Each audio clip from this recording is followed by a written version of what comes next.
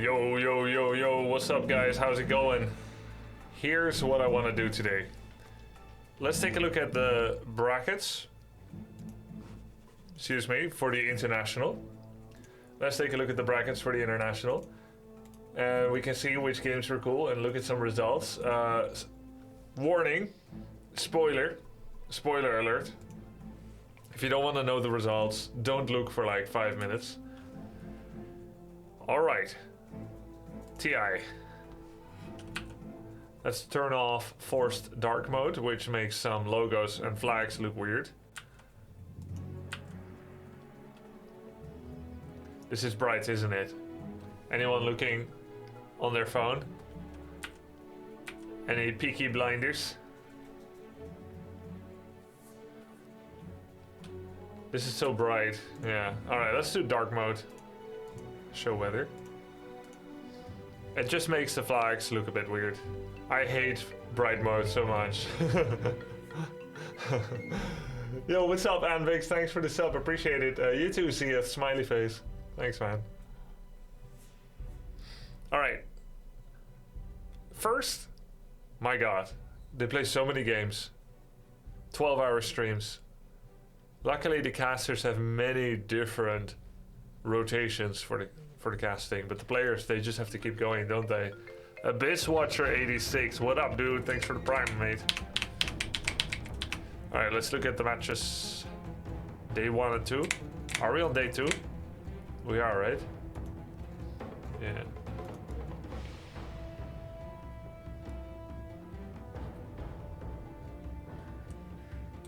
After that, I want to go through the top most complicated, the top 5 most complicated, and the top 5 most simple heroes.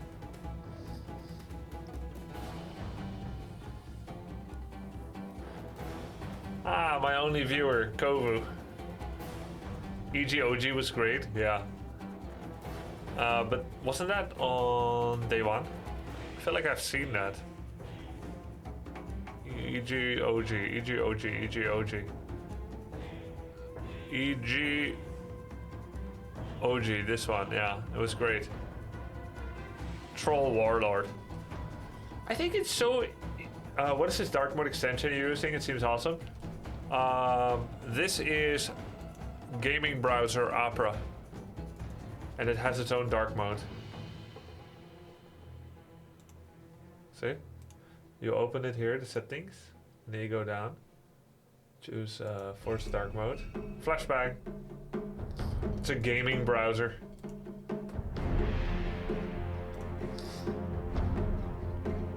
Oh, hi Dreskel. Top 5 most complicated what?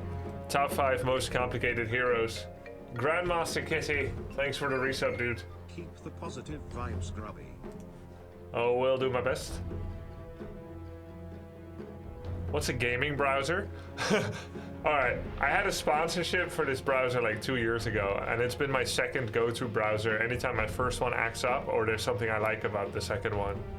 Gaming browser is when you go to the main page like this. Yeah. It shows which games are coming out on which day.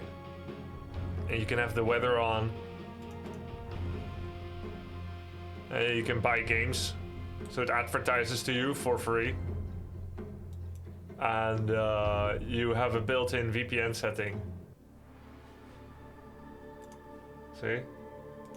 Right here. Are you even a real gamer if you're not using a gaming browser?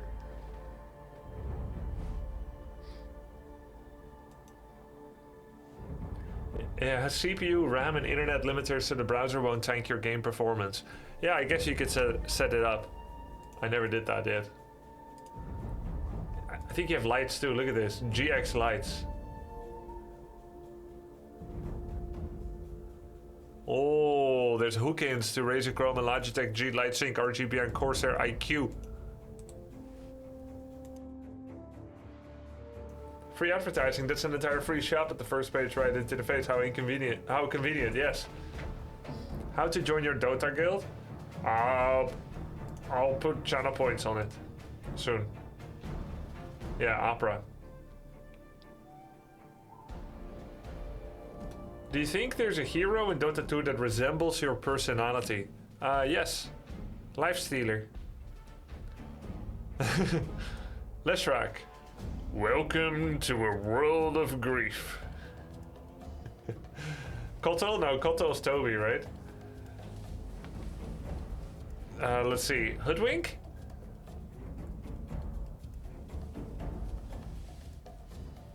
Doom? Who says a barrel of laughs? Is that Brewmaster? And let me see. Sniper? Woohoo! Haha! Shrapnel! Naga Siren. From sea to shore! Night Stalker? Ah, there we go. Night Stalker. That's me. Night Stalker. I am Night Stalker. Slice you, nice! I am Midas Night Stalker. I chase gold at night. There we go. Razor. I sense a connection!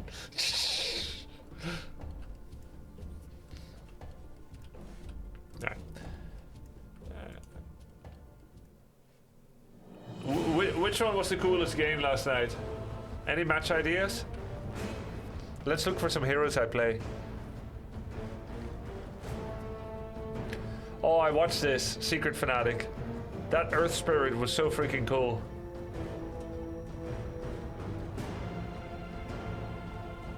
Oh man, the Puppy Enchantress in this game. That was so sick, Puppy Enchantress.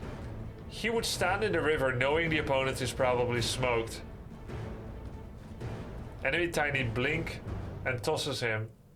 And he freaking survives because his allies give him a lotus and something else. I forgot what, a lotus and something, and then he just survives and they end up wiping Fnatic. Puppy Ench. EG Liquid, LGD Liquid. Okay, okay. LGD Liquid. Morphling, Puck, Phoenix, Tiny, Enigma. Tiny, Enigma, Lina, Disruptor, and Flesh Stealer. Undying, Undying. Shrapnel, Rubik, Pango, Axe, Hogger, Beastmaster, Leshrak. Oh, I could watch this for the Disruptor.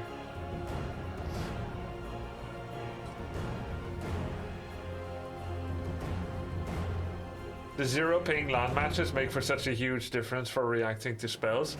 Yeah. Don't you think it's weird, guys? I used to practice Warcraft 3 as a pro on 250 ping on BNet before Garena came out.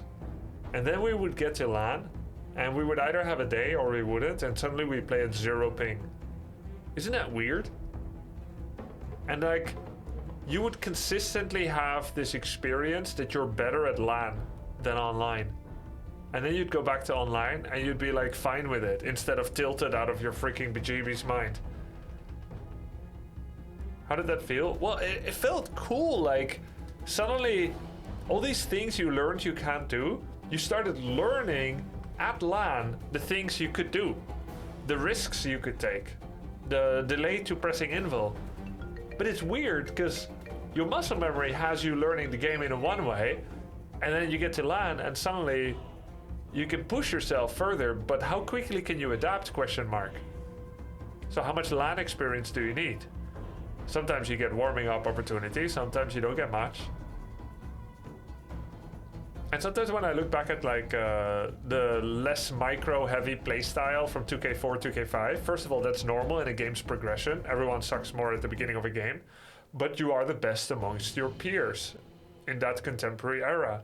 Then I think part of it is because you're not learning to practice those high micro maneuvers online. Torrent Battlecry, welcome back for the 20 months. Thank you. Yeah, it's like training weights, right?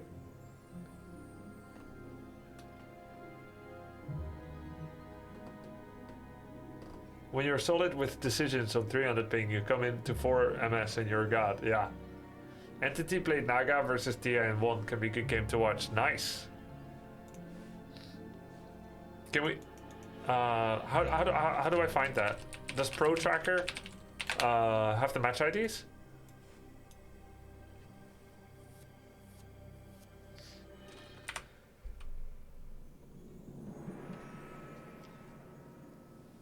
You can just get the games in game. Am I allowed? Yeah, but how do I find them in game? I guess. Oh, from the Watch Esports tab. Am I allowed to watch those?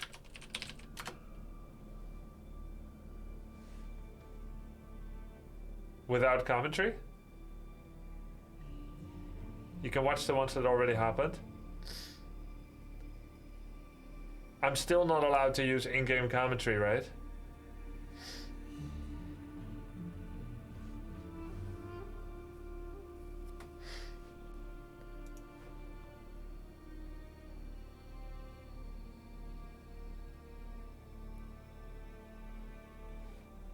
Thank you, Emwin.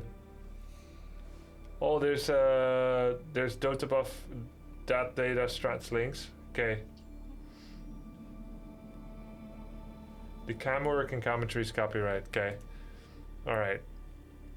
So PSG, LGD, Team Liquid, and the other one that was recommended was.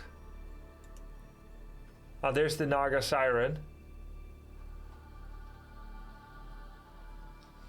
Arc Warden. Twice. Where's Entity from?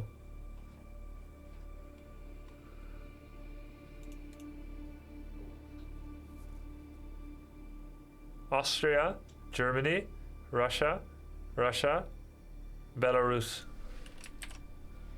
Sven Carey? Damn. The Entity game looks like a colossal outdraft. Do you want to watch them together, Dresco? Some games?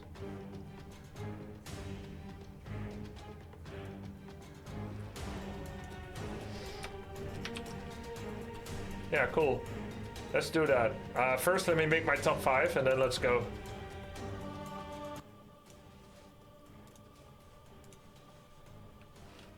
Cool. Alright, guys.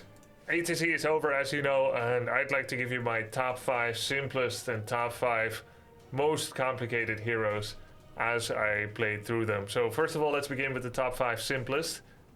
Bristleback. I mean, I was thinking Anti-Mage might make the cut as well. He's not that complicated. You pick up a Battle Fury, you farm a lot, and then see you in 20 minutes. But Bristleback, what an absolute monster of a hero. And the moment I launched him up in demo mode, people said just get the Aghanim Scepter and press QW, QW, QW, QW, QW, QW, and occasionally turn your back towards the opponent. And it couldn't be more true. It's after I played Bristleback that I thought, I can start teaching the game to other people now. I am still new to Dota 2, but if I bring anyone into Dota 2 and I want to give them a good experience, I'll just introduce them to Bristleback. Yeah, I thought, yeah, Dota 2 quite a complicated game. Keep in mind I skipped Arc Warden because it wasn't allowed as a low-level account.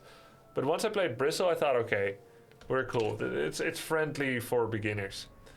The next hero, Juggernaut. I don't know if it's because I played him quite some in Warcraft 3 already. He's very similar, except Bladestorm is not an ult here. It's a basic ability. Of course, you have to learn not to overuse Bladestorm because they're going to try to lock you down if you just use it for damage. When I played Jugger, I didn't know much yet about the mana preservation in lane, the health preservation, cooldown preservation, and that you don't need to fast clear creep wave. In Heroes of the Storm, you learn the habit of quickly clearing a creep wave so you can go do other things.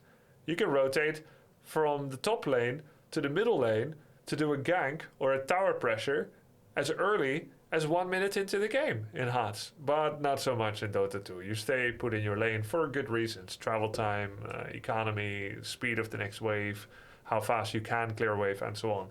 But in terms of his kit, not speaking about like item build and adapting to opponents and whatnot, in terms of a kit, he's simple enough, so he makes the top 5. Next up, Lifestealer. I would say the most complicated thing about Lifestealer for me is consistently remembering his name. From Lifestealer, Wife Stealer, Flesh Stealer, Flesh Eater, and Flesh Lifer. I mean, I keep using wrong names for him. I think he's more of a flesh eater than a life stealer. Like, when I think of life stealer, I think of someone that impersonates someone, commits identity theft, and then defrauds their credit card. That's what I think of life stealer. Flesh eater pretty much covers the load of taking a nice big bite out of someone, and that's what life stealer likes to do. With 2 passives and an ability that allows you to ignore incoming magic, he couldn't be simpler. The most complicated thing about him, and the only complicated thing about him, is when and how to use his ultimate ability to go inside of someone. That can be hard. And I am proud to say that I very often forgot to use his ult in order to survive and in order to save myself. So even the simplest heroes he can mess up spectacularly. But overall, he is very simple, and I would recommend him as a beginning hero for anybody. Next up, 4th on the list, Sniper. Sniper can be more complicated if you go with his meta build of getting a silver edge and using Mask of Madness after you use your E ability, which is, I forgot what it's called, aim down, lock in sights or whatever. If you follow an ability guide and you follow an item guide, you're going to be all right with him. Of course, you still can be out of position.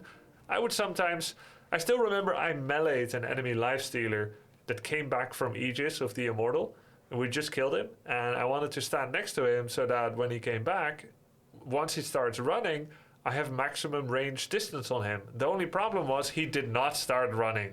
He took a big bite out of my leg, and I did not survive the experience. So melee sniper not to be recommended. We have confirmed this witness testimony many times since then with some of my allies. Sniper is a very popular hero at the low levels, and we've seen some in pro levels as well.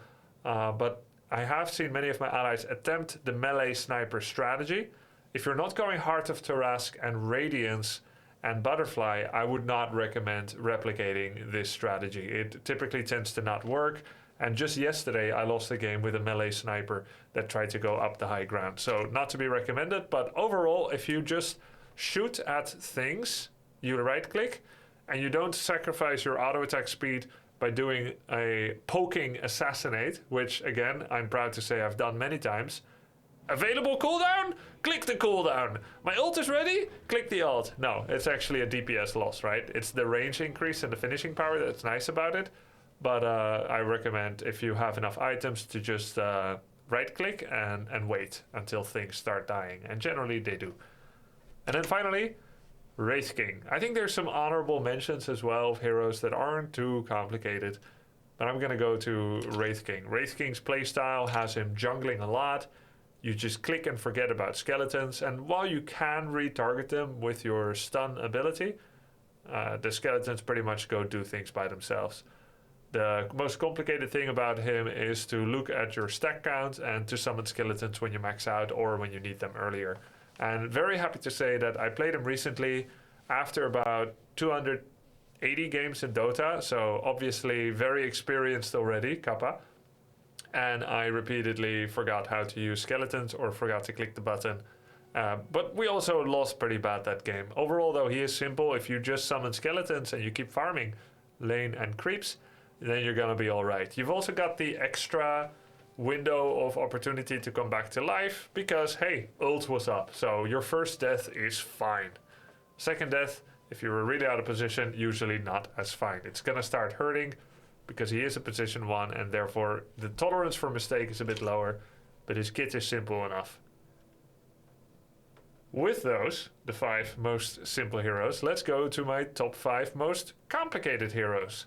Several heroes were not allowed to be played for low-level accounts, but you can go through to the console to unlock difficult heroes on the new account if you do so wish to do it. I chose not to, and I waited till I was more experienced, and yet it poorly prepared me for the following 5. Arc Warden. Arc Warden is a hero that has incredible range, which require for his the spirit that he summons, the little spirit that flies onto people that makes this sound or something. It has so much range that you need to pan your camera a lot in order to use the maximum range. And because there is a delay on the spirit summoning and then going to someone, and then the spirit can go to like the wrong target, it requires proper planning and knowledge. Not only that, but you've also got the magnetic shield, under which you can hide and take no damage. And you have bonus attack speed, so what are you going to use it for? But then when someone comes under the globe, together with you, under the sphere, then they can hit you. And then you had like a Q or something? What was his Q? You can cast Q on someone to do damage and slow, I believe, which is pretty short range. And then his ult is summoning a second copy of himself. Yeah, Flux. Flux only works if someone is alone or something, right? The slow.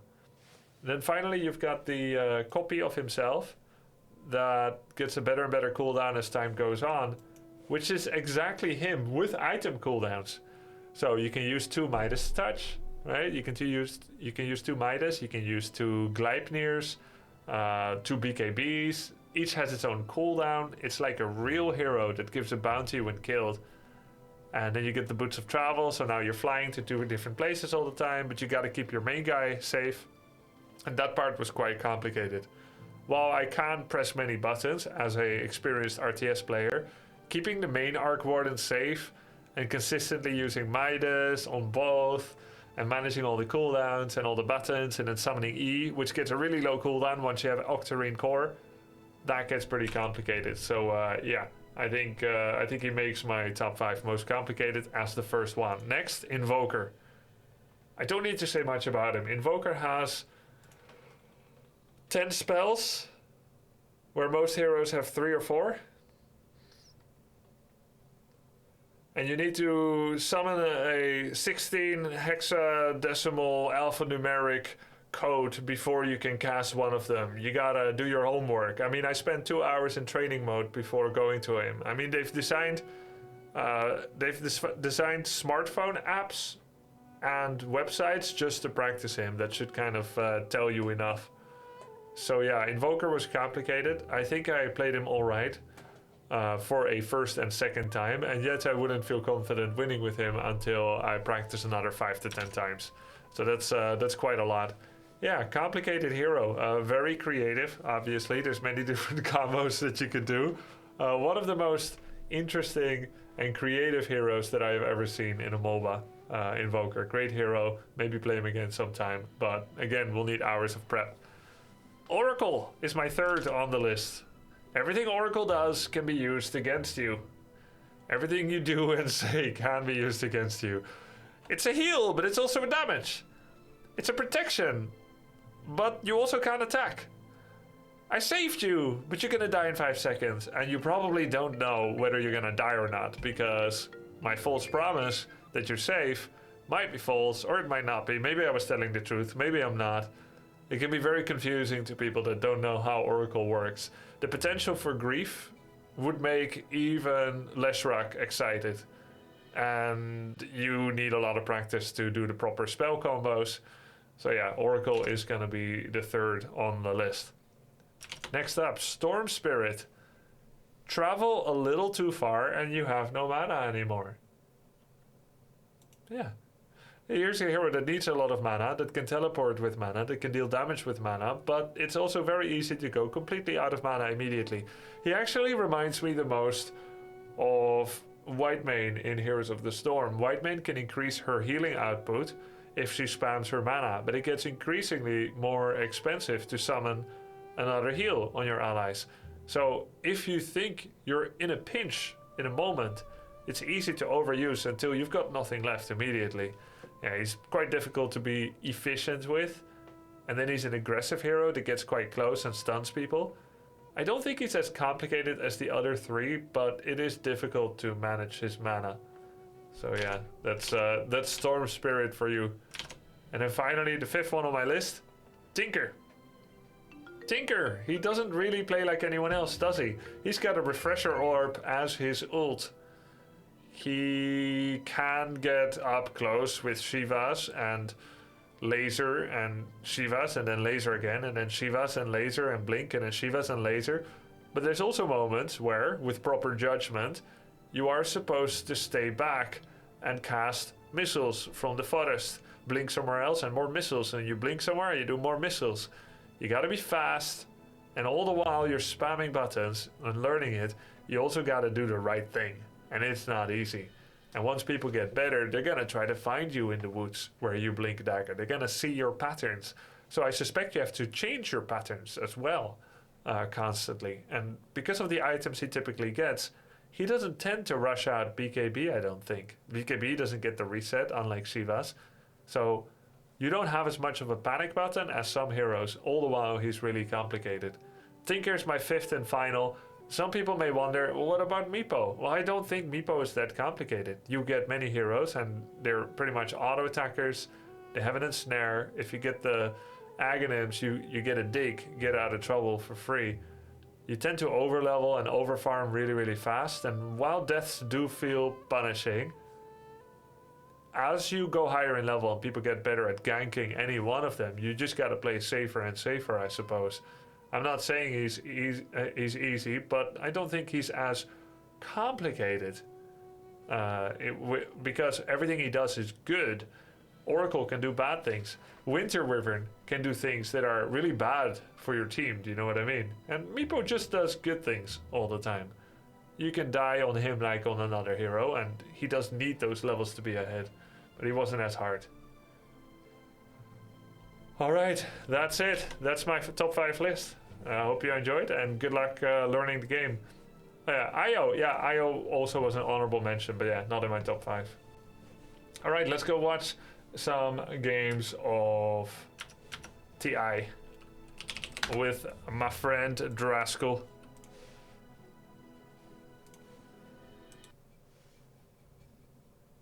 Yeah, Earth Spirit was quite complicated too.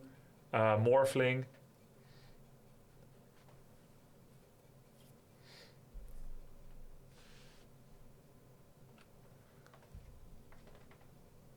Oh, Mars Venn diagram? That's cool, Sancho. I remember testing that in demo.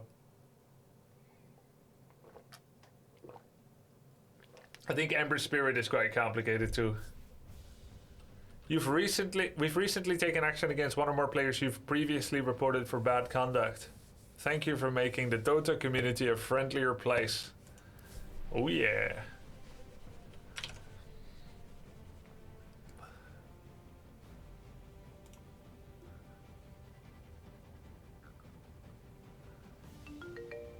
Was Dollar Store Johnny Sims Draskell? It was, right? Yeah.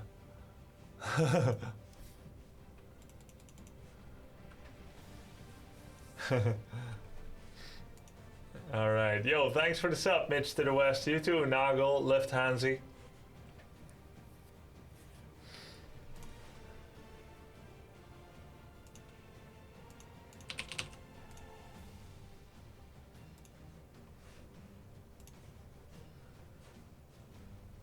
Hello, hello. Yo, Draskell. Good morning, man. What's up? I enjoyed your top 5 list. That was good. Do any you disagree with, like in your own experience? Well, it's your perspective, right? Like everyone's gonna have stuff that they find difficult to. I think the Oracle and the Wyvern for me would also be on my list. Yeah, so. Wyvern was hard, but at least for Wyvern, I ended up defaulting to position 2, and I just had like strong auto attacks, so it wasn't as much about, well, like how do I grief my team and stuff. Like it ended up being quite easy. Most of my ults ended up being single target stuns without having to like force the entire enemy team to attack a certain target, but then he became invincible to like other hits. So it ended up like feeling easier, maybe because of the kind of game that I had. But I agree, he's complicated to play right in a competitive 5-on-5. Yeah, I've played Oracle and Wyvern both actually a decent amount. I tend to like Wyvern more, but the amount of times I've griefed, ooh, man, people get real upset. You do a cold embrace at the wrong time, and you're probably getting reported. Yeah. I wanted to ask about reports. What happens when you, let's say, right, if I queue up as a position 5, and I pick, and let's say I pick Lifestealer, and I just end up stealing all the farm from my team, obviously you're gonna get reported, right? But what happens? Do people of Overwatch check it? Or is it volume by density? I think it's a combination of both. I'm not 100% sure on like the inner workings of the system. I know the Overwatch cases, if you're getting reported for griefing, Yeah. there's probably an Overwatch case that's going to be involved, and then you have one or multiple people watch the replay, and they decide if you're guilty or not. That's why you got that summary back when it said, thanks for reporting this guy, we found him guilty. That's what the Overwatch system does. So I don't know. If you get like a ton of reports in a very short time frame, you'll probably just get a low prio game if it's your first offense. And you get one match, it's single draft, and you have to win. And then once you win, you can do, normal queues or, go back to ranked or whatever. Okay. Yeah, I just wondered Second whether and people third offense are more severe. I wondered whether people were gonna look at it. Yeah, I think the grief stuff always gets overwatched. Comms abuse can happen even if there's no Overwatch. Like, if you get enough comms reports, you'll just immediately get muted in game. You can still play like normally, but you're not going to be able to talk to anybody. Okay, I see. And I believe your pings and stuff are also muted. I see. Alright, cool. Which game shall we watch? PSG Team Liquid? I heard those games were really good, so we can watch those. I didn't watch them myself because it was quite late where I am. But yeah, it was late for me too. It says it's live, which I think is incorrect. Unless we've time traveled, I also believe that's incorrect. Chat? Question mark. Why does this show up as live and unwatchable? Need to look at it on YouTube? Oh, really? We could do that.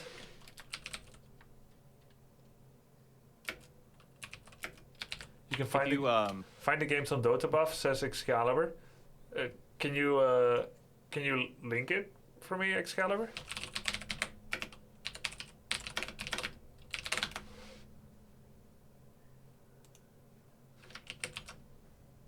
Yeah, sec. Thanks, man. All right, we'll watch it via the replay then, Dreskel. Oh yeah, I think the in-game is bugged because I can see the live too for the LGD Team Liquid thing. Yeah.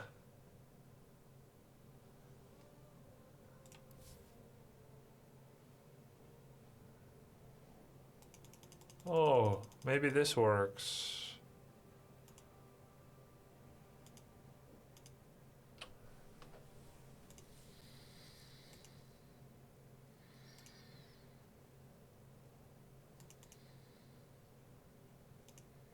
Am I blind, chat?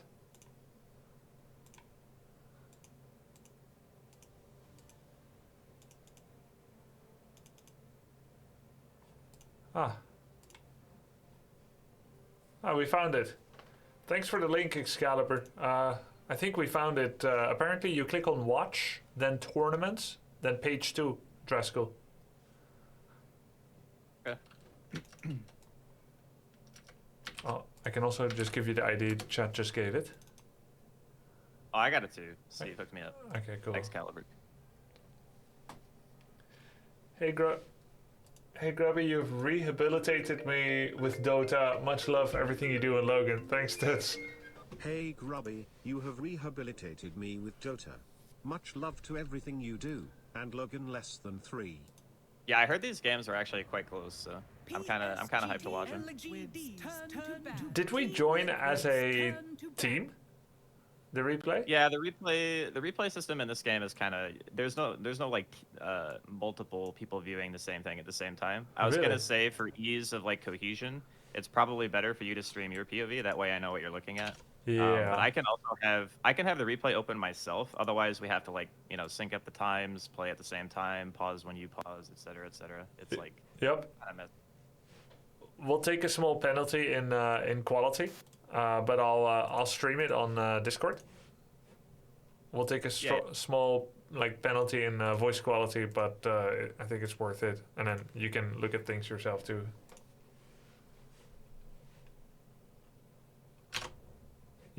Are you getting my feed? Let's see.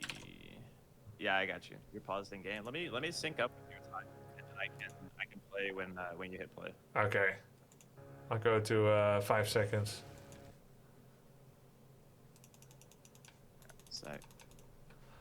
I wonder if I should look at the Lifestealer or Disruptor. Maybe it's worth it looking at Disruptor a little bit more. I mean, we can also watch it from an entire team's perspective, or let's say the observer perspective. The way I see this, chat, if you watch the game, right, the way that PGL casts it, the way that, you know, a tournament is always going to be casting it, their focus is a respectful balance between mid, top, and bottom, while following action in general and not following quote-unquote boring things like efficient farming. And that is very focused on entertainment, and I like it like that too. But I think that following a single side, only Radiant, only Dire, or following a single hero is more educational. It definitely is, because you only see what they see, right? Also, I'm ready. Whenever you want to hit play, Okay, cool. we can go. So we can go for Disruptor, or we could go for Lifestealer. And I think maybe it would be more interesting to look at Disruptor, because I am looking to earn some role queue games today, so I'm going to have a lot of POS 5 play, and maybe I know a little bit more about POS 1 than 5 already. So how about we follow Y apostrophe? Yeah, I'm down.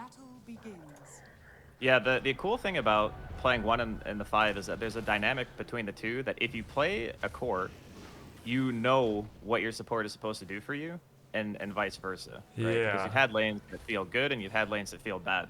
So it's nice to know both roles. The same could sort of be said for the 3 and the 4 as well, like the off lane and the support counterpart. So it's really good practice to try to learn it from both sides. Yep. So you have a more thorough understanding of what each person needs and expects. Yeah, that's true. And one thing I noticed is when I started playing Dota, I was very relaxed when allies made mistakes, because I was very unaware when allies made mistakes. As you learn more, you become more aware, and awareness sometimes leads to despairiness. Like, for instance, when you're position 5 and you're leading 2 enemies away. So yesterday, I was position 5, and they're 3 and 4, for some inexplicable reason, at level 2, just started following me.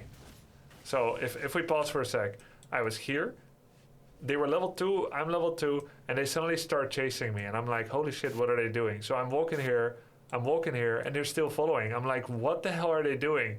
Here. The 2 of them are still following me, right? And then you've got 2 scenarios.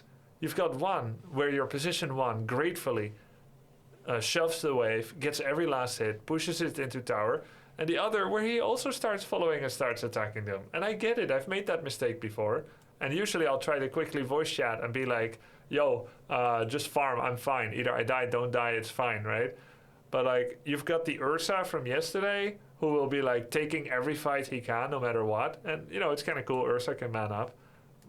But then you've also got people that stay in lane and just push the wave, and that makes you happy as a support. Yeah, I mean, it's learning kind of what the priorities are when you first start playing the game, right? Like, Yep. There's a couple of things going on in this lane that already are worth noting. If you notice that the Disruptor is always standing a very good distance away from the Lifestealer, this is to prevent the Decay spell from Undying hitting both targets. Oh, So okay. you'll notice he's like hugging the tree line, and Ame is playing opposite of him the entire lane. That way, when he casts that spell, not only does he get the stick charge, but he prevents the Lifestealer from losing base damage, because Lifestealer obviously is a strength hero. So the more decays he gets hit by, the harder it's going to be for him to hit creeps. So this is already like some nice like positioning. He's keeping the Undying low health as well, because of the 2 heroes, the Undying is the one who basically decides if there's a commitment. So when he hits 2, he can drop things like Tombstone, he can start walking in, you know, playing aggressive. But by keeping him low HP, he's preventing any real aggressive play coming out from these 2, and it's giving Ame a lot of space in the lane to hit creeps. Okay, and Undying is position 4 here. And in this case, he is hitting 4, so you could come up. You could start to believe that as a generalized rule, the POS 5 will always be trying to hit the POS 4. The support hits the support. You try to win that war. But would there also be cases where the POS 5 wants to be hitting the position 3 instead, because he's the one that determines whether the fight's going to happen? Yeah.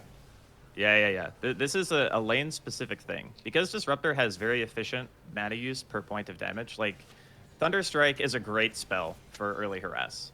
So and if these are two melee heroes, they don't really have excellent ways of trading by like autos or spell use. That's why he's always spacing himself on this side because he knows, Insania is not going to run him down, right? Like he's going to sit there, he's going to throw pot shots, he's going to force out regen, and by doing this, your main goal as the 5 is to enable the 1, right? And this dynamic is going to shift. This one is just a little bit simple for LGD because these two heroes don't have good ways of walking into Ame and just dealing damage without being punished. Not every matchup is going to look like this, and you're definitely right. There's going to be scenarios where hitting the offlaner is better, and there's going to be scenarios where hitting the 4 is better. There's even going to be some scenarios where you can't hit either of them, and there's other stuff that you have to do instead. But for this game specifically, how he's doing these trades is perfect.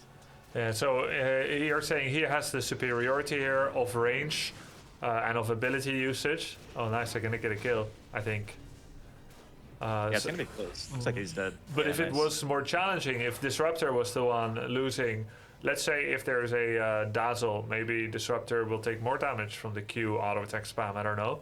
Because I think Dazzle has more physical damage. Let's say if that's true. The thing with, go ahead. I was going to say the thing with Dazzle is that he excels in prolonged trades because every time you hit with Poison Touch, the hero becomes more and more slow. Yeah. And your dot doesn't wear off until I think it's 4 seconds Yes. at level 1. So in that case, the Disruptor would probably have to run first and bait spells and then go into like break vision and such so that he doesn't get stacked too much. Right? Like that's how you would play that. Yeah. So in that case, if it's tougher, then he'll be doing more things like lane creep, jungle camp pooling to pull the lane or abduct the wave behind his tower, that kind of thing, potentially. Well, when you're safe lane, the 5 is never going to drag wave. It's way too complicated and risky. But prioritizing things like creep camps and stuff and making sure a camp is blocked, like especially the large camp, and preventing them from pulling it is a big thing to do. Why didn't so you block if it you're this in a time? situation... in this case, their lane is stronger than your opponent. So the general rule of thumb is that if your lane is weak, as in you know your limitations and you understand that you cannot trade or you can't effectively go for kills, blocking the large camp is good because a strong lane is going to control the creep wave better than you. And the wave that gets controlled decides also if they pull. So if you block the camp, you're preventing them from getting extra gold and experience. And with Dota, this is not a universally true concept, but in a lot of cases it will be. And if you're just starting out, it's fine to do. Ideally, this lane, LGD, because they are stronger, they would have access to both camps because it's actually hard for the Beastmaster and the Undying to go in, especially after Insania had already died, right? So this lane is kind of already really going well for them, and that's why he's, they're playing it like this. They're trying to get pulls after the fact, and they're just trying to control the wave as best they can.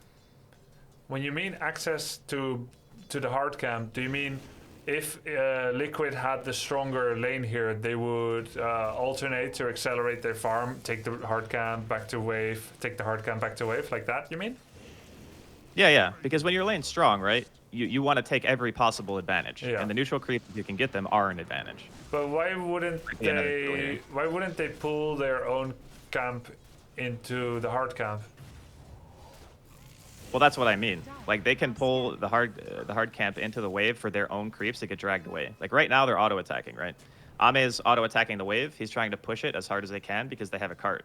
The reason he does this is because the camps are going to spawn in roughly 10 seconds.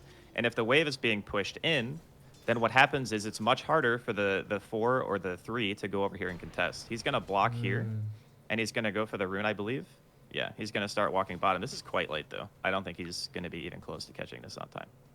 But the alternative is that if you're going to leave the lane, the camp being blocked means that the 3 can't get it either. And sometimes pulling can result in the lane actually becoming weaker for you. But since it's a lifestealer and they can't really go on him, there's never going to be a case where that is true. There are going to be cases where you're going to pull and you're going to actually make the lane harder for the core because the other 2 can actually just kill him or stop him from hitting the wave. So there's definitely different scenarios. But here they're doing great, right? Like if you look at Ame's CS, he's 43 and 16 at less than 7 minutes. So he's having a wonderful time. He has double the CS of the Beastmaster. So everything that Y has done so far has been correct in ensuring that that guy's having a good game. It's really hard to know when it's good to pull the lane or to block the camp. I try by default to sentry block the opponent's hard camp as a 5. Yeah. But I don't know why I'm doing it. I thought I'm doing it because they could pull their wave into it, and now my 1 is overextended. Yeah, support is hard. And when the 1 overextends, just be aware. As long as you communicate, hey, I'm pulling, and then if that guy decides that he's going to stay up there, that's his fault. That is always the 1's fault if he dies like that, even in pro play. Well, so, not I'm pulling. I mean, if the 3 and 4 pull their own wave into the hard camp. Oh, you mean if they do a pull against you? Yes. Okay, yeah. Like if I don't block the camp that Disruptor is on right now, then why wouldn't Beastmaster Undying pull their own wave into the hard camp, and then it would pull Lifestealer out of the lane equilibrium in front of its own tower? Yeah, they can do that if the camp isn't blocked. In the early game, it's probably going to be blocked by either the 4 or the 5 every time, especially at this level. Did he though? I think so, didn't he? At the early part? Let's go see. back and look. Look, it's up. Yeah, there's a sentry. But I think that's a fog bug. There's a sentry in the camp. You can see it on the replay. Is there a way to remove fog? Is it F3 by default? I'm sure chat knows. There's a hotkey, I think, that shows both teams' vision. Let me look. Yeah, but what about showing more than both teams' vision? Hold on. It's been a while since I've done this. I don't mean the Radiant Folk, Dire Folk, both. Oh, I mean show everything, actually everything. Yeah, the both teams thing is broken for me. There's a thing under free camera where it says fog, and it says... Yeah, both teams, I guess, doesn't work either. Hold on a second. Okay, so Disruptor did sentry block the bottom right corner of the hard camp, which is kind of a mind game, because usually you would put it top left, which wouldn't get scouted by, sentries towards the bottom, but Undying fixed it by putting a sentry right in the middle of it, so you catch it and then self-killed. So it was blocked. So I guess now the question is, will it be blocked again at the 3-minute mark? Most likely, yeah. I think the reason for blocking the camp in this lane is Radiant is that I think Liquid's team benefits way more from experience than LGD's team in this lane, right? If you think about it, level 2 and 3 Boars are quite powerful. Level 2 Tombstone, also very powerful. Whereas Lifestealer doesn't particularly gain that much benefit. He gets a couple extra points in a Ghoul Frenzy, he gets Rage. So keeping the camp blocked means that the Undying and the Beastmaster, who have amazing spells, are not going to become as powerful as quickly. And by focusing on this trading that we already talked about in the early game and keeping Insania low, it kind of slows down the lane for the Beastmaster and the Undying, which is ultimately what you want. You don't want these guys to get too much experience, right? Like there are matchups where some heroes really want gold, and there's some matchups where heroes really want EXP. Zai and Insania, they want levels so badly. Like they're so hungry for it. By keeping the Undying close by, it ensures that he's taking EXP from Zai, but he kind of also has to be here. So it's forcing an unfortunate situation where these heroes actually want to be much higher level than they're going to be able to get. Yeah. And this is also exacerbated by the fact that Ame gets a ton of denies in this lane. I think he had like 20 by like 7.5 minutes. Yeah. So there's just so many like factors to this lane. And that's why playing support's complicated, right?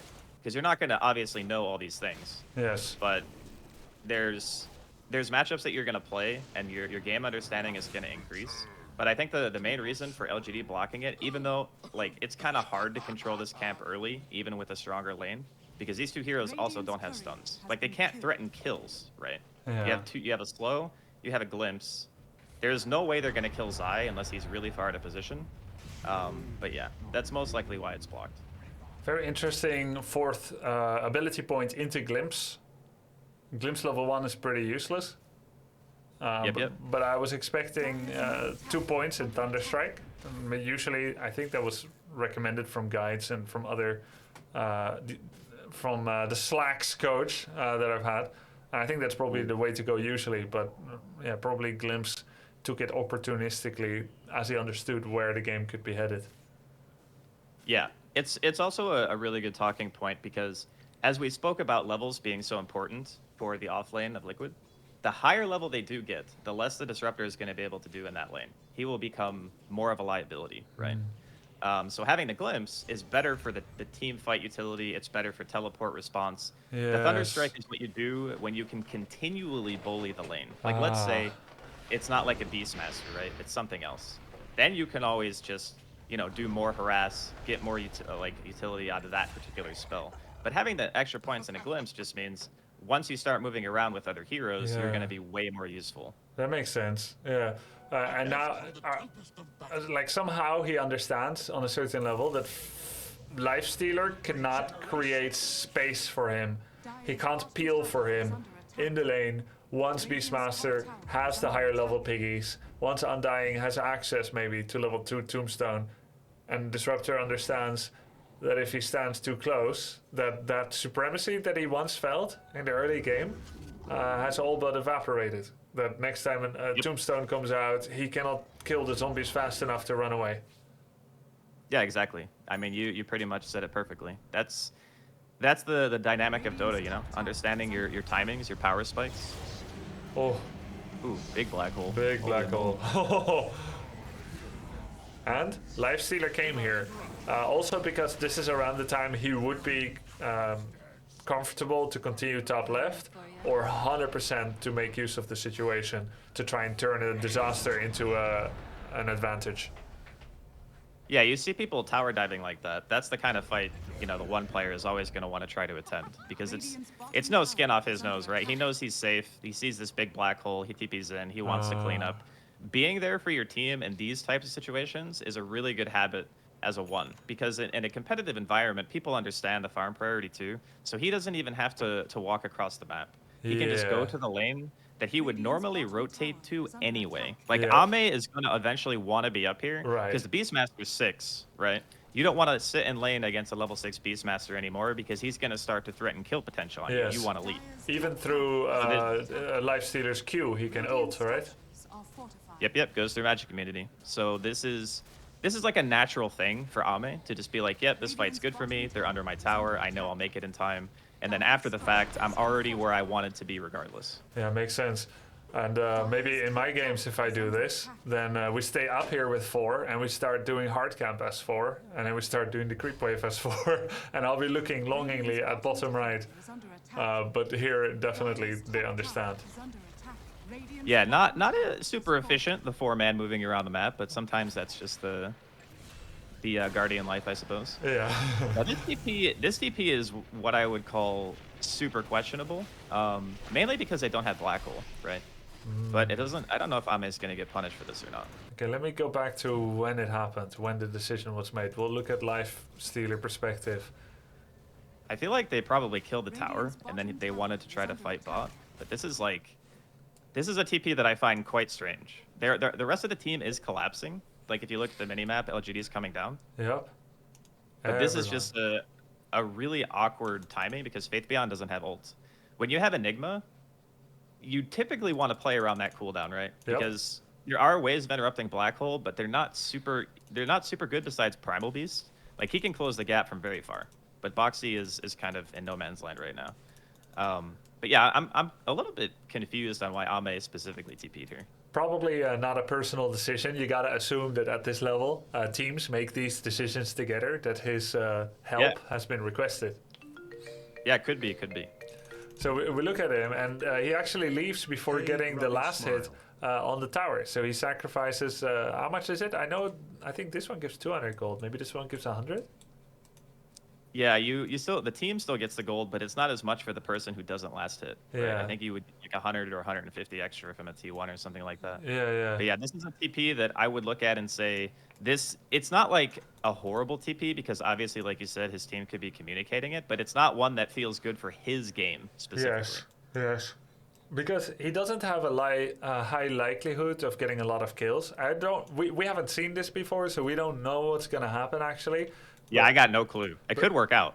They're not the most killable. He TPs quite aggressively into a almost full health Bristleback and Beastmaster that are level 7 and 8. Everyone has ult available on the team of Dire. He loses the last hit, and it is implied that he would get a free next creep wave, maybe 2 creep waves, and jungle camps if he wants to. So he gives all that implication up for his last current town portal, and he goes in. Let's see how it goes. Alright, let's do it. He's pretty tanky, though. Important to note.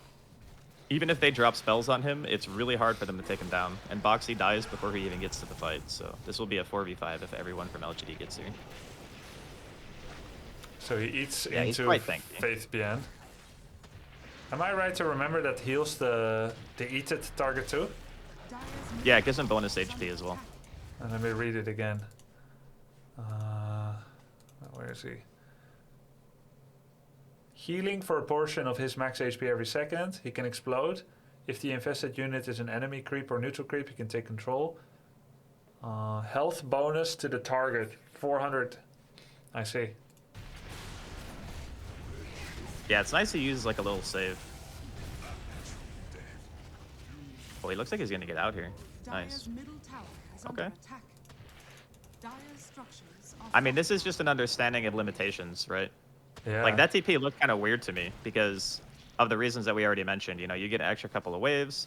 But I think the priority here from LGD is to slow down the tempo of the Beastmaster, just mowing down, like, the Tier 1 and the Tier 2. This is something that a lot of teams like to do when they have the tools necessary, because Beastmaster is such a great space occupier. Like, once the T1 and the safe lane dies, typically what you'll see is a Beastmaster just sitting inside of your jungle and having Hawks everywhere. And if there's one or two supports standing behind him, that space becomes very hard to reclaim. So if you want to keep it, maybe they thought that, you know, killing or even just fighting down here, even if it doesn't seem like an optimal timing, we know that our safe lane hero is strong enough to contest this type of fight. And like we already mentioned, the Primal Beast died before he even got there. So they were missing a hero on Liquid as well. Yeah, they caught him in the middle. They caught him somewhere here, don't know exactly what. Yeah, he was pathing through up that ramp, I think, and he just got picked off. So that ended up working out actually pretty decently for LGD. But you'll notice during this whole time, like, the natural movement of Ame. As soon as that fight happens bottom, he immediately starts making his way back towards top. And Y here has his ult and everything available, and he's playing next to another hero on his team that actually has strong spells. And because of that, they're going to be able to probably kill this Undying. Yeah. Nice. Nice. Trying to protect their wards. I believe their ward got taken out, but they want to make him pay the price for it. So Lifestealer did like medium, bigger camp, ancient, this, and then made his way to top left, because you don't want to spend too much time traveling without value.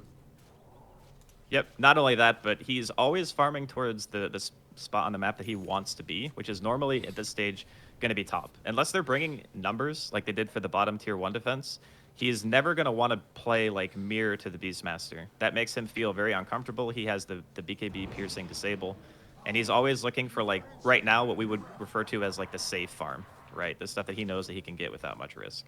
And then for the Disruptor, since we're trying to learn a little bit of 5-2, this is a really good habit to have. When you are unsure as to what your play is in the game, as any support, whether it be 4 or 5, try to identify if there's a strong core on your team that looks like he wants to fight, right? Like, let's say you have a Tiny, for example, like in this game. That guy has really powerful spells. He adds a lot of damage to your CC, which means that you can successfully get kills on a lot of heroes if you're just playing around this particular guy. Or sometimes it'll be your off laner, or sometimes it'll be your mid. Somebody on your team is going to be strong. And if you don't know where to be, playing around those heroes, especially if they're like pushing lanes aggressively and stuff, can result in good things just naturally occurring.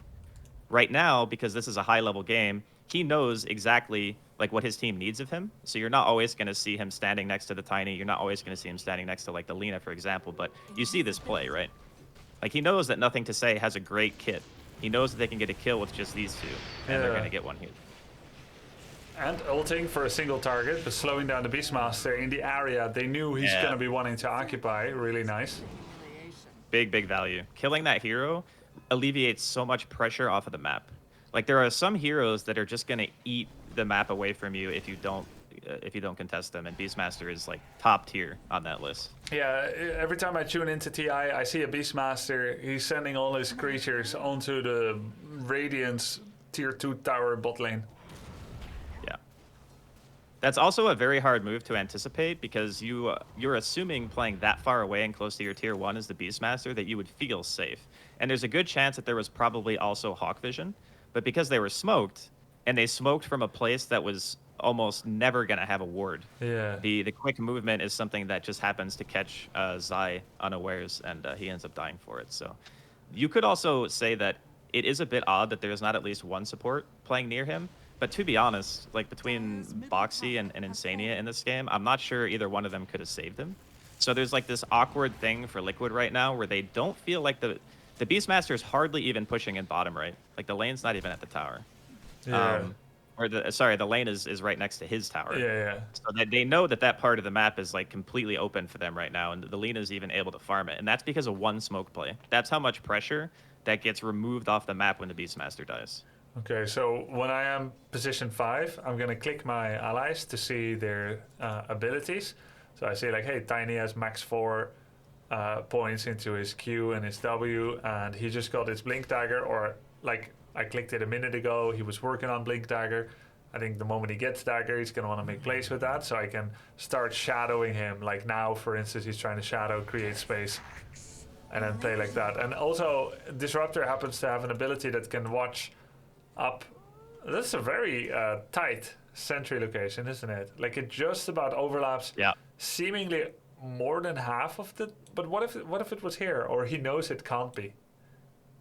Well, you can place it, I think, a little bit closer to the edge, but that one is placed so precisely that it probably hits it anyway.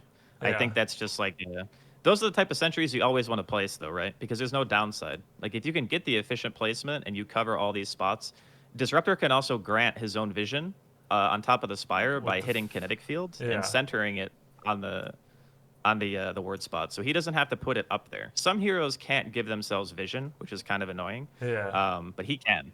So with in that case, with Dazzle, Zach yesterday was telling me you can bring your courier. There's some risk with that, of course, but that would be the way to do it with other supports. Yeah, that is definitely a cheaper way. If you don't have time, sometimes you might have to just place the sentry in an efficient spot and guess. But you know, if you can, courier is better. And putting sentry on top is pointless because the only observer you will find is the one on top. And no one else is going to be dumb enough to put an observer ward like here or something. Well, you say that until you play a lot of Dota and then you realize that it happens all the time. But yes, technically that is true. You should not. First off, you shouldn't obs over your sentries because then they get a 2-for-1. That's a bad habit. Okay. And then, placing it directly on the Spire is typically seen as bad. The only time you're going to see it in high-level play is when they expect a fight, which is, I think we're going to see one right now, too. So they're doing sentry on top, observer on top, just because they want to cover this area for the fight, and they're not worried about a passive removal, and it's really valuable to have it all up there. Yeah, exactly. And I guess there's one more reason why you might put observer ward exactly in this spot. It would be mind games. You know that someone has a tendency to always sentry here from this side rather than maybe sometimes here from this side, and then you place it here as a mind game, let's say, because you know someone's tendencies. Right. If you leave the sentry alive because it's on a low ground and you re-obs the hill, the high ground will not be scouted unless somebody uses a spell or a courier to find it. So sometimes you can bait people into thinking there's actually not vision there when there is, and you can like set a trap. Right. So that works for any. That's if you leave the sentry alive, right? But I was just speaking of like if Dire put observer ward here on the low ground, but outside of this circle of the sentry ward, right? The circle is here. So you could obs ward in a suboptimal location below the Spire if you know they have a tendency to put it on the low ground in the middle of the map. Yeah, for sure. But not for pub games. Well, I mean, there's tons of different ways you can do it. I mean, the map right now is a little bit simplified. Ooh, Tiny got the Aegis. Nice. Nice play from Jin Q. He's gonna die twice though, but that's definitely worth it. Like LGD's lineup is very tempo based, right? They have this Bristle, they have Lesh, they have Beastmaster. They want to play really fast. Anytime you can steal an Aegis away from a team like that, what you're really doing is delaying their timing in which they can threaten high ground, right? Because I think Liquid would ultimately like to be playing a lot faster than they are right now. But because of Zai's deaths, his laning phase, like his overall net worth right now is not super hot, right? Like he would much rather have more than he has right now. But all these things are culminating in the fact that LGD are actually controlling their tempo. They're halting their aggression. They're making it so that the timing that they want to hit doesn't feel as potent. And taking the Aegis away from them is a huge blow to that. Okay. Does Undying drop off in the late game? He does, yeah. The tomb becomes a lot easier to manage. There's a Lina and a Lifestealer in this game, 2 heroes with very high attack speed, one of which who has 670 base attack range. So these heroes excel in hitting the tomb. There are cases where you can tomb on the high ground, and it's going to be a lot harder to address, which is what a lot of Undying players will do. But in general, the damage amplification and stuff from Flesh Golem does scale. But usually what ends up happening is the Undying himself doesn't get a lot of items, so he usually doesn't last that long in the later engagements, and neither does the tomb. So in general, I would say against these types of heroes, he probably won't have a phenomenal late game. Yeah, that makes sense. Chat was saying that Undying is actually position 5 in this game, despite starting in the off lane. Yeah, Insania is their 5 player. I kind of just, it doesn't matter for the sake of the game. Like, he will be buying wards and stuff, but he is technically playing what a 4 would normally play. He's just also buying wards. Yeah.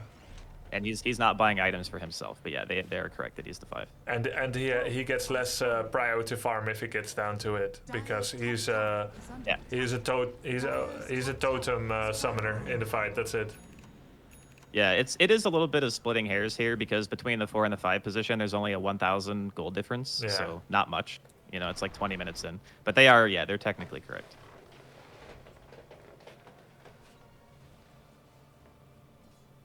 Roshan. But yeah, why is Go ahead. I was gonna say he's doing this thing right now where he's trying to occupy the space that no one else has. Could you click on it for me? I just want to see what he has. Yeah. Talk about his item choice a little bit. Nice. Okay, so he has drums. This is really nice when you are basically playing against a team that is a little light on crowd control. So normally you would not see this. You would see something like maybe a Force Staff or a Glimmer, sometimes maybe even a Lens. Kind of depends on the situation. But this is a rarity to see Drums of Endurance on a 5 type hero, because normally you want an item that's going to protect, right? This item is actually really great for repositioning when you have heroes like Lifestealer and Lina who want to be auto-attacking a lot. You know, Lina wants to stand in the periphery of the fight, and Lifestealer just wants to be in the thick of it. So when you hit these drums, you can do stuff like disengage. You can either like go all in on the tombstone. You can kind of find your way around the fight. It's very rare that I would see this item and think that it's actually decent, but because of specifically what Liquid has, I kind of like it. Wouldn't it help you if Primal Beast turns on Pulverize to Force Staff Primal? Doesn't that interrupt Pulverize? I think any movement stops Pulverize, as far as I know. So I think even like CK Pull and such does it. And then you could Yule Primal, you could Yule Bristle to stop him. But yeah, this is an interesting, unusual, confident choice for, like you said, repositioning and maybe even damage amp for Lina and Lifestealer. Yeah, it's got great benefit for a lot of the heroes on his team. There's always benefit to having things like Force Staff, right? Because there's Primal Beast Roar, and you run the risk of getting that into like a Leshrac stun, and that's the type of combo that you would also want to stop in addition to like Pulverize and things like that. But the cool part about drums is that when the Primal Beast comes in the fight, let's say he doesn't connect with his charge, if you hit the drums, you're going to get that burst of movement speed, and while he's casting Trample, it's going to be really hard for him to stay on who he wants to be on. And that includes, you know, like the supports. And if we're going to go like one step further and say, okay, let's think about how Disruptor is going to position in the fights. He's going to be on the outskirts. He's never going to want to be in the middle, right? There's 4 strength melee heroes on Liquid. There's no reason for him to ever be close. So if he has a Force Staff, what can happen is you can prioritize being too close to the fight, and you will end up getting yourself killed because the Force Staff range is actually much lower than all your other skills. Yeah, that's like Kinetic Field, Static Storm, Glimpse.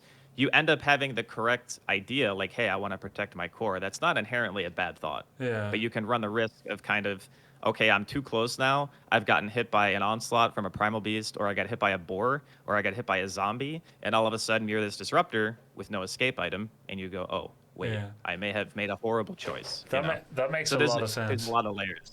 Yeah, there's a lot of layers to it. That's why I like the drums, particularly in this game. Yeah, cool. Really, really interesting, because when I play support, the first thing... he is getting Force Staff now, by the way. Maybe he's using it to save himself, who knows? Like, he may not walk forward to extract someone from Primal Beast clutches. Maybe he'll just use his ult and a kinetic field for that. But, he prioritized this. and probably with like respect that he's going to be a main target. And I guess what's cool too is that the Drum of Endurance works best with a good black hole. You don't need to save anyone on your team with any item when any enemy team is black holed, but you do want to optimize damage output, and maybe that's what that does too. Yeah, there's tons of layers. That's what makes Dota so fun to watch, especially at a competitive level, because these players are so familiar with the heroes that they're playing and their draft understanding and what each individual person's job is in the game. Yeah. Like, that's what makes competitive Dota like really, really fun, especially when you're watching the good teams. And obviously LGD and Liquid are both great. So yeah, the 4-staff after the fact, it's so nice to have this type of item progression because you get to play the outside of the fights. That's always what you want to do as Disruptor. You just want to be annoying, you want to get your Static Storm. And it shouldn't be too hard either for him to get good spell use here because there's so many melee heroes on Liquid. Yeah, makes sense. Really, really interesting. Itemization remains hard with every hero, but especially as support for me, since there's so many standard options. I paused before because I'm scratching my head how he possibly felt that it could be okay to be at the vanguard of his team in the enemy jungle, taking an outpost, solo channel, 5 seconds, without pre-ops sentry warding in front of him. I thought that was crazy. But then when I looked at the vision of Liquid, they were all around this area. All here. Yeah, they can't see. So this is the part of the game where, as a support, it's kind of your job to control the vision game, and how you use it is equally important. Like I mentioned before, and when you were playing Naga and stuff, the natural flow of the game is that the enemy is going to occupy your jungle, and you're going to occupy theirs. So when the enemy team can't see, even if someone is standing very far out of position, it is very likely that they will perceive that as like a bait, or there's got to be more heroes there, or whatever. And fighting that space for Liquid also detracts away from the thing that they ultimately want to do, which is pressure. Like, Liquid doesn't want to rotate to their own safe lane at 23 minutes in to push out a 5.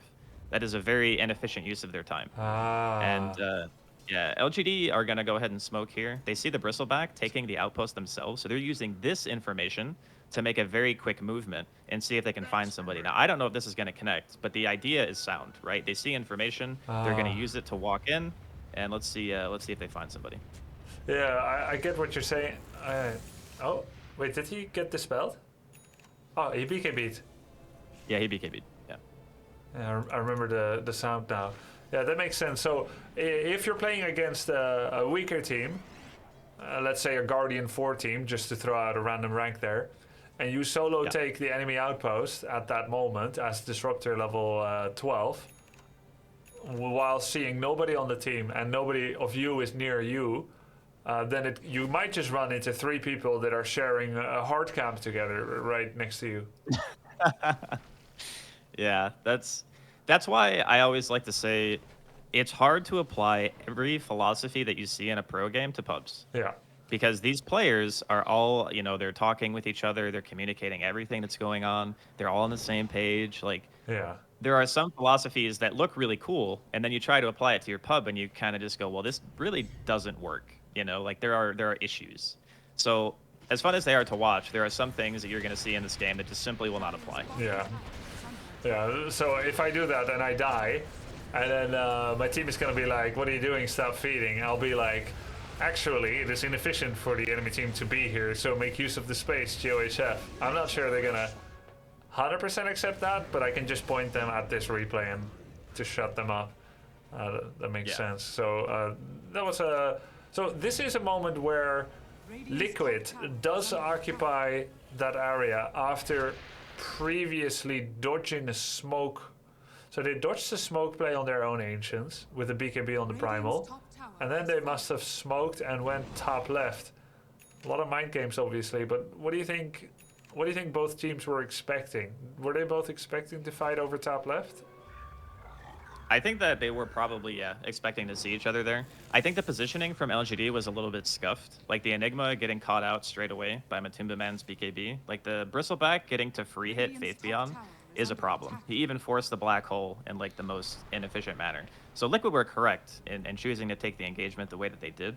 But what happened was the smoke movement from LGD kind of bullied Liquid back onto that side of the map, right? Like, there was a smoke up. Liquid instinctively retreat because they didn't have vision control of where they wanted at the very least. And They chose to take a fight in a position that was much better. We also saw the BKB being finished by Mickey, the Leshrac, Okay. before that fight occurred. Ah. So that was sort of an item timing, where they felt like they could immediately run into LGD after the fact, because BKBs are incredibly potent against LGD's lineup. Like the Enigma, the Tiny, the Disruptor, even the Lina, a lot of her damage still is going to be comprised of her spell kit. Yes.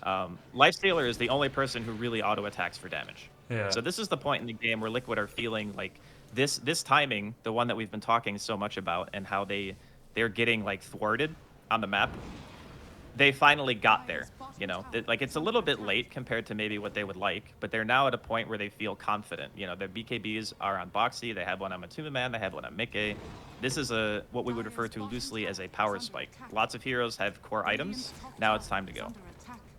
Yeah, 3 BKBs. Lina does, by the way, choose to go into hybrid mode with Daedalus and Falcon Blade. Yeah. That death was kind of rough, honestly. Those are the types of deaths that in the mid game, as a mid or a safe lane, these types of deaths are extremely punishing. Like, this is extraordinarily greedy from nothing to say.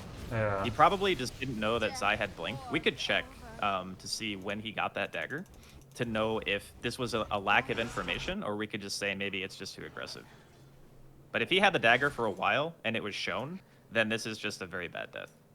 Yeah, he had dagger since around 24 plus, and he didn't show anywhere, right? Maybe. That was the first time. Yeah, I think so.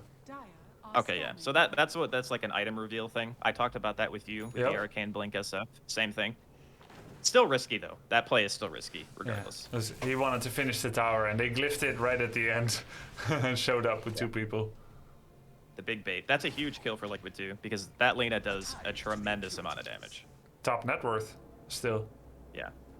Yeah, Lina's one of the fastest farmers in Dota. She's always going to be up there, assuming her game is not, like, super bad. Yeah, but yeah, whenever a hero like this dies, you see them kind of like, they're playing together, because Liquid is going to be looking to try to snowball this kill into potentially something else, which looks like it's going to be Roche. It's like at 1 HP. Yeah, they feel vulnerable, so they gotta remain strong and in numbers. Yeah, good TP there from Boxy. Looks like the Radiant got Roshan kill. How did that happen? Yep. Was there like a Midnight Pulse or something inside of the pit? A Midnight Pulse? Wait, Radiant got it? Yeah, did I read that wrong? I thought Radiant got it. Well, they scouted with a spell. Oh, wait. Don't tell me Kinetic finished it. Oh, the Tiny killed it. Okay. Yeah, okay. He tried to go for the second steal of the game, but he got the Roshan kill, but he didn't get the Aegis. So still a nice try, though. So Jin Q has been owning this game. So he gets 135 gold per player on his team. Yeah. It's really good play. Like, you have to think about the risk versus reward, right? You're a 4 player. You're the second, like, let's say least valuable person for Liquid to kill. Yeah. You have buyback. And he got the shard, too. He got the Aghanim shard, because that was Roshan number 2. He actually got a 1400 gold item. Wait, did got he? the Roche last... I don't see... Yeah. Oh, he must have given it to someone, huh? He put it in the well. He pinged it a little while ago. Yeah. So he gets, like, this huge value for his death. And there's even the potential that if he got the Aegis again, that would be even more of, like, a timing slowdown for Liquid. Even though they're starting to reach, like, this pseudo-critical mass. Better late than never in Dota, but...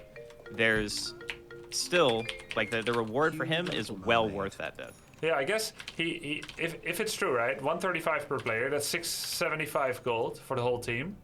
And you took away 675, right? So that's a 1350 gold switch for him to steal just the kill on Roshan. And then you got the shard, that's another 1400 gold you get that they lose, so that's another 2800. So he just straight up stole 4,150 gold, while he's worth only 6,600, and his death is only worth like maybe 300, 400, 500 gold max. Yeah, so that's why those plays are really good for him. What about the XP?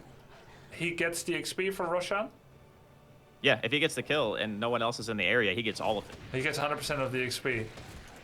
Do we know how much that is, roughly? Not off the top of my head, no. That's not a number I know instinctively. Okay, I need to see it then, so I'll know when next to risk myself for Roshan. You know what's funny? Watching your stream, I realize how many numerical things I just don't know. Like, I know a lot of Dota theory, and I know matchups and timings, but I don't actually know that many numbers. Well, why does it say Roshan may respawn in 15 minutes? Look at that. It's never 13 minutes. Why does it say 13? I guess it's a replay bug. Yeah, probably. There's a million replay bugs. Wouldn't be surprised. Or we're time traveling again, just didn't know it. One or the other.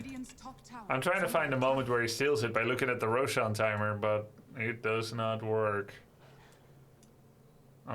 Where was that? Yeah, that's that a little one? bit odd. Does anyone remember at what replay time it was? Like, I'm kind of randomly searching here. It's around 28 minutes. Okay, thank you. Oh yeah, there we go. All right, let's see. Tiny's XP, 12 and a quarter.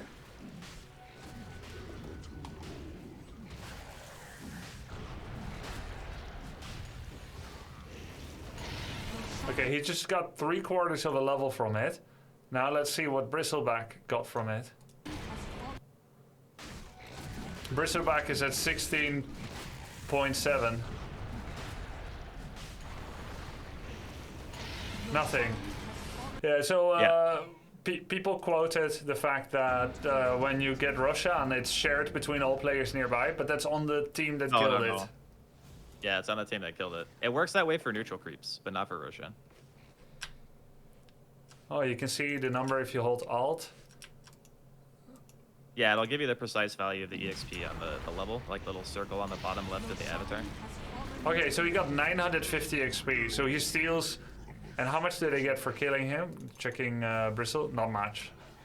Not as much. He's pretty low level. So he stole XP, he stole loads of gold, and it's worth it in droves. He didn't give as much XP away by dying, and he didn't give as much gold away by dying, so it was totally worth. Okay, yeah, I've often heard that in replay casts of tournaments. I mean, in tournament casts where they say, oh yeah, it was worth it, he died, he stole the Aegis, he stole the Roshan. And I always wondered, is it? And why? Numerically. And yeah, it's very obvious it's from the numbers. Worth. Yeah. Yeah. Yeah, the supports on LGD are doing a phenomenal job. I feel kind of like... I don't think this game is a crazy outdraft or anything, but I do feel the sense that... And Undying and a Primal Beast just really... As supports, they're not able to do that much in the mid game, right? Because the Primal Beast wants BKB. He's had to use it defensively a few times. Undying, we already talked about. You know, he's not going to have the best mid to late game against Lina Lifestealer lineups. It just feels really hard for Liquid to find the openings that they want. And this is like the hallmark of a Roshan team. A team that wants the first Aegis. They want the second Aegis. You know, you use the first one to control the map. And then you use the second one to potentially win the game. And then the third one if you haven't already won by that point. And I feel like that's what LGD have done a really good job of preventing, especially, you know, Jinq with his stealing of the first Aegis and then stealing the Roshan kill, right? Like, these are things that slow down Liquid way more than they would feel comfortable normally. Very, very interesting. And how you classify teams as being Roshan teams, momentum teams. Momentum teams are going to be Roshan teams as well, right? Yeah, typically. There are some teams that kind of lack true objective taking. Like let's say you have an Ursa. Ursa's phenomenal at Roche, but he's really bad at hitting towers. Why? So some lineups because he's melee? Yeah, well, his melee, his base damage is pretty low. And then Fury Swipes obviously doesn't work on structures. Oh, yeah, so, it doesn't work on structures, yeah. It works on Roche, so you can kill him over and over again. And that's what you would refer to, like, let's say Ursa was the only guy in your team who could even hit the tier 3. That would be a momentum team that is very Roche dependent because they need that Aegis to maintain the stranglehold on the map because they know they can't just straight up walk up the hill and end the game, right? It usually doesn't work that way. So what you do is you choke them. You prevent them from getting out on the map. You get more gold, you get more EXP. You maintain specific spots so that the enemy team can't get that and take it away from you. Because when that happens and you're playing a lineup like an Ursa lineup, and that's like your only real, you know, let's say structural damage input, then you have a problem because you won't be able to finish. So yeah, got a smoke here. Liquid actually pulling ahead though, and you can tell when a team is going to start pulling ahead based on where the enemy is standing. And for the last few minutes, LGD have been more or less just in their base because they were waiting for the Aegis to fade. Yes. And now they're making a play on the vision that they have against Leshrac. Now, I can hear your voice now telling me on Leshrac, nuke that wave and then go stand in the forest. And he disappeared, sure enough, and on time for this team. Yep. Okay. Static Storm on 1. Not the best, but everyone has BKBs, so... Oh, they kill the Enigma immediately. It's good for Liquid. Let's see if this fight works out, though. BKB and Matumba Man chasing down Alina. Man, they cannot deal with this Bristle. Holy moly. This looks great for Liquid. Wow. Alright. He just clubbed everyone to death. Ame seems like he's gonna get out, though. Maybe. Does he have a TP? Oh, the roar. Nice. He still had roar. Wait, what's the cooldown on that? That's not a second roar, is it? No, he still had it. Wow. Yeah, 54 seconds, I guess. 54. Yeah, he's got the CDR neutral item, so his roar is even faster than it would be normally. Ah, quickening charm, nice. Yeah. Yeah, that fight was a little bit awkward. I'm not sure what they were hoping to find, but this is the second or third fight I think this game that Faith Beyond has been one of the first heroes to die. That's really, really bad for LGD's team fight. Like, he can't be the guy who gets caught. If you watch what happens here, the Leshrac gets on his face immediately and forces him either to black hole or be dead. Like, those are Faith Beyond's only two options in the way that this particular smoke breaks. Even though the angle that they took the fight at looked alright, it just ended up being, like, kind of messy. And then with all BKBs popped, the Disruptor is forced to, like, solo ult a 5 position. Yeah. Like, he ulted the Undying before the BKBs and stuff. But at this stage in the game, as a 5, it's really hard to live through those BKBs. You have to be very well hidden in order to outlast these. So they are all smoked now, and they were initially thinking about Leshrac, but Leshrac disappeared. Now let's go see what Dire saw in this situation. They had Bristle pushing very aggressively because he's a bait target, considering he has Aegis of the Immortal. At this time, there are pings already. See? Oh, this is... Wait, can Scan see through Smoke Bomb or not? Smoke of Deceit? Yes, they absolutely can. That's why they scanned. So they anticipated the smoke move. Oh, If that's Dire's scan, yep. then they knew that it was coming. Yep. And that's why they were able to prepare so effectively here. And the Aegis isn't even out. I'm actually really... I don't know if they smoked like this because they wanted to go for, like, sort of a surprise maneuver, but there's still 2 minutes on this Aegis. Yep. So I'm actually a little bit... They were thinking I'm a little bit flummoxed. Bristle is playing so forward. They knew the smoke was coming. Yeah. They were so aware. That's why they responded so well. And this ult would have gone on Undying and Primal, but Primal was on time to cast his BKB. Nobody got surprised. Bristle comes from the side. I need to watch this again. It's so fast. It's way too fast. Yeah, the fights in the end game are super, super fast. Let's see when the scan connects. Okay, scan connects now.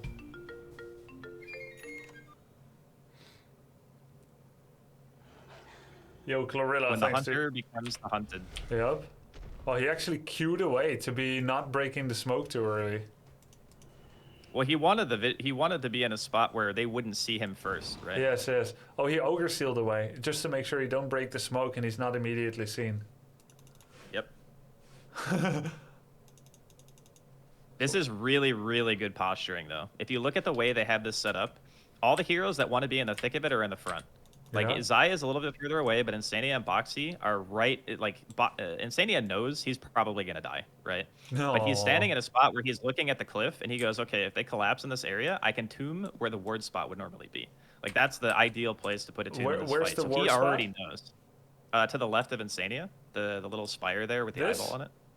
Yeah, Is that that's a close great enough? tomb spot. Yeah, he can place it. 1200 radius, yeah, so it's gonna reach still like here. I don't know if he ends up getting it off, but that's like the reasoning for being in this spot. Like, there are trees obstructing vision from LGD, so they probably can't see Boxy. They see Insania, for sure. Like, he's in vision because it's daytime. Oh, yeah. And then, yeah, so the way that this fight would normally go is that you would want to catch someone before they BKB, and then potentially kill them with things like Blink Black Hole or a Blink Tiny combo into other spells. And, like, that's how LGD wants to start the fight. But what happens is they get scanned, and Liquid are able to take incredible positioning advantage over them, and they kind of just run them over. Why is Enigma Like, look at how leading? grouped up they are. Yeah, this is also something that I'm kind of like a little bit scratching my head over. He does have Ame inside of him. That's what that icon is above his head. That's the infest icon. So I don't know if Ame wants him to do this, but it seems very difficult to play because if they BKB and walk at you, you don't have a way of stopping like magical damage output from the Lesh. The Bristleback is very tanky. He's probably just going to beat you to death if you don't black hole him. But yeah, this ends up being such a crazy good engage from Liquid. This is when they glimpsed Undying, and you're right. They did not see Primal. Wow. Surprising, yeah. surprising. They didn't actually see Insania either. I guess he got behind the tree in time. They did. Oh, did they see him at the start? Yeah, look. Okay, yeah. They do see Beastmaster pets running away. Yeah, they probably are assuming they're on the low ground because of the pathing of the creatures, so they think, okay, we have the hill advantage. That's probably what they're thinking here. We have the hill, so we're in a better spot, but Liquid actually have the better spot. This is where they glimpse him. Yeah. And then he disappeared, and then already BKB Primal's on top of them. So, in theory, Faith BN could blink away now. Yeah, if he had like insane reaction speed, he could. But the thing with blinking away is he does. It forces him. Yeah, it forces him into a weird spot because now his blink is CD, and he didn't know where everyone else was. So he blinks himself to like a sort of a low ground, and Mikke is right next to him now. So now without BKB, and Mikke has his own blink dagger. Yep. So this guy just gets deleted at the start of the fight. So very bad start for LGD. I didn't even see that. I watched this fight twice. I didn't even see what happened to Enigma. So he turns on his Diabolic Edict immediately, pulls Nova, and probably blinks right on top of him. Shivas and then Q or something. He just smushes Faith Beyond. You remember that Leshrac game you played the other day where I told you to basically make this maneuver? That's what he's going to do. The one where I had buyback and you told me to delete their, I forgot who it was, but I think it was their support. Yeah, it was the back line, and they also had an Enigma. This is basically the same situation. Yeah, it was Enigma. Yeah. Because you know that guy is the one who turns the fight, and it's no downside to you if like you kill him and get somebody else low and then you die because you know your team is going to clean it up. This is the same philosophy here. And Mikke is also very tanky. So. Yeah. I mean, Alina and Lifestealer would have killed anybody else in 1 second. They took him 5 seconds to kill him, and he removed the biggest teamfight threat from the enemy by blinking in there. Yeah. So he already did his job. Wow. So in hindsight, he had to react very fast, Enigma. He blinked all the way to the left. In hindsight, he should have blinked over this forest line, the only area they previously cleared.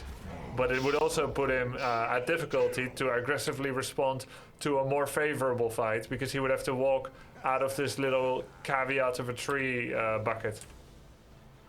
Yep. I mean, it's one of those things where you instinctively try to blink the furthest distance away from the guy. Right? Yeah. I think that's kind of what happened to Faith Beyond there. But yes, blinking up would have been a lot better. That being said, it's still very, very hard to fight after that because a defensive blink means that you have to walk back in to Black Hole, and that's just, it's a very rough prospect for Faith Beyond at this point. Like, he doesn't have a BKB, so it's going to be really hard for him to get close without using the dagger. Oh, interesting. Very interesting. Yeah, but this is the importance of like understanding when a move is coming, how to position yourself, like understanding what heroes have priority. Like Mikke knew that he was probably going to die making that play, right? Yeah. But you make it because you know that it wins you the engagement. Because no black hole means your Bristleback and the Beastmaster and the Primal get to run wild. They don't have to worry about anything after that. It's crazy though. He has level 21 against level 13. He has a net worth that was double of Enigma, and he's okay with trading 1 for 1. It's just how powerful of an ability Black Hole is. Yeah. That's it. It's just the one thing that can really like change the tides of the fight. Yeah, like maybe he didn't expect to trade his life that quickly. Yeah. But he should have known based on the Enigma's health level that the Lifestealer was inside. Like I'm sure he knew. Okay. But maybe he didn't. Maybe he didn't knew. Excuse me. Maybe he didn't know where the Lina was exactly. Yeah. But yeah, making that play is still worth. Or he thought there's going to be a little bit more space creation from his teammates to pressure the rest, but they ended up choosing him. Yeah. It's usually pretty easy to tell once you play more who the infested guy is because they move faster and they also have way more health than they should have. Do they have the logo as well, or is that just your own? No, team? that's for allies and spectators. Why summon the totem? The what's it called? The tomb. Yeah, his team's coming in. Yeah. Oh yeah. It's just utility, right? They want to slow him down, prevent the escape. Yeah, I was thinking not only is he gonna die, but he's gonna give a 200 gold bounty too. And yeah, it's living through the whole fight here. Yeah. Yeah, but this is one of those situations where he knows that it can't be focused, right? The only person who's realistically going to hit it is the Lina. And if the Lina's hitting the tomb, then not hitting your teammates. Yeah, true. So this fight was a little bit... It was a little bit drawn out, and they didn't even kill Ame, which is great for LGD. Like, he lives through the fight, the Bristleback dies. That one's definitely worth watching again to figure out why things went exactly the way that they did. Because they lose the Undying straight away. He gets the tomb. The Lifestealer gets everything basically used on him here, including Roar. I think what happens is because the Roar doesn't result in Ame dying, he ends up getting a little bit of a reset. And when that happens, the Lifestealer can kind of come back in whenever. And the Lina also was not focused by the Bristleback like it was in the previous engagement. Okay, so first person to die is Insania. Yeah, I thought it was a mistake to summon Tombstone because I thought there's no way Liquid is going to be able to make use of the Tombstone. I mean, we've got two people, not literally on the other side of the map, but without available TP cooldown. Yeah, they have to run very all the way far over. away. Yeah. And then you've got Matumba Man, Bristleback, and then you've got Baxi's Primal. They're the only ones that are near. The other two are coming from the North Pole. This could be the first point in the game where Liquid make a choice that ends up losing them this match. Yeah. Let's see. Okay, so there's the black hole. It's only on one, not the worst. Jin-Q does not get his reset, even with the Force Staff. But Matumba Man has to BKB for that kill. Probably doesn't feel that good.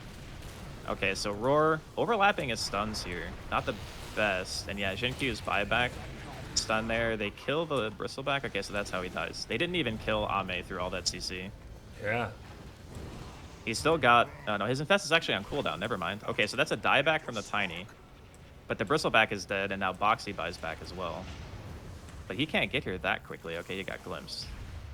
They're going to go for the Disruptor kill. This doesn't feel great, by the way. Like, buying back for a 5 kill, that's not, like, the best. I'm actually certain that Y was taking that pathing specifically so that his other more important heroes could get out.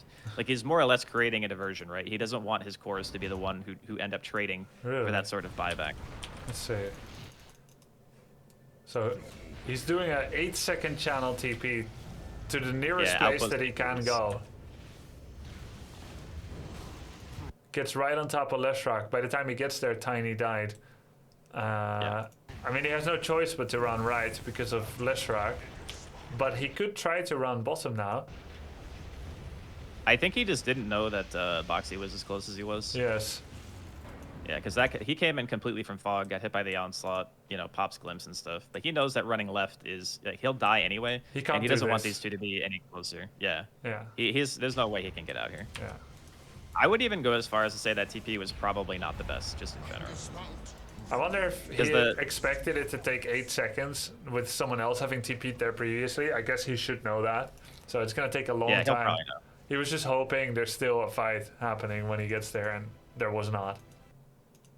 Yeah, the majority of the fight was kind of already over. Like, Matumba Man was already dead, BKBs were already used, Ame got his infest off, there was like a soft reset, like no one was really dying past that point. I think the TP is one of those things where as a 4 and a 5, you feel like that obligation to be there for the cores. Yep. But that TP in particular, I think if he had to do it again, he would probably not TP like that. Yeah, makes sense. It happens. I mean, everyone makes mistakes, right? Especially at this high of a level. You get your mistakes forced out of you. It's not like, ooh, high damage here. My chat, when I play Lifestealer, always says that open wounds is really good. He has the shard now. I think he got this from the Tiny Roshan steal. It was either him or Disruptor that got it, and the other one bought it. I guess Disruptor got it from the Roshan, which means Lifestealer bought it for himself. It's really good because it gives you an incredible amount of sustain in the fight. Like, you as Lifestealer this game, the rest of your team is not going to be alive to fight with you for that long. Like, we saw what happens when Liquid get the better vision and the better engagement.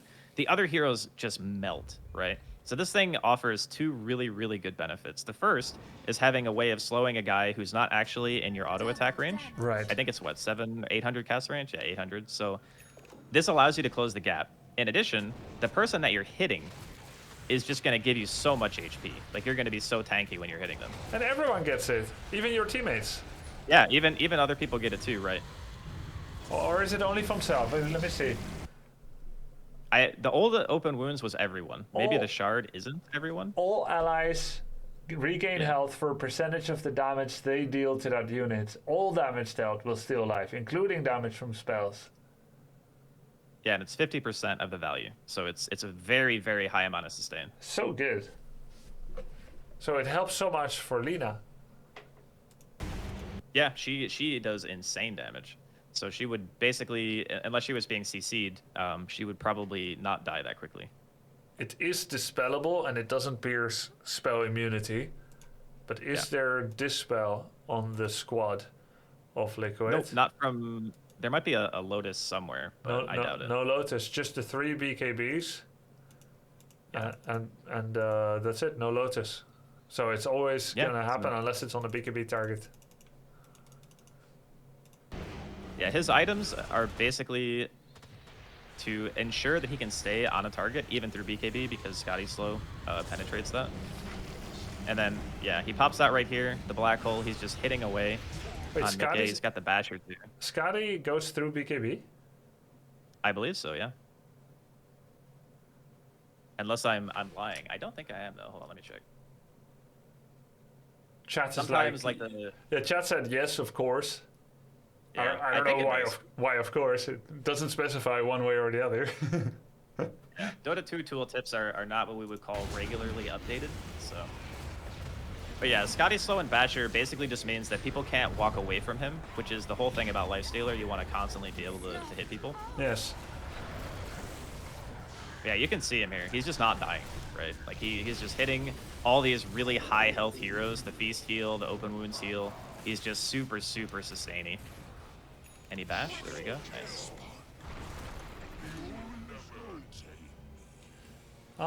I've noticed that Basher, more often than not, doesn't necessarily get followed up by Abyssal immediately. Basher being much cheaper and working every 2.3 seconds if you have enough attack speed. I mean, I think it's like pseudo random. So it says 25. I believe the first hit is 8.5%, and the second hit is going to be in the tens, and then like the third, fourth are in like 20, 30 plus. So it's not really 25%. Lifestealer OS Frog. I mean, that actually, like, the way that pseudo RNG works, I'm sure you looked it up because you seem to be that kind of thorough. That makes me upset because the amount of times they get first hit bashed means that it's 8%, Yes. 25, Yes. which means I am so unlucky. You're so retroactively angry. Yeah. That's a rough one to listen to. But the reason why people typically don't get the Abyssal straight away is that he can already kind of stay on target with just the Scotty Basher combo, right? Like, if you're BKB'd, you can still get bashed. You're still going to get Scotty slowed. And as long as he can hit stuff, he doesn't really need to finish the Abyssal because it doesn't give him any additional damage. The way for him to continue scaling right now is to get him, like, obviously you get the break from the Silver Edge and the built-in critical strike, but it also gives him pretty efficient damage per point, and per point of gold, and then he also gets to reposition.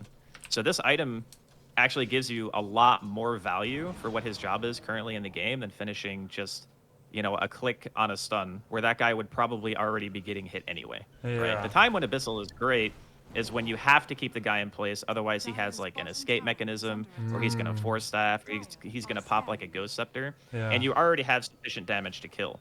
This is kind of the opposite case. There's 4 heroes on Liquid. Let's honestly just say all of them. He can just hit anybody he wants, and unless they have like Onslaught to run away on the Primal Beast, they're just going to keep getting hit. Like, they can't run away from him anymore. So all he needs is damage. That makes sense. And I think before you told me this, I was building Abyssal as a follow-up to Basher. 95% of the time. And it was expensive. Yeah, it's very expensive, and it actually provides you like 0 damage. So this is something that is a good lesson. Does it not? Obviously, there are going to be cases. There are going to be cases where you're going to need it. But the Basher itself is the thing that provides damage. The Wait. Abyssal finish gives you the Vanguard effect and some HP. What? And I think regen. That makes sense, because I'm always building that little silly shield to get my Abyssal. It's more than double the price. It gives health regen and health. Yep. And block charges. And an active Yeah, stun. Yeah, wow. That's why the guides that I see, like, they often talk about Basher and then Abyssal situational, but I'm like, there's no way that's situational. Point and click stun, it's the same item, doesn't take up a slot, let's go. And then, like, you end up getting kind of disappointed how long it takes to get it. Sometimes you forget pressing Abyssal. Okay. Yeah, for sure. This fight is a mess for Liquid already. This is a double damage Lina, and they lost their Bristle back pretty much straight away. Yeah, I think this is where Liquid probably end up losing the game. This lifestealer can't be dealt with. He's just, look at the lifesteal too on the Lina from the open wounds. Let's look at it again.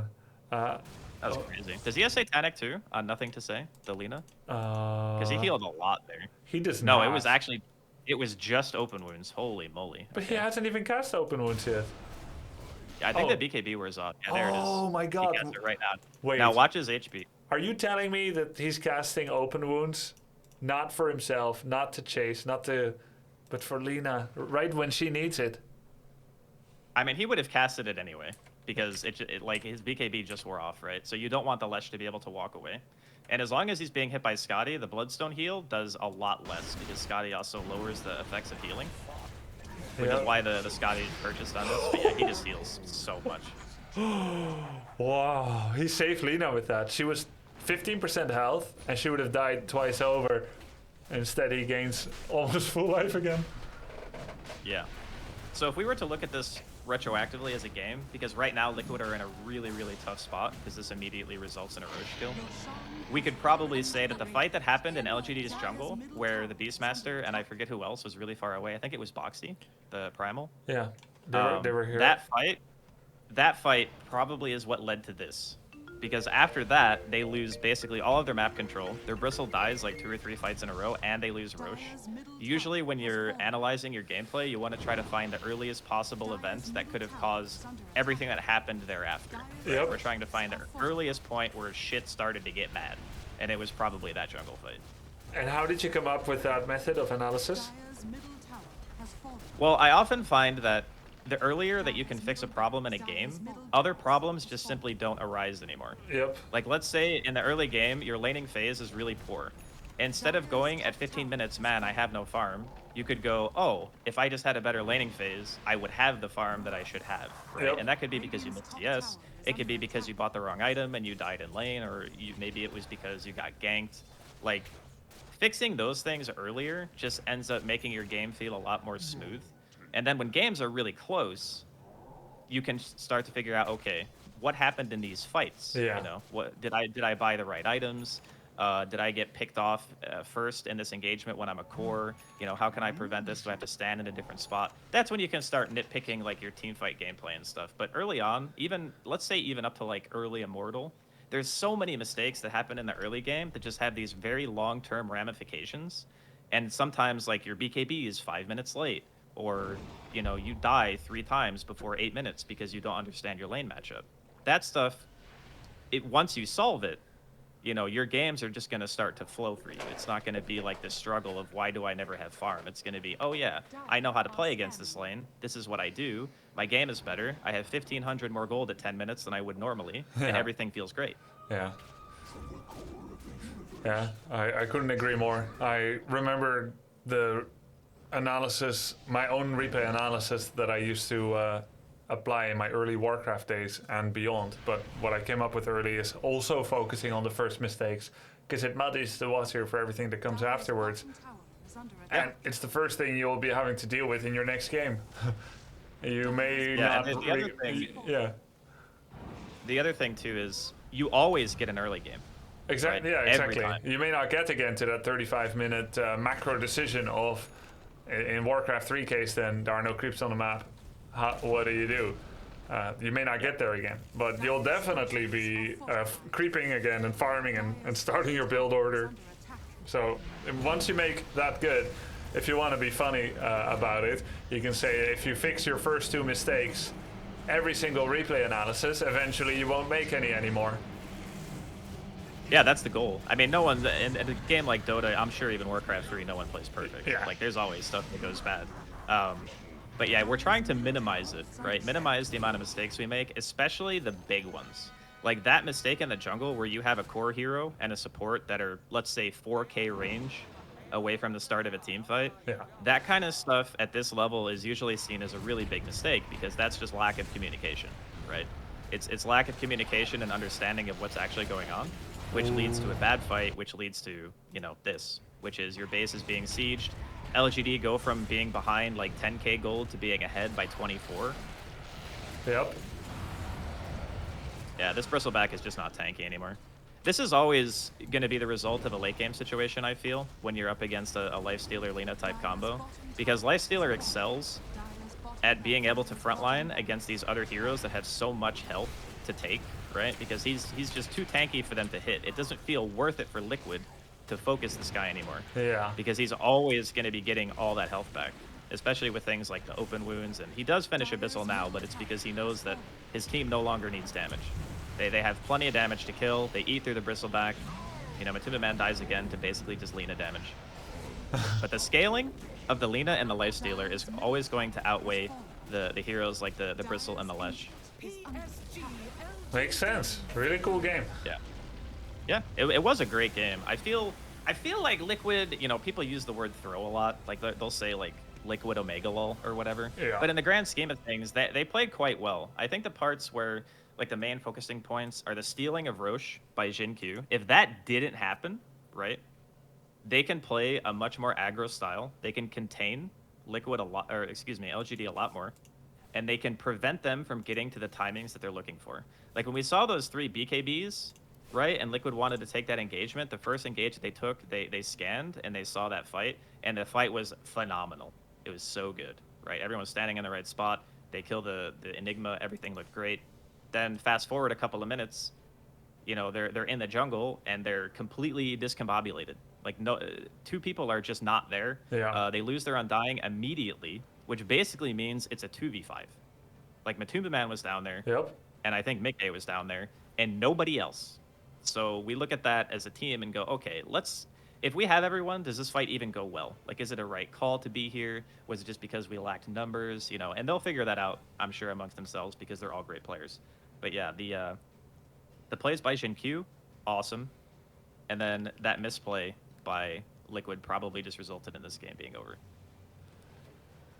Very interesting, because it looked good for Liquid a long time. Yeah. Lots to learn from. Lots to learn from there. And in the end, Disruptor ended up going for the Boots of Bearing upgrade to the drums. Funnily enough, I went for a random Boots of Bearing as Witch Doctor yesterday, just because I had a Tranquil and I wanted to upgrade it. There was no further reasoning to it. This is a weird coincidence, because normally you don't want to be doing that, especially since as Witch Doctor, I've got 2 really long channels with the 2 Death Wards, so there was not always opportunity to press this or to use it. Yeah, like he ends up going for that for whatever reason to synergize with his Lina and Lifestealer, and for reasons that they understand. Tiny has the Wind Waker. Wow, that's expensive. Yeah, Wind Waker is great because you can actually use it on your allies. Yeah. So when somebody gets roared, for example, or they get pulverized, if you don't want to get that close, you can just simply, you know, Wind Waker, the Lifestealer, or the Lina, because those are most likely going to be the roar targets in the late game. I guess the Lina had a Linken's at the end, but if the Lifestealer gets roared, and I think you can't do it if he's raged. Maybe you can. I think. Oh wait, no, you can. Yeah, I think you now can. I have to check. Yeah, I think you can too. Yeah, it doesn't just go through BKB. It would be going through any magic community then. Yeah, I don't see the item very often because it's very, very expensive. So the Wind Waker, yeah, 6,800. But it's like the only thing where you can save allies from a stun via items. Yeah. Cool game though. Really cool. LGD played that great. Cool. Drasko, I'm gonna play some games. All right, Ben. I'm gonna do the same. Good luck in your games. Thanks for having me. Good luck in yours. Thanks so much for joining. Super fun and educational. Enjoy your stream. See you next time. Yeah, see you later, man. Have a good one. Yo, peace, man. Bro, I told you about Dota. See, you did like it. Ah, that's why I started. Everyone, thanks to Glitch42. Alright, chat. I've got ears and eyes for you again. Thanks for the sub, Globetrotsky, Rigzengrow, Midnight Fox, Lone Salbuck, Chlorilla, Belmersaurus, JSE2, Guanim3, Akama GG, Energy Core, Tets420, and Kill Bonus. Kill Bonus, you still there? You asked, what are your favorite heroes so far? And always remember Zug Zug. I'll be back to WC3 again, to Zug Zug, but there's some orcs here too, right? Wait, are there orcs here? Actually, canonically, technically, there are probably no orcs in this game. There are orc lookalikes, based on orcs anyway, kind of works. My favorite hero so far? I would say Spectre? Spectre, Razor, Naga Siren, maybe one of those. Skywrath Mage. Oh damn, 6.4k viewers, channel grew. Yeah, we've topped 10k a couple of times last few months. Danny Chico, playing Dota 2. Highest win percentage is always my favorite. Yeah, it definitely helps if they have a higher win percentage. Let's queue up Guardian 4 gameplay. Soon Guardian 5 maybe, question mark. Are you going to use the Mushroom Counter-Strike map for warm-ups? What? Ah, Creepsteel.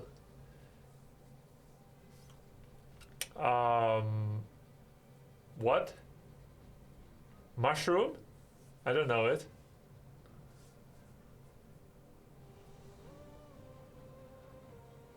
Yeah, just because I played RTS doesn't mean my faves will necessarily be the one with the most micro. Not per se. I am a 34-year-old gamer, says Dota sucks so much. Wow, thanks for sharing.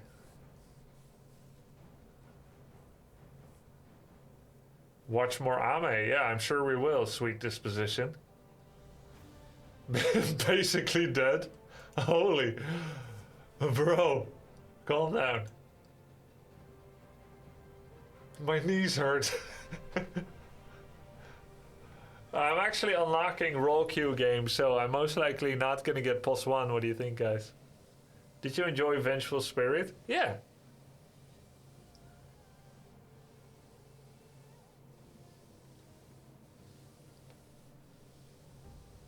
Can you speak German? Ja, ich spreche ein bisschen Deutsch. Ich habe 6 Jahre Deutsch in Schule gelernt und danach viele Turniere gespielt in Deutschland für ESL, Turtle Entertainment, in Warcraft 3.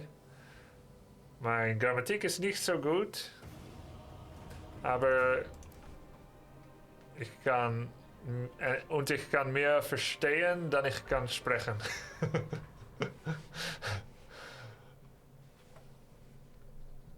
Was ist denn noch hier los? Es ist einfacher für mich, Deutsch zu lesen und dann zu sprechen, dann selbst Wörter zu verwenden. I am position 4 support, guys. Can you play a more active fighting position 1? Most of your +1 seems to be farm heavy. It would be interesting to see the more active ones. Yeah, I have added Ursa and Chaos Knight. Yeah, I've added Ursa and Chaos Knight. So those are gonna be the more active ones. We have Timbersaw. Who would be good with him? Nyx? I could do Nyx or Hoodwink. They have a Arc Warden. Let's go Nyx. Nyx. What do you guys think of my fantabulous new Nyx outfit?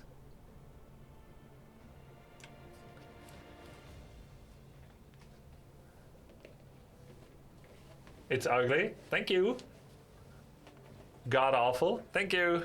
Yeah, I took the most extraordinary piece for every part of my carapace.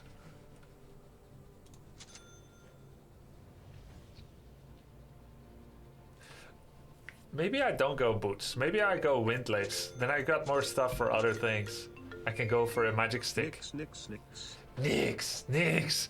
Who is my lane opponent? Faceless and Lion. Typically when you have a melee offlaner, you would want a range support to compensate. Yeah. Yeah, maybe I should. I don't know, I tried to go for someone... I saw Arc Warden and Silencer, and then I don't know, I was scared of picking Hoodwink.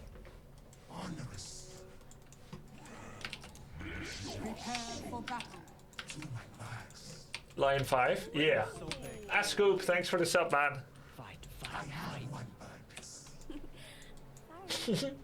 Sorry.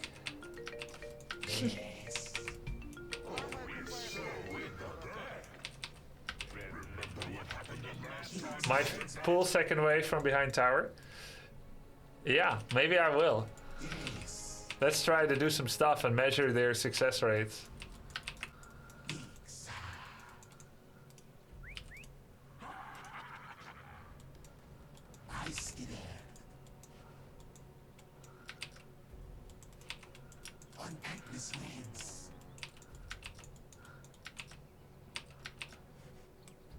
Seconds to battle. Hey, who are you calling a weak 4, Boca? I'm not weak, you're weak.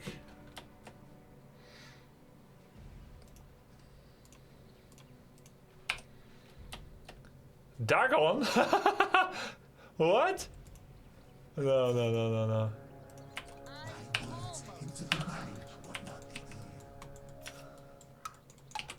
The battle begins.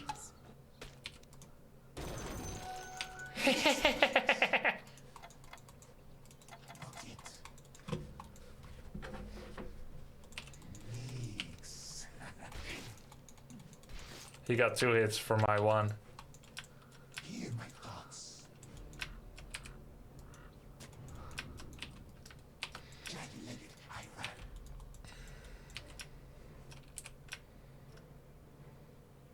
I speak without voice. As Nix would have it.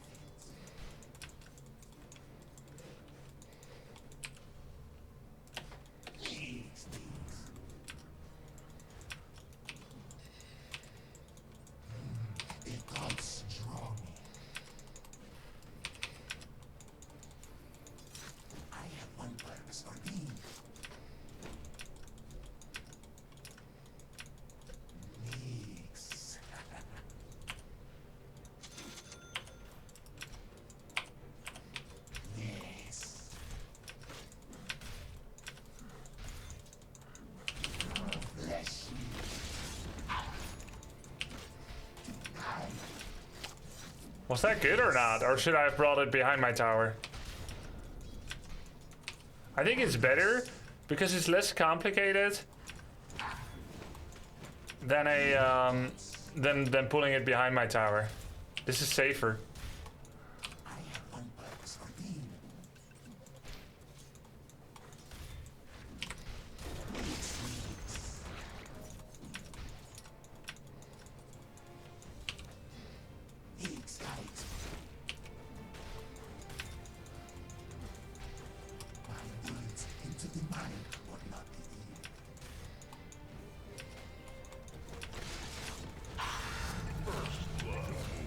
Wow.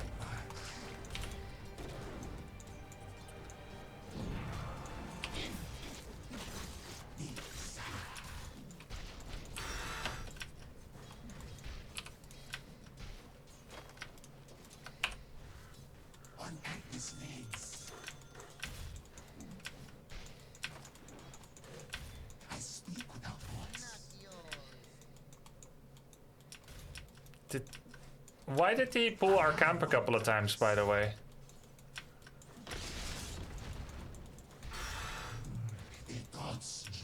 He wanted to pull it onto us, yeah? I see. Quickly! I'm under attack! As needs would have it. Jagged-legged tyrant. I think Timber is really good at taking camps. I should be stacking for us.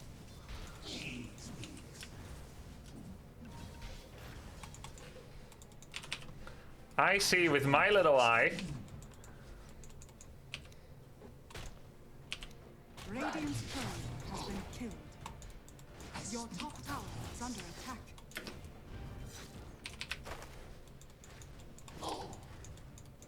To my max. As needs would have it.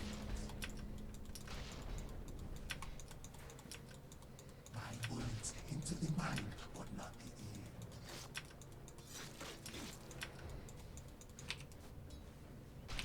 I see that. He played it safer with his career. Kill them with. Your top tower is under attack.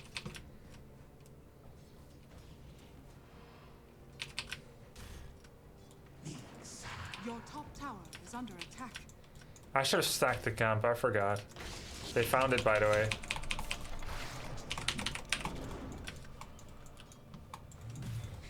He blinked forward.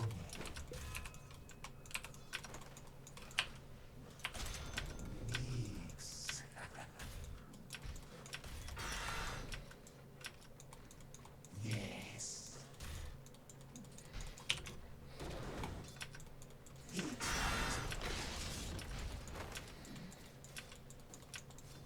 Jagged-legged tyrant. It makes me. Hear my thoughts. Huh. Makes needs. Unpack this veins. I have one purpose.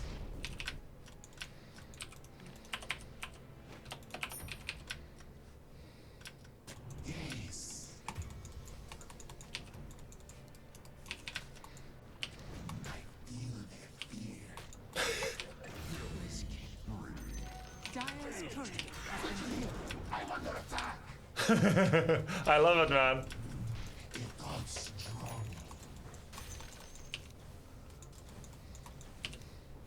Jagged-legged tyrant. As needs would have it. Ah, my career died too. No, I hate it, man. I hate it. Chosen of needs. Yes. I hate it so much. Yes. Hear my thoughts. Makes needs.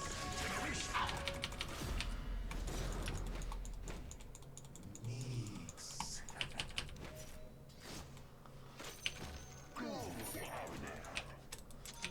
Needs guides me.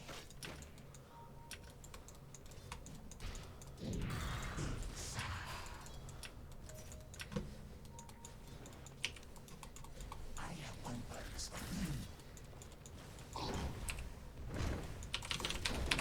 I have one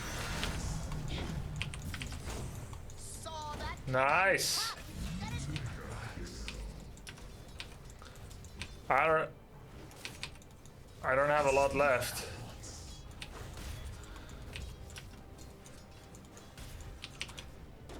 I see there. I'm gonna go heal. Be careful. Needs. Okay, doing fine. Cool.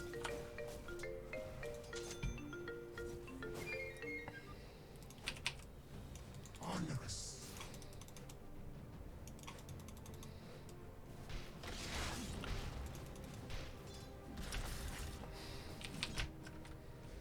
My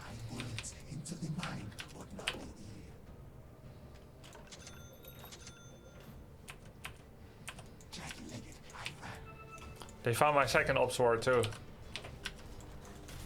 I have one purpose.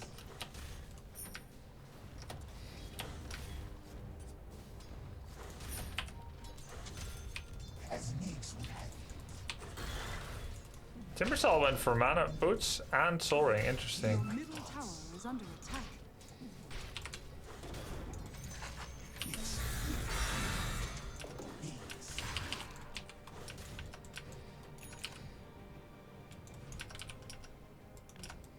My words into the mind would not be.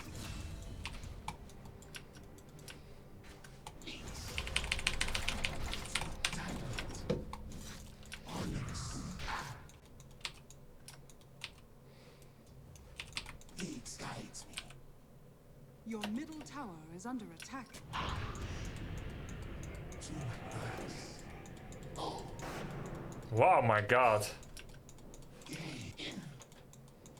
What the hell? Come quickly. Oh, what the hell is that nonsense? Holy shit! I had no idea there was, and he has a Veil of Discord. Yeah, I used E. I know. I thought it's gonna stun him. You have middle TP? tower is under Yeah. attack. Oh. Nix.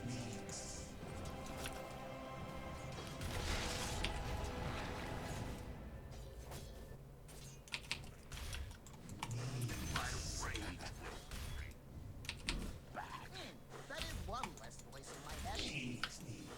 Yeah, thanks. I speak without words. I have one purpose for being.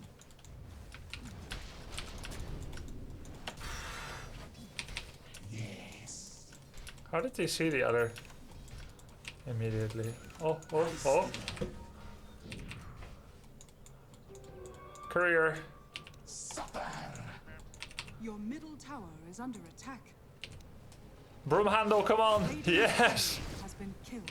Broom handle value. Gods. Oh no, my timber's dead. Oh shit. Oh shit. On Agnes' legs.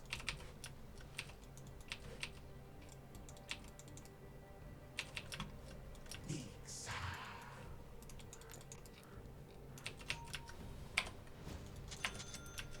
Holy shit, I'm double catapulting mid. Hear my thoughts. Need help on top? Or ITP, you know, from far. Better you do bot. I will go top if need. A god strong.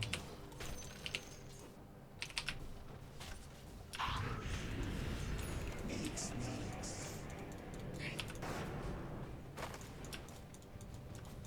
Am I dead again? I was dead if I didn't. Holy shit, man. I'm gonna get a fluffy hat. I don't feel that good anymore, sir. I have one purpose. Do I still go arcane boots? We already have one on Timbersaw, which is a surprise to me. I'm gonna stack ancient and hard on triangle. I had to say on triangle, otherwise he wouldn't. Yeah, I can follow them. Otherwise he wouldn't know, would he? Because he's like, which ones are you gonna stack?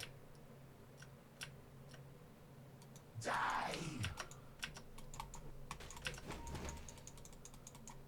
My words into the mind would not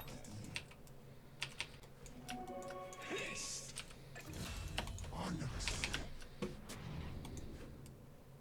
Your middle tower is under I attack. speak without voice. Keep your hands together. Silencer TP top.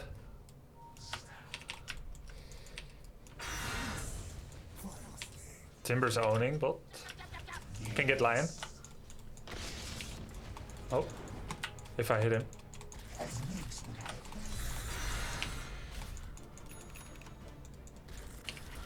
I stay there.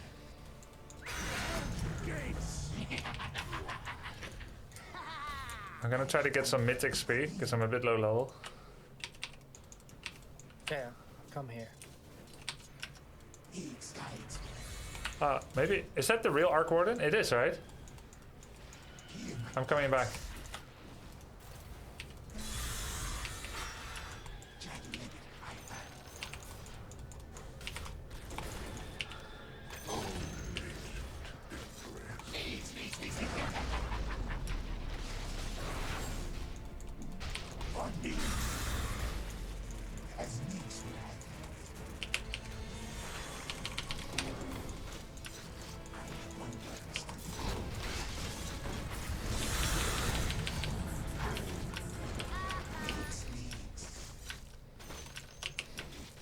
Nice.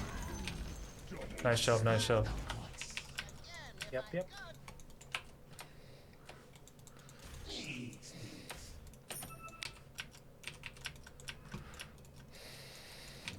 I'll still get arcane boots. It's always useful later. Radiant structures are fortified. Yes. The enemy's bottom tower has fallen. Your middle tower is under attack. That's the real one. Yeah, we can go on them, but I don't silencer stop. We can. Okay. Nice in there. I have one. I'm under attack. He guides me.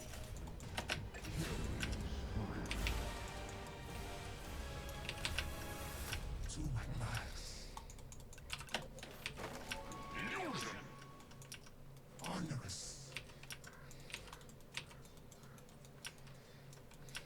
On Agnes legs. Strike. Jagged I legs. Am I dead? Holy. I need a magic resistance item.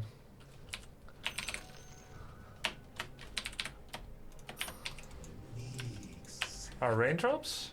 Is that enough? Casual hood, isn't that too much? I could get the cloak. I could get the cloak, right? This one, 500 gold, or I could get raindrops for 225. Or glimmer. It's so expensive, glimmer cape. But yeah, okay, let's get the cloak. We'll get glimmer later. Okay.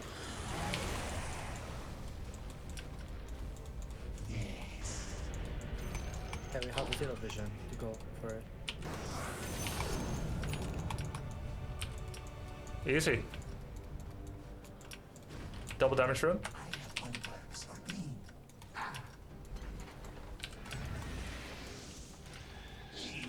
Come now, strike. Nice in there. Your top tower. Oh! The enemy's middle tower has fallen. You can E invis? Your top No. tower is under attack. No. That's the scepter, yeah? Really? Oh yeah. Top tower But why would I though? Oh, No. But there's no point to do it though. Just if they see you. Right? Block silencer E. Does damage over time activate E?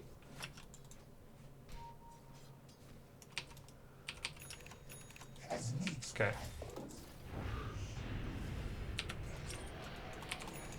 I have one purpose. We can start taking over their bottom right. I don't know if Sniper or Shadow wants it. He guides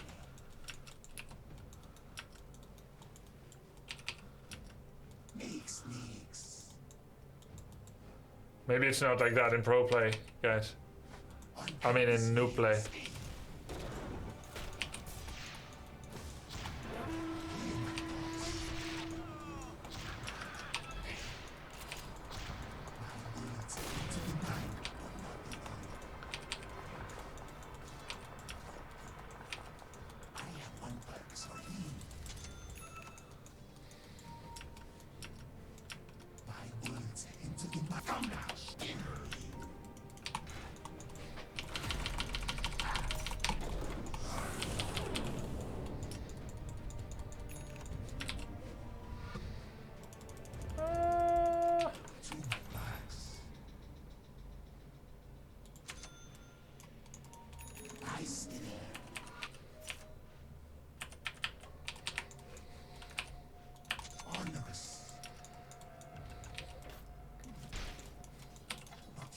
Why shouldn't be free farming?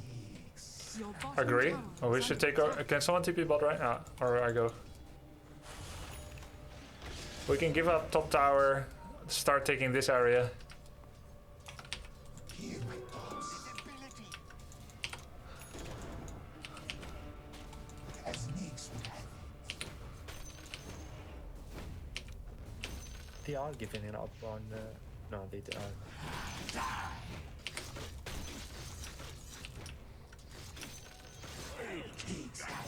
Go.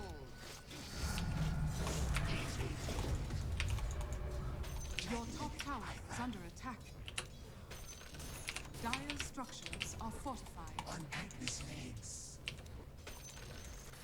Your top tower is under attack. Please, Nyx. Your top tower has fallen. I speak without words. They have vision there. Nyx.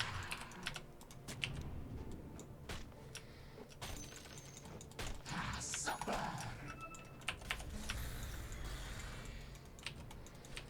I have one purpose.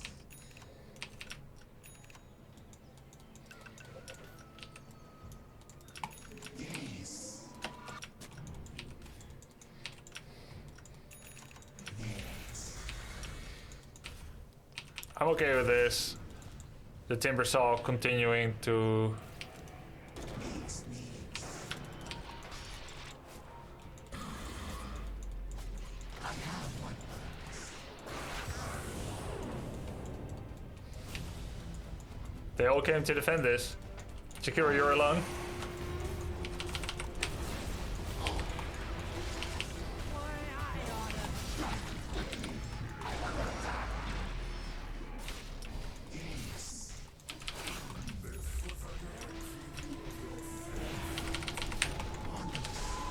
Oh my god. Oh my god. Hear my thoughts. Don't grab a coin. Hey. Third courier this game. Has been killed. Guys, I had no idea it was gonna go like that. My words Radiant into the mind structures are fortified. as Nyx would have it. Remember, guys, how supports can pressure towers? Nyx, Nyx. Zach teach us yesterday by leading enemy creep waves away. Nyx. The enemy's top tower has fallen. The gods strong.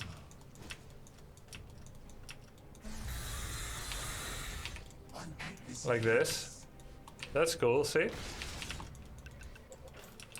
nice little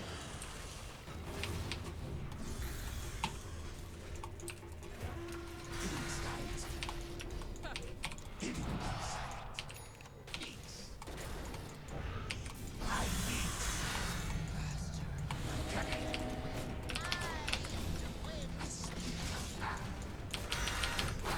They saw me. Wait, is it this sentry? No, it's not. They have another sentry here. Right? I was not in vision of their sentry. They have another sentry here. They placed a sent once you went in this. Ah, they had one in their pocket. Makes sense.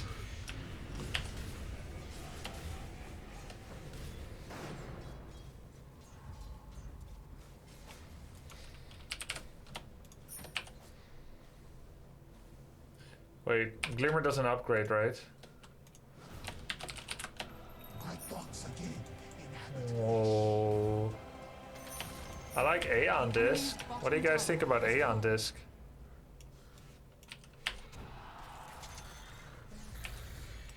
Yeah, I don't like pipe after Glimmer. Lotus is good too. Then I can play really baity. I like Lotus. This will come in handy. closing in. I don't think Ghost Scepter makes a lot of sense here.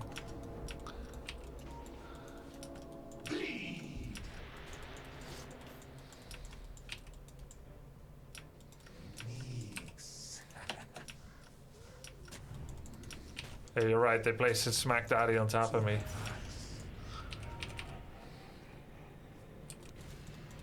Higgs guides me.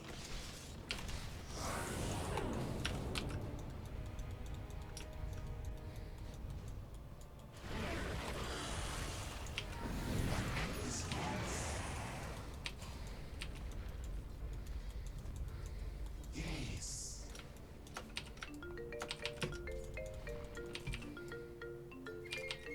As Nix would have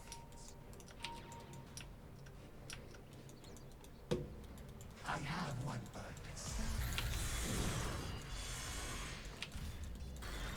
My words into the mind would not be here. I have one purpose for being. Oh my god. Is Impale hero targetable? We can rush. Let's go rush. Let's go. Let's go. All 5. Yeah.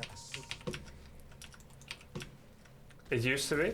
It's Well, not. that's Chrono though. You know. He can't True. do anything to I'll, us. I'll stand out of it. Just,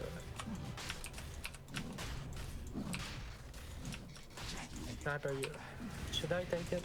I think I'm the best one to take it. Maybe Sniper should take it because you're less likely to die. That's true. Okay. Sniper takes it. Roshan has fallen to the dire.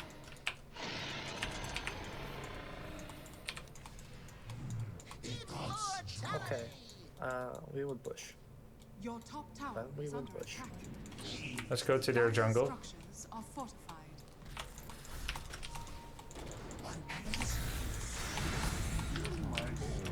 Your And we can top push tower mid is then. under attack.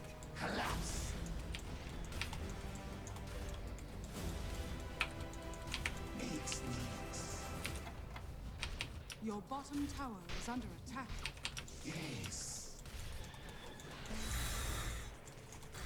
I don't like letting Faceless have that. Your bottom tower has fallen. Jack Hero, I need you. Radiant structures are I'll try to fortified. cut him off, but I take outpost first so they cannot TP into us.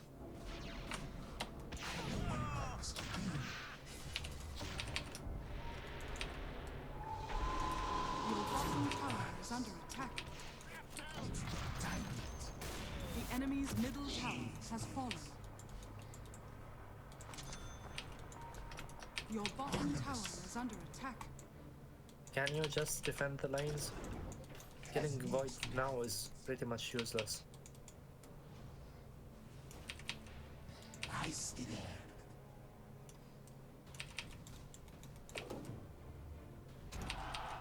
I speak without voice. Death and good are linked. I have one purpose. We don't have vision. Getting. Jagged-legged I ran. Nix. Push out bot and attack bot. Into the mind would not be here. Yeah. We'll go dark now. Yes. Higgs guides me.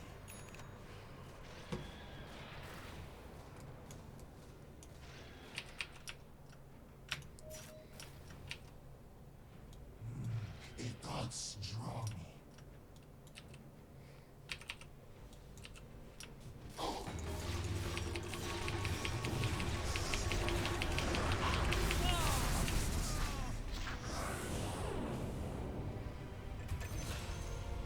They have vision, I think.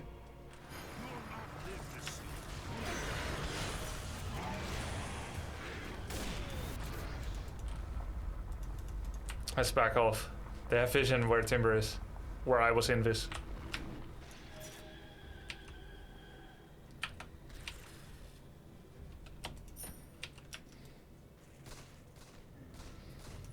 I didn't have enough sentries to cover, but therefore it was risky to stand outside of sentry range, wasn't it? She ran away When she saw it, that was the first clue. Ah, I had a glimpse of Legion Commander and then he disappeared. And I was thinking, I saw him. But you're right. You could get gem. Yeah. Maybe I will, but after Aeon Disc. After Aeon Disc, I have a way to keep gem. My words into the mind would not be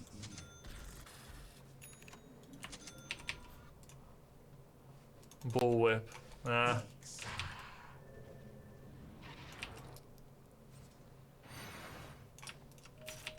Let's catch someone. Time bush. Yeah, top. Yep. Top. I have Bomba. But two of us are moving a bit early.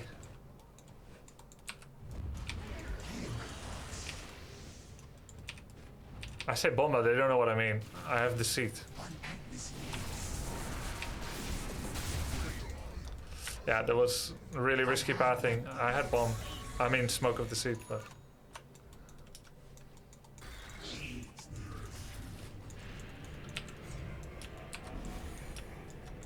I think we have to back. They're probably all coming.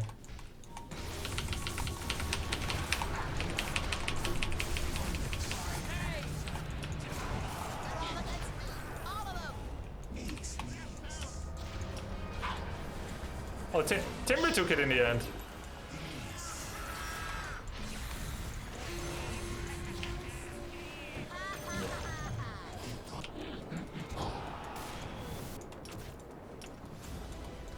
Tower. The enemy's top tower has fallen. I had no idea you took it in the end, Timber. Worked out. The enemy's top tower has fallen. Yep, yep. The enemy's top barracks has fallen. Mid after. The enemy's top That was barracks perfect has fallen. timing. It had like 3 seconds to end. Wow. Radiant structures are fortified.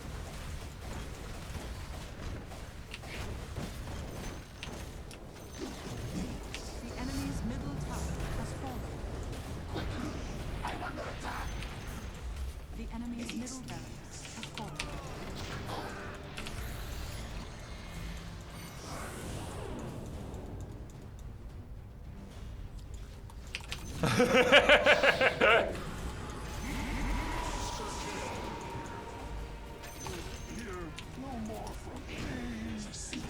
I always love it when Faceless Void hits you with a wet noodle.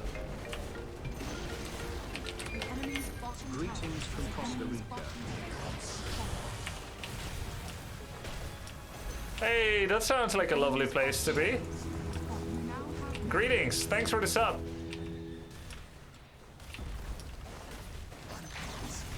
the enemy's Very middle nice tower game, guys. has GG. fallen.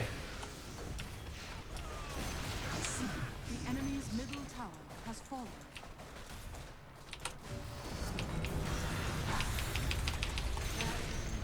Got him.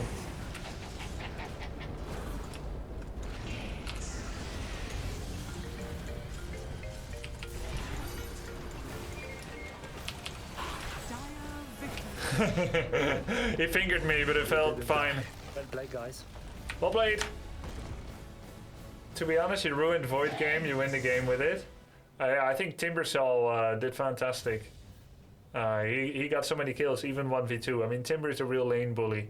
I mean, we won top lane and we won bottom lane. I think we lost mid lane, but not debilitatingly so. Like, he got pushed out a bit and he chose to go elsewhere. But I don't think he died at all, if I recall correctly. I might be wrong, but let's see. Shadow Fiend. Yeah, 1 death. Yeah, so maybe he had less creep score. But we basically did fine or good in every lane. Fantastic. Very cool. Yeah, we definitely we helped Timber a lot. We did some creep abduction. We did some creep camp blocking. We killed 3 couriers. Too early game. Very annoying.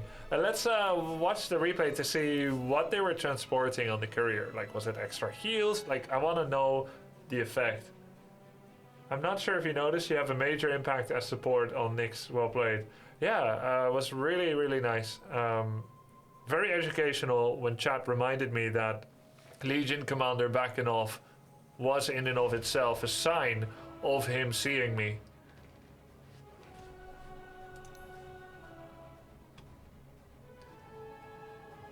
Wait, 4 courier kills? I thought I had 3. Oh, I got 4. A great play was going back low health, enabled Shadow Fiend ulti and double kill. Going back low health. When was that? Check void items. Yeah, void items. Mask of Madness. Shadow Blade. That's unusual. Maelstrom is good, but Shadow Blade's unusual. Oh, he wanted. Is that him thinking too much about the matchup against Timbersaw? I think he's trying to bypass the armor, but Timbersaw should not be his target. It should be Jakiro, or Sniper. Yeah, I think he focused on Timber because Timber was in his face all the time. 27 CS, best scrubby game. We had very low gold per minute and CS, but I think we made ourselves very hateable. Subscriber, and I had a game with you. Thanks for the great content. Oh, cool. Which one were you? D&D Odd Job. Previously or this one?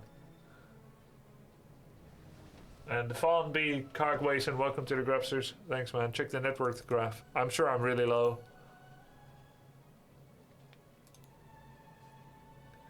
I'm blue. Ah, got some from kills, huh? It was pink, yellow, and green. Pink, yellow, and green. Silencer was up there. Huggy Wuggy. It was in your Ursa game. I was playing off lane. Ah, okay.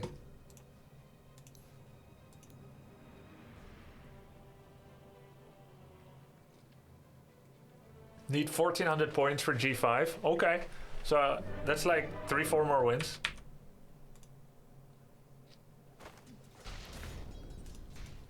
All right.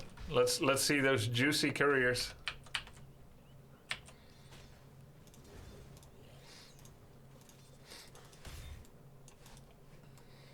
This was a null talisman for Lion, I suppose. I think this one actually connected. Yeah. Then the next is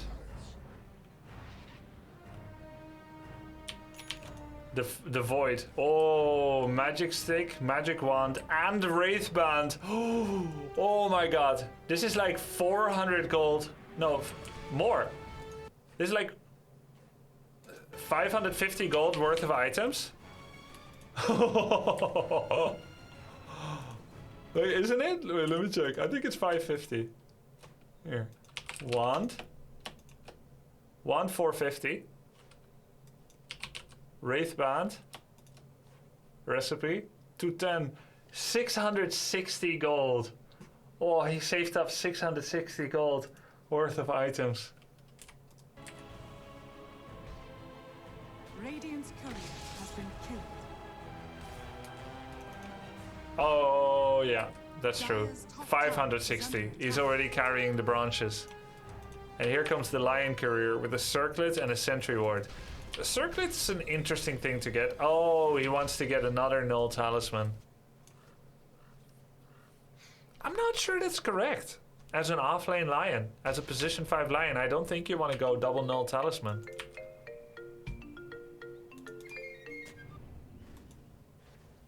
Well, I should have placed it a bit further. Top tower is under attack. Of course not. It's not. He wants Ags as well. Yeah. Yeah, I don't think even first null is correct. So I am not really one to teach Dota yet because there's so much I should learn, and there may be things I know that are wrong. But I do understand inventory efficiency versus gold efficiency. Inventory efficient is condensing a lot of value in one slot, but what you actually want is relevancy at all phases in the game by utilizing your inventory. you don't need to be infantry efficient at the start, you need to be gold efficient. And then late game, you don't need to be gold efficient as much. You do need to be, but it's not as much. At some point, when you're really, really rich, you're going to sacrifice gold efficiency for infantry efficiency. And an example of that is selling Falcon Blade and selling Diffusal Blade to go Abyssal Blade and Lincoln Sphere, for instance. Right? Because that's what you need then. Is it efficient to sell an item that you paid full price for? No. But it is inventory efficient. So the problem as a position 5, getting double null talisman, is you are condensing. It isn't like there's no other way. It must. I haven't even done the maths. I just know it is the way it is. You're being inventory efficient, but you've got 3 empty slots. Too soon. Oh, it was. Oh.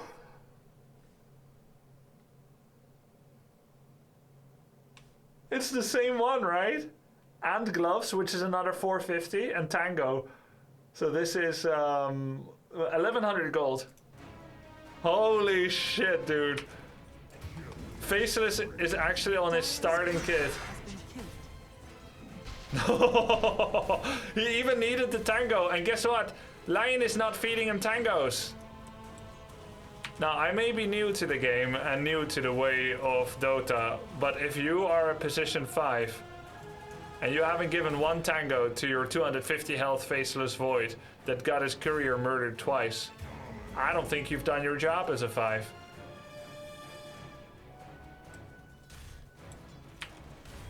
Yo, Humble Parkbit, thanks for the prime, dude.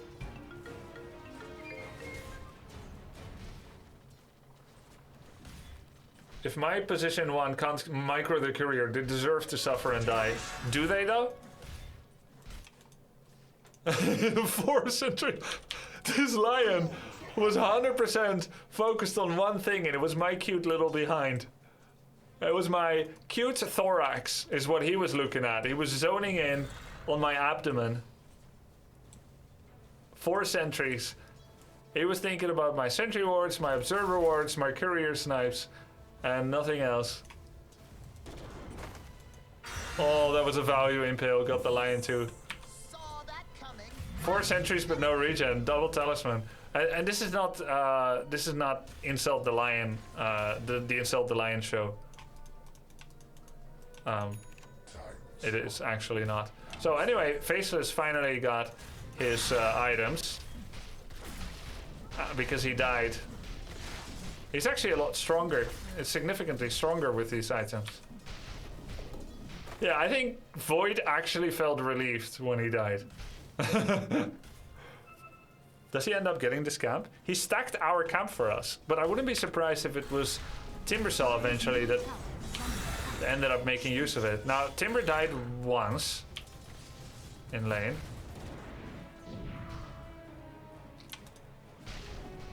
Dire's middle tower He tried to is pull. under attack. He did it at the stack timing though. Radiant's bottom tower is under attack.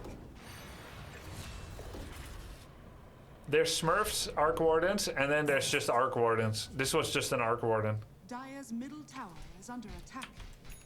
This felt like support Arc Warden. And it was.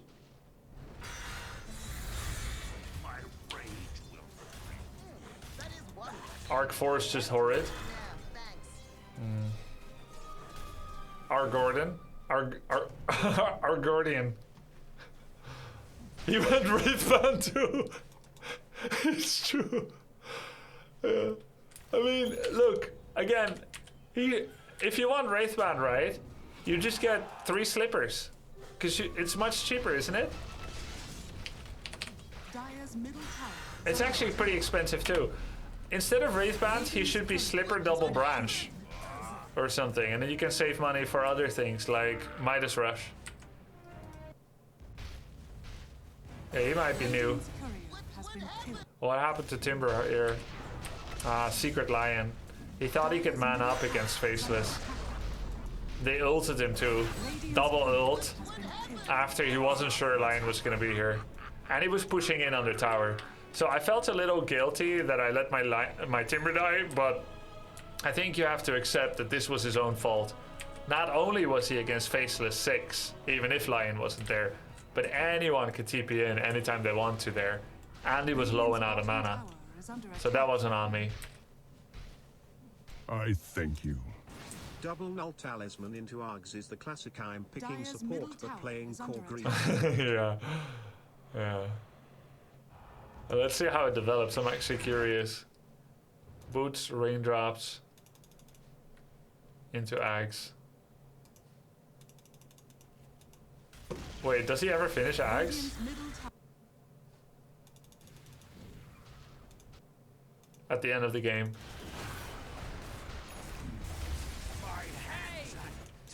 His career just came with Ags.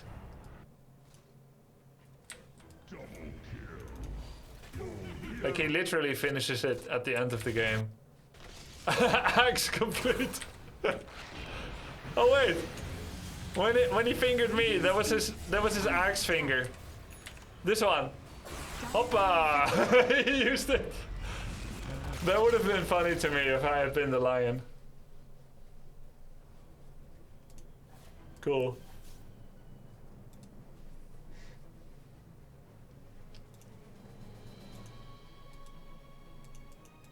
Doesn't matter, had Ags.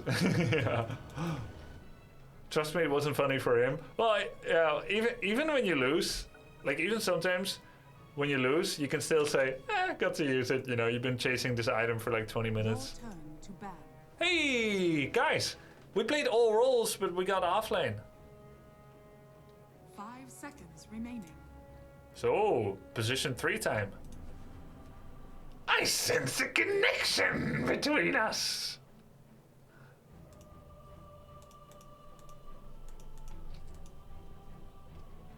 Offensive offlane Nyx? I'm not sure about that. 10 seconds remaining. 5 seconds remaining. Warlock and Ogre Mage. Warlock and Ogre Mage. We have Slark. Do we do Spirit Breaker? I am with Witch Doctor. Razor, Spirit Breaker, Chaos Knight. I'm gonna go Chaos Knight. What? 5 seconds remaining.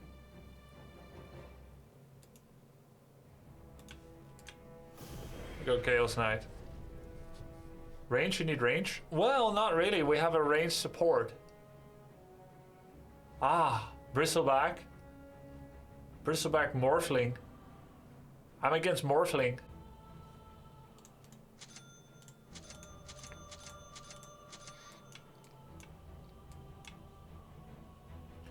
Morphling. Morphling. And Warlock.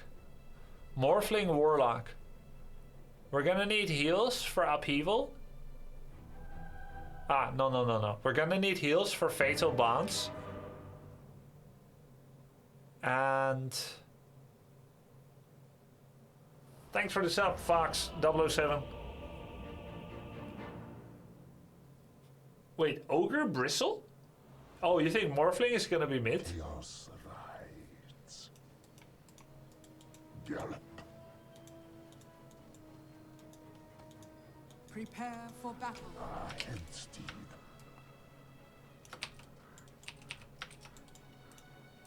Like the heads of my enemies. Windranger mid at this MMR. Yeah, I've seen that before. Their Bristle has 4 predicted wins and their Warlock has 6. Let's break the streak if we can. Through your paces. You need Lincoln so you can't steal from your illusion. Ride the horseman. Who can steal from me? If it's Bristle, I'll get stick, yeah. What can he steal from me, Morphling? Ahead, Armageddon. 30 seconds to battle. How quickly chaos spreads. It's Morphling. From the sniper. A chaotic path. We can head back, Witch Doctor, I think. Right on. Yeah, it's 3 of them. Let's head back.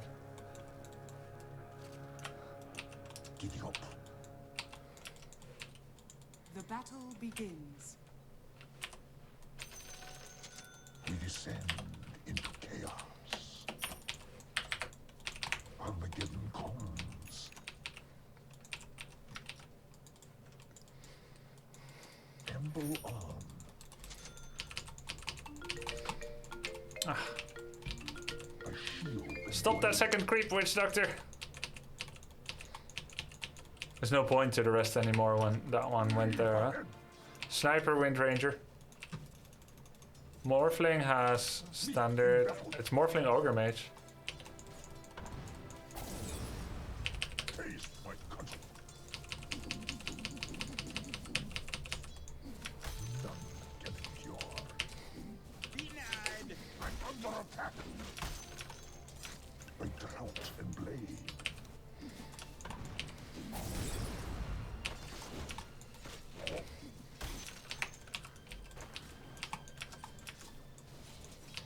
Well hewn.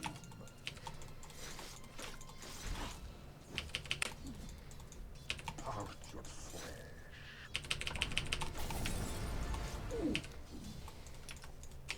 Yes.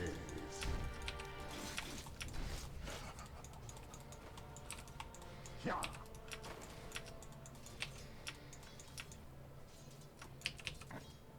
I cast your side.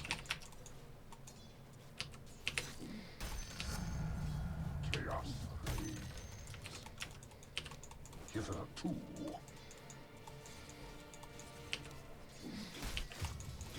From other flames I come.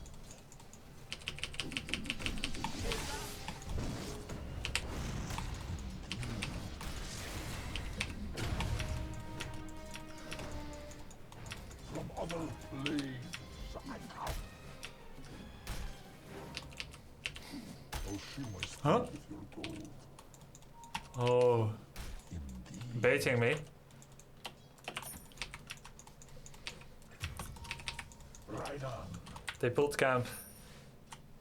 Oh wait, you pulled creeps. Okay, I'm blind. Leap ahead. Actually blind. Mounted attack.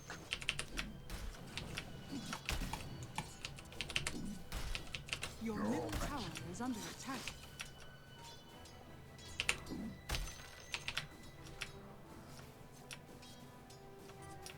Split wide.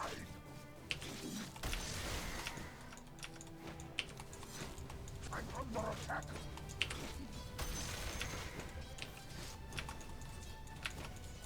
Ahead, Armageddon.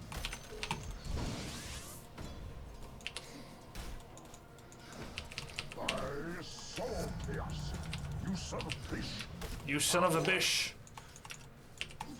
A chaotic path.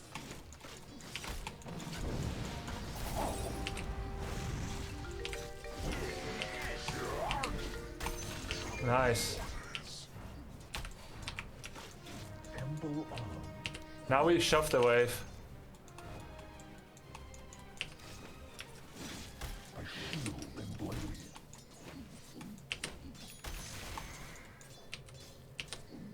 Yeah. Consider yourself denied. Yes.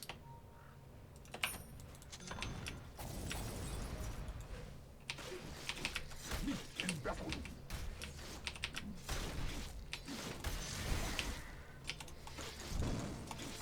Smash you down. That was bad.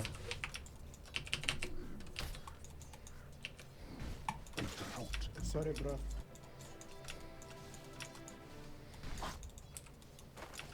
we'll ride the horseman. Look at they go. He's missing a lot of farm.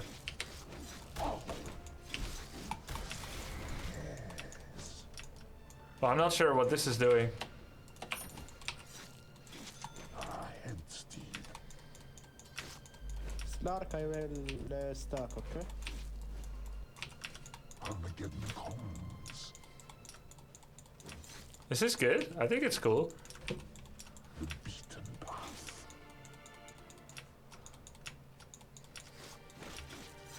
Hitherto.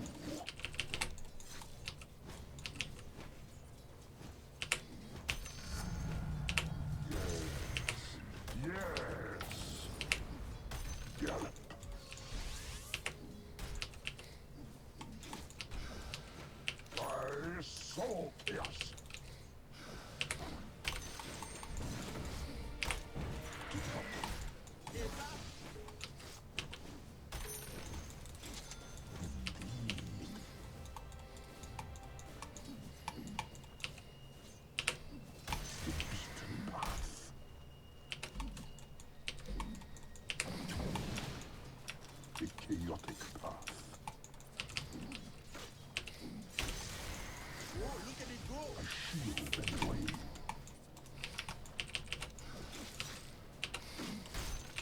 Yeah.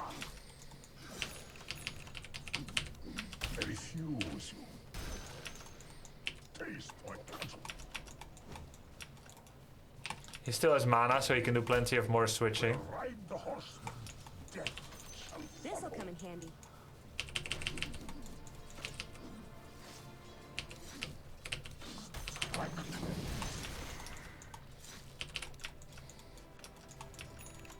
Head speed. Chaos expands. I custom your sight. Nice. Witch Doctor's doing good too. Through your bases.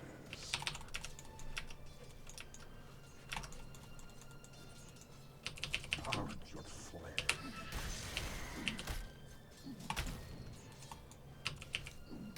Yes.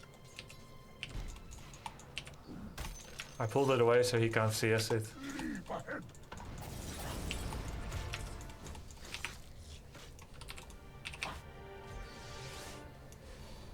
Out of mana.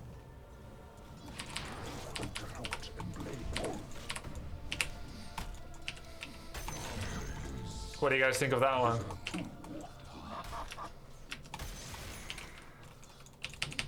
I think it's correct because they dove.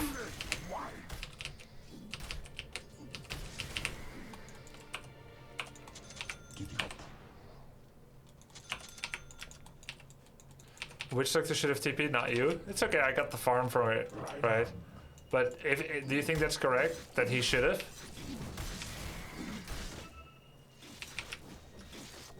No match. The next time I can try to ask, but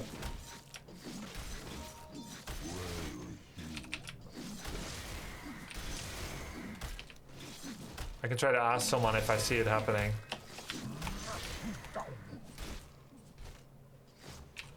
Is it because I'm now not pressuring anymore, or because I need the lane farm up there?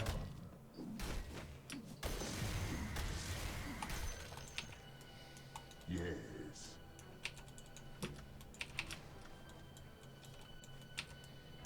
From other planes, I come. At least it gives Witch Doctor a bit of XP. Armageddon comes.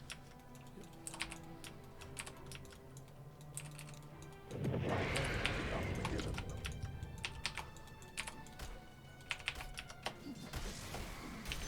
Another falls before my moves. Help bot, help bot. Witch Doctor help bot? Meet in battle. Get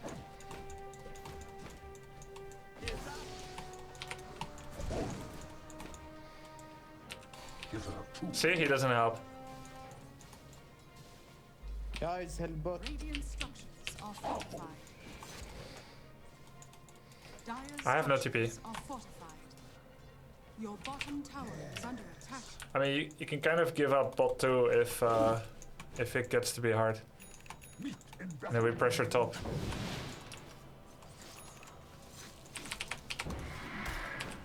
Guys, we can kill Bristol back easy. Come. I need to stop more farm. Yeah. In service to Leah. No match.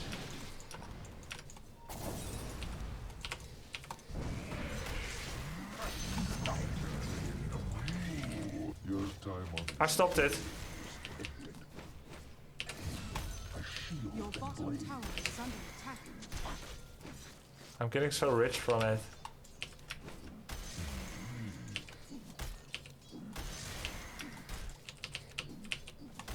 Taste my country. This is where I cut the creep wave. Where's the creep wave? Okay. Through your bases.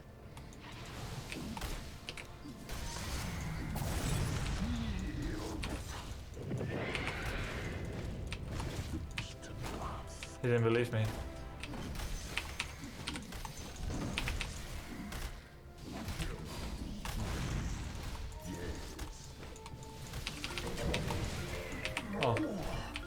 That gives him a lot.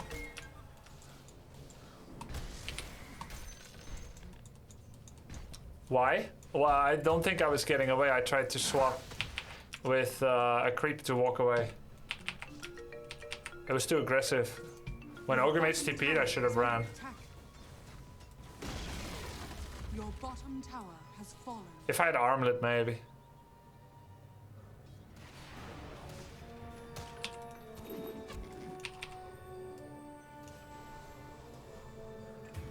Clout and blade.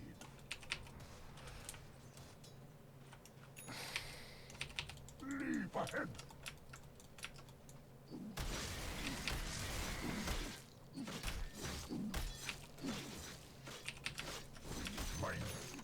I wanted to get Wind Ranger, but that was a mistake. Guys, TB bot. I'm going.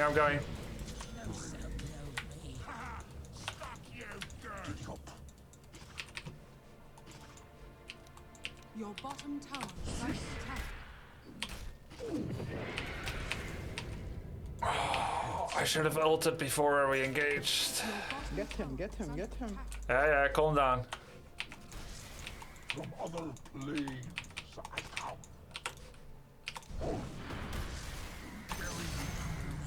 Chaos increases the chaos and corruption. Help, sniper. Your courier will die. I'm under attack.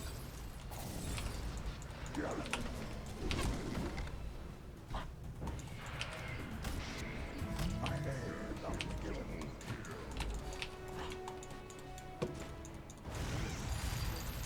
Oh.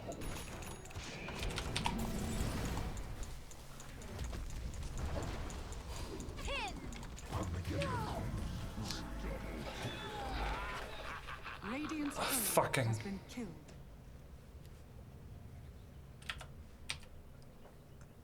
Toggle? I can't toggle against Warlock because the damage is gonna keep coming in.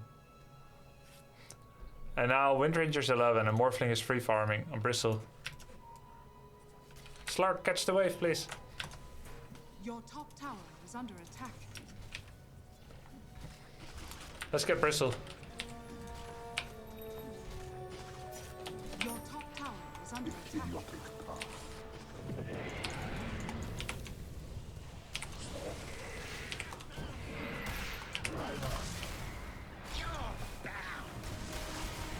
Your top tower is under attack. Our grievance. Radiant structures are fortified. Idiotic Your middle path. tower is under I need to attack. pressure top more. I need to take this away as an option. Yeah. Too much help bottom. Falls before my boots.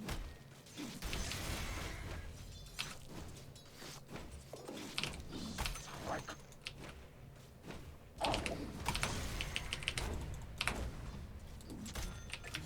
Charge. That's Bristle and Morphling top. Okay, Bristle just TP top and Morphling is here. We can get them all if we go. Dire structures are fortified.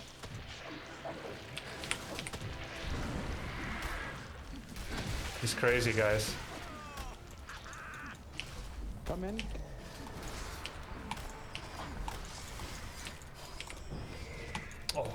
Hitherto. Wow.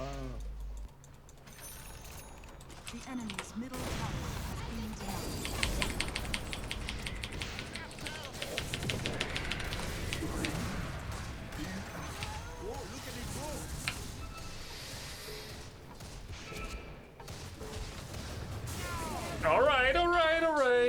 Alright, we lost our 2 and our 3 for their 2 and their 4, so that's not ideal, but Slark is farming.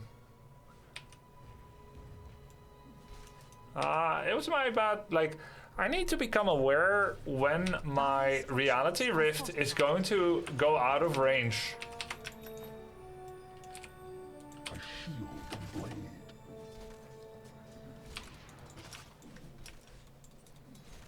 Fires. No sooner speak it will go. And I need more farm.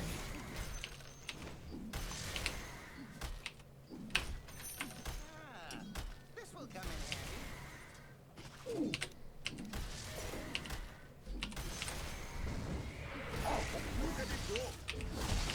Get him, get him, get him. Is it?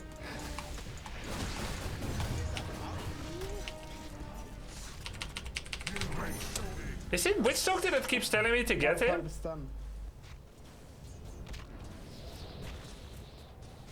Your top tower is under attack. It's Crystal Maiden, really? Oh, okay. It makes me really anxious when someone talks like that. Fallen. Get him, get him, get him, get him! So I'm just gonna turn him off. Because I'm making worse decisions, I'm forgetting about cooldowns. He's probably talking about another gank. I don't think that's a chill way to perceive calls. Or maybe it's over sense, but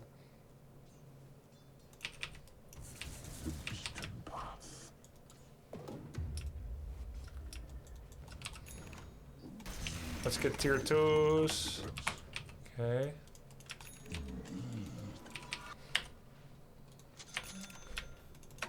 This is warded. By drought and blade.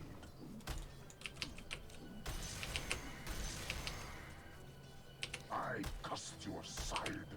Okay, I auto attacked. Armageddon comes.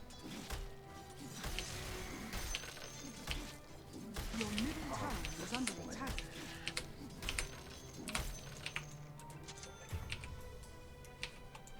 Head steed.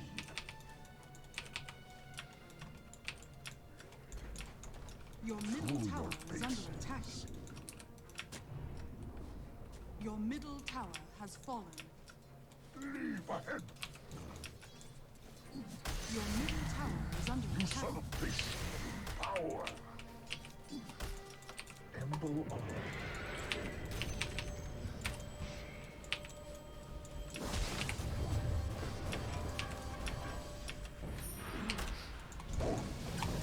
You dodged my stun.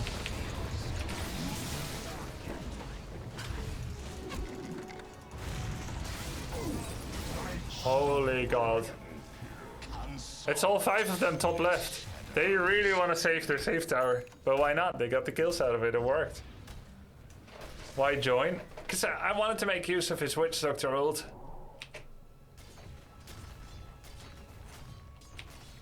I got slowed a lot. Was it Warlock's E? I think so.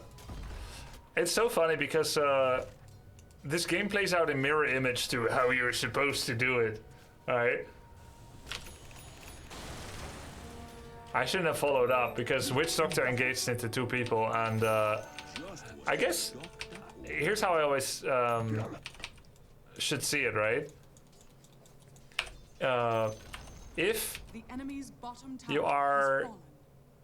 playing against equal numbers and you know nobody is coming on your side by looking at the minimap, there's always a chance that the opponent is summoning friends.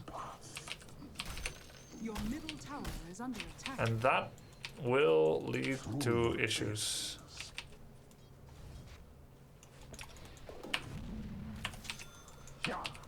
Your middle tower is under attack. Emble on.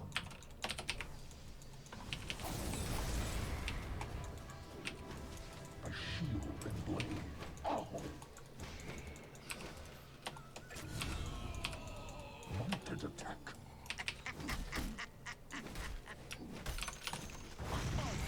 This Ogre Mage is insane. Is under attack.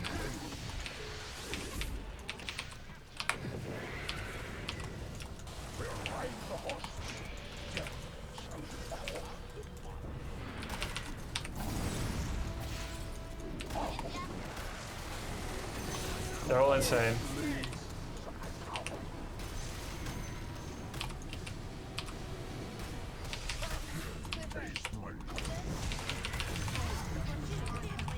That was crazy dives by them. Luckily, we...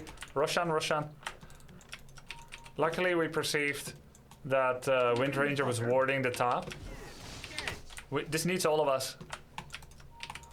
Yes.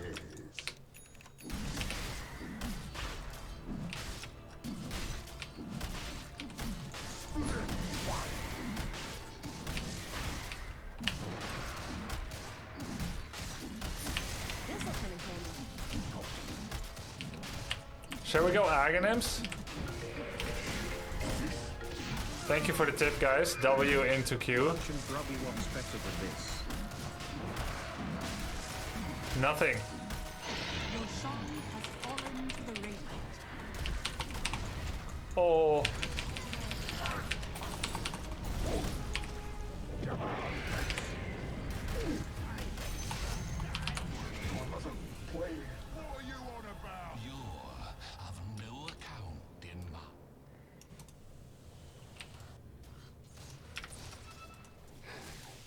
You can immediately ult after you drop that and dodge the stun on Warlock. Yeah, I became aware of the Warlock ult when I got Warlock ulted. Your middle tower is Oh under man, Sniper died there? That's... We saw him coming.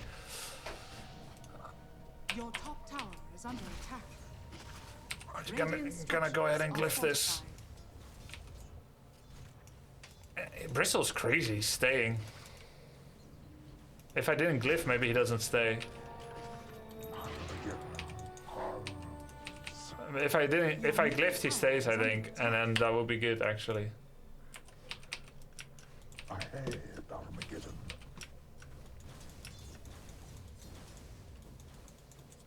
Hitherto. We had a really good start, but Armageddon comes. Meet in battle. we need to sneak up with the Silver Edge in moments like those. Gallop. Break. Your bottom tower is under attack.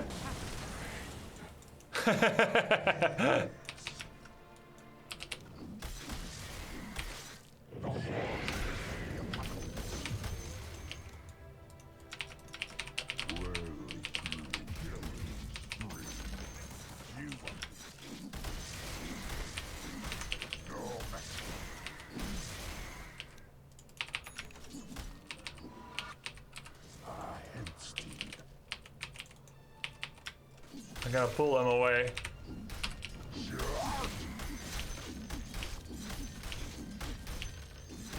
I'm under attack. A shield and blade. Your top tower is under attack.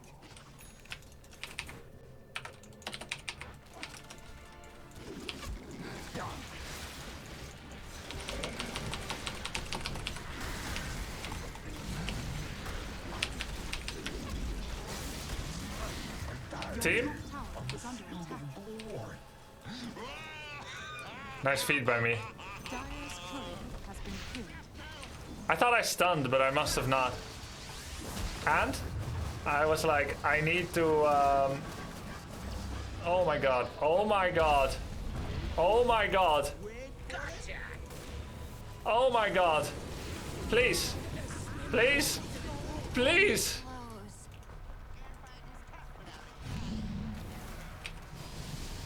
No. Oh. I thought I stunned, and then I was like, oh my god, I need lifesteal. I TP too soon. Your bases. We're not going there, we're not going there. Your top tower has fallen. Yes. Focus the Warlock, okay. Dire structures are fortified. Chaos stands. Ride on.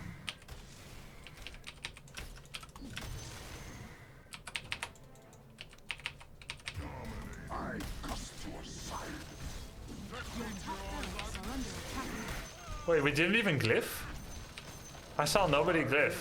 So Radiant structures are fortified. Did you guys see that nobody glyphed Your bot top barracks are under attack. before the tower died? By drought and blade.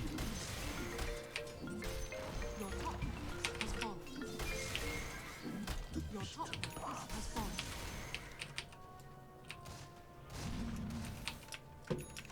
Meet in battle. Yeah, they were a bit more busy typing than glyphing.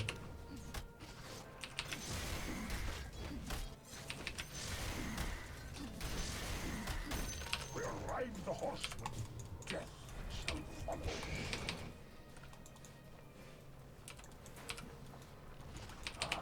Steed.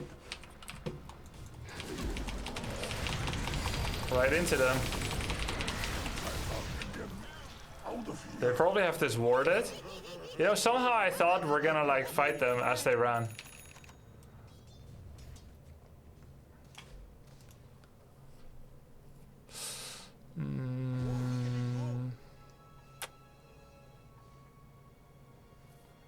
They just saw it blink away from 2 to mid. No reason for ward.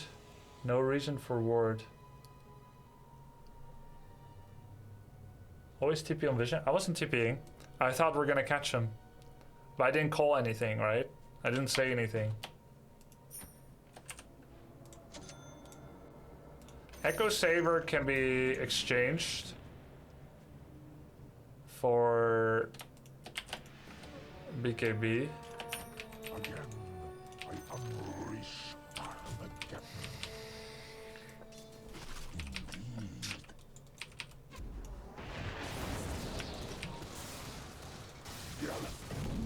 Nice. Your bottom tower is under attack. The chaotic path, the horse.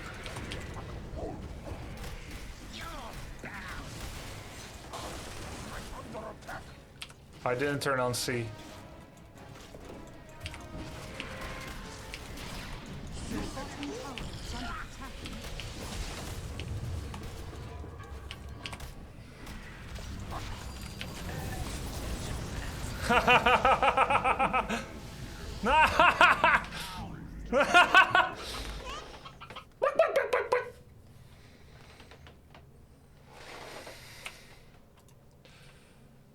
I need this one, by the way. And Slark. Take this one, Your Slark. middle tower is under attack. It's much better than what he has.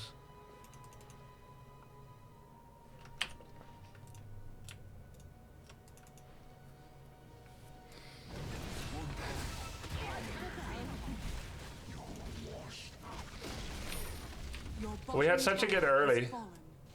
And such a bad mid and follow up. Your bottom barracks has fallen. Ahead, the war horse rises. Your bottom barracks has fallen. That's fine. It happens. Armageddon. I can stop focusing Bristleback now. Your middle tower has fallen. Your middle tower is under attack. You know all that I'm thinking? We should be farther ahead. I should have. A lot of shoulds. Very useful. Tower has fallen.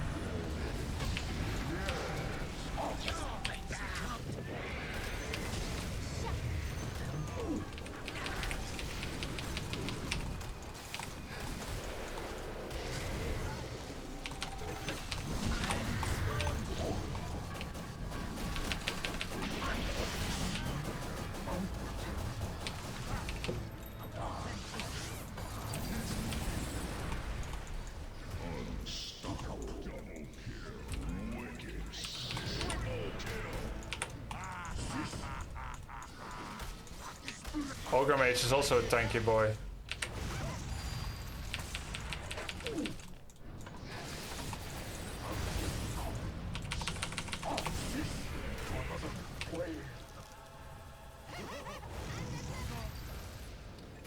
GG. Your middle barracks are under attack. Your middle barracks has fallen. Your middle barracks are under attack. Crystal made in jungle who lose lane for a Bristol back in 2K22 calling people trash. DOTA2 you can avoid people. It's okay. It's fine. We focus on ourselves here. So the start was really good. We creep stealed well. Witch Doctor and I killed Morphling several times. Ogre Mage once, I think. Right? We had good farm. We had good momentum. We got our level 6. Then, first executive decision we made.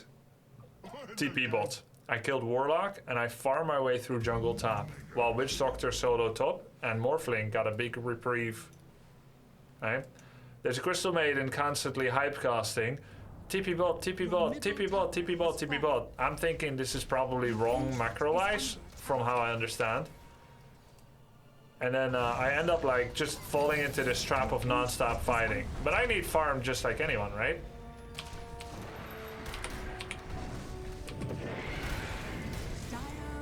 I need farm too.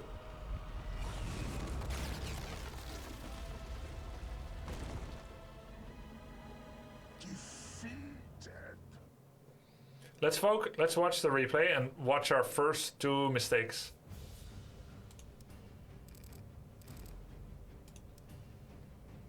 And I'm gonna report Crystal Maiden.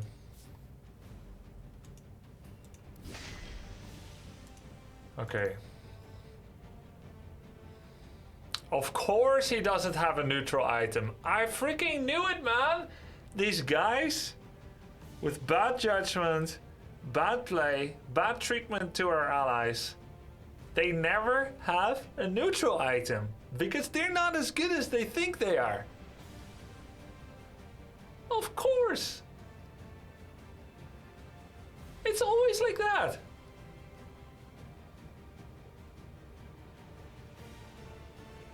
He's complaining about everyone on the team. And he has no neutral. Okay. Let's watch the replay when it becomes available. Let's also do a little bit of a deep... Look, this is what we built up in the off lane. That's Witch Doctor and me. I don't think that was Sniper or Slark Crystal Maiden per se. We built this. This is where I started the nosedive of our team. Our team, we focused on ourselves, right? It was very easily seen that in the second, the final 2/3 of the game, my decision making was on tilt. All right, take every fight I can, follow up on 1v3s. This was good. Let's take a look at this.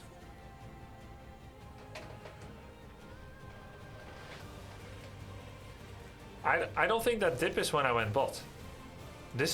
I went bot at much earlier than that.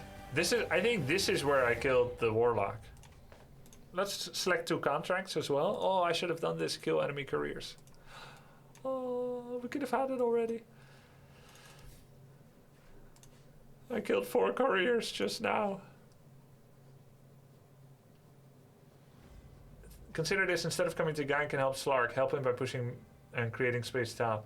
Help him? Him who? I have one very simple good play you can do. At 355, you had a huge wave on the Morphling where you could stun and he would take huge damage from creeps. You should look out.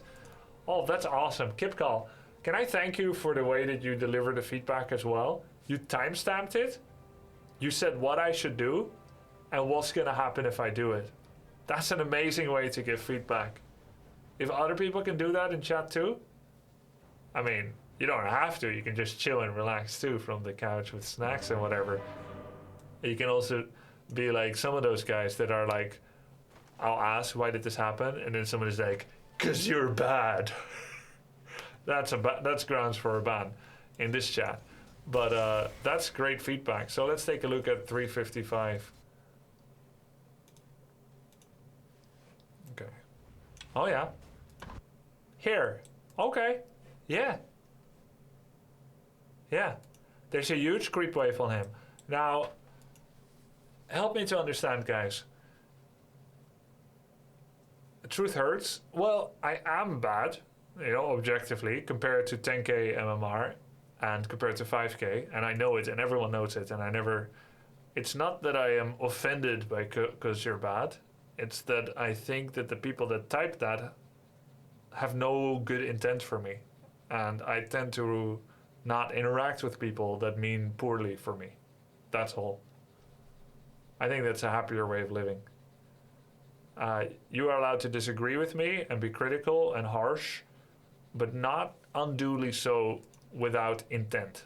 If it's malicious, then I take out the trash, that's all. Yeah, I won't know if it's a joke, but I'm assuming if it was a joke, either you're going to be offended, it was a joke, you're offended, you'll never come back, okay, my loss, right? If it was a joke, I don't think it was funny, but there's a way back in. You can just put an unban request. Okay, so creeps will, it was 335, okay. Creeps will focus enemy heroes if they're within 500 range, right? These are attacking tower because he's not, but the moment he's in 500 range, they'll typically keep following him. Isn't that correct? Like, they won't focus the tower. Only catapult focus tower. Every other creep focuses a creep or a hero, right?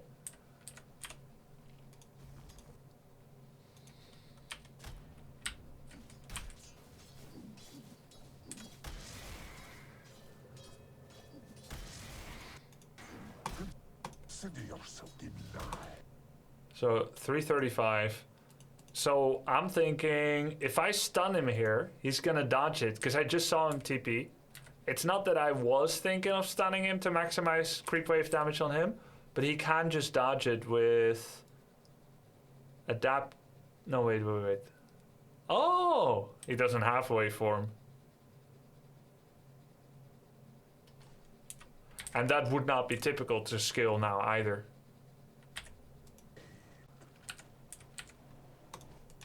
Am I in range though? Hell yeah. Yeah, that's a great tip. Thanks, KipCal. One feedback about items. You seem to always replace Echo Saber first, but you should really get rid of Bracer first. Otherwise, I'm stunned about your fast learning. Bracer is not disassemblable, is it? Yeah, you can't disassemble it, I believe. Because it came with a recipe and it's not one of those.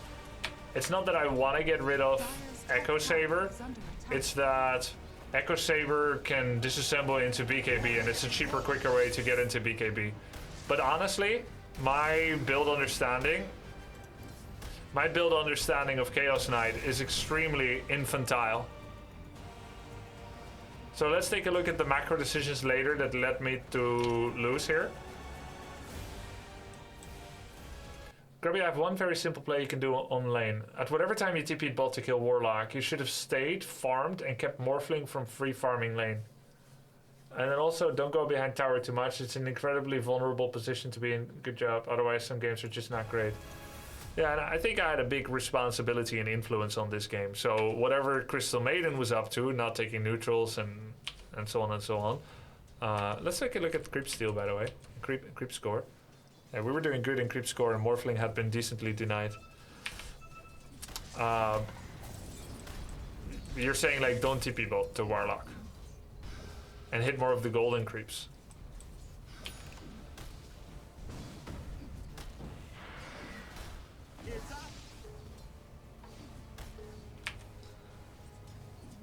I think I lost a bunch of easy creeps for sure. Yeah, I lost a bunch of easy creeps. It's a bit tough sometimes with Chaos Knight because you don't control when you're gonna critical strike. So sometimes you just get messed up for no reason.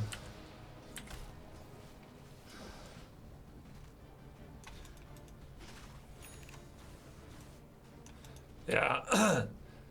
He was stacking, so like every player has good habits and bad habits, right? You have more bad habits at lower level, but all those stacked camps I found, that was Crystal Maiden. And what's interesting is that Slark does have a pretty good way of getting stacked camps, so it's not bad. Anyway, we killed Morphling a bunch of times already, which is amazing. So when did I actually end up? Okay, here. Alright, so in this moment, I chose to pound Tordal, right? At this moment, we have extreme lane dominance over Morphling and Ogre Mage. We are level 5-4 against 4-3. Witch Doctor's in good shape. I'm in good shape. And Sniper and Wind Ranger. Sniper is actually ahead in CS. He's down in XP. I'm not sure why, actually. Did she join a gank? Maybe. So, Crystal Maiden's gaslighting was pretty incorrect about the fact that he lost mid. I don't think he did. So this is where Crystal Maiden was hype casting for people to come bottom. And it was me that joined. And he lets Hogger get away, but that's okay. Because he was gonna get away either way. So how much XP do I get for this? 120 only. 120 XP. And how much gold do I get for it?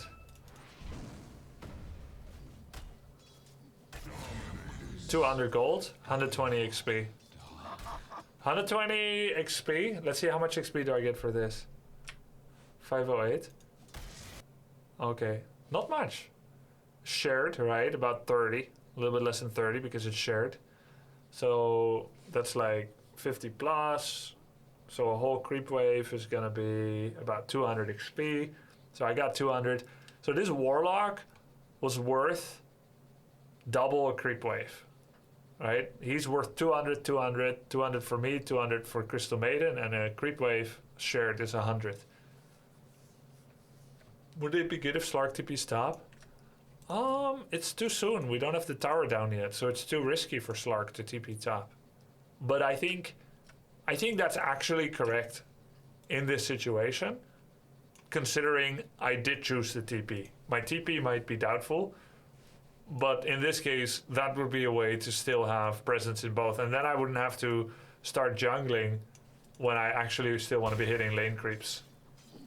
Crystal Maiden only got 60 gold. Oh, you create more space staying top, that's why it's not good. Yeah, I'm giving Morphling free farm now, and he should have had a really bad early game. It should have been Witch Doctor that went bot, yeah? Yeah. He's got kill power. He could have killed that lion. It was like a spontaneous decision. The moment he said, guys, TP bot, I just went. I'm a bro, what can I say? And now, I'm a broke. I went from bro to hobo.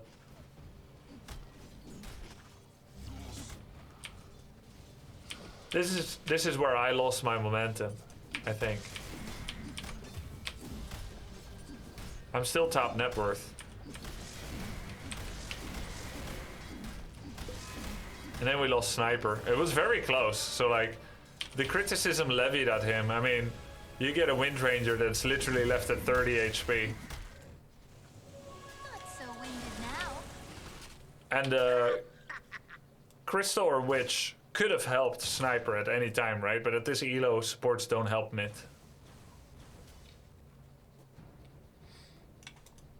I find that he's effectively AFK.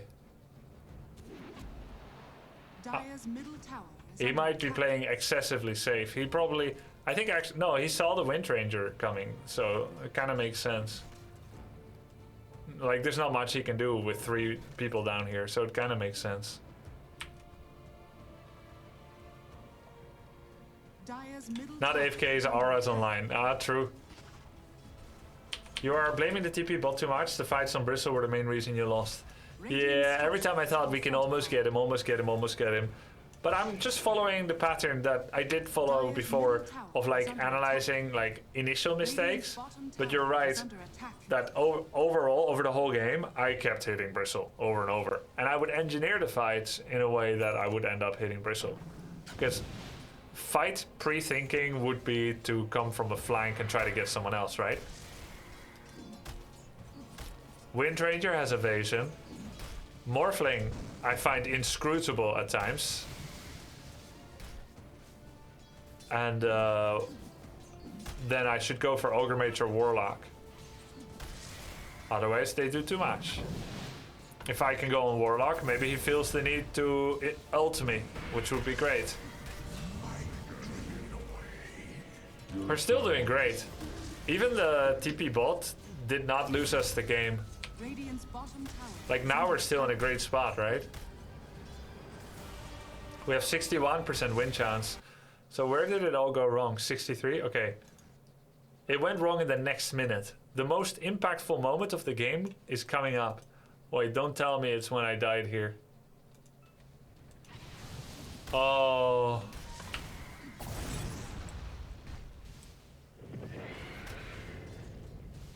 Okay, first of all, can I explain why I took so many tower shots? I tried to pretend that I was the fake one by walking the fake one 5-hit. Look. Surely. But then I just ended up taking a bunch of damage. Then I thought, hey, you cretin. I remember the last few times I killed you. Surely I can kill you again. I'm on their side of the tower. Easy peasy. And to be fair, you know, I got him low, 290.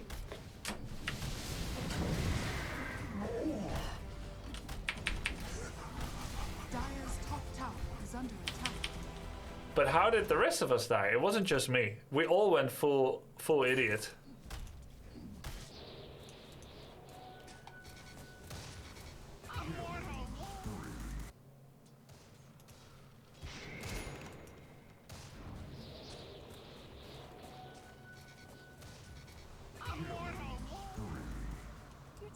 Meanwhile,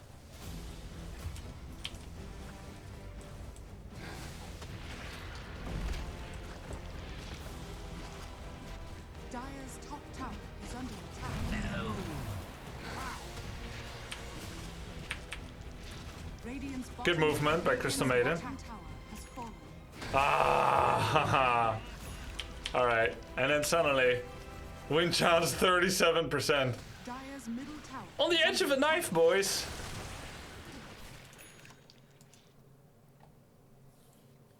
Max aura kick.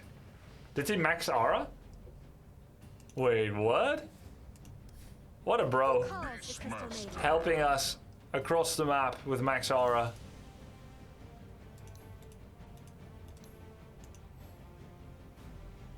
Anime. Of course he has an anime avatar.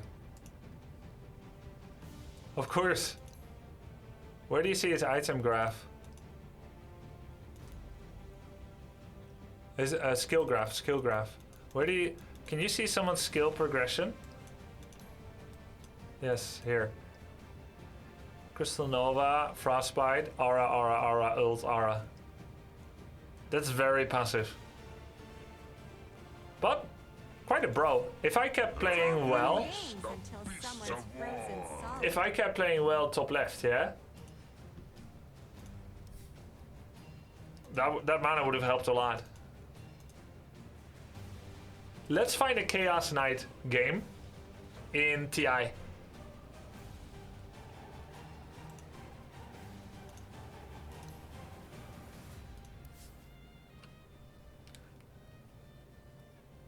Skyter played it.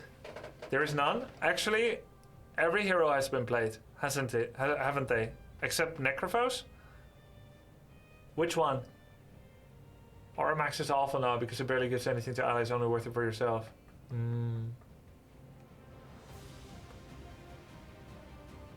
No Gorge, no CK. Tundra. Okay. Do you guys know specifically which one? Oh, you can just see like this. Hey, there we go. Team Secret played it, guys. Against Morphling as well. Perfect. I may have seen this one actually. Team Secret, and maybe I saw part of this. Did I? Was this the Midas Outworld Destroyer?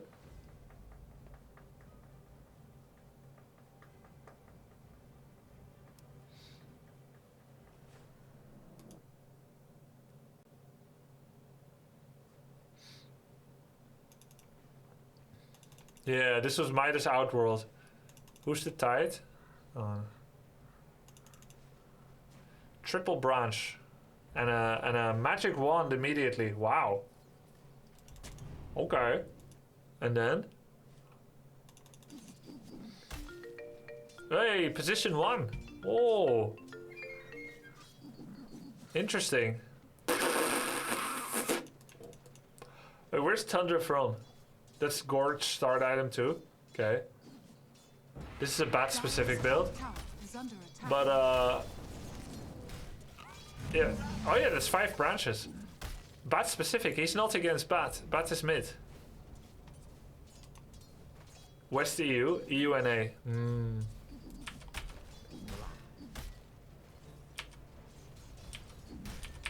Dire's top tower is under attack. Power treads. Is this a quicker way to power treads? Interesting that he went for Gloves of Haste over Belt of Giant Strength. I always prioritize the belt. Is that just because it helps him man up hero versus hero? Because you don't really need attack speed for the measured cutting of... I guess. Okay. Has been killed. I guess the attack speed, the reason I don't value it, because I'm thinking I need big hits to CS for sure, so I don't miss. Big hits help. And the attack speed don't matter because I'm spending a lot of time standing still as a melee hero. However, it does help you to swing your next attack quicker after issuing a deny attack command. Read third. Yeah, I know about third ability. It's lifesteal, it's crits and stuff, right? But that's for manning up. For CS, you're not going to be needing... Look, note how he's not attacking, so you don't need the attack speed. It's not that deep. In my experience, everything is that deep. You're not going to make bad decisions at this level randomly. It is actually that deep.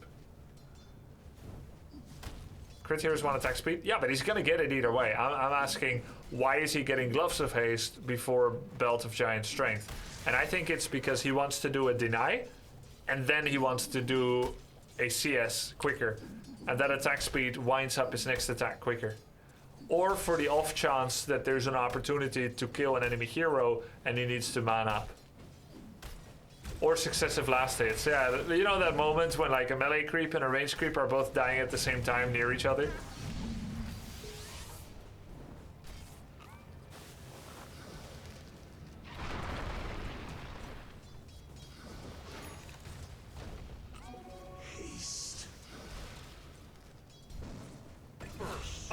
Yeah, a lot of people are talking about DPS and sustain and crits, but again, note how he is not using his attack speed for most of the time that he had that gloves.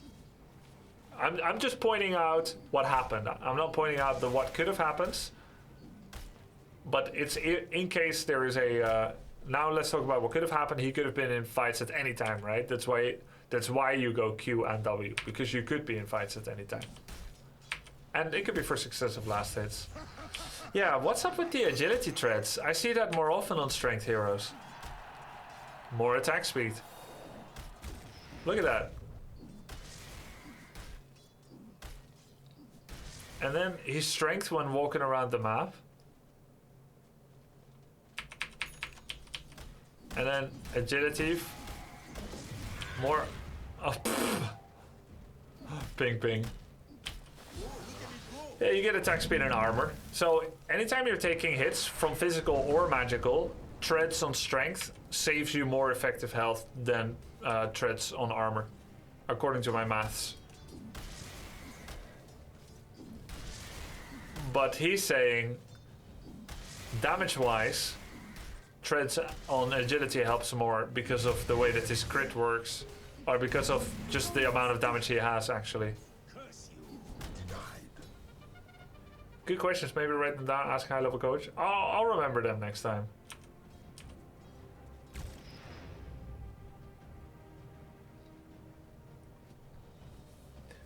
Basically, in Dota, stacking more of the same thing is counterproductive. A high attack hero wants more speed. Yeah, exactly. It's the same in Warcraft, right? Like, a Gloves of Haste is going to be nice on the Tauren Chieftain who has a high strength. And it's going to be less useful on someone that has a million agility because they already got the attack speed. They want the higher damage. That's why I put claws on Blade. But you also put the gloves on Blade because you want it all on one hero. But if I ever have extra items, I tend to put Gloves of Haste on the cow and the claws on the Blade. That makes sense. Tower is under attack. Dire are scanning.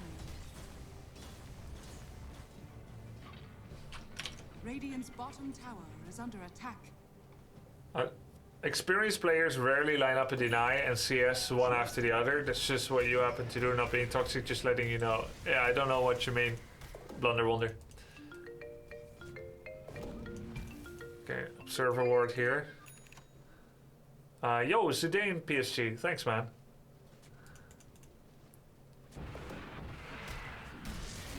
Okay, so I was playing Chaos Knight from Post 3, and it's a bit different. Nonetheless, he is doing farming now. And how did he use his ult actually?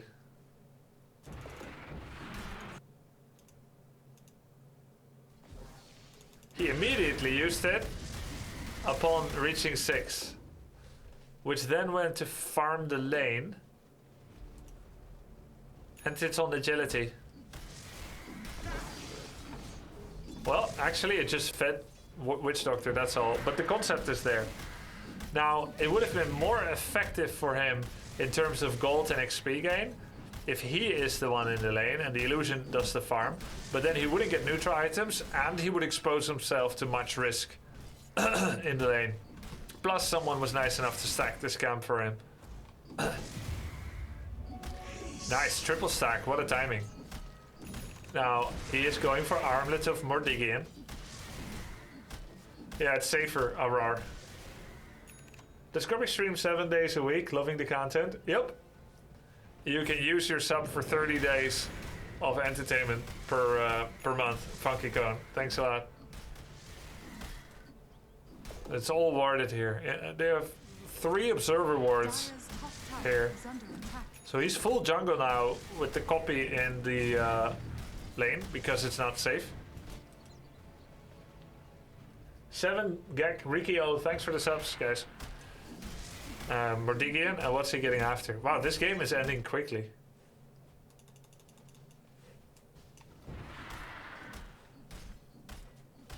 He's getting Ogre Axe. Yeah, he's going for Echo Saber. And he has a casual Windlace. And then he's going for BKB.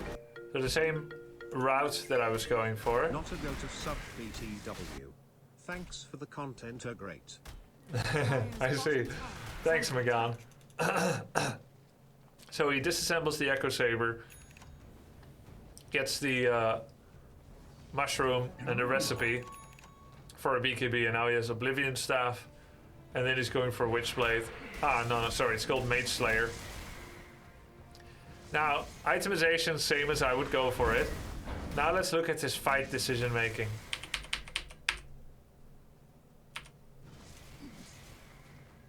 We went over a replay, Aragorn.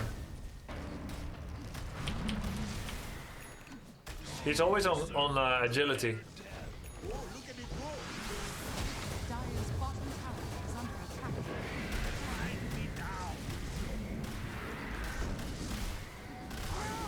Giga chat, CK.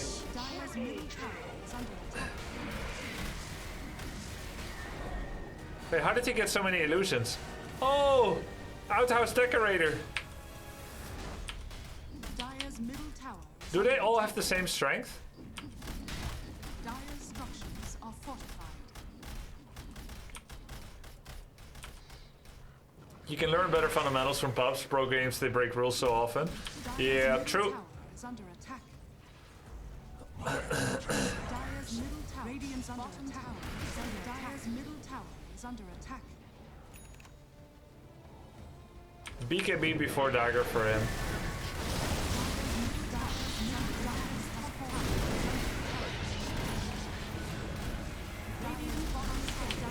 And then Shard. Cast range of Chaos Bolt causes it to create a Phantasm illusion.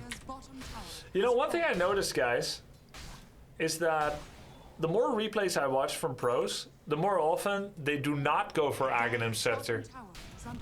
They go for Shard. I think it's a race to remain relevant and to increase your power level incrementally. A 4,200 gold rush item, very expensive, and you're not gaining anything for too long. There was one game where I saw like 6 shards.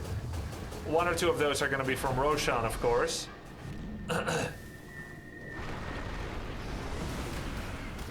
And 0 scepters. Radiant's top tower is under attack. Shard is so accessible, it doesn't take up a slot, it's 3 times as cheap.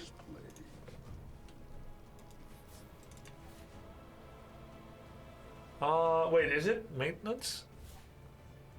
Guys, when it's like coordinator, should I restart the game or do I just remain?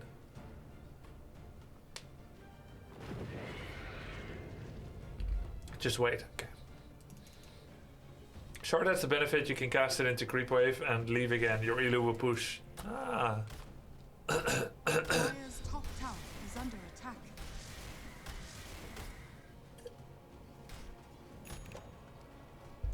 Yeah, it's kind of part of what makes CK, is those illusions. Reminds me of Spectre's Scepter. You're getting part of your ult, right? Dire's top tower That's is Spectre's under attack. Scepter. But for Chaos Knight, it's a shard. Radiant's bottom tower is under attack. Scepter, Spectre, yes. It's back now? Okay, cool. Thanks for letting me know. It's not back for me yet. Maybe we take turns.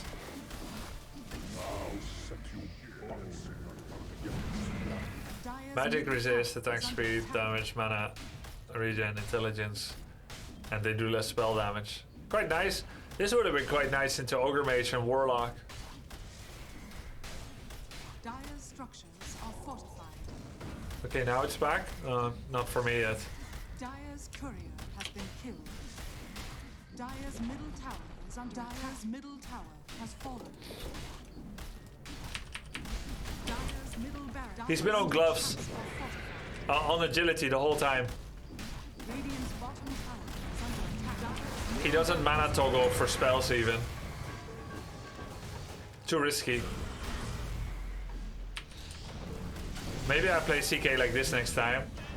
I mean, he's not gonna have mana issues anyway with Mage Slayer.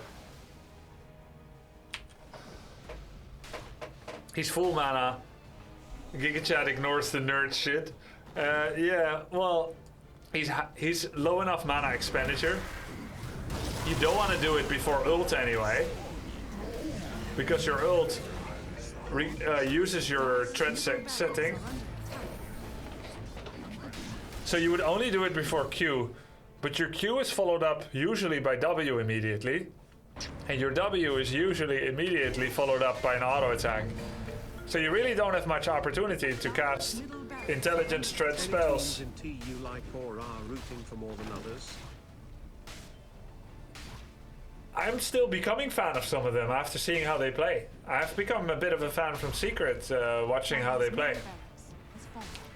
I started knowing OG from the True Sides, even though it's a different team. And now I'm really liking what Secret is doing. Liquid. I like PSG's story arc.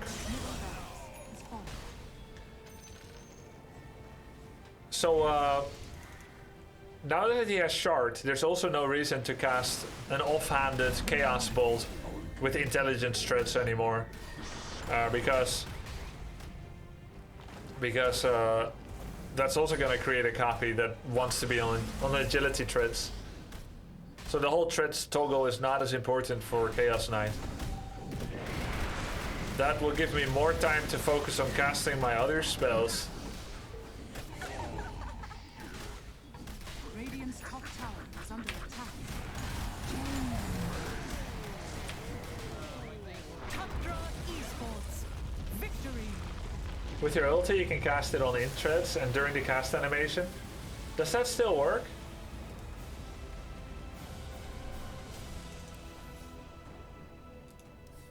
I thought that doesn't work for him. I know that works for Naga Siren.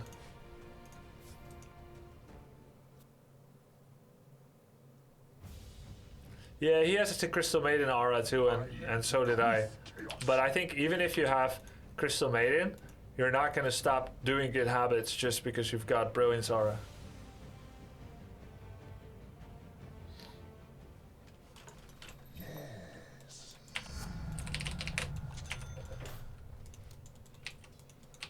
Leap ahead.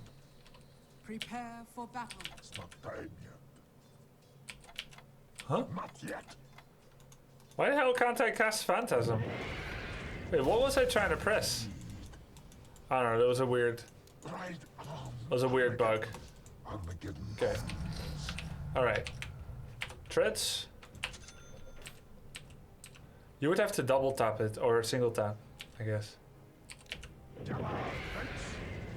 Oh yeah, it does work. A shield and blade. Ah.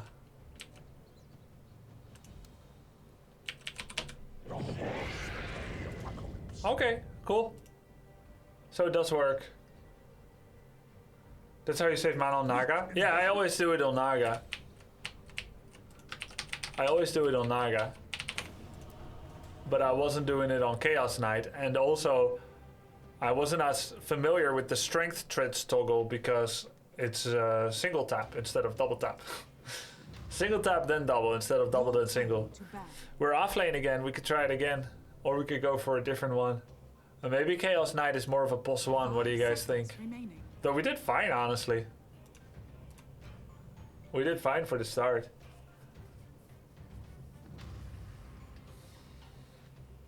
I think we try it again, because that's what we're working on right now. And I was only going to go for Razor instead. And Razor just got banned, so... 10 seconds remaining. Let's play it again and try to be better. Guys, I'm only picking from the list, the top bar. Your turn to pick. Okay, I'm only picking from the top bar.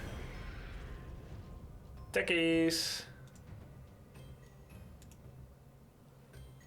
Wow. He focuses on farming, supporting, fighting. Not as versatile, so he's a spammer. Well, how does my graph look like?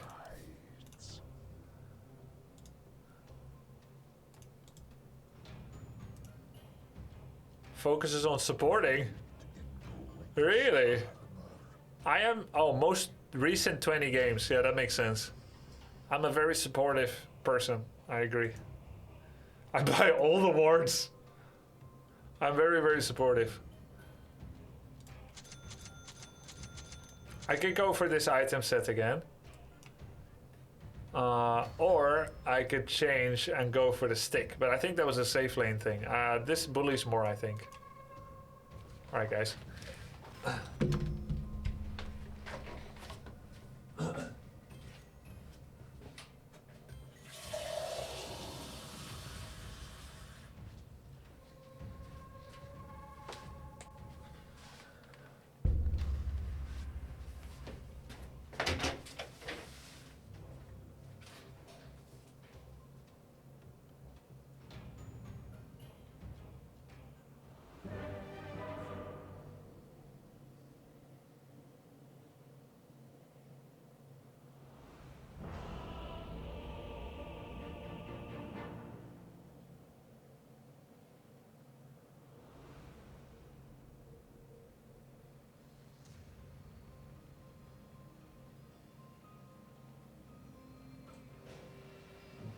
Prepare for battle. According to the forecast, this one Report. like the heads of my enemies. This one is through your bases. Tinker Techies, wow. Love Yo! you, bros. Ah, thank you. Oh, welcome back. Thanks, man. Oh god, I love puffertjes, Pedroni.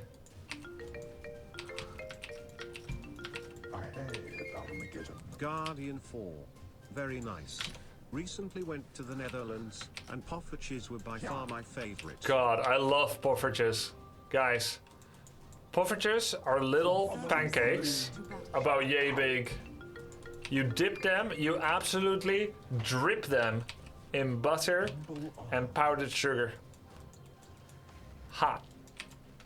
So good. Right on. So good. Best thing. Best thing in the world.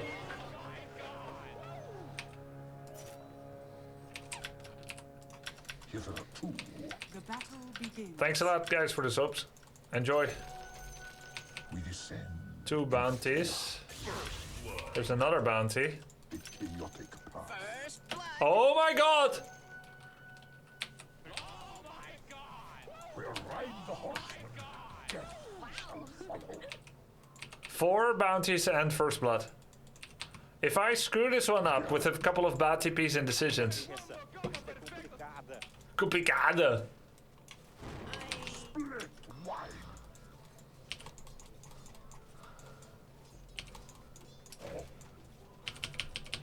The drought and blade.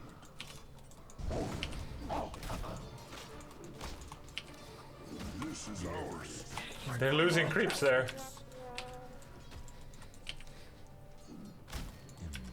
Denied.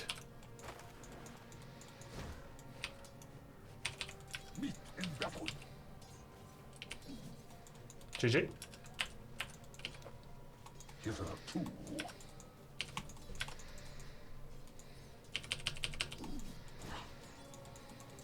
I had Armageddon.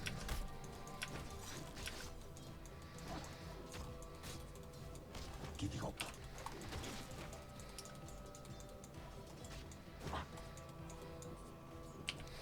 Strike.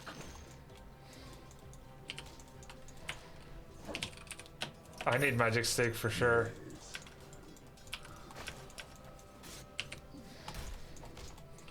Leave ahead. Can you pull creep maybe for us? Where ride the horse Yeah, I can after this wheel. shall follow.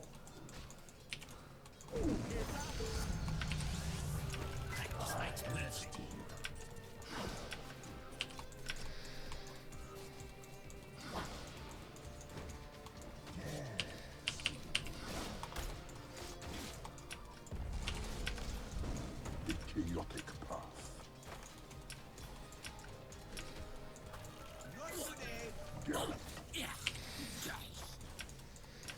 Oh, we had no vision. Ride on.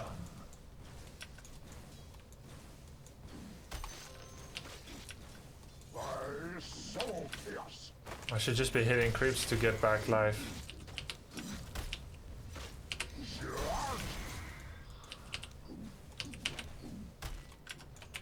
Another truck. Emble on.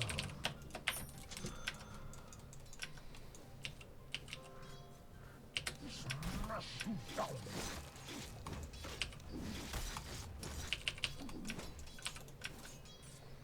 A shield and blade.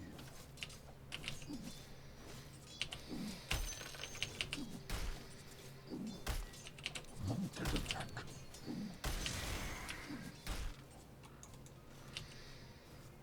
Well, a new edifice. The beaten path. By drought and blade.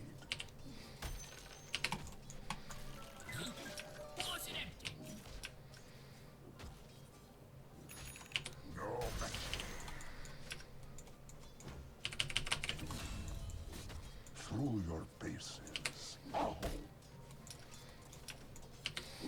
You may not I thought he was gonna stun me, that's why I hit it earlier than intended. other blades. I power.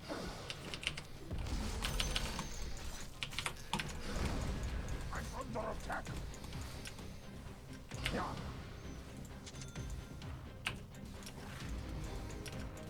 Armageddon comes.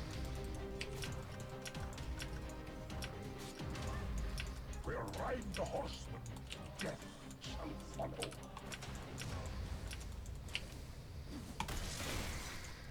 Yes.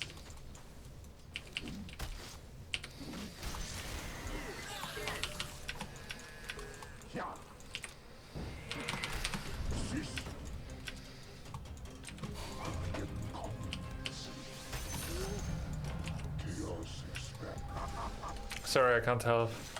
Hitherto. No, no, it's okay.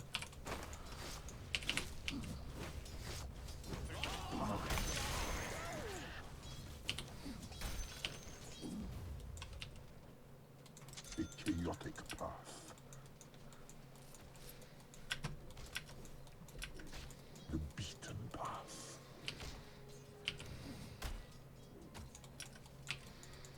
I should. Gallop.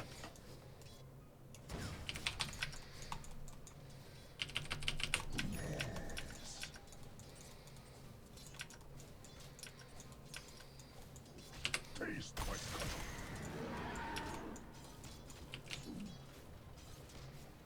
I cast you aside. Just crit.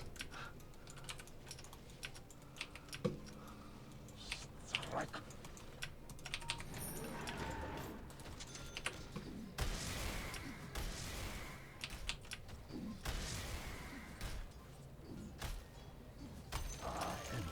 Your middle tower is under attack.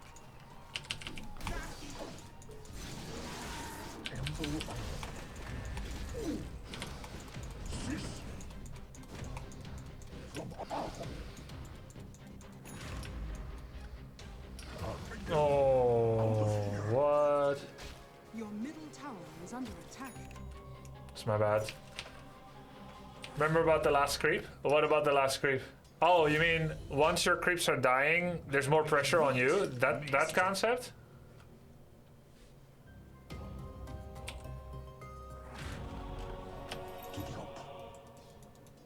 The last creep remains, don't stay. Yeah, I remember that, but I'm not applying it well.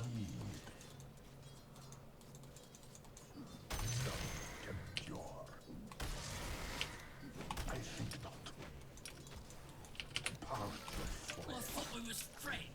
Like now. Yeah, good advice, chat. Thanks. I would have gone in to last hit that wizard, but I would have exposed myself to much risk.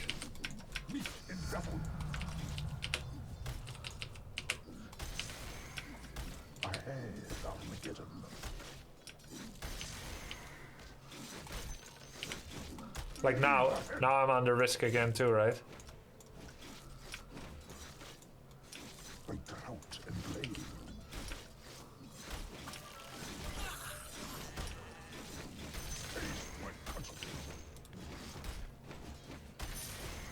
This is pretty neat. I don't actually have to hold them there passive because I have lifesteal. I can just hit. Through your bases.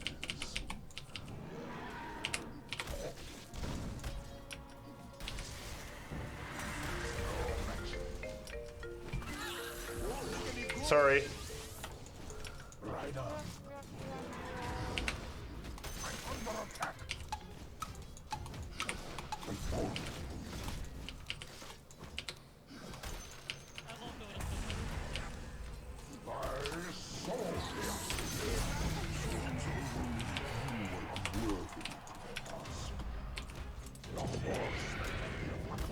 Your middle tower is under attack. Leave ahead.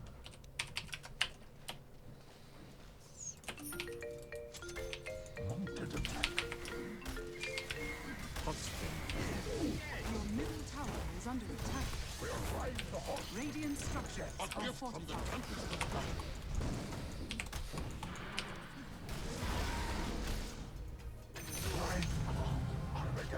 Guys, if I purchased in between getting enough gold and dying, that would have been sick.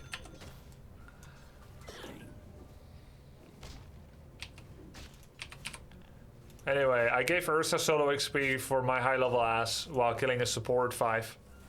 Not worth.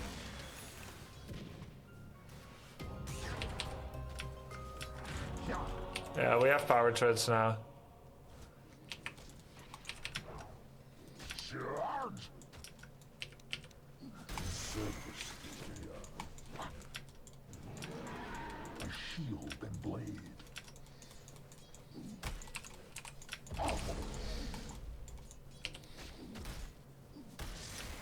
Getting up.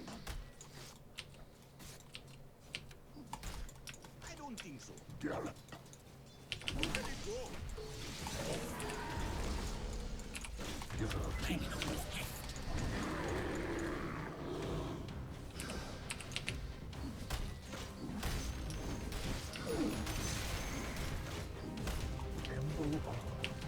Radiant's courier has been killed. Your middle tower is under attack.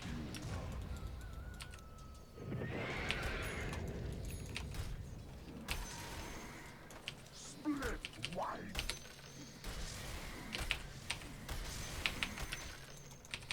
Ahead, Armageddon. Just about almost.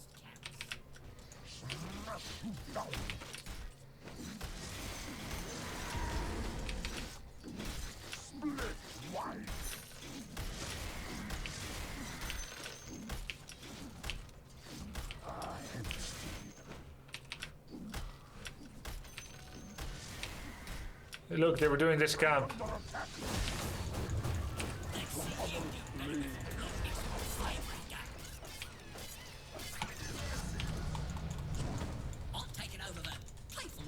Nice shot.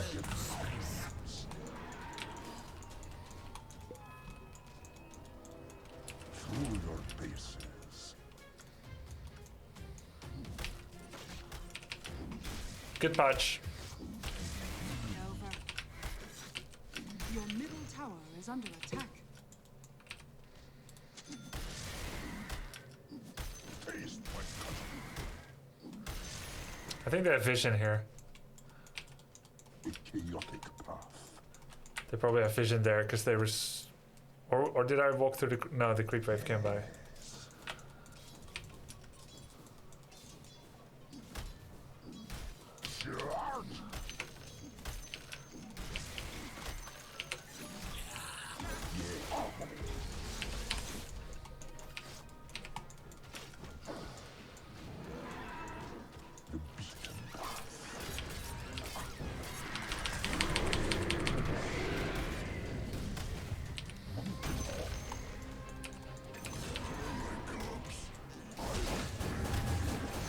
Oh.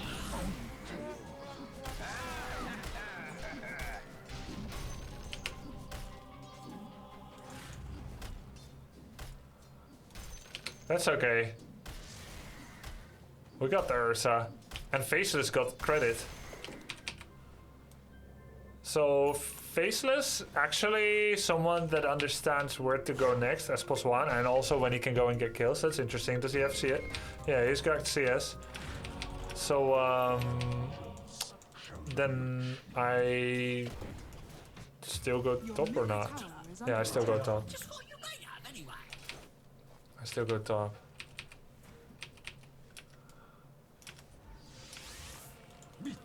No way. No way.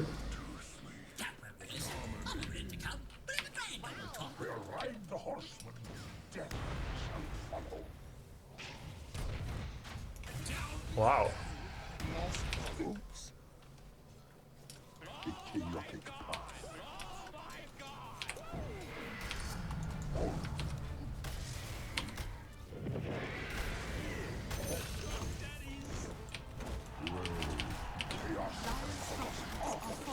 Wow, that was nice. I thought I'm gonna dodge Maledict, but it was still fine because we got so much damage on him.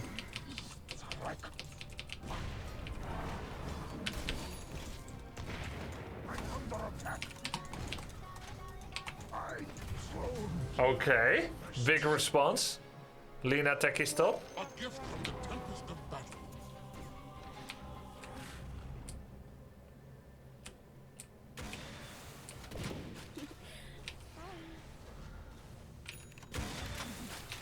Yeah, you can dodge Maledict if you see it coming, if you're good enough at seeing the animation and then reacting. I can't take much more of this. But I was not and I did not.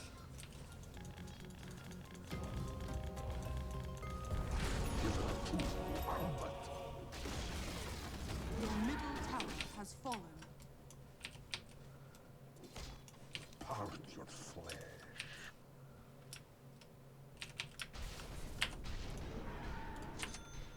Smash you down.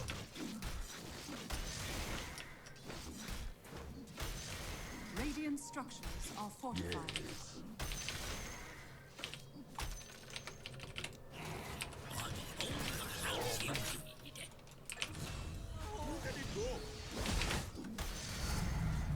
Chaos increases. Ahead, Armageddon.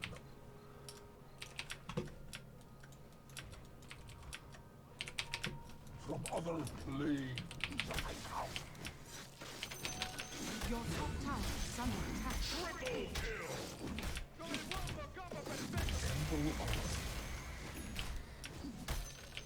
Your bottom tower is under attack.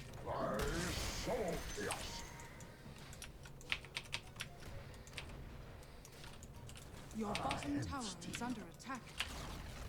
Your bottom tower has fallen.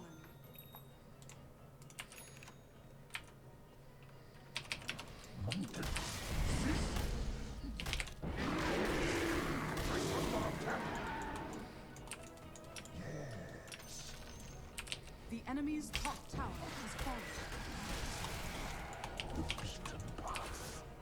Your middle tower is under attack. Right on. Your middle tower is under attack.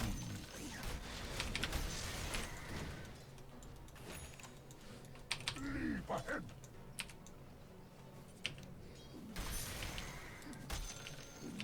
Taste my country.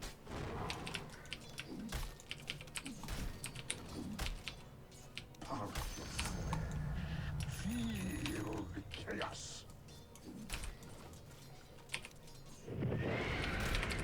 Charge!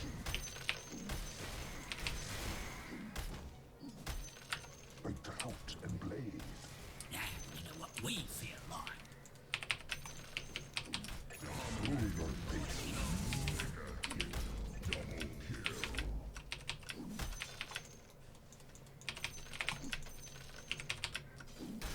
Armageddon comes.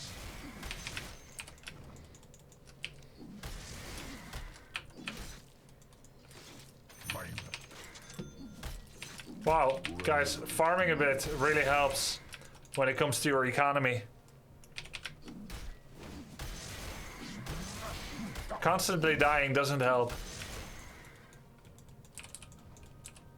Giddy up. Funny that, right?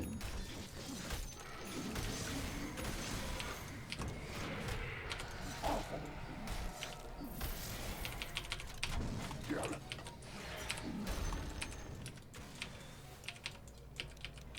We're 5 bot side. Wide. Wow. They had ops ward here.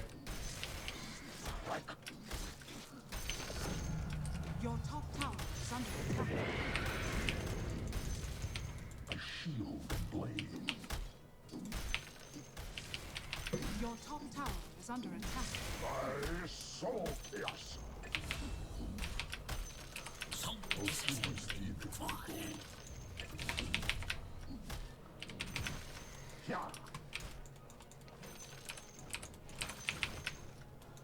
Your top tower is under attack.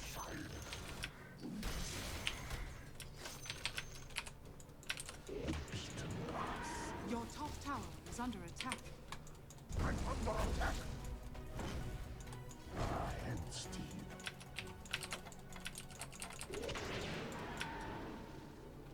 No, Oh my god, I was thinking, what the hell is that creep doing? Maybe both seeking his help. Dire structures are fortified. Is it a tool?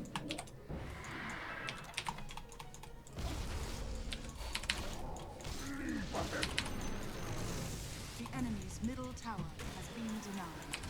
Right on. Don't look. Armlet toggle, boys. We still died. We'll ride the horse. Oy, oy, oy, oy, oy, oy. We all died for it, though. Through your bases.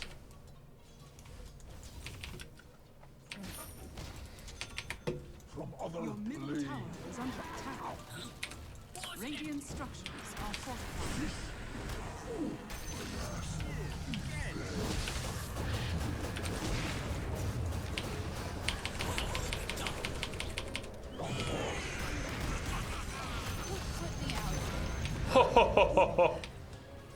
Woo! Your middle tower is under attack. Was my armlet off?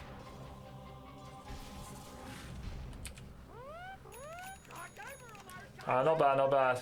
Yeah, I ate that cask. Big time. Imagine if you have Ags. Yeah, sure. Yeah, imagine if we could just magic an Ags into existence. That would be sick. Oh, this is really good for me. Pupil's Gift. More stats. Agility and int.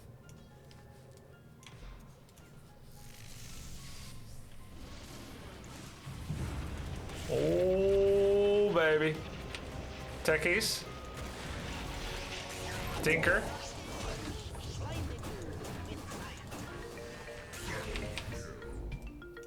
Alright. Hey, Lafuin Tubas, thanks for the prime. Are you two the keyboard cook? I cast you aside.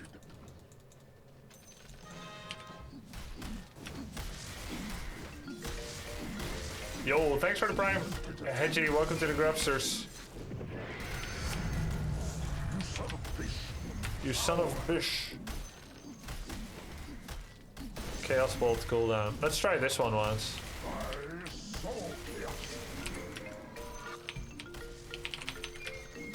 I know it's Ariel, the sub-sound. The seaweed is always greener.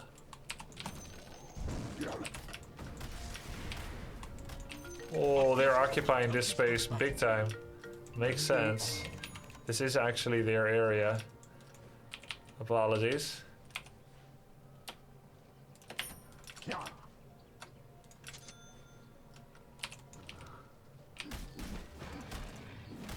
It says Bullwhip is better for me.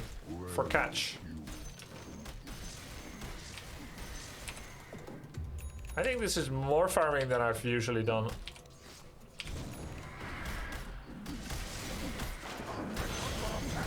Well then, that's the value of Chaos Bolt. It just works. Meet in battle.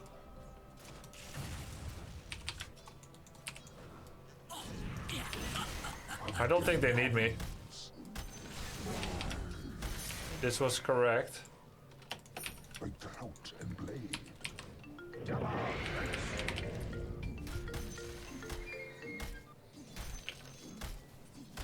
Yo, I'm Fluffy, thanks dude.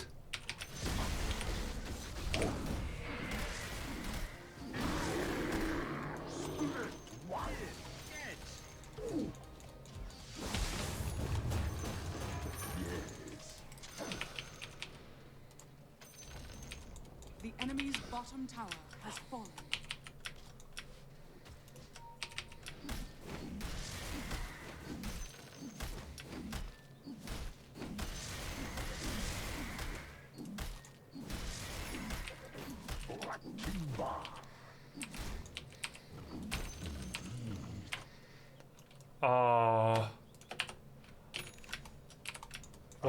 What ah yes. A chaotic path.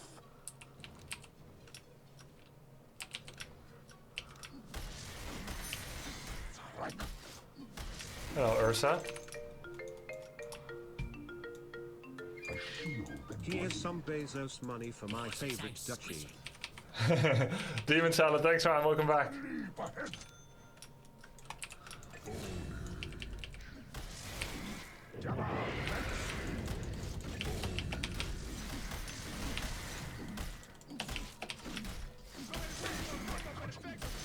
Yeah, troll block, exactly, I did a troll block. We could rush. Hi Grubby. When you played StarCraft Brood War, did you ever hang out in GBR1 channels? Who?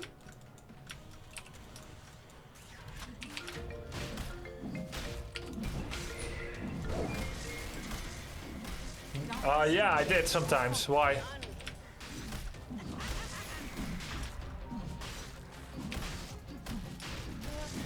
I feel like they may know I'm here.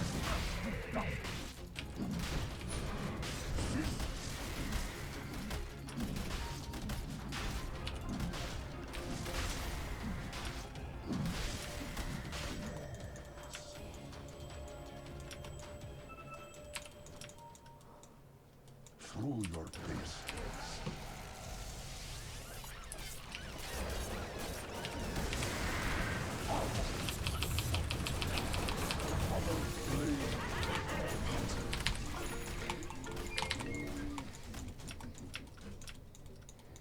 ride the horseman.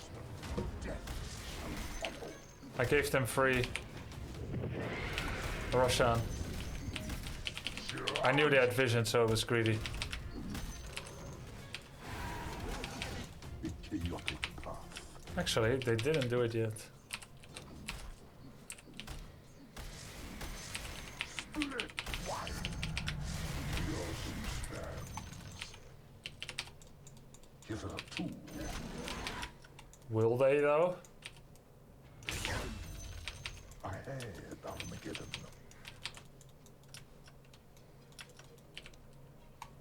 Roshan has fallen. That's my bad. Immortality. Your middle tower Right is on. under attack. Yes.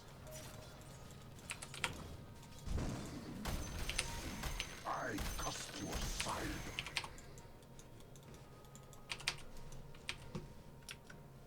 Meet in battle.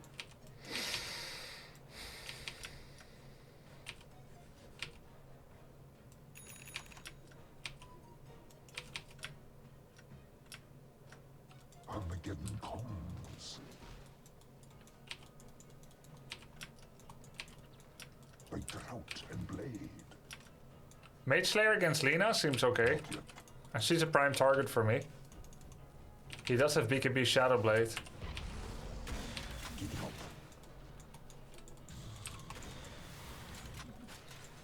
Yeah.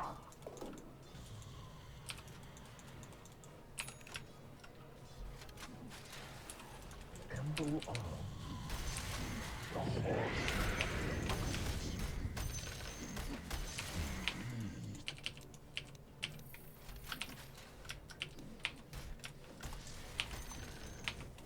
That's all of them. No match.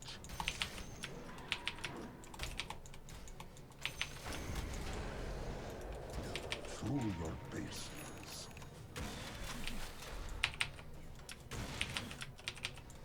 Hitherto.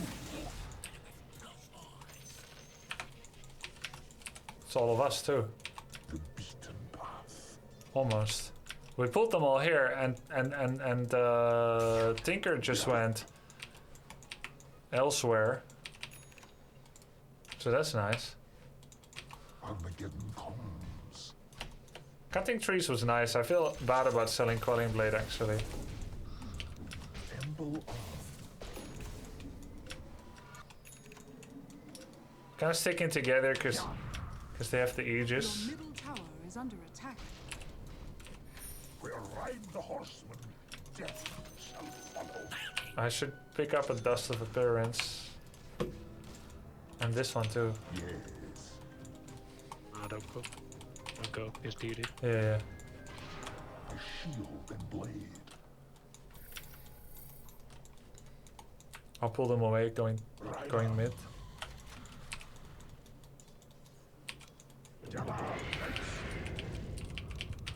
The chaotic path. Let it go. Smash you down.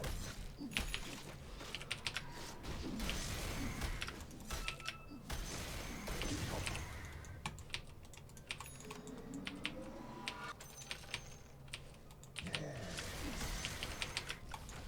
Your middle tower is under attack. Radiant structures are fortified.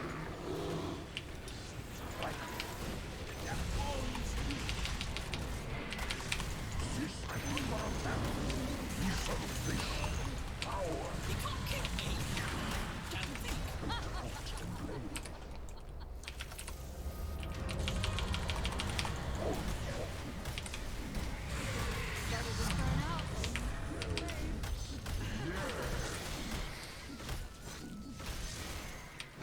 From other plane. Nice job.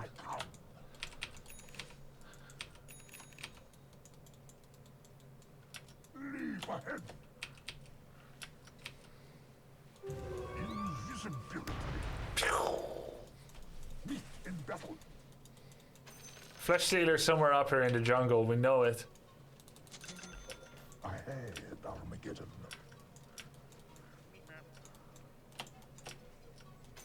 At last.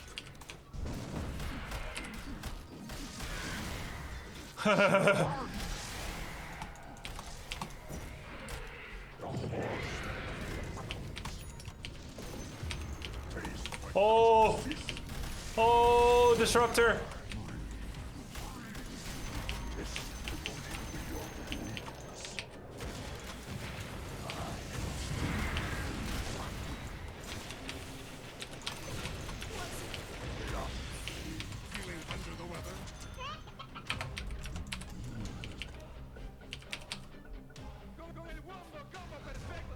Very nice. Yeah, I should have ulted first, I know. My bad. Armageddon comes. I always feel it's risky to attack into this. Every time I attack into this, I die.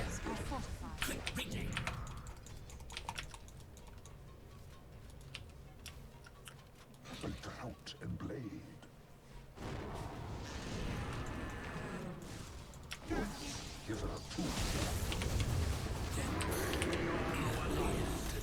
Yikes.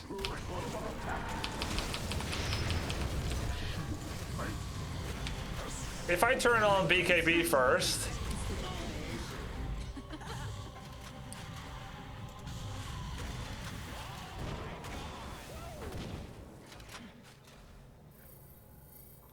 we win that.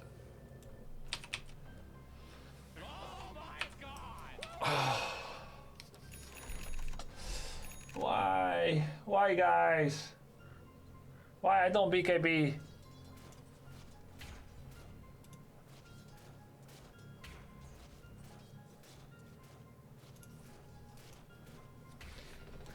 Well, I wasn't really out of position. There's a couple of things that happened. So first of all, I'm hiding in the bushes. That's a good thing. Secondly, my team engaged here. That's a true thing. It happened, right?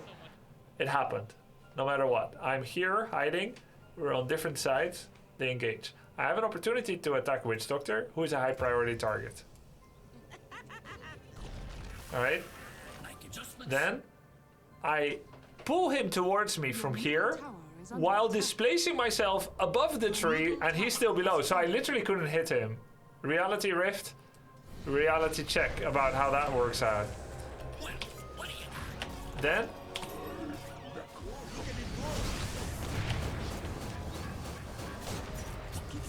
I didn't turn on BKB.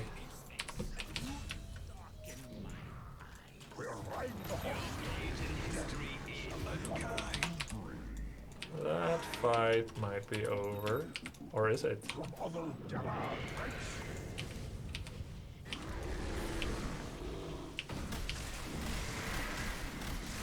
Or is it?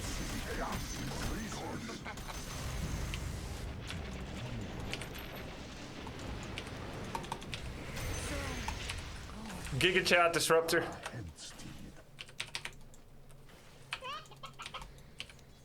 Your middle tower is under attack.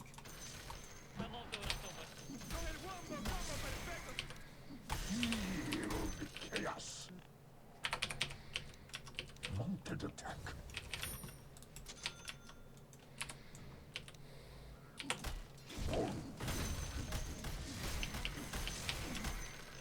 We didn't get any tier 2 towers yet, so that's not a good thing.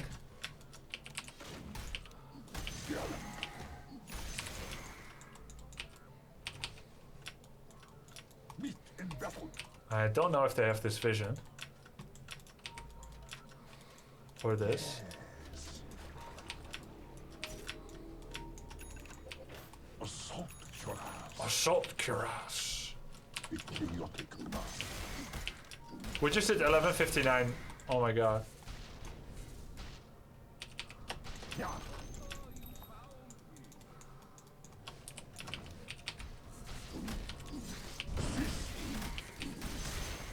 The beaten path.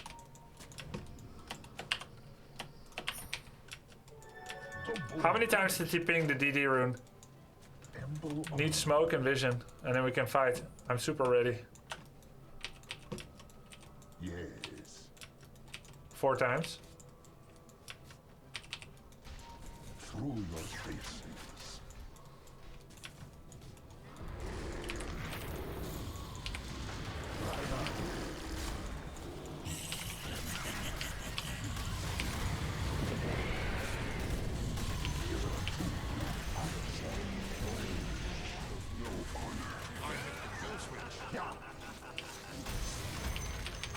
Wow, what a landslide.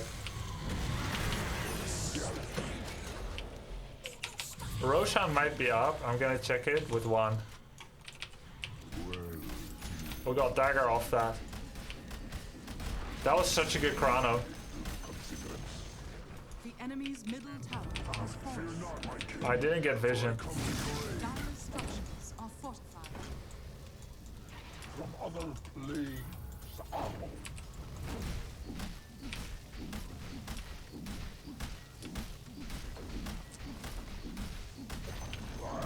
The enemy's middle tower has fallen. What do I put away? Mage Slayer. The enemy's middle barracks has fallen.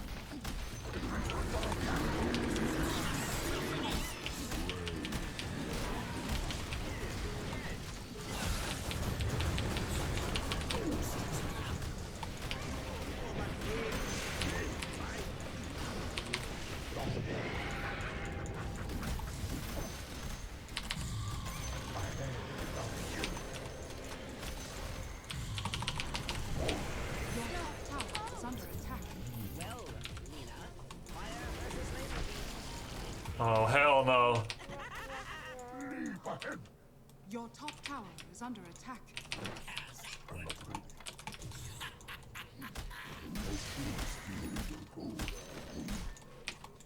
Emble on. Do we go swift or overwhelming, Blink? I think overwhelming. Right on. Sell want? Oh! Why did I? Oh my god. I have some kind of major blind spot with magic wand. Holy.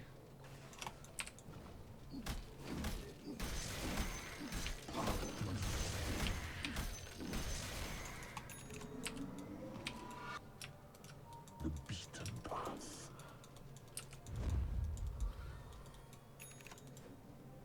Armageddon comes.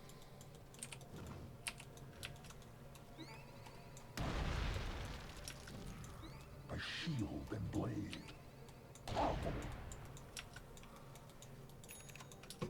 Giddy up. Welcome to the secret shop. Through your paces.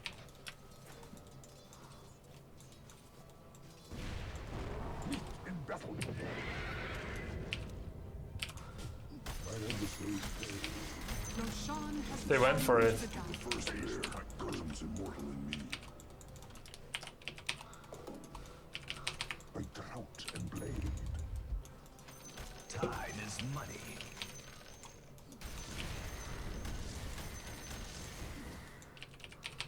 Yes.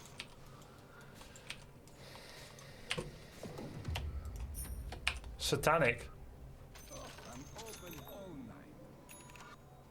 A chaotic path. You shouldn't have left Roshpit. I didn't know they were going for it. Death shall follow.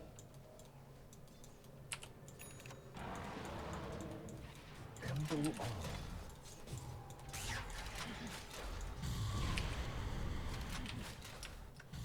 From other planes I come.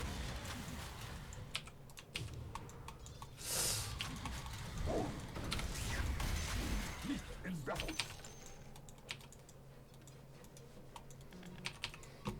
Ahead, Armageddon.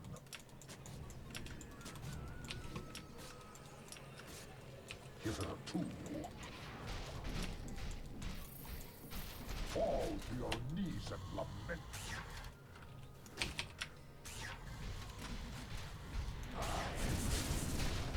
Your bottom tower I is can under make a attack. better version of this.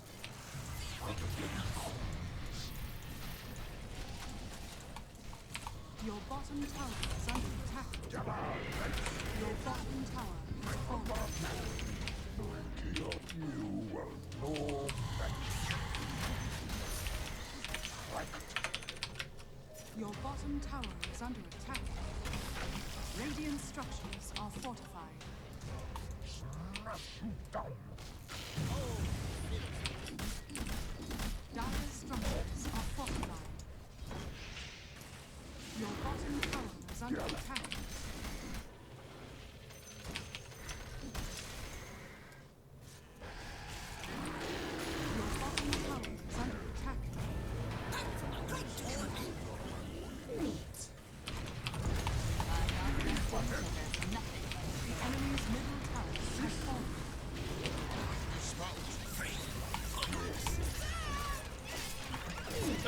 god. Your bottom Should have just tower is stayed. I was thinking about it. enemy's middle tower. Do we just lose? What do you want to join us, maybe? Very busy. My coil is recharged. Your bottom tower has fallen. Your bottom barracks are under attack. No, he didn't blink in. Holy. Oh. Oh, disruptor. Woo! Yo, kill the techies. Faceless. Holy shit.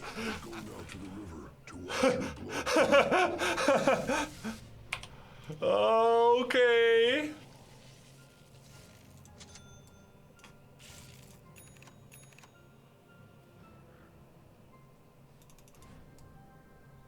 At least throne is exposed.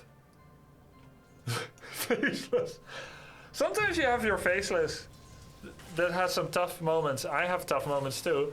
And other times you have a disruptor, which is nice. Oh. Oh, okay. You've been wounded. Brainless void. Ah, nice one, chat. At least one of you have halberd. That would be so good. Yeah, okay. I can build halberd instead of mage slayer. It says ninja gear is better for me. I get invis now. Mid fight invis and some evasion. Excuse me. And we need to push out bottom, I think.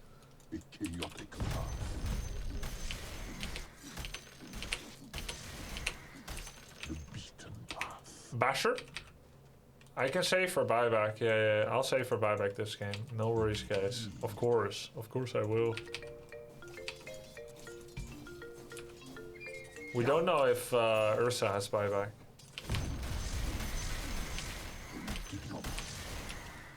Oh, bracers needs to be on before I.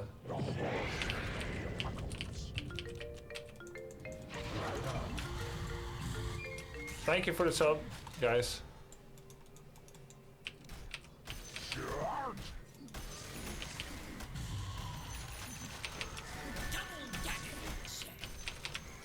Through your faces.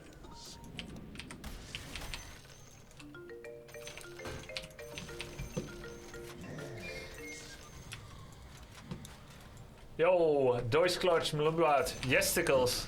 The enemy's bottom tower has fallen. We'll ride the horse. Look at it go. Shall follow.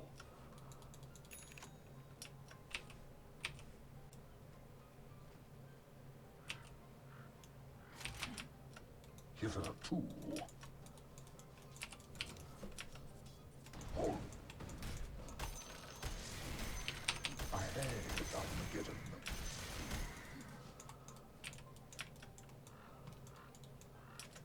I like that we're still split pushing.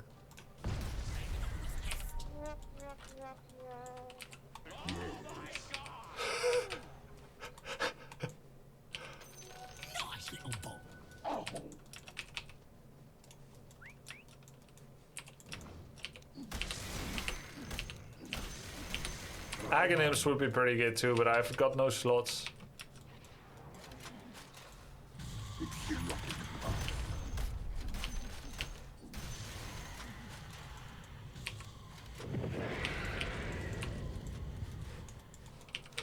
The beaten path.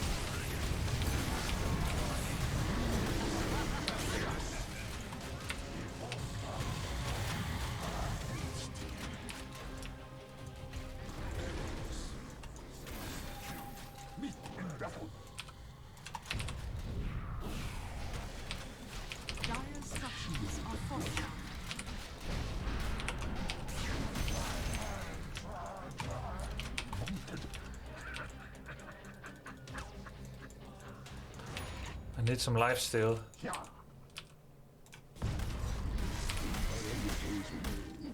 Is Roshan out?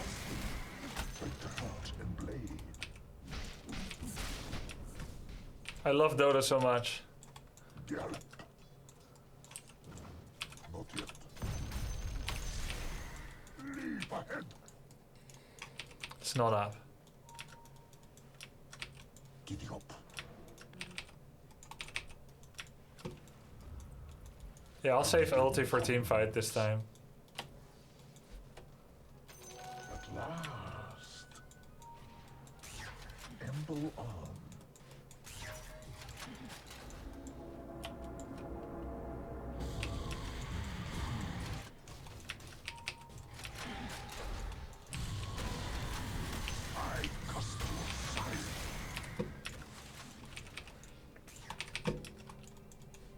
From other planes, I come.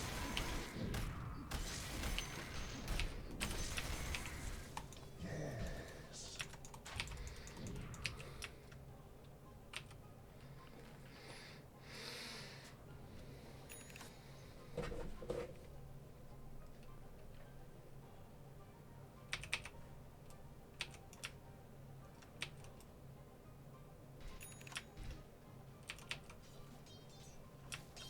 The beaten path.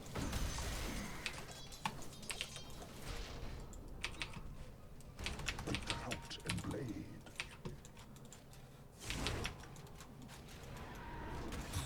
Armageddon comes.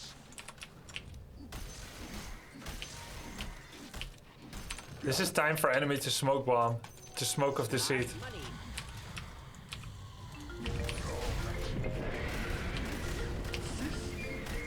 You're doing great, Robbie.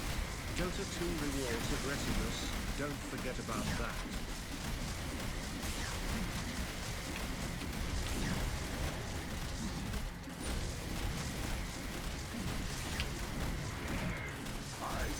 Your shrine has fallen to the race. Yeah.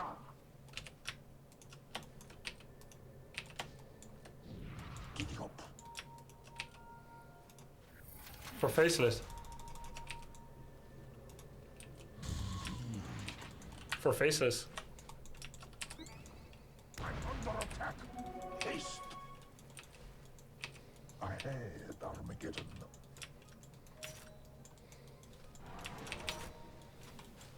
Right on.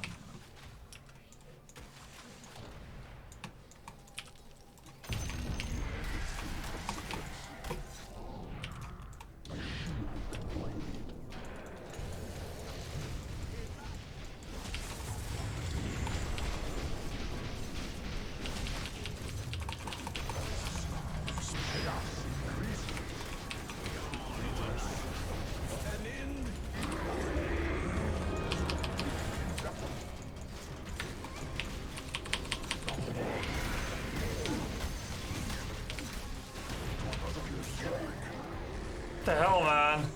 That chrono. Horrible chrono.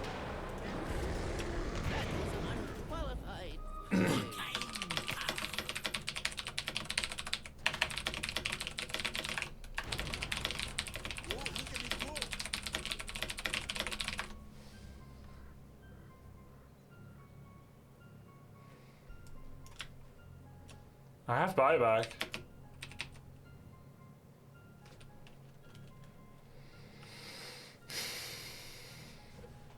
He did not deserve the refresher.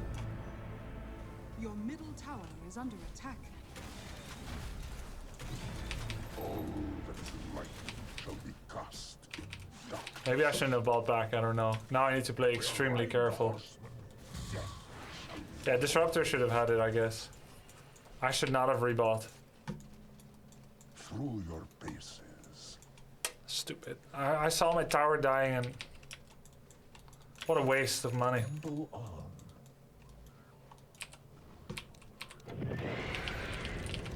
Leap ahead.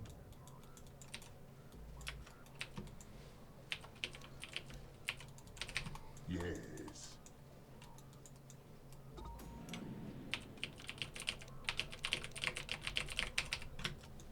other planes I count.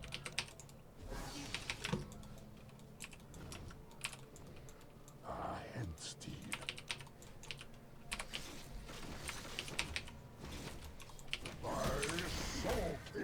Good ult.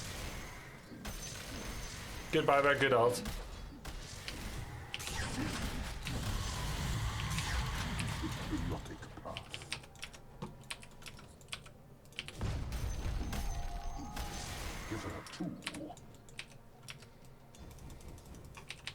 The fight is very simple for me. I just jump on Lina.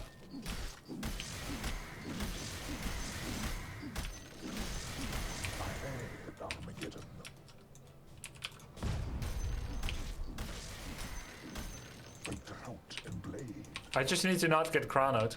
Their faceless has been playing really well.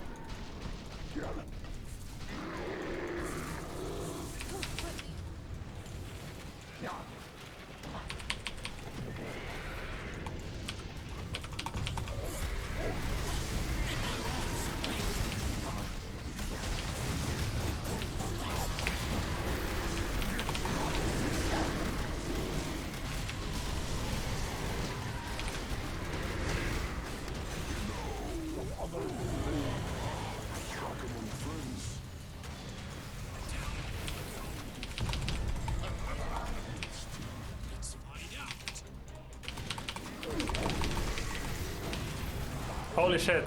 I didn't look at buybacks at all.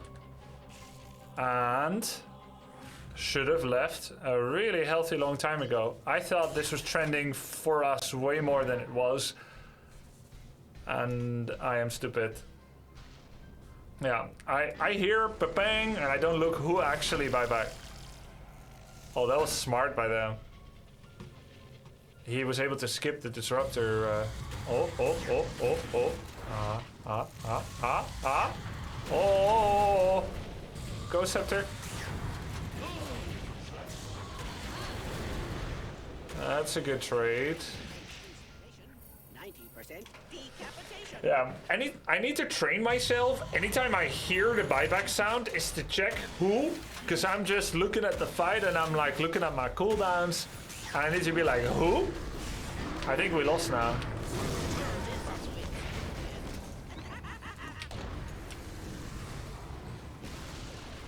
Your middle tower has fallen. Radiant structures are fortified. I return to the grasslands of my home. Your middle barracks has fallen. Your middle barracks has fallen.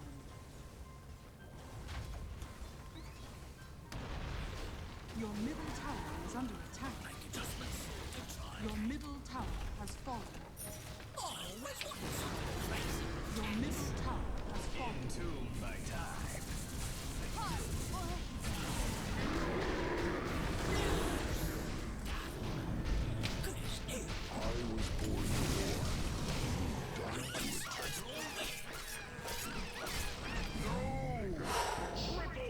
And they buy back, so we can finish now.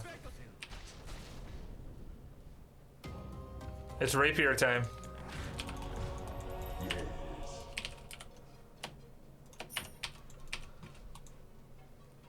Leap ahead. Wait, is Roshan up? Should we? Or they have no buyback, right? Can we 3v2? No, I don't think they have any buybacks. I think we can 3v2. Let's end. Give her a tool.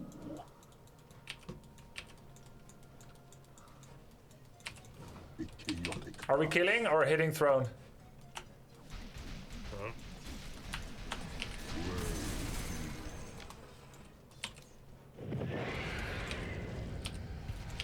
Dire structures are fortified.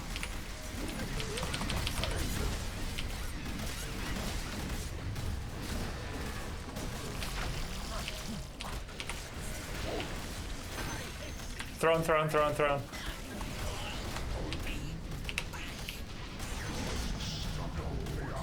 Fountain dive. GG well played. Oh. Ooh.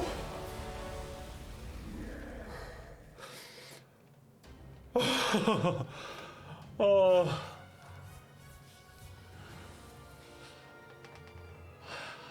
We deserved it. We deserved it. Oh. We deserved it. If anyone gets my double command, it would be Disruptor.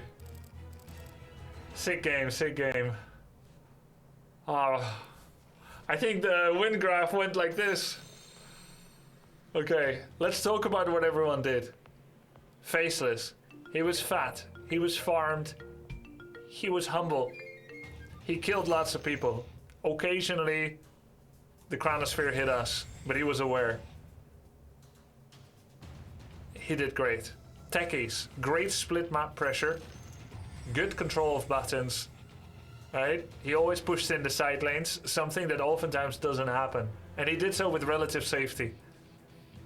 Pudge. Played position 4. Made it hell for them early game. Lots of cool dismembers, lots of cool hooks. Alright? Everyone had a good attitude. And he got lots of kills. Disruptor. That's gotta be my MVP for the game. Alright? Amazing crowd control. Amazing control of the fights. Really knew how far he could push his hero. Yo! Sialize. Thanks for the prime. Hodin, Havard. Thanks, guys.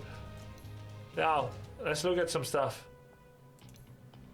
Yeah, Disruptor was really cool.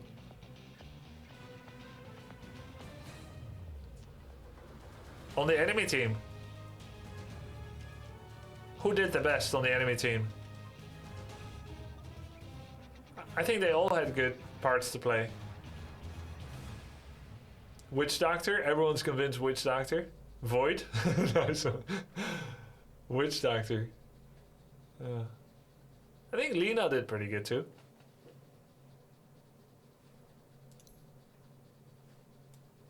Witch Doctor at the Lincoln Sphere Aeon Disc. Nullifier on the Ursa. And Abyssal. Your horse carried you, to be honest.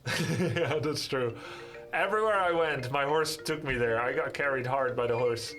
Grubby and Dota go together like peanut butter and jelly. Oh yeah, that's my jam. There were 8 shards this game. How many Aghanim Scepters? Tinker, obviously. Witch Doctor, of course. Of course. Ursa, 748 gold per minute. Why didn't you use invisibility on the neutral item? You had a cloak. I used it 3 times, man. I think it was a really good item for me, even outside of the invisibility. The magic resist really filled the gap. And it stacks really well with Mage Slayer.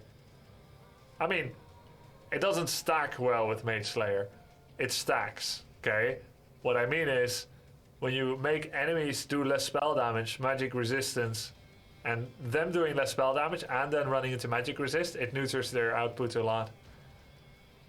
I'm relatively satisfied with my item progression this game. I think it was quite standard and solid. We bring up the Assault Chorus, which helps everybody. We held on to our wand for way too long that game. No innuendo intended. And Mage Slayer was next up for replacement. But the Blink, the BKB, the Chorus, the Armlet, Power Threads, all good. So the Mage Slayer is the only bit questionable choice, someone said.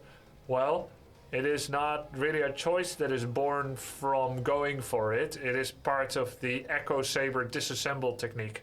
So the Echo Saber is comprised of the Oblivion Rod and the plus 10 strength item, which name eludes me. The plus 10 strength builds into Black King Bar, saving you 1000 on your BKB, after you have been having use out of your Echo Saber for a while. Eventually, your attack speed becomes faster and faster, which makes Echo Saber less good than before. Think of it this way: if you attack once every hour, an Echo Saber gives you 2 attacks per hour, so you just doubled your attack speed with the Echo Saber. But if you attack 10 times per second, your Echo Saber gives you a second attack on your first, and then you attack another 9 times, so you get 11 attacks instead of 10 attacks. relatively speaking, Echo Saber is better on slow attackers, so it's a great early game item. And while it would still be fantastic on Chaos Knight later in the game, it does drop off, purely relatively speaking. Not only that, that's not the main reason we get rid of it. It's because we want that faster BKB to hit the timing and to try and use it. Do I optimally use BKB the moment I get it? You know, probably not, but the concept and the theory is there. And this is a very common way to build Chaos Knight, is to disassemble your Echo Saber for the BKB. You're then left with your Oblivion Rod clutching in your hand. Well then, what does that build into? It's the Mage Slayer. For just about 1100 gold extra, your Mage Slayer, maybe it's more, maybe 1300, your Mage Slayer becomes a tool of damage reduction on an enemy mage. You get your magic resistance up, because Cloak is part of it, and you hold on to the benefits of the Oblivion Rod, such as, I believe, attack speed and damage. You get the mana regen, it's quite nice.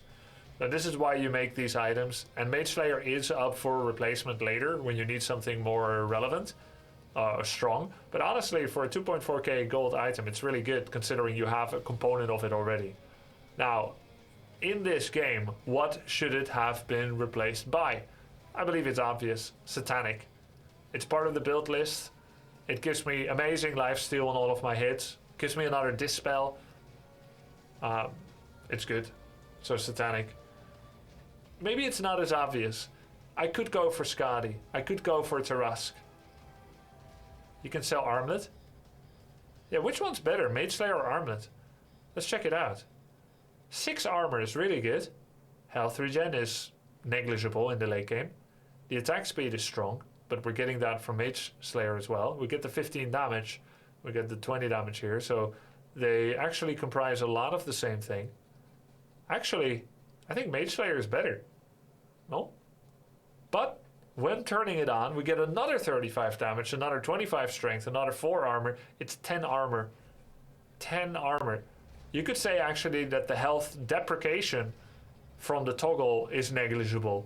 So what this really is 50 damage, right? 50 damage, another 25 strength, which is 75 damage. So it's 75 damage, 25 attack speed. It's 25 strength worth of health, 10 armor, and this is no armor at all. No, actually I think Armlet is better than Mage. Well, it depends. You're neutering someone's damage output when you hit them. How are you ignoring the fact that Mage Slayer can be upgraded to Bloodthorn? Oh, yes, of course. Night of chaos.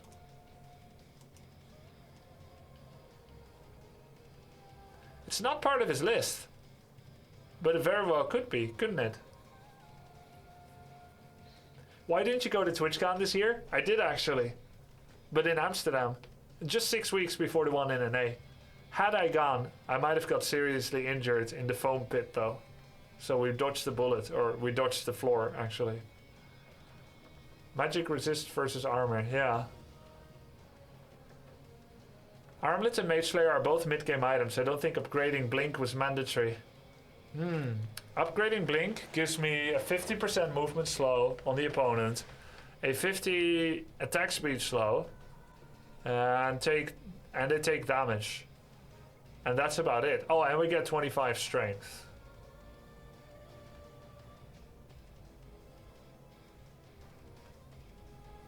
It is good. Question, guys. Can this be dispelled? Overwhelming Blink.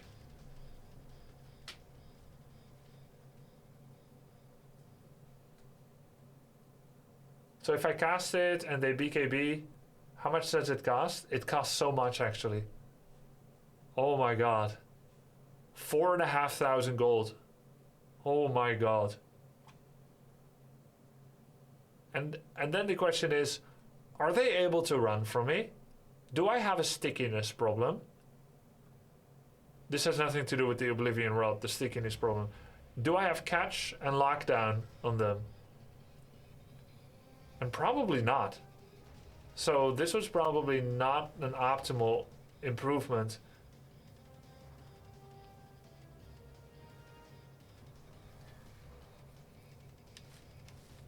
Blink upgrade should be last. Yeah, because it's an inventory density thing, and I could have replaced a mid-game item.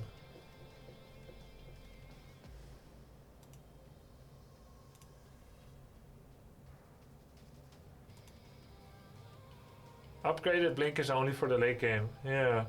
Satanic and Abyssal are best in slot. Sell Mage Slayer and Dagger. No. We don't sell Dagger. I could have sold Armlet or Mage Slayer and then get Satanic or Abyssal. Abyssal...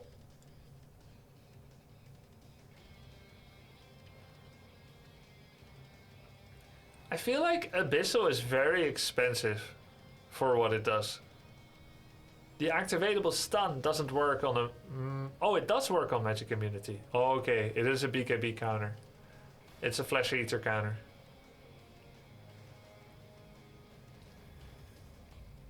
Yeah. Watch the moment where you TP instead of ending the game. Yeah, let's watch it. Could you feel the gears in my head grinding as I looked at the situation? Them taking down our bottom barracks and me going for the Ancient?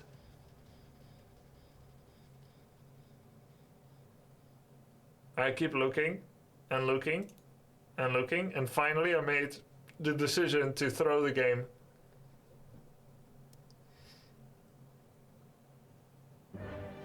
Once there was a pro game where Koto bought Abyssal with 800 cast range to cancel Black Hole. Oh my god, what? 800 cast range?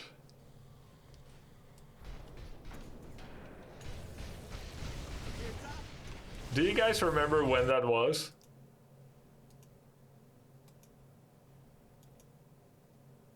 I think it's after their towers disappeared, but before they got attacked. Okay, it's here. Dire's top tower is under attack.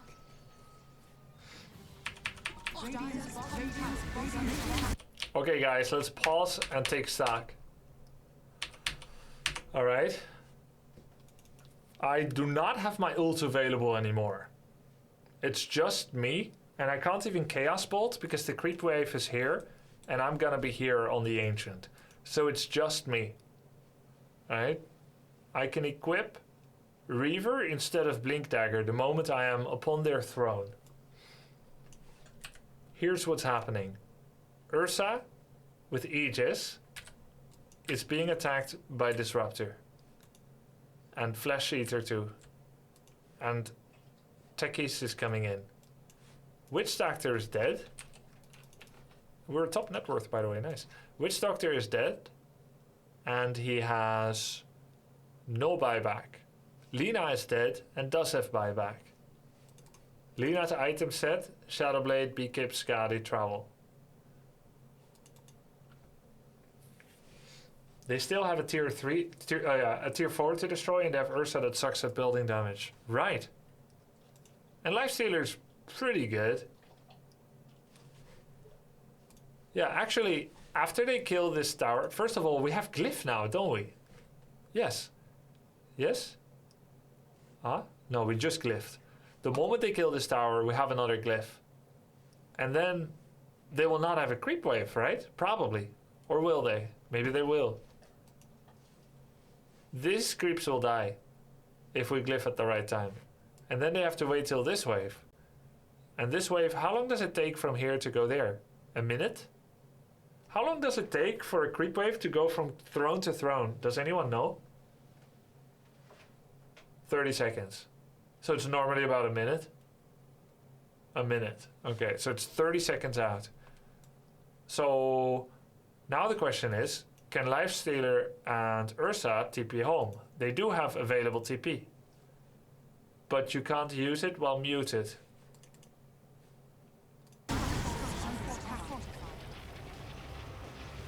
Mid is quicker than sides, okay. Dire's middle tower is under attack. That... Oh my god, he has another fence. Wow. He was very aware of where the W would go.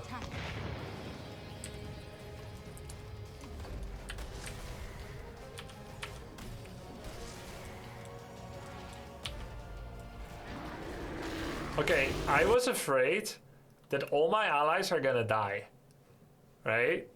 So it's actually Pudge TP'd home. I was afraid Disruptor and Pudge will die, and that would somehow mark the end of the game.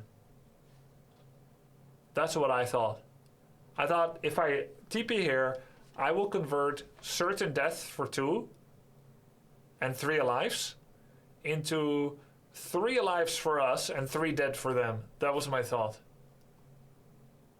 All the allies that teleported have no buyback. Yeah, Pudge has buyback actually. And Lifestealer has buyback. Guys, have you considered this? DOTA2. So much, man. Thank you. Have you considered this? When Techies and Lifestealer die, they will buy back.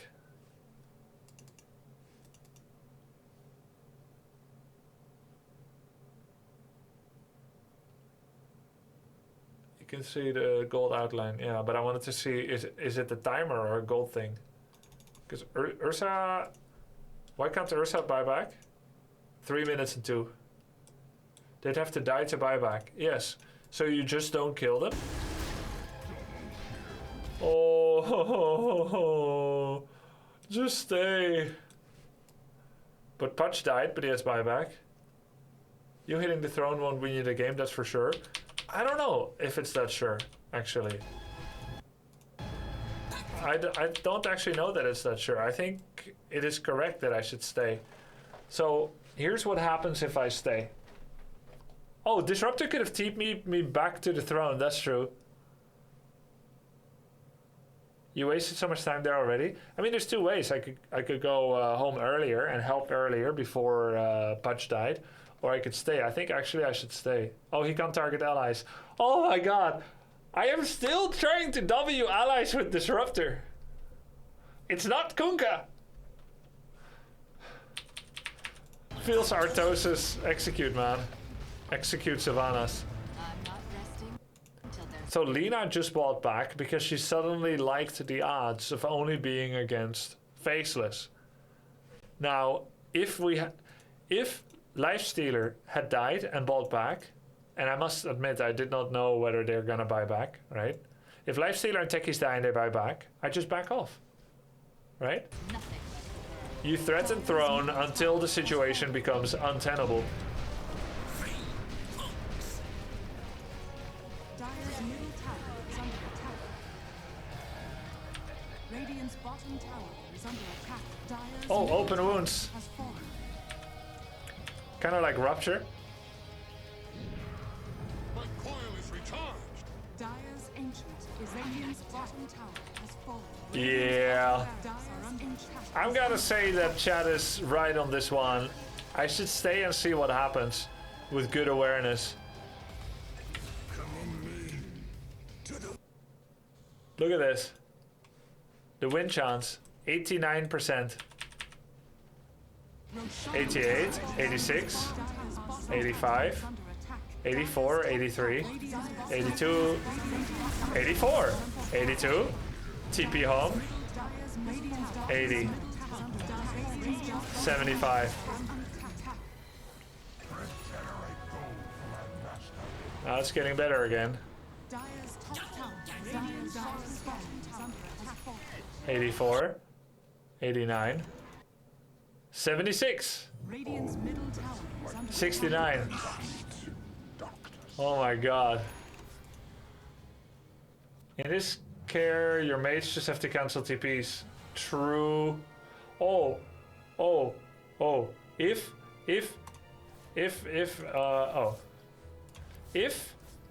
Disruptor sees someone TP and he W's them at the end of the TP, that trolls their TP, doesn't it?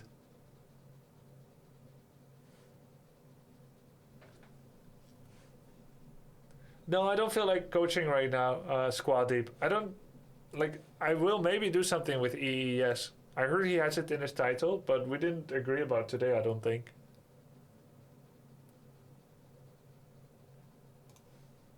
At any point of TP? What? Really? Any point of TP.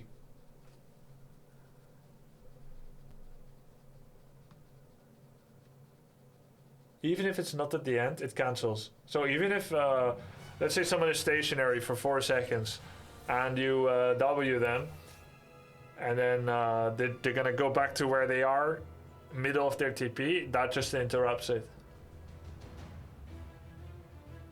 Okay, cool, thanks.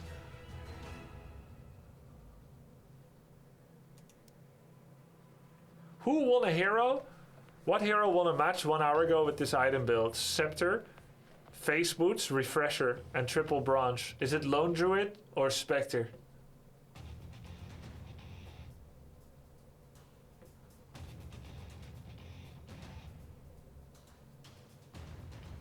It was Lone Druid. I said Spectre was wrong.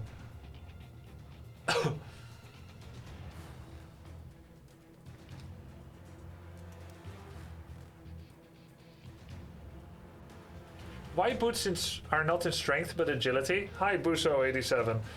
I saw that from a top level game from TI today.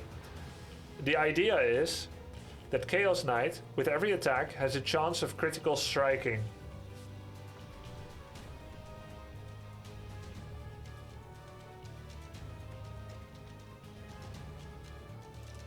And that he already has a high base attack because of the crits. So you want to get more chances of those crits with the agility treads. He also is a strength hero with a high health pool, and the extra armor from agility synergizes well with a high health pool. There are situations where you will go for treads, specifically if you're taking magical and physical damage. Either one, really, either one. Or pure, for that matter. Especially pure. And you are running away and not hitting anything. Then you go to treads of strength. And before you cast your ult, you should be on int. And then mid-ult animation, you can go to agility by tapping it. And you will spawn agility-based illusions. So yeah, apparently strength heroes mostly use agility treads while farming and hitting things is better. Why Dota over League? Well, I'm building my way up. I keep going to the more popular MOBAs. I started with HOTS, and now I'm on Dota, and eventually I'll go for the best one. But I want to build it up slowly. Just like with pets, I used to have birds, then I had a rabbit, and now I have a dog.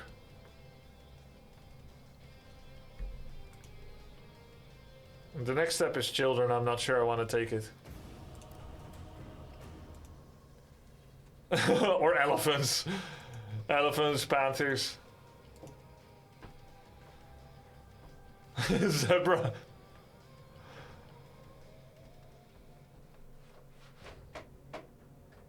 Your turn to ban.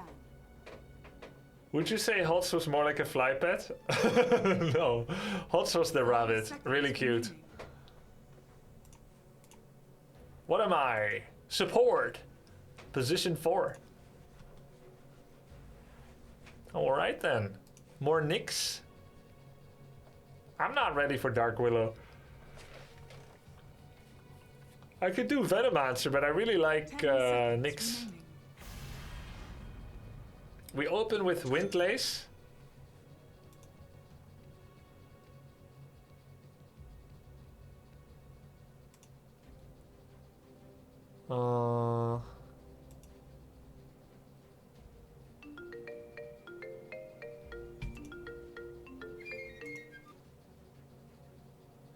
Yeah, let's open with Windlace and Tango and Observer Ward, Sentry Ward, and a stick. I like this opening. Hey, Candy Bombers. Thanks for the 41, welcome back. Grab your Nyx with Meme Hammer. No, I don't think I should.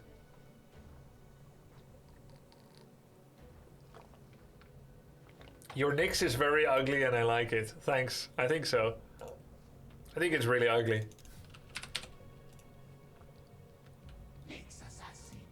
Look, we had options. I thank you. Wait, what I are we? truly love ye, but wait till you hear his mic quality. Oh, actually, I tend to mind nothing more than people's mic quality.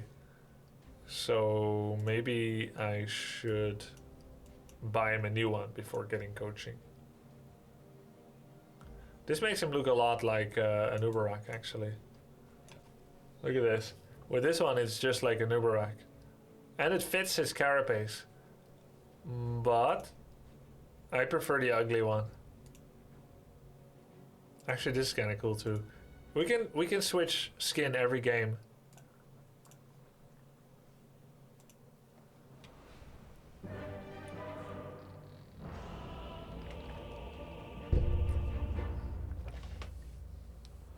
You can also change from draft screen. Oh, did it work? It isn't no. the bag you should be worried about. But Some things did, some things didn't. Oh no, I've got a mismatch. That's okay.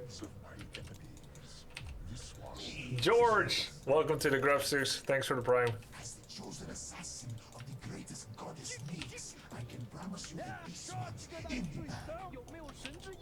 My words into the mind, but not the ear.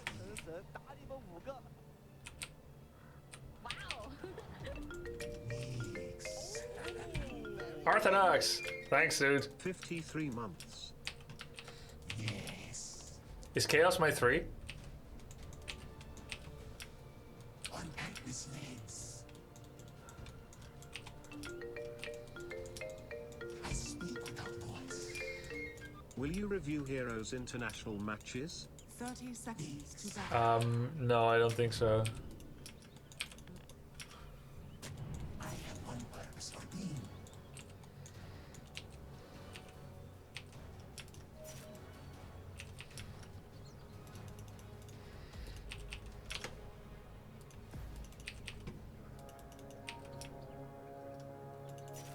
Onerous. The battle begins. My purpose is clear. My target's doomed. I got it.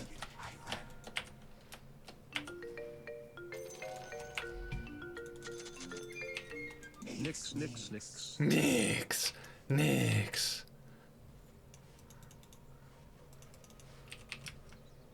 Oh, we got an Op Sword. Gods draw me. Hear my thoughts.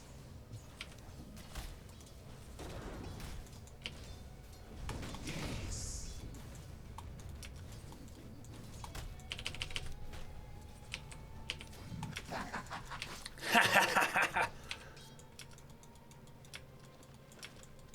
As Nyx would have it.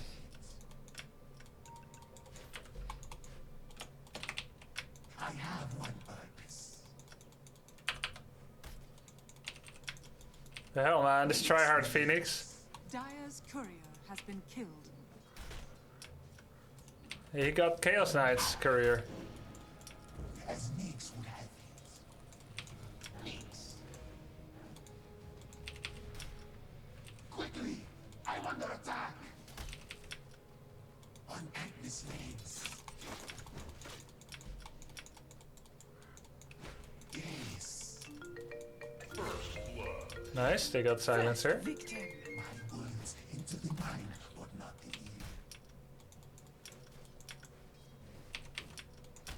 Yes.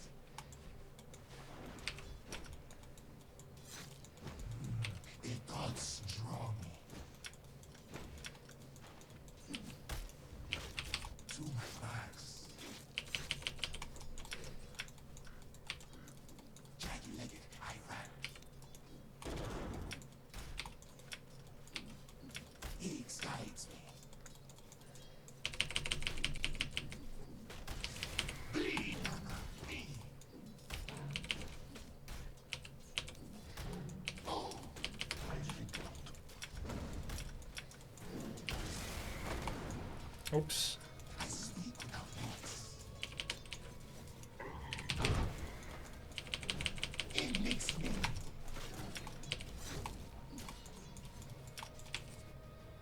I see there.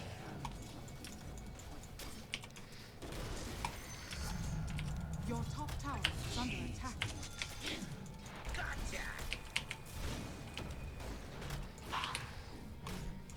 I know. Top tower is under attack.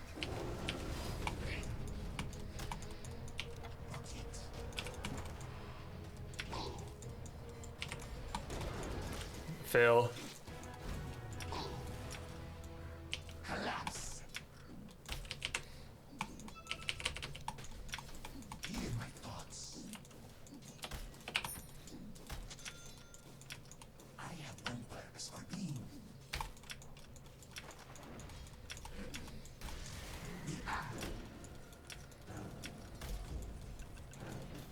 Quickly, I'm under attack. I have one purpose. Hear my thoughts. There must have been many couriers that came and I didn't see them. Sneaks. Luckily we got this one. Radiant's courier has been killed. I have one purpose for being. Oops, I stacked for them. I mean, I pulled for them.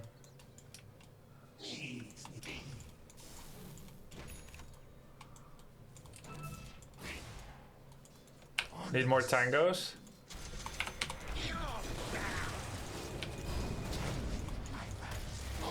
And a boost of speed.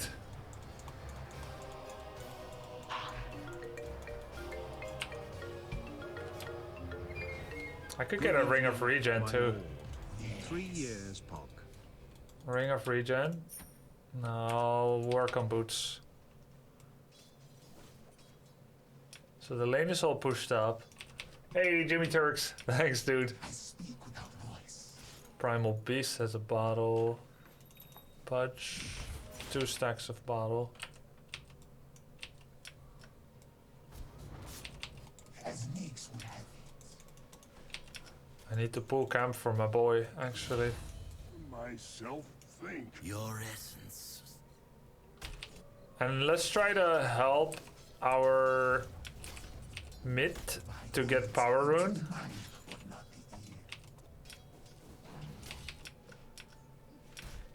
I see there. Higgs guides me.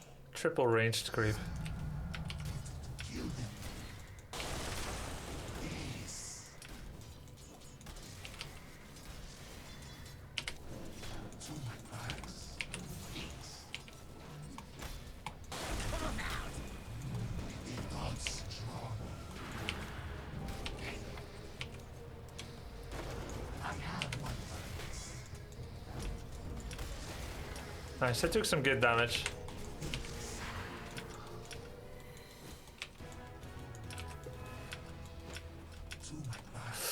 Oh no, I stacked our camp! Oh, I just looked at the clock!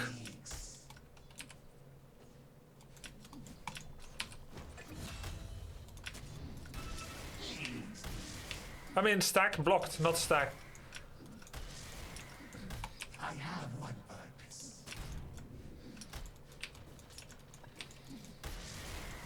Yes. I have one purpose for me. Quickly. Attack. I love Dix's kit.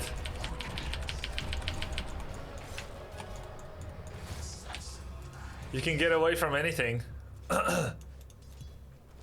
If you want bottle refill patch, I can TP mid. If you know how. What? Okay, never mind. Thoughts go here from the ether. Hear my thoughts. Yes.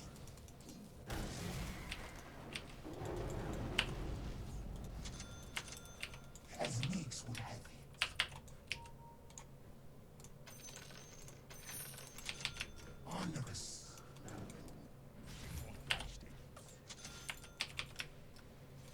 I need some XP. Fleshy.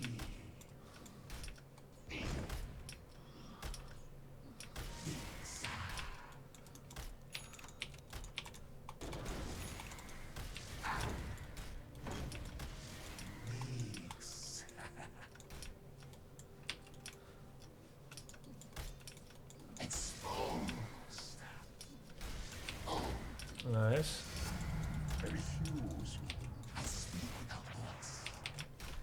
Primal missing. Okay.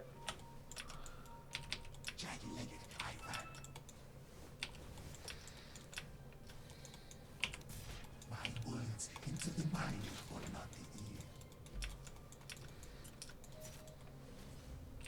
I stay there.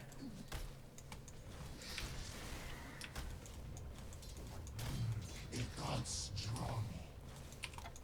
It's no time yet. I speak without words.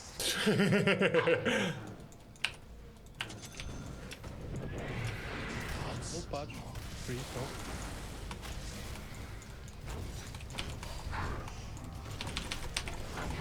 No! +2! Missed the Phoenix! No!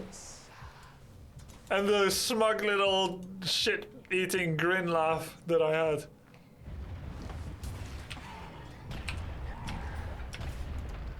Not far.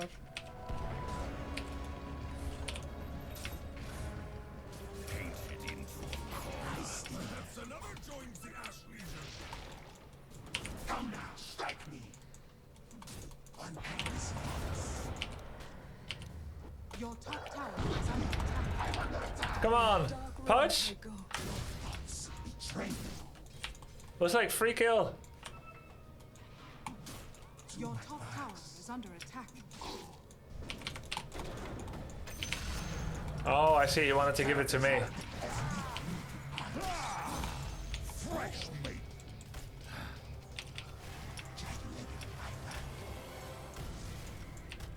I see now.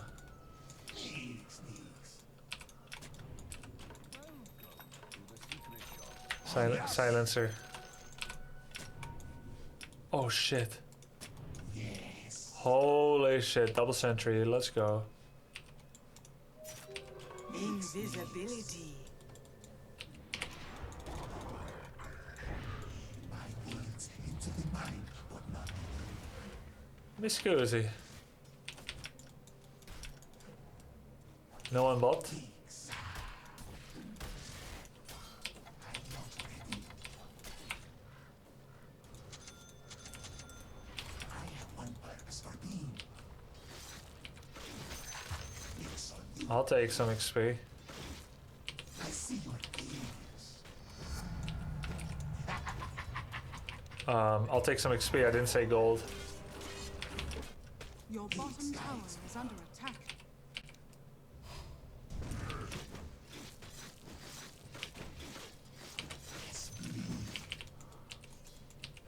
Your top tower is under attack. Hear my thoughts. Transfigure. Suffer. Your top tower is under attack. Mix. Your top tower is under attack. So soft.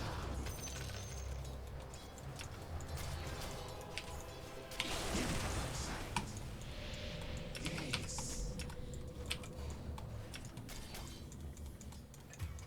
Suffer. Ah! To my parts.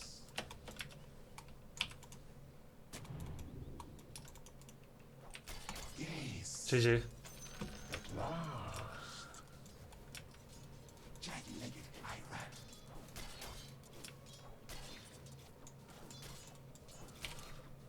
Wondrous. Your top tower is under attack. Dire structures are fortified. Help top. Who's gonna hold bot? Strong. Your top tower is under attack. Slark is free farming. Why would we all go to safe lane? A 1% tower. Makes no sense. Hear my thoughts.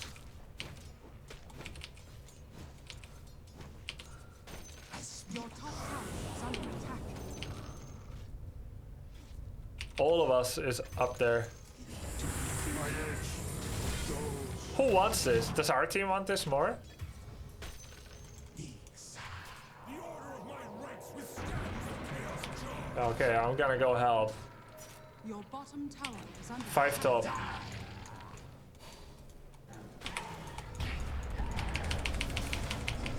Your bottom tower is under attack. Alright. There's still a teamfight hero, right?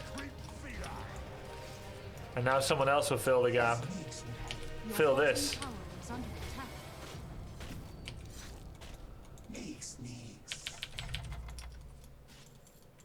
Alright, Dagon next. He's dead. Impossible. Impossible? Alright, let's focus on stack. Can we stack?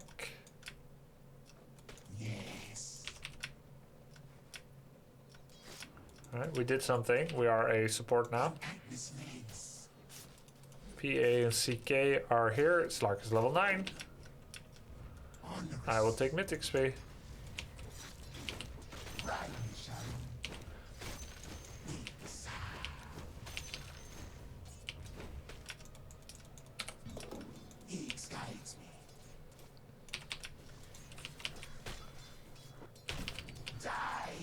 Die. 4 staff. Yeah, 4 staff for Slark. What about Lotus? Is Lotus good?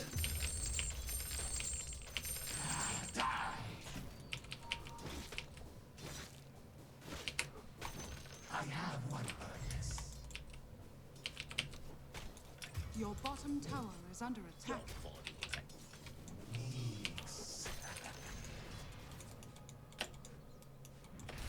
Your bottom tower is under attack. Just giving them free tower. Your top tower is under attack. I thank you. Has fallen. Carapace, carapace, carapace, carapace. Slash carap this stick. LLLLL. Wow.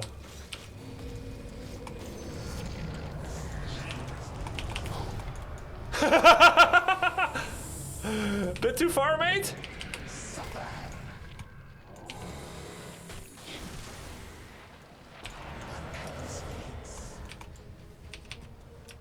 That was funny.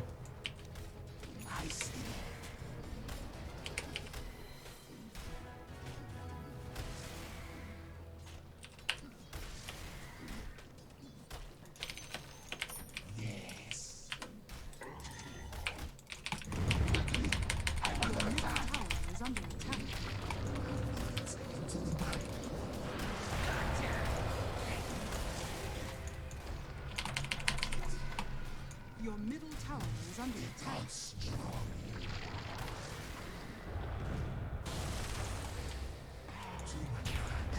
Ah!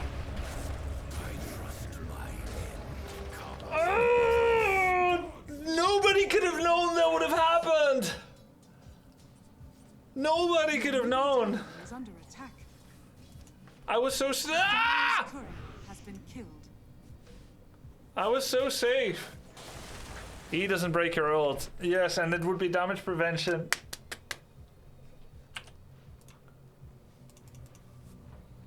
Your bottom Despair. tower is under attack. I thank you. Really enjoying your stream. Thank you.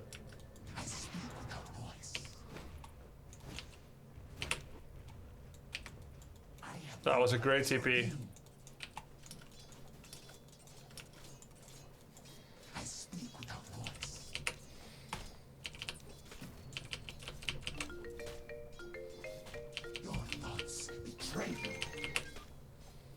Thank you for the sub.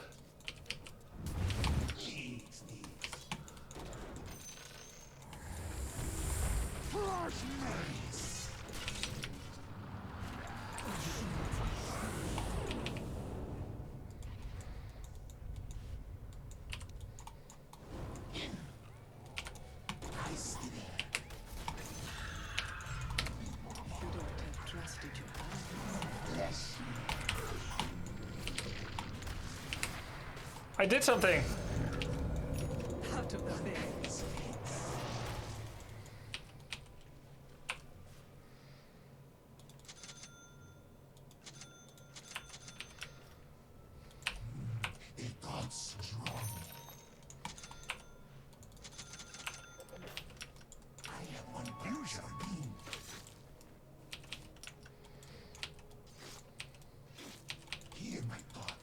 Your top tower is under attack. Radiant structures. Why are we 5 mid? Like, the side lanes, guys, it hurts me, but let's just play with team. It hurts me to see people not side laning.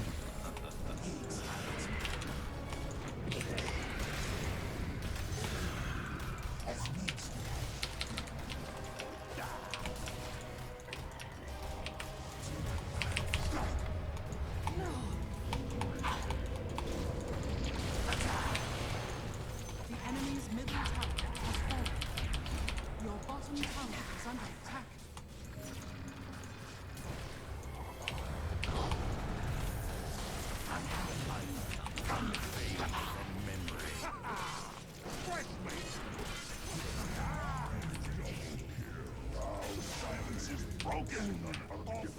Radiant structures are falling.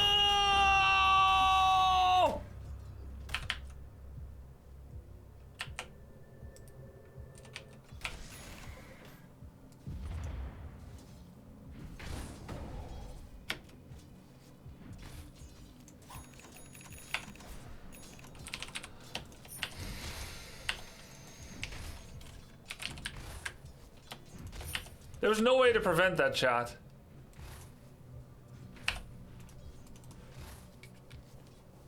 There's nothing I could have done. What the hell was that? 4 charges on wand.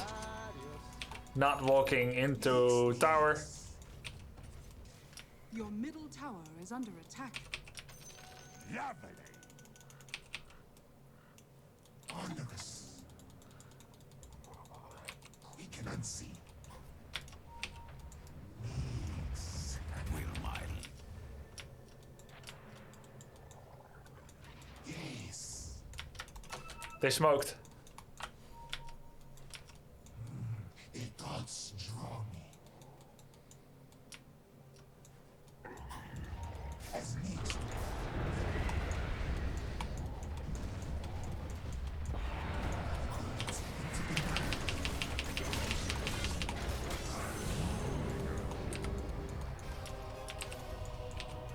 Uh-oh. Hey, he doesn't get stunned. Oh, he came back! He came back! Rush on. This should make my life easier. I'm sorry.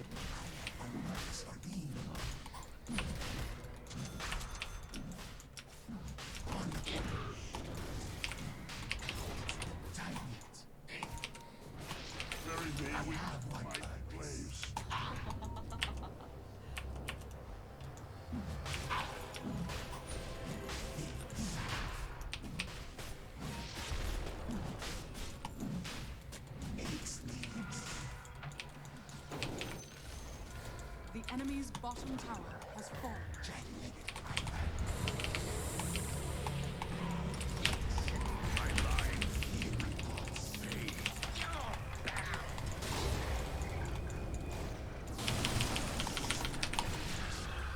Did we get rushed or not? We're all dead? What the hell is going on? Were we all here?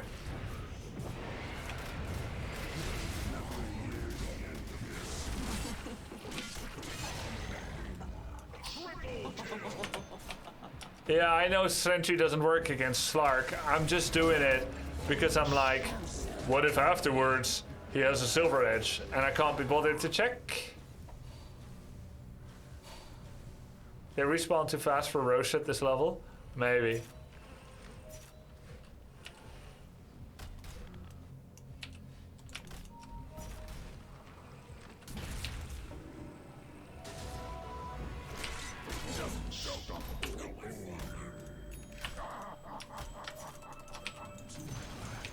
The enemy's top tower has fallen. Ah! Run, we need heal. Your top tower is under attack. Yes.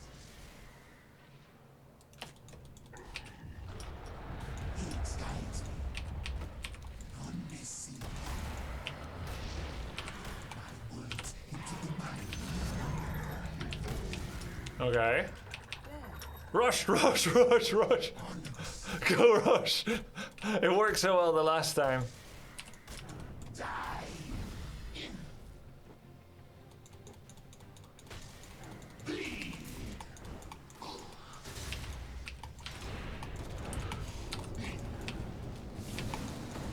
Ow!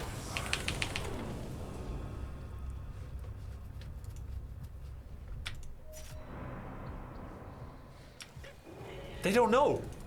They have no sentry, they don't know.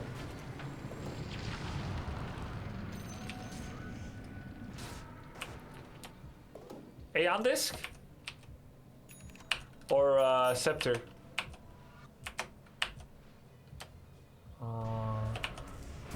Or still Force Staff?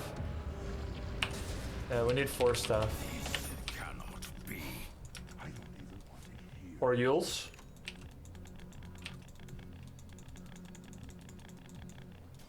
Lotus is good against Silencer. I don't have money for Lotus. Is under attack. Dire structures are fortified. They don't know that we have vision, which is amazing. Niks. Yule, Lotus for Silencer, Force for Slark.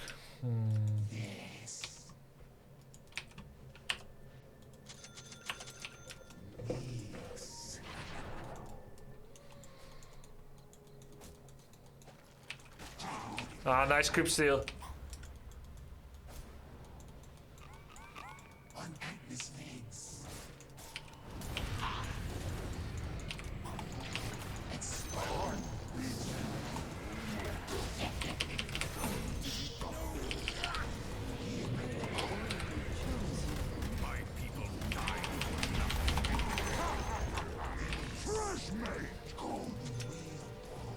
Nice.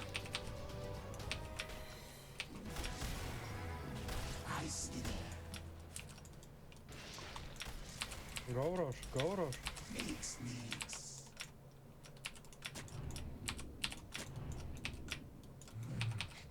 Yeah, good call. I think.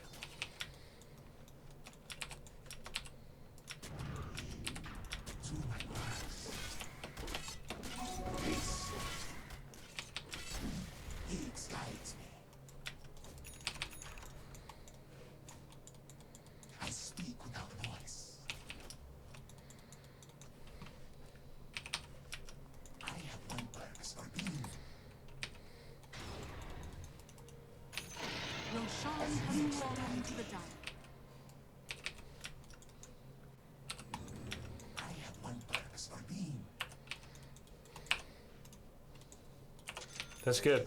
Movement speed.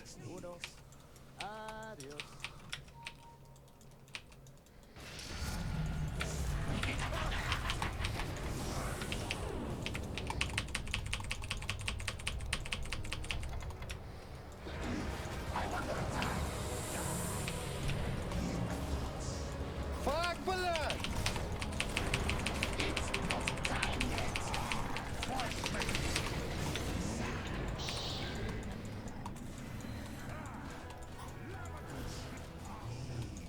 Ебал, бля!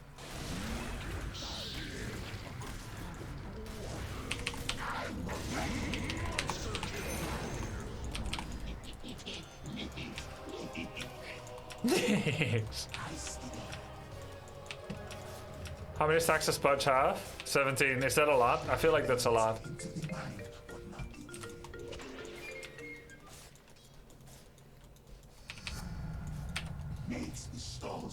Intelligence mana burn multiplier. Let's get that one instead. I mean, the extra stun is nice, but let's try to make it miserable for a Silencer. He's quite intelligent.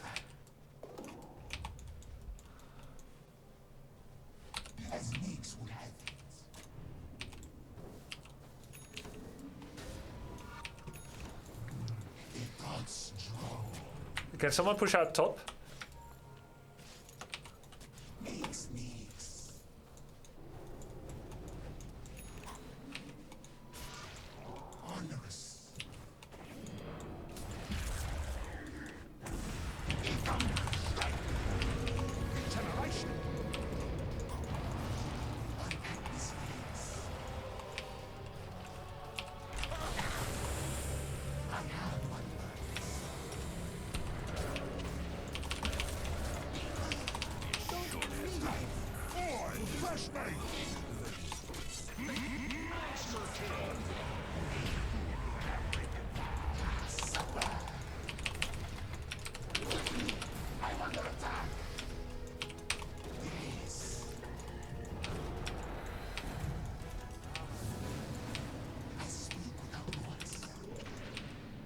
Well, that was without Chaos Knight, so.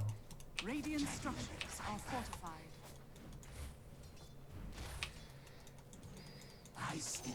We were pushing out, so that's good.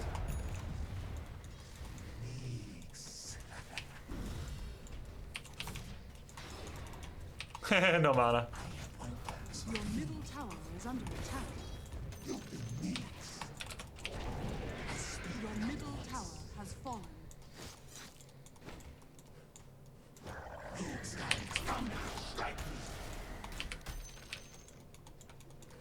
As Nyx would have it.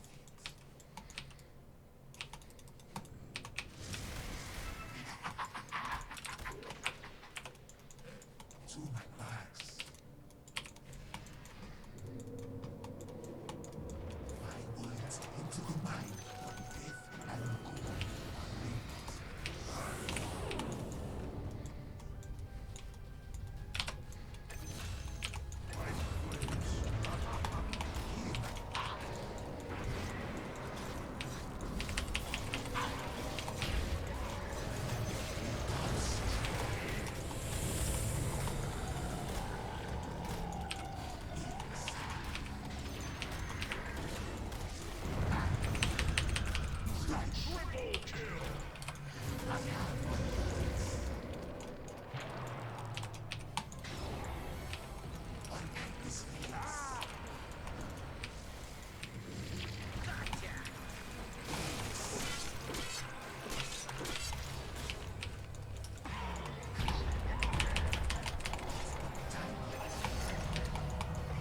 Nice. That was so good, guys. Just mana burn him, lol.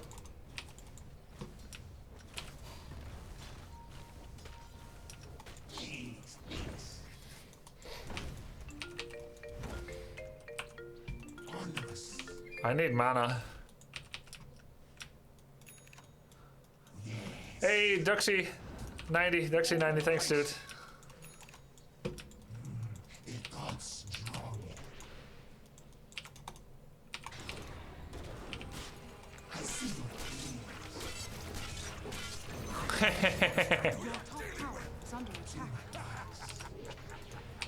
Eat them all, Pudgy.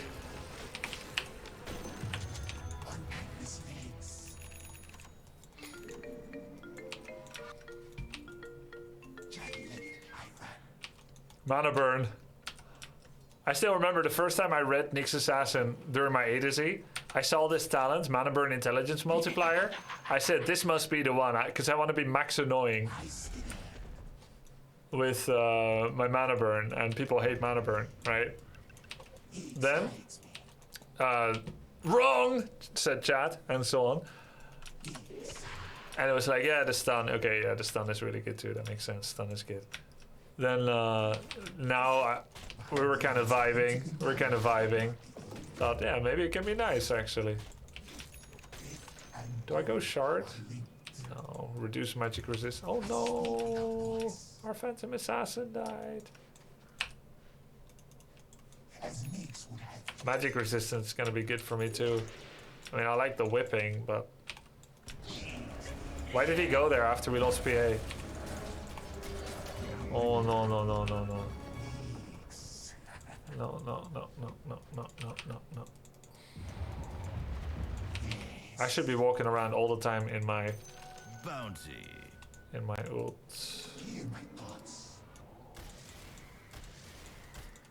Guys, do a prediction. Am I gonna kill PEB or am I gonna walk into the whole enemy team and die?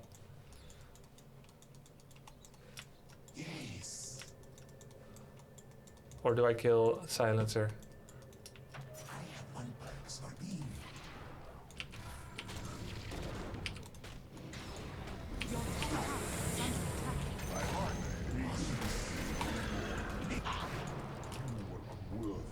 Your top tower is falling. Better than my wildest dreams. Veel geluk vandaag.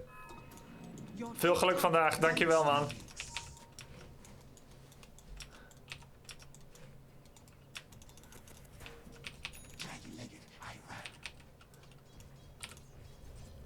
Holy shit, no one is pushing out top. To my cracks.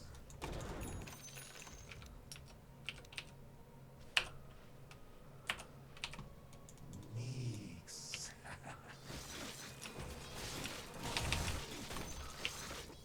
Nice in there.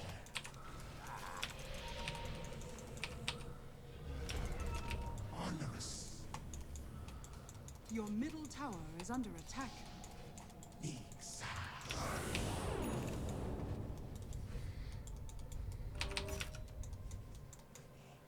How long does Shadow Blade last? Like 15 seconds?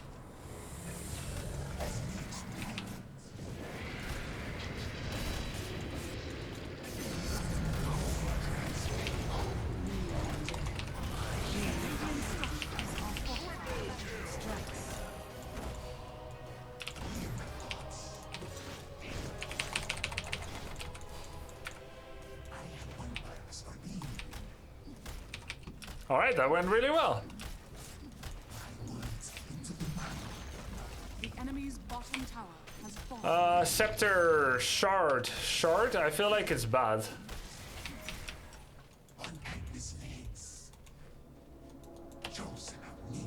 Dust instead of branch? Could it be worth it?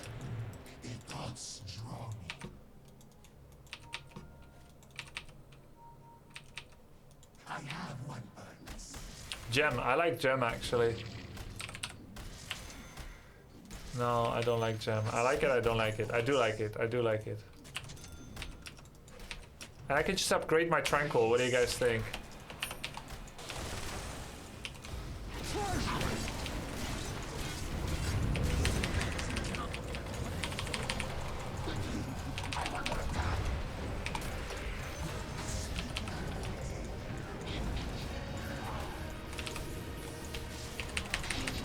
Oh, I shouldn't have done that. Help me! I'm a crazy mother trucker. Enemy's middle tower has fallen. Onerous. Radiant structures are fortified. I'm gonna go back, guys. I need to go back. Back, back. Get top tower. Or push in bottom. It's time to sell the branch, guys. I have one purpose for being. Do I go bearing? As neat Enemy's top Is it tower good? has fallen. No? What about Vladimir's? Or Wraith Pact? ice in there. Dire's structures are fortified.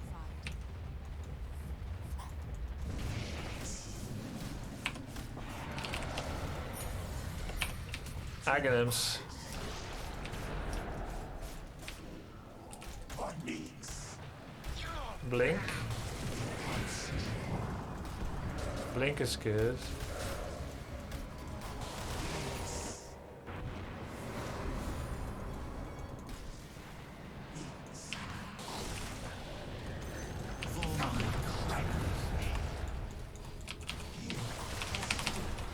Oh, that was a nice maneuver. Always great to join a losing fight and then face tank all the damage. Chaos Knight had no mana. Oh no, the gem! Maybe they didn't see it. They did. GG.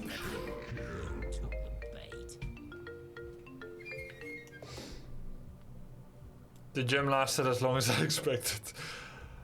I mean, it's like I had no health and mana. I had to TP out to get health and mana, and they were dead before I got there. It's a super common support fear and happenstance. I could have brought mangoes instead and just wait for my Tranquil. Your middle tower is under attack. Roshan has fallen to the Radiant. Immortality.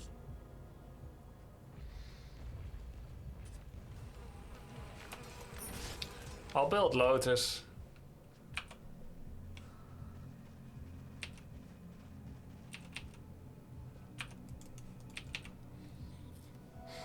Yeah, we may have just lost. I thank you. How far you came in A to Z? Nick's first time? Oh, no, this is... I'm done with A to Z. Your middle tower I'm done with it. This is my Nyx maybe 5th time? No, let's sell this one actually. Your middle tower is under attack.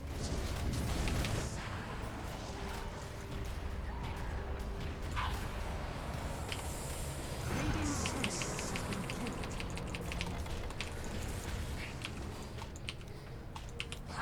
Silence is broken.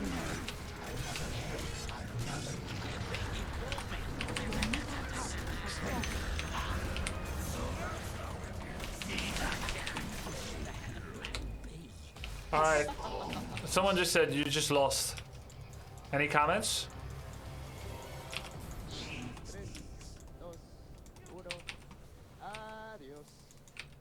Gem? Oh. We got Lotus now. Yes. I speak without voice. Take the gem. Is it still there?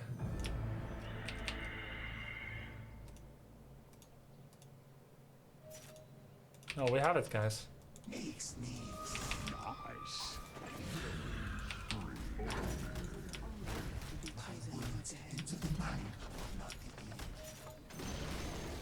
The enemy's middle tower has fallen.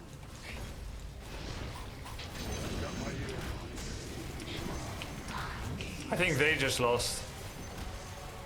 The enemy's middle barracks has fallen. The enemy's middle barracks has fallen. Tier 4s, I think. Radiant structures are fortified.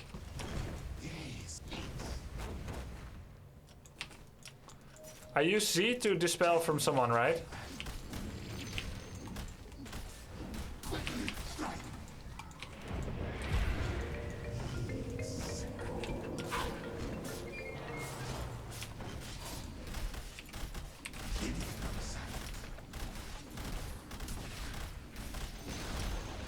The enemy's middle tower has fallen.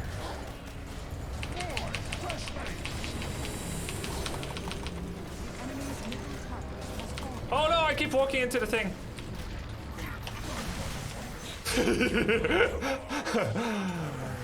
Ow, it hurts. Let's try it again. Ow! Wait, maybe this time? Ah!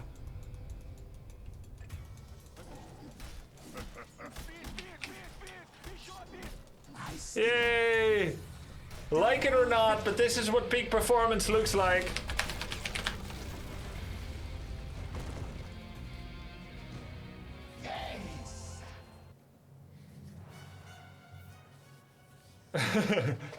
How do you like Dota 2 so far? I love it. This was a great Grimstroke. Normally, when you have Grimstroke, you lose. This time, they were kind of winning the lane somehow in a 2v2. That's amazing. I thought you lost though. Someone said it in chat. I was so angry. Someone's like, you just lost. I'm like, how do you know? Like, what is it with this world and the humans in it and their confident wrongness? You just lost. I was like, I'll show you. Look at that. We played above average. Nice. We made a comeback. I think actually we threw it from 80% to 60. And then they went up the high ground and that's where it all went topsy-turvy in it. Oh, not even. We went from 90% to 60. Or 66. And then shebang. What was this? You literally agreed with them you had lost? Yeah, but that was fake humility. Yeah, that was like, yeah, sure. Mother trucker. I'll show you a thing or two about who's lost. Yeah, it was more like, do you know like the self-jinx? You know like when you say you're gonna do great and then you lose? Yeah, this one was like, by agreeing that we lost, I freed ourselves from the burden of needing to win. And in doing so, we could play leisurely with a free and offloaded heart. So Phoenix was actually not carrying an item and was also unranked. Uncalibrated while not carrying an item. I think that's going to cost him some calibration points.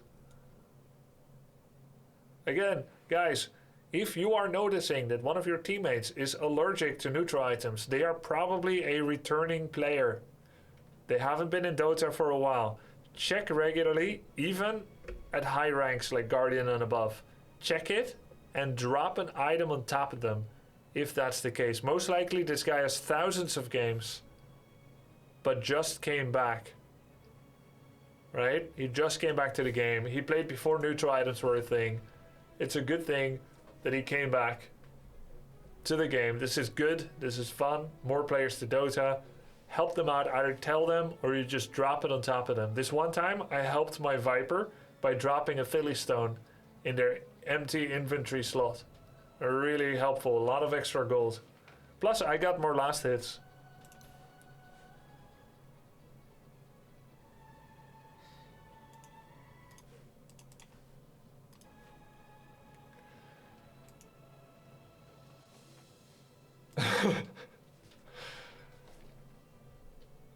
What a team player. Why you never go blink on Nyx? No, I go blink on Nyx sometimes. I am just really unaware of how to build supports sometimes. I think blink is great on Nyx. I'm just afraid I'm gonna grief it. I'd much rather get a Lotus Orb and never use it. Once I have blink, I tend to blink into high ground creep camps.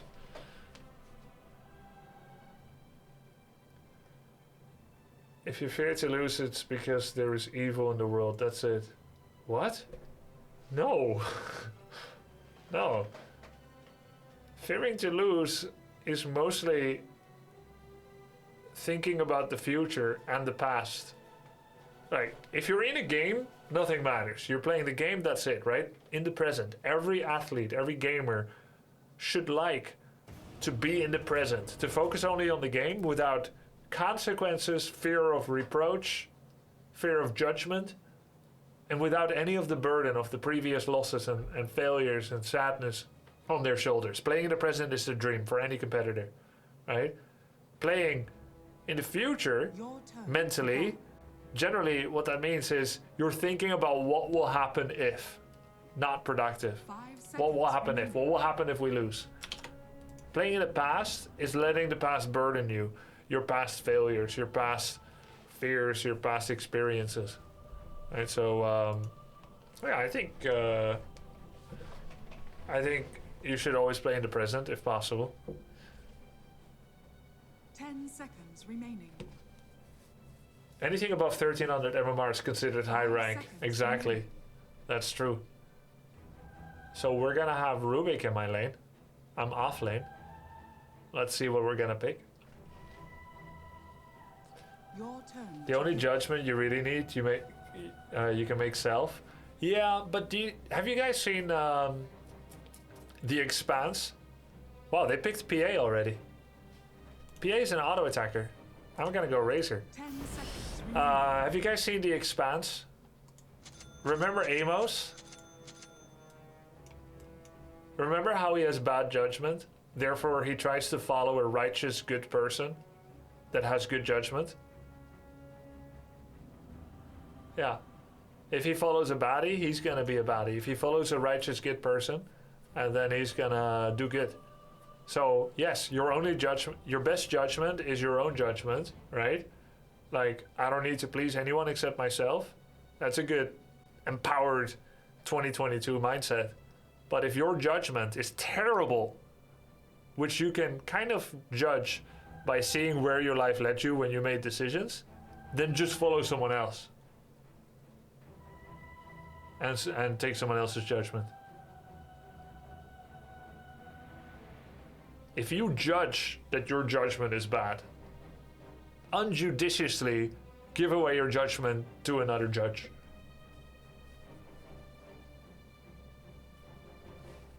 Or just learn to judge, Right, but maybe you tried that and it didn't work because you are bad at thinking.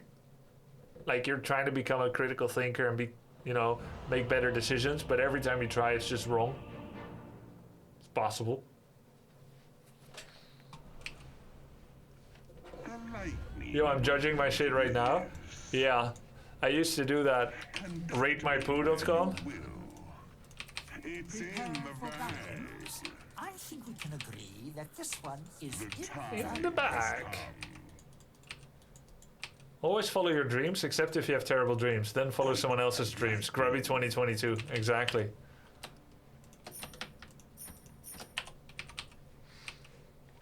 I go. The silence deepens. your name Wednesday. Of course.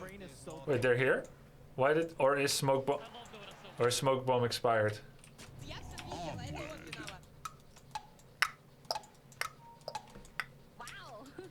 As you wish. What kind of personal trainer coach have you previously invested in? Not so much, actually. I tried once, and I had to teach them more than they taught me. They were a self-professed pro of sports, and therefore I had to teach them StarCraft before they could teach me psychology of sports, which I think I was paying him. I think he should have been paying me at the same time. My StarCraft coaching was actually more cost per hour than his. Oh. I enter the fray. Agreed. Who believes Grubby wins? Me. Conduct me where you will. Chat is his personal trainer. We made him do push-ups when he loses games. Yeah, I remember that. Maybe we shoot again. My arms are getting soft and weak again. Let's open up with a quick Q to poke at the opponent. My current flows.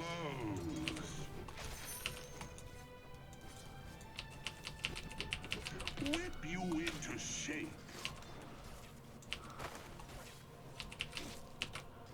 I go.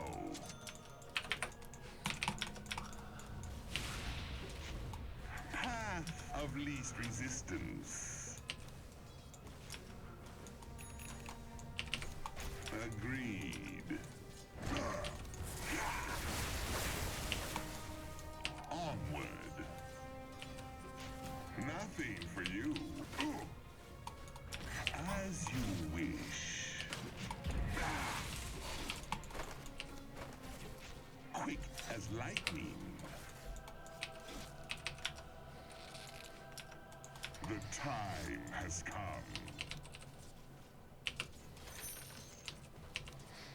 Very well.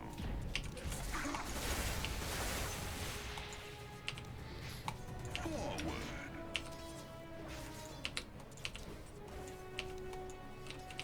Ride the lightning.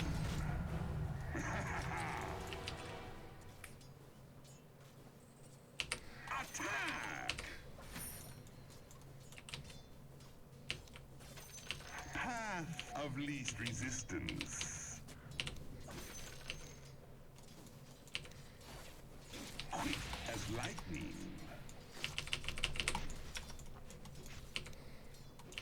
This will come as a shock.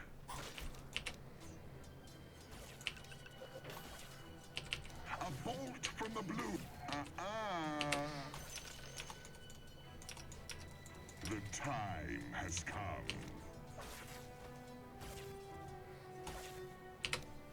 I go.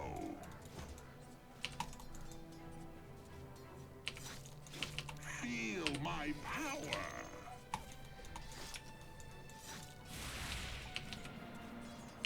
My lightning strikes.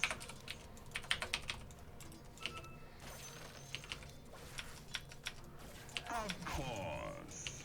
He's so desperate. He's daggering melee creeps. Current. My current flows.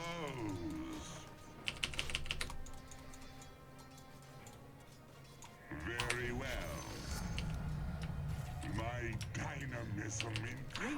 My dynamism increases. Onward. Conduct yourself accordingly. Conduct me where you will. Your top tower is under attack. Nice. I go. Zapped your ass. Zapped your ass. My rage incandesces. I love it, that word, incandesces. I'll give you static. Arm yourself. As you wish. Denied. Did you forget I about bring me? the razor light.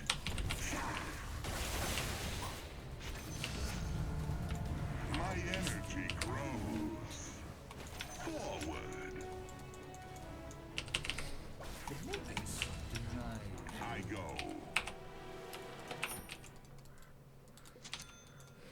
Agreed.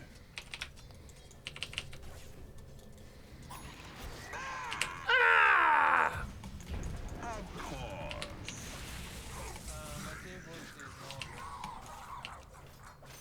Quick as lightning.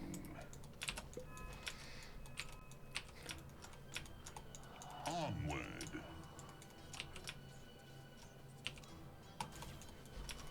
Path of least resistance. Oh my god, that went so well for us. Will come as a shock.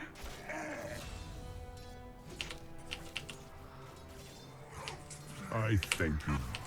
Where have you set your goal at Dota?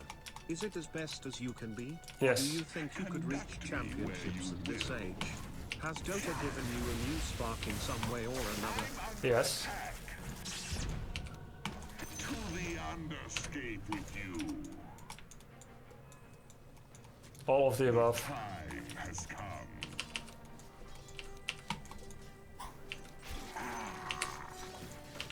Wow. I go. Something very good just happened. Direct current. My rage incandesces.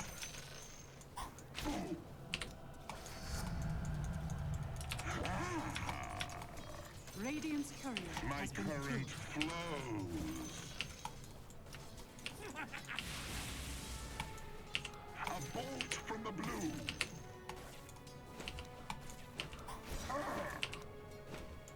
I'll give you static.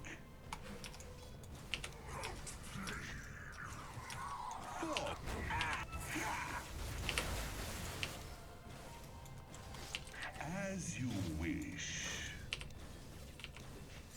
We conduct business.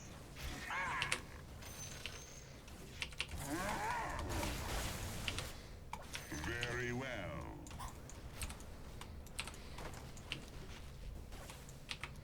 Onward.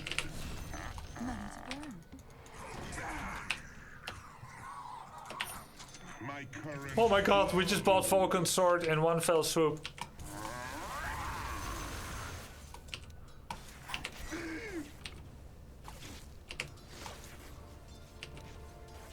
I could make a hobby of this. Whip you into shit.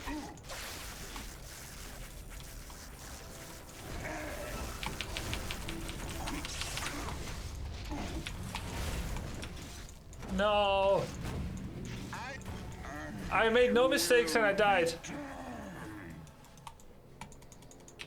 Diving tower. I tethered him and I should have just left. Oh shit, that's their tower. Oh, I thought it was mine. I was like, man, they're tower diving me like crazy.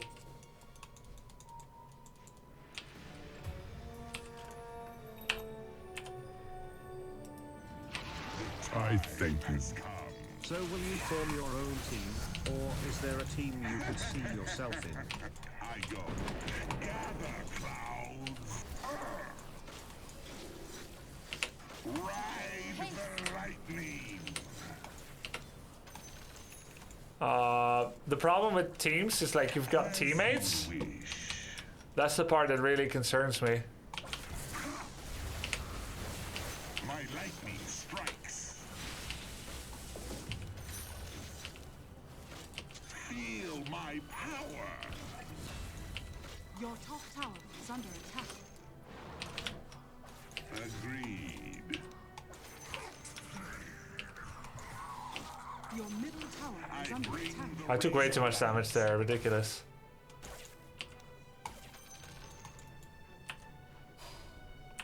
I go.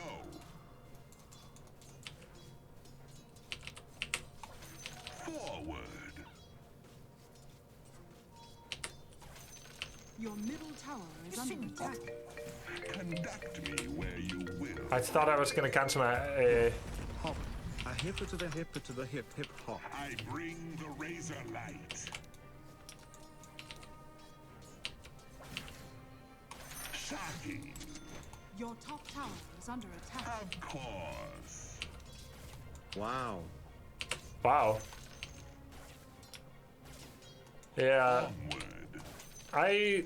I think the whole teammate thing, it can sometimes be concerning. Where you will. I have had so many teammates in RTS Tower is under attack. that have disappointed me. Dire's structures are fortified. The time has come. Your top tower is under attack. But I like playing pubs. A bolt from the blue. Your top tower is under attack. Forward.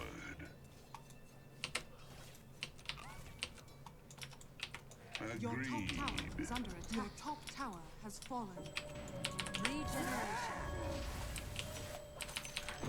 Gather for the charge. I go.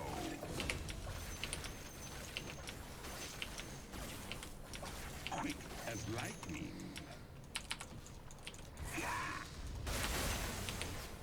I go. Radiant structures are fortified. What the hell? My rage incandesces.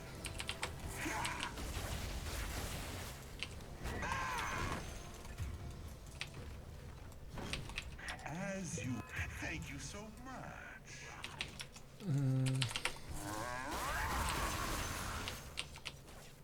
My lightning strikes.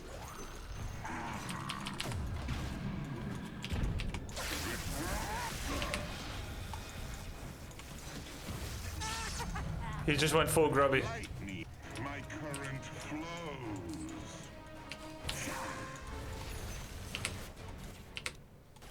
Of course. I thank you. Perhaps there's a professional solo random in the future, by the time you get pro. Forward.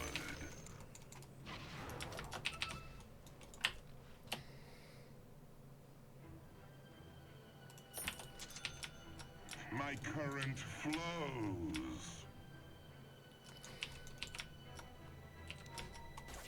Onward. I think I did that in the wrong order. Okay, Rubik didn't notice. He didn't mean it.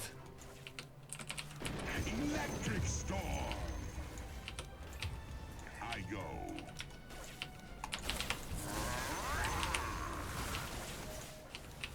I go.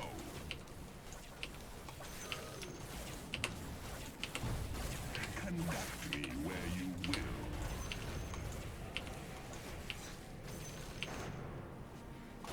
Path of least resistance. Yeah, Ancient 52 then became after. Yeah, I knew I did the wrong order.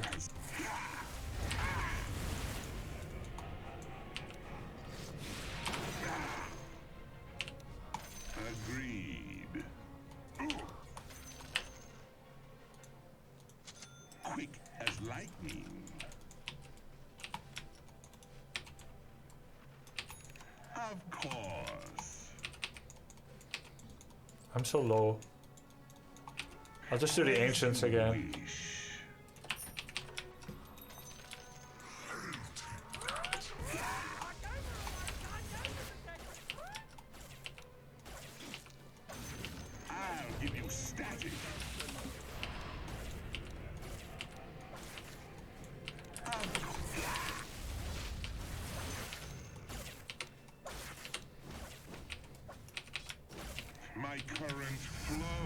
Looks like we're going for a little gankarino, boys.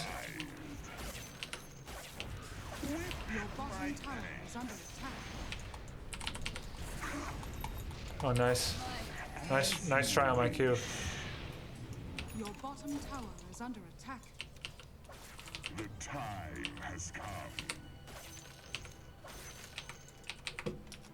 Your middle tower is under attack. I thought I was gonna get there already. Dire's structures are falling. Your middle tower is under attack. Current.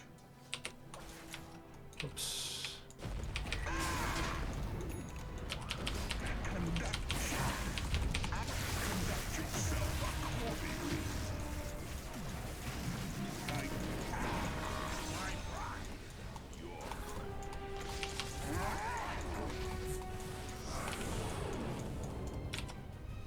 Please let me go.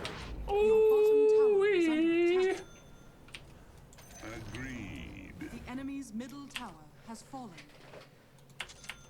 Your bottom tower is under attack. Who doesn't have a neutral item, guys? Guess. I'm gonna guess. Lion. No, I was wrong. Your It's bottom Lina. tower is under attack. Lina, you can take the broom handle. Your bottom tower has fallen.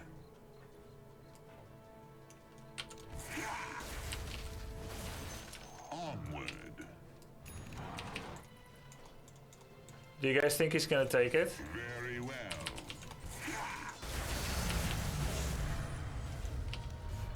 Ride the lightning.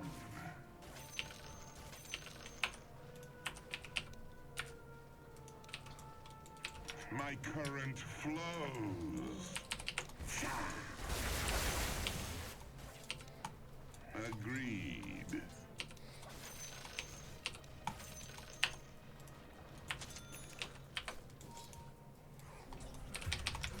Of course. His brain is so big. Gather for the charge. Nice ult. Your middle tower is under attack. Time has come.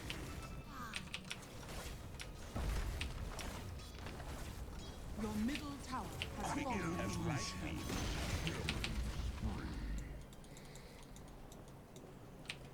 Forward.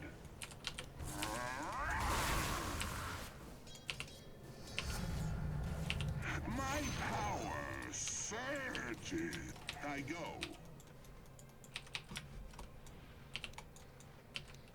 I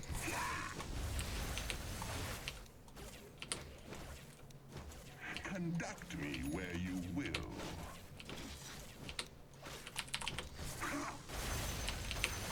Path of least resistance.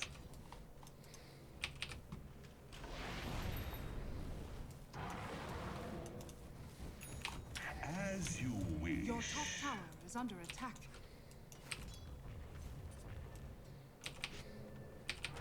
As you wish.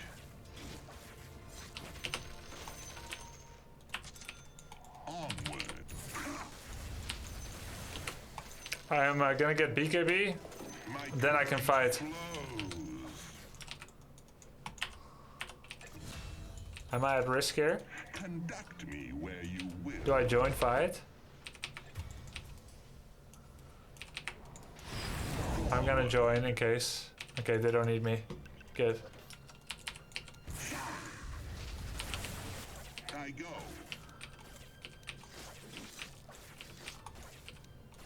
Feel my power.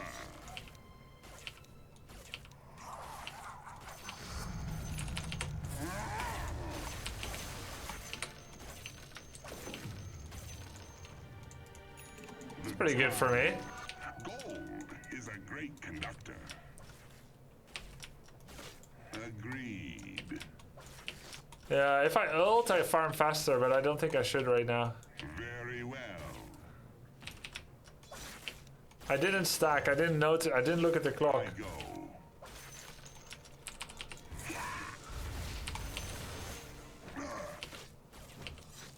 Path of least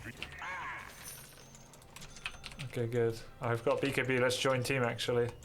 Of course. Or do I push out side lane? Very well. Let's look for a power rune. As you wish. Nice. Double damage. Of course. I like to keep current. Conduct me where you will.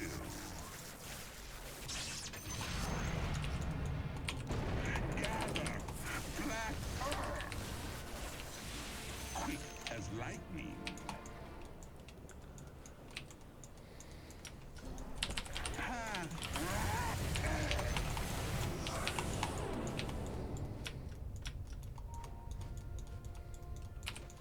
I go. I'm under attack. Your power flows to me. Oh. Wow. Was it too deep behind enemy tower? I thought I turned on... By the way, I'm super surprised Global Silence went through BKB. The enemy's top tower has fallen. I'm so shocked. Even though I learned that before. Are fortified. Holy crap. In silence. I made a mistake, guys.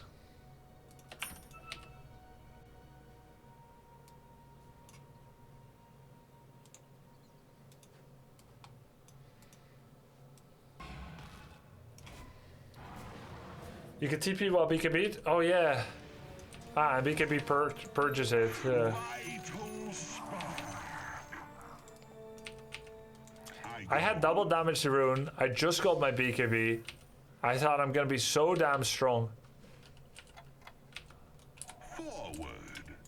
I can just run and kill the next target. Just delete them.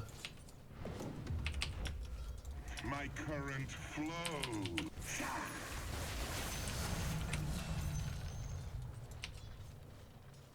This will come as a shock. The time has come. Agreed. Money to burn. This will come as a shock.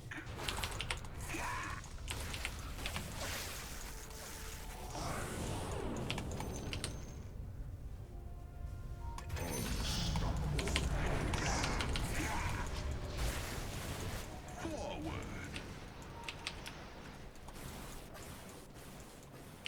My rage.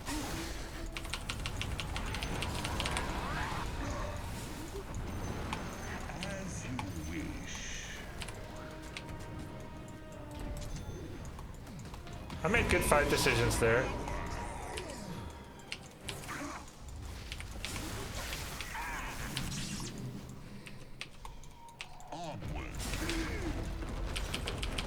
Mate. Operative word, mate. Team?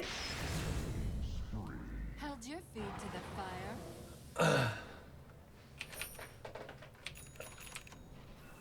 What the herald was that? I just went full grubby, yeah. Oh. Turn me over. I'm done. Guardian team fights. Dude, it's quite similar though. Guardian team fights, Immortal, like it's pretty similar. The pace is the same. Oh my god, his brain is so big.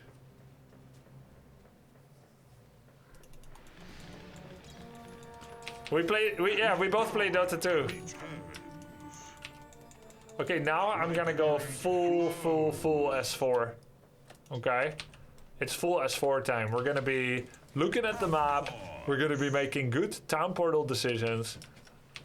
We are gonna prioritize creep waves over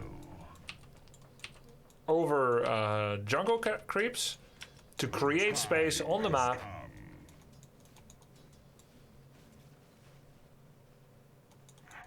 We nuke a wave and we disappear. like a ghost. Agreed. Just like that. Bam. We see Invoker. More like in Joker, am I right?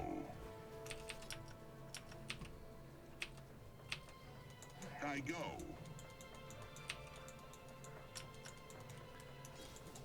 Very well. Okay, they're playing bot side. It's all of them.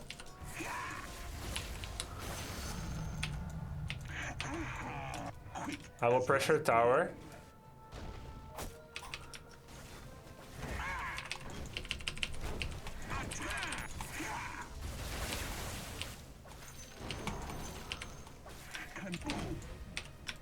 They disappeared, they disappeared. Oh, they're still there. Your bottom tower is under attack. I cancel my TP. The enemy's top tower has fallen. I cancelled my TP now. Your bottom tower is under attack. I can do one more creep wave safely.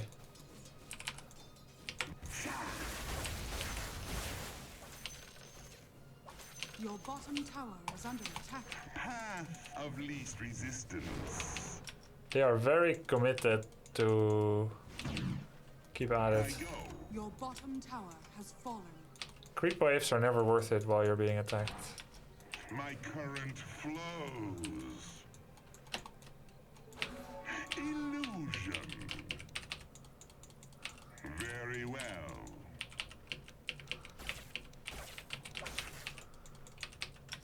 Agreed.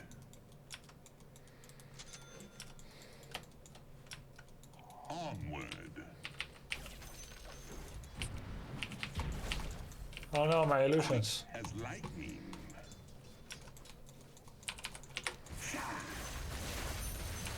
Forward.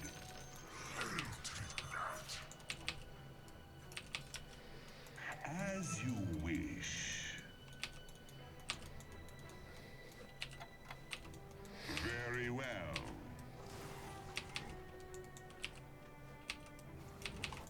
Four of them came for me. Space created, without the usual associated death. Conduct me where you will.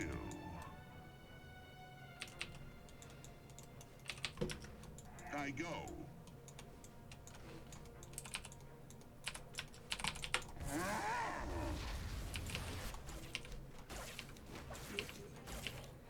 Forward. Regeneration.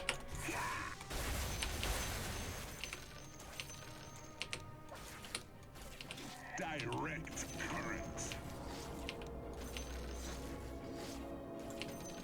Path of least resistance. Now Lina took my position.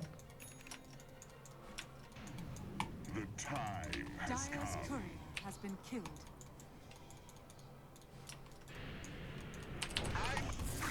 Your middle tower is under attack. Unintentional stack. Agreed. Your middle tower is under attack. A bolt from the.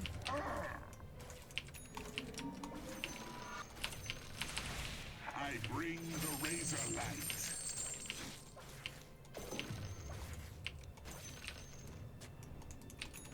Onward.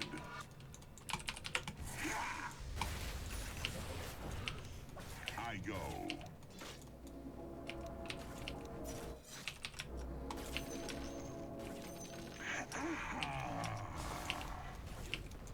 Quick as lightning.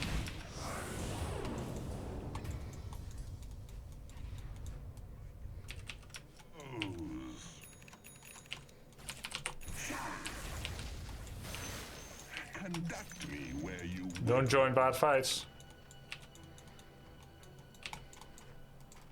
Onward.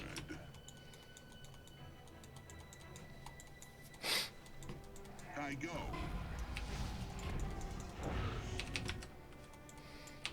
Agreed. We go throne. Of course.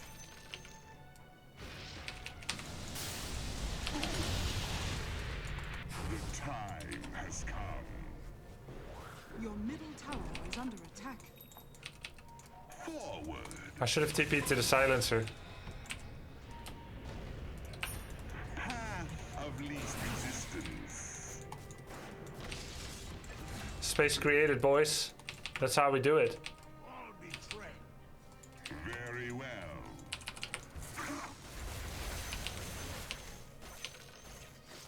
Mine. As you wish.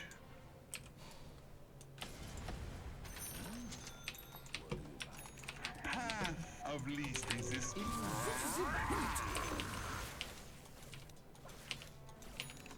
Forward. It's amazing how many creeps I'm able to deny myself while trying very leisurely. Conduct me where you will.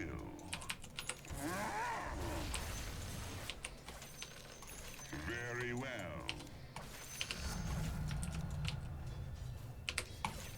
Quick as lightning. Of course. If they dive tower, I TP. Otherwise, I do this. Onward.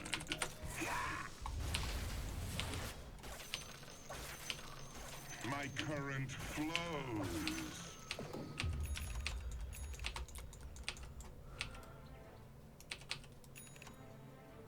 Double damage. As you wish.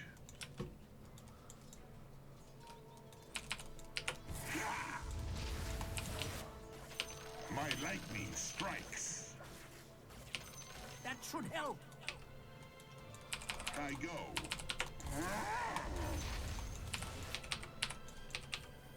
I go.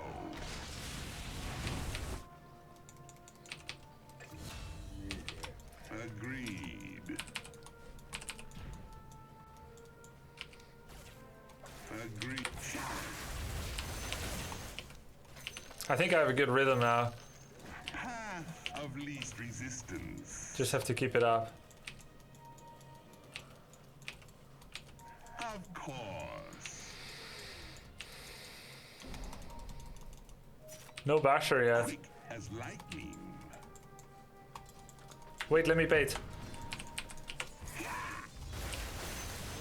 Ride the lightning. Conduct yourself accordingly.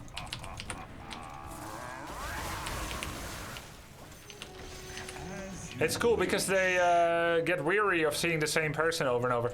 We actually can take outposts if we all come together.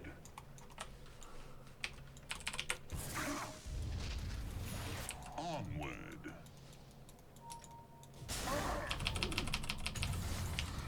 The time.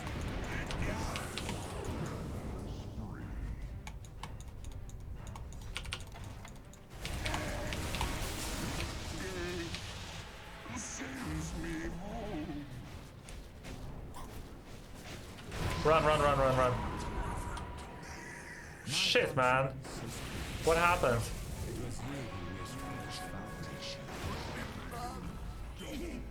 This is a good death. Too swift. I had no dust. What would I replace dust with? Wraithband.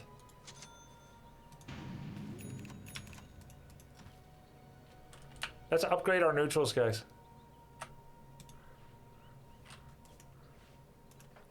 Lots of tier 3 neutrals.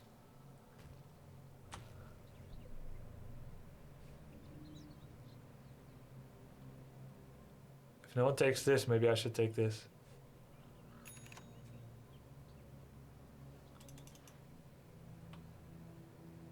You don't need BKB just after Sand King stun. Yeah, you're right. Bad BKB, okay. I have to save BKB for Global Silence. After Global Silence. I keep getting absolutely neutered. I go. We'll keep Titan. Roshan has fallen to the ring. Very well. Yeah, he can't do anything after the stun. Conduct me where you will. I'm gonna push out bot. Careful, careful. We need to play macro. I go.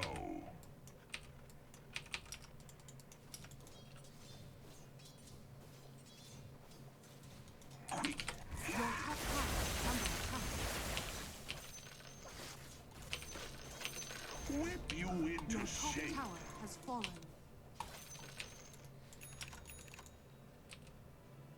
My current. I'm very far away from where they were. I doubt they'll come here. A bit risky for Shadow Fiend to be here too. He scanned for it. Where you will.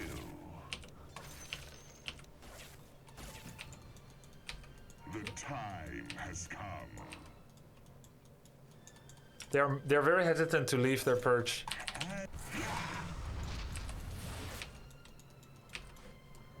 Your middle tower. They TP bot. Yeah, they TP to the outpost. Onward. Your middle tower is under attack. Path of least resistance. Zapped. I'll give you static.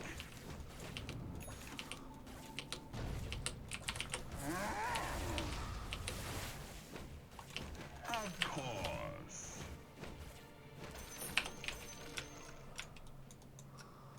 Very well.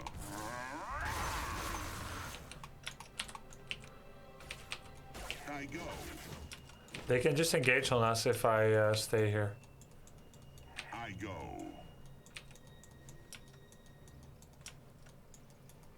Forward. Still trying to buy time for the As you wish. Aegis to run out. I don't remember when it was. Where you Your will. middle tower is under attack.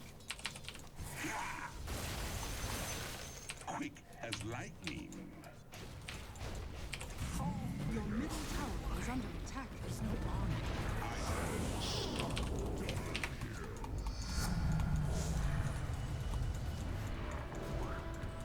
I go. Radiant's courier has been killed. Discharge. Your middle tower is under attack.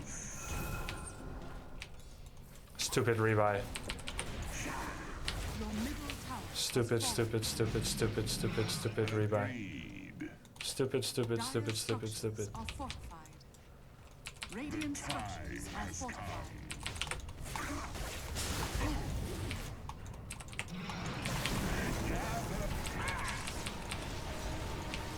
I'm a dumbass.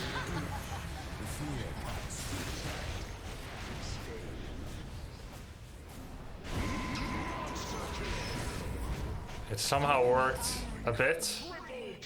I've killed Your middle tower is under attack. Just a bit. The PA is cracked now.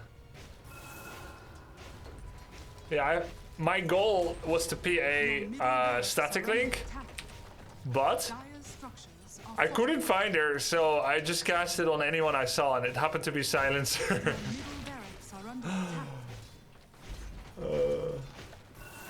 Why are you ignoring PA? Well, he's got Aegis, right?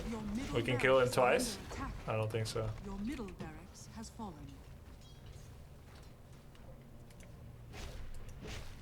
Oh my god, that damage. Holy. I made a lot of mistakes there. I TP'd into a losing fight, despite having good position in the top, in the bottom, to pressure. Your bottom tower has fallen. And then I static linked Invoker. I attacked from the opposite side of my team. I didn't turn on ult when I went in, despite using static link, which obviously has amazing synergy. Static link forces attacks and you greatly armor debuff. And then I rage rebot. Even though it was not imminent. So I think that was, oops. I think that was game losing.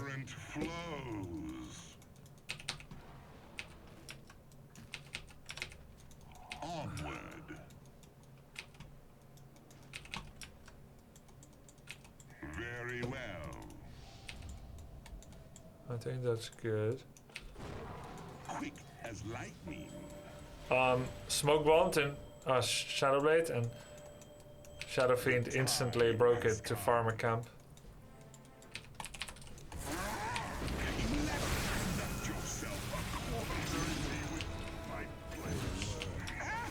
Alright then. Sometimes Lady Luck giveth.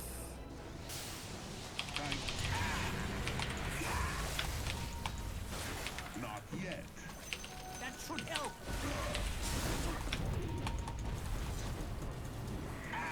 Where the hell is everyone? We just got 2 kills! Everyone is like taking ancients and stuff. As you wish. My lightning strikes. Could they not make it on time? I go. Link the carry? Well, he's gotta be there first. Doesn't he? My current flow. We're getting tier 4 neutrals. Magic resistance, evasion. No, not for me actually. Forward. Alright, they're still somehow top. Very well.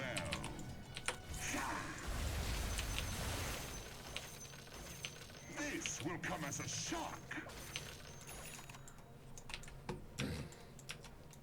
Conduct me where you will.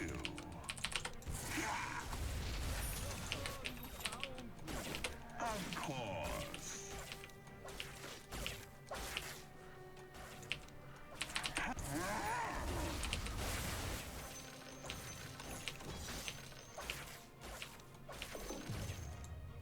I'll give you static.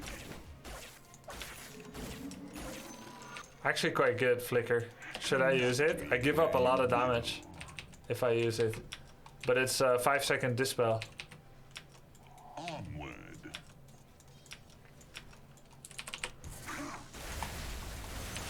Very well.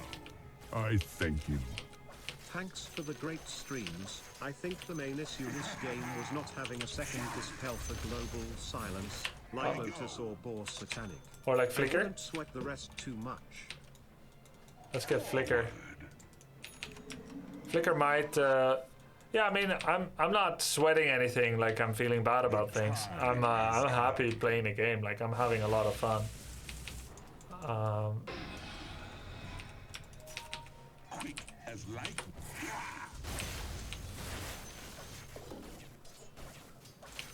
As you wish. Path of least I'm just trying to improve for next time.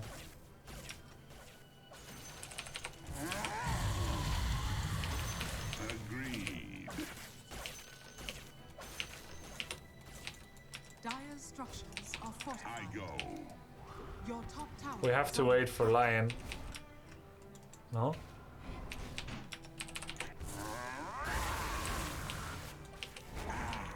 Your top tower has fallen. Your top base has fallen. Of course.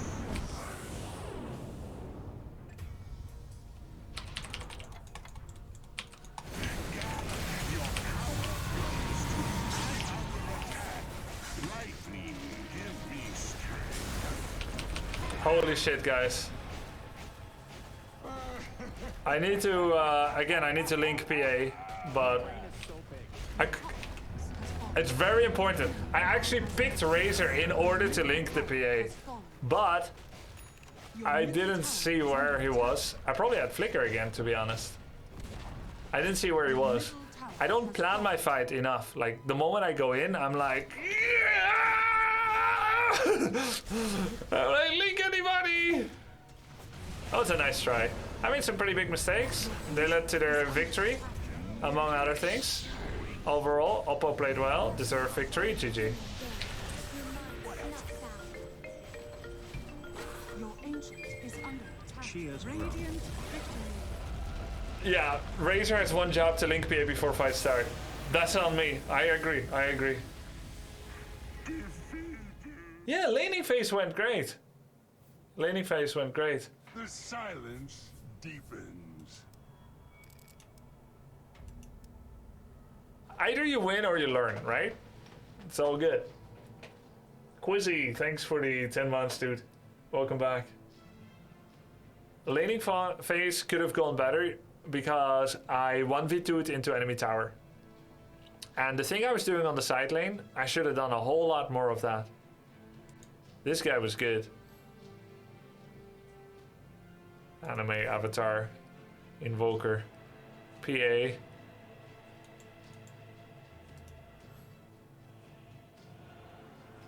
Versatility. Not even a PA one trick. Let's see, who did I like on my team? Rubik was pretty cool.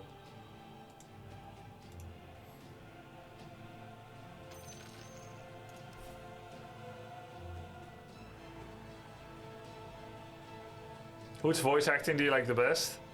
DOTA2.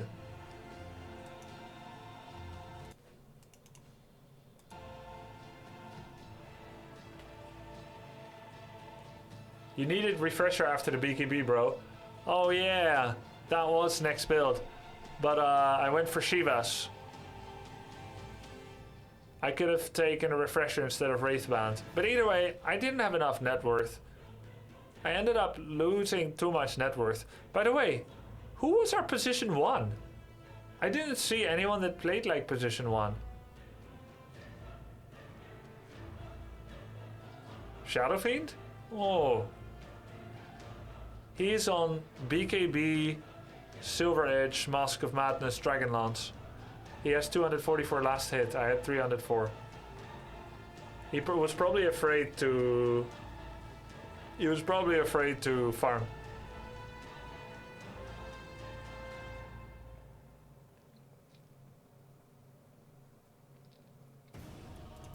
He had to fight because instead of his post 3. Do you mean that he wasn't able to occupy the side lane because I was? He can do the other lane.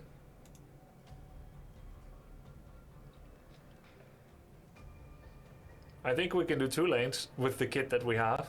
Someone asked, is the default music in the shuffle? I believe yes. Let me check. Global items, music, default. Yes, it's in the shuffle. I don't know whether the shuffle fully works.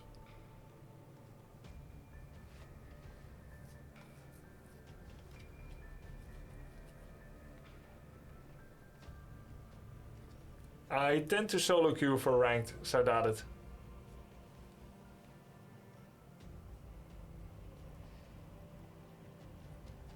So I'm always going to farm greedily as a 3, brats. I will play around my item timings. When I have BKB, I'm gonna fight. If I don't have BKB, I'm gonna dodge fight. If we are losing and enemy is pushing, I'm gonna go to the side lane. These are good habits to have. If another player wants to occupy the position that I have, I will give it to them if they're 1 or 2. And the moment I get another new item, I'm gonna be looking for an opportunity to fight again. I will wait for the right moment to TP into the fight, and I will not always choose that moment correctly because I'm learning, but I think the concept is good.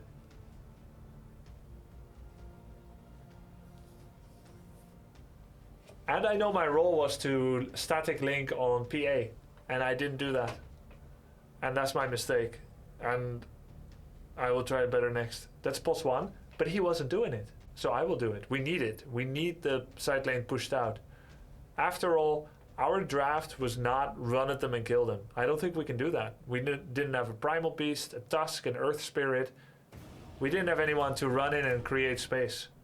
We were a full backline composition without a clear way of initiation. 5 ranged. We don't have much engage. And so we have to wait till they come at us and take a good fight. But if we don't push out the side lanes, they never need to come at us. And we can never farm.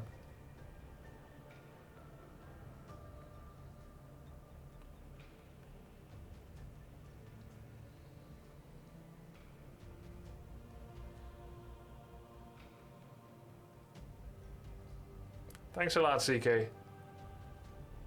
Maybe he couldn't do it because you were doing it. Think about it. It happens a lot. Yep, possible. And again, if he claims it, I will give it to him. And if he turns passive because I'm doing it, because he thinks he can't because I'm doing it, then that's on him, I would say. He can go to the other lane, right? Like, he can go to the other lane, and he can come up with his own ideas how to play the game as well. The moment I say, this lane is on our half of the map. Let's say, for instance, I see 5 range creeps and 5 melee. I can say, Shadow Fiend, go there. Maybe. And maybe he'll go, maybe he won't. But by the time someone reacts, that wave is gone, lost on the tower. We took tower damage, the lane isn't pushed out, no vision. If he's not comfortable assuming that position, and I asked him to go there, and he dies, maybe that's on me. Right? He needs to have the awareness of how to play that role with 5 enemies missing on the map, where to hide, when to TP away.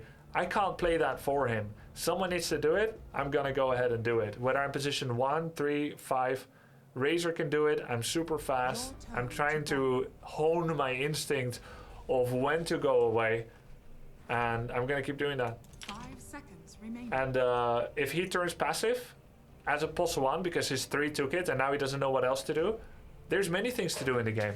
And if that's it, then he wasn't good enough to take that lane in the first place. No offense. At least tell him before you steal your role. Bro, no, I'm not gonna tell him that I'm gonna take the side lane because you're not doing it. 5 seconds remaining.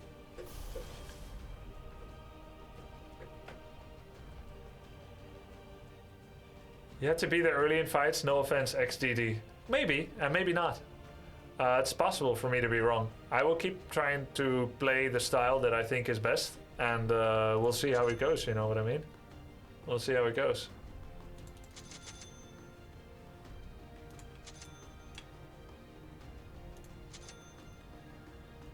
Let's see, what else do we take? Clarity, Tango. Maybe not Clarity. We can take a bunch of tangos. 1 tango and a mango. Let's do a tango and a mango. Your team have no tank, you're the only tank for them. Yeah, I think that's probably true. I think that's true. I still need my item timings. It's still true that I need my BKB first. You know, usually. Not necessarily, but I'd say usually I would need it. And it is very possible that at crucial timings, I played it completely wrongly. Without analyzing the replay, I won't be able to know exactly where. 6 months for Speedy Guardian 6XD. Guardian 6, let's go. That's Crusader 1, but... yeah, I think too impatient with the link. I don't think I did enough legwork in my head to figure out how to approach fights. I knew that I had to link the PA, and then I just went for anything. We learned mid-game something we should have already known, is that global silence will go through BKB. That kind of sucks. I cast a long shadow. I was too quick with my BKB, and my engage angles were wrong from the side. Prepare for battle. You will be, of course, alone. Sugimori, thanks for the prime, dude. Care for Axe ulti. Yeah, Axe is a good counter to Dazzle. The dream, right, is that I polymorph him when otherwise he would like to ult someone.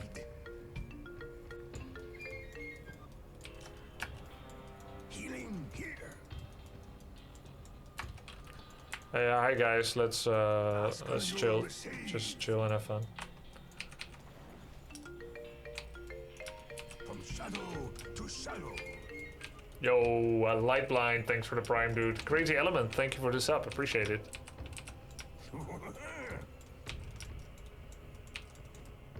30 seconds to battle. I'm with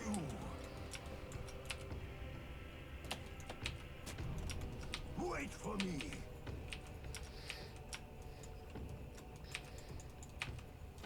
Yes.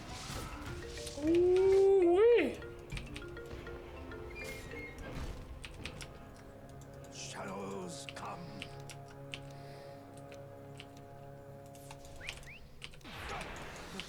begins. Rite of passage. Never go high ground. Oh my god, bros. Confirmed. First blood. Woo! I'm just getting started. Shadows. That's just a small part of the game. I go where I needed. Does that block? Where's the usual redness? Journey. For the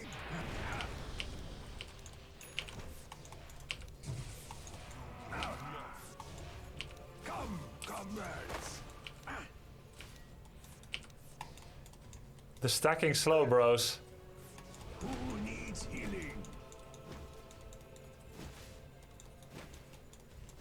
Travel on.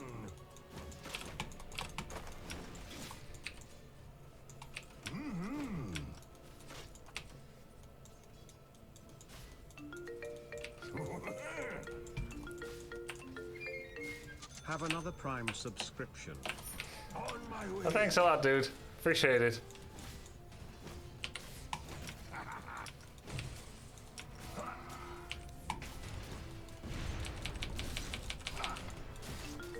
Wait for me. Oh. Hey, drums, 182. D Templar, thanks.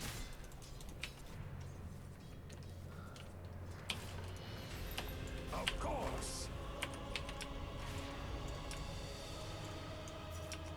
Confirmed. Missing top. We're starting to dodge.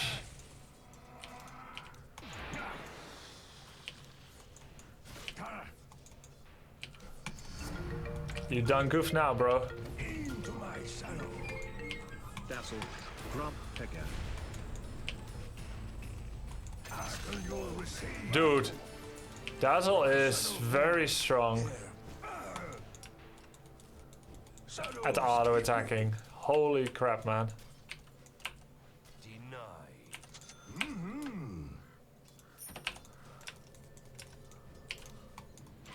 Who needs healing? They hate me right now. I love it. Rite of passage. Thanks for clearing the trees, broski. I go where I needed.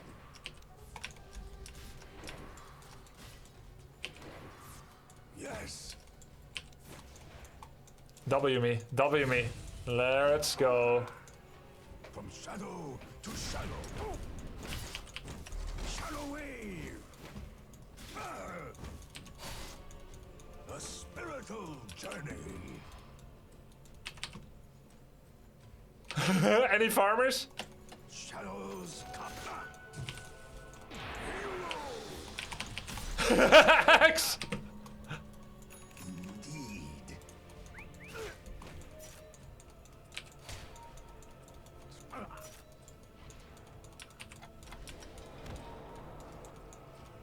I'm with you. Everyone here. Your middle tower is under attack. I think he lost his position on the map. A little bit. I think he forgot his position a bit.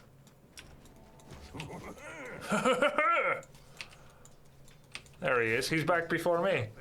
Well, that sucks. Your middle tower is under attack.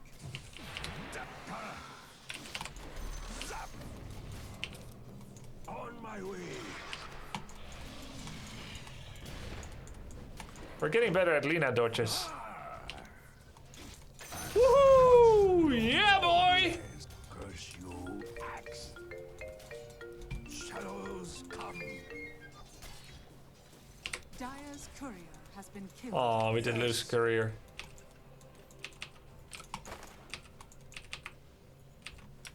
Kill still? Not exactly.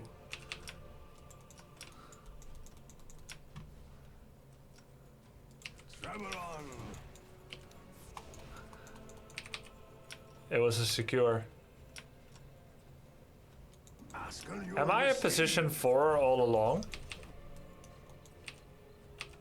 Is that my destiny?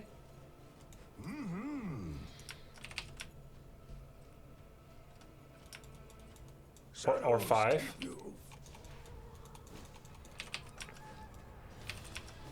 A spiritual journey. I fixed the lane for him.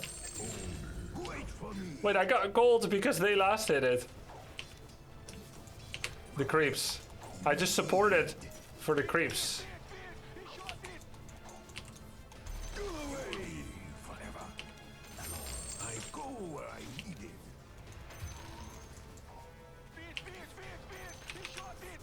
Of course. Your middle tower is under attack. Ow. Healing here. Your middle tower Wow. is under attack. Well, that kind of sucks, huh? Healing. The shadows Your middle cast. tower is under attack. For the shadows. It's a good TP.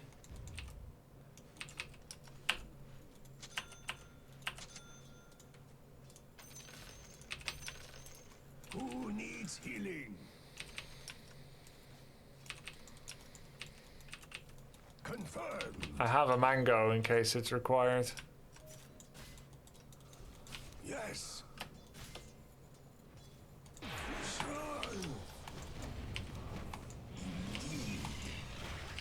This is deep. Dark light. I go where I need it. I didn't want him to follow up on that. I guess I baited him, but I mean, I just wanted to poke axe. Shadows keep you. Missed. Wait for me.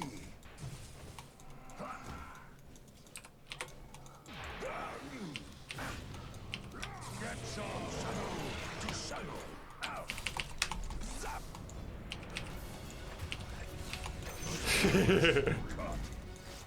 Push you, axe. I'm under attack.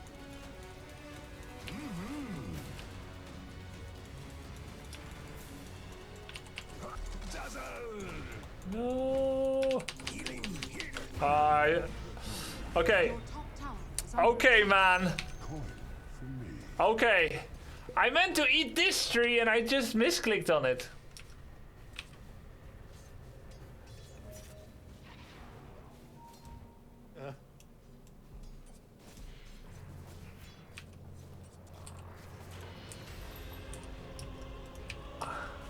Of course.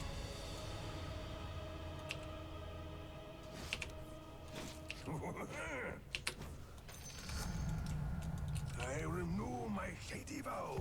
Travel on.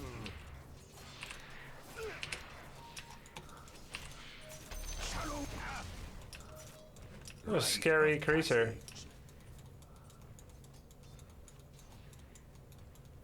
On my way. I'm with you. Alright. A spiritual. You always TP mid if it's open. I support. Yeah. Mid often goes. You often go mid as support because you need some XP. I go where I need it. Denied. Ask and you'll receive. Like I need 6. Shadows come.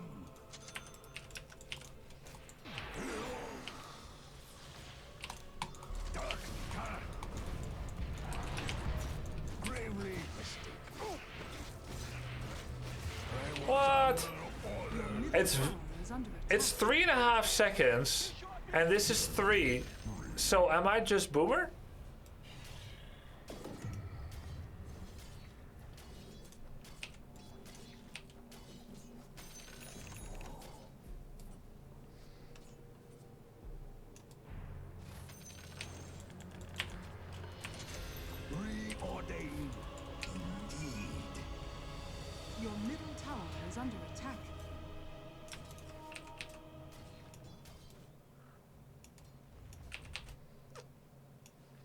Your middle tower is under Shadow attack. to shadow for the twins. Shadows keep you. Your top tower is under attack.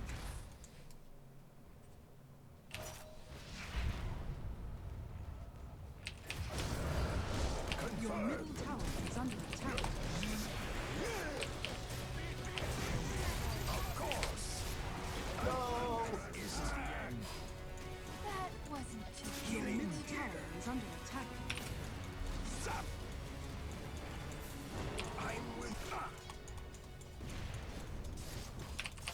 My shadow falls. Triple kill.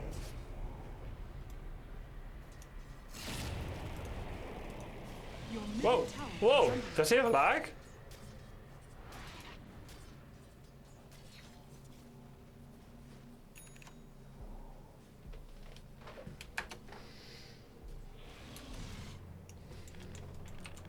Wait for me.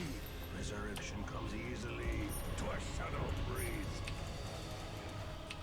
Rite of passage.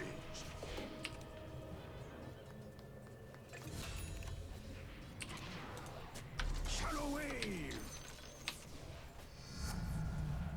Oh, yes. Yes. This is for Silencer's morale. Zap. Who needs healing? Priest of pain. On my way. You'll know right. A spiritual journey.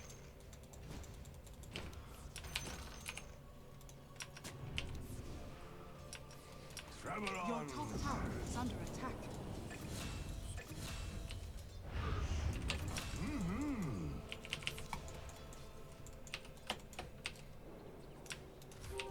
Invisibility.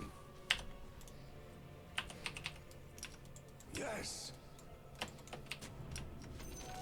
Dazzle. Go away. Your middle tower is under Travel attack. on. Dire's structures are fortified. He's so low. I'm with you. Dark light. From shadow to shadow. Wait for me. Your middle tower is under attack. Dazzle. Safe word. Confirmed.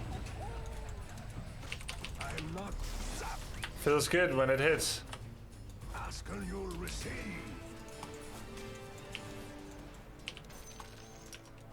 I go where I need it. Shadows Broom handle keep Silencer maybe should go to Monkey King or Bloodseeker. I'm quite happy with this. I like I'm sure you are. Shadows come. Go away. A spiritual journey. Healing here.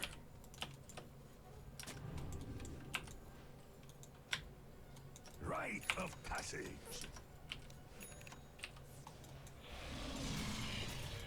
On my way. That was efficient. Who needs healing?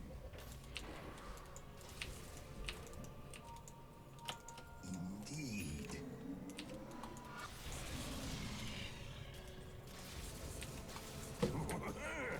Okay, sure, yeah. Of course. Healing here.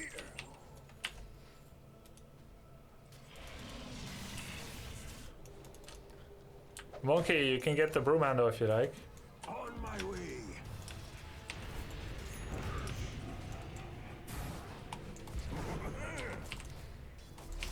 Zap. A sacrament. Yes.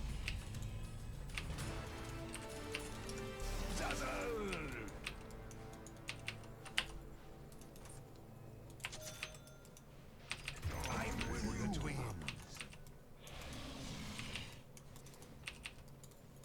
Shadows come.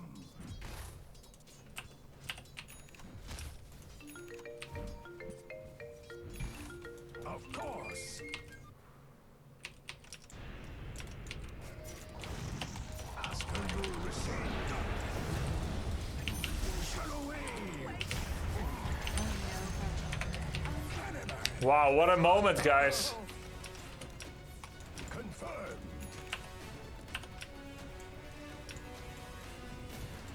Strike down. Shadows keep you.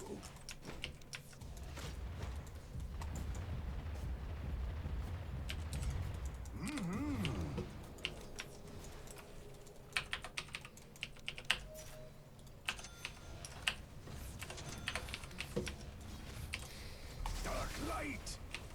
Radiant structures A are spiritual fortified. journey. Wait for me. Your middle tower is under attack.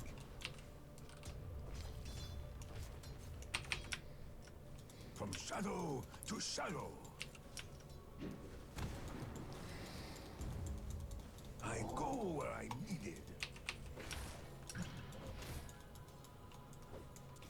Travel on.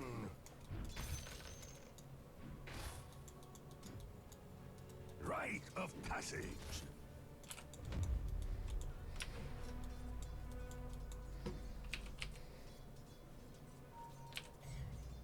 Who needs healing?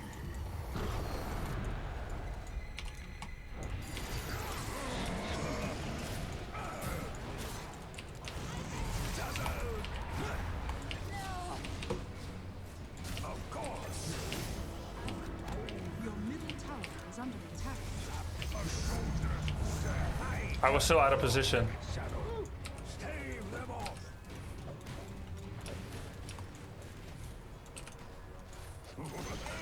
Shadow The enemy's wave. bottom tower has fallen. We have shard now, that's really nice. Next, let's get Aetherlands. Healing here. Ah, nice monkey, nice monkey. Hey, Hidden Whisper, brats. Thanks, guys.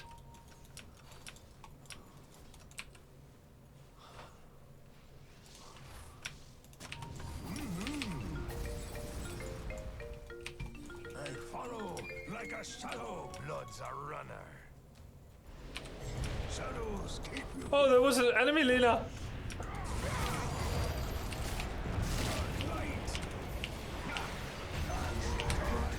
I just randomly dodged a stun. Grub grub clap.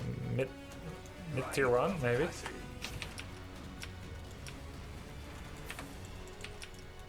Maybe bottom was better, guys. I don't know. Attack.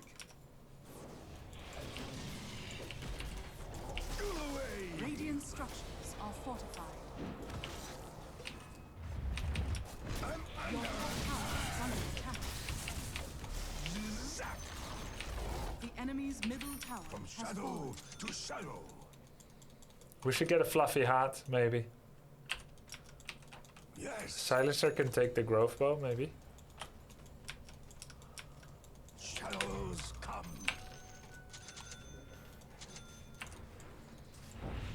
Confirm. Shadow wave. I go where I needed. Ask and you'll receive.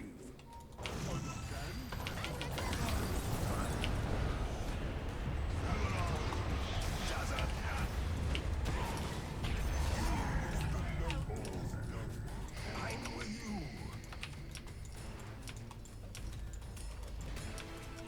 Shadows come.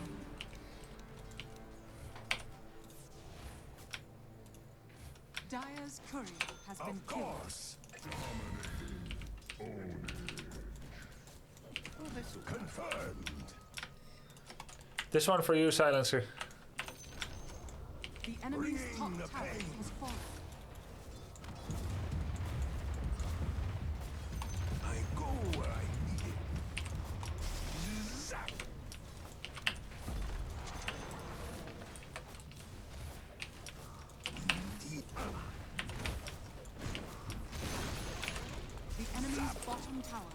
fallen. Shadows keep you. Rite of passage. This game is going well so far. Wait for me.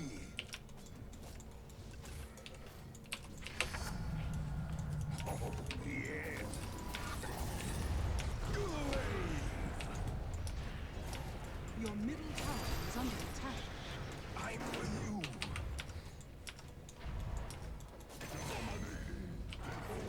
Healing here. Your middle tower is under attack. Dire's courier has been killed. From shadow to shadow. Your middle tower. Middle tier 2 first. I don't think we should go high ground yet. Spiritual journey.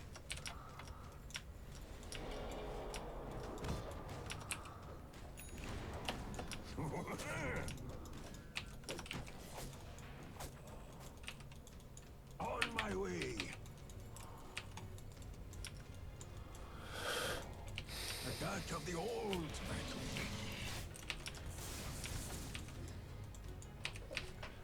Yes. Their PA is growing.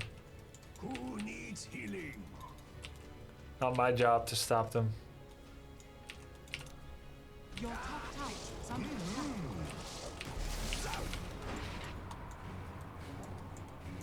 Ask and you'll receive. Your top tower is under attack.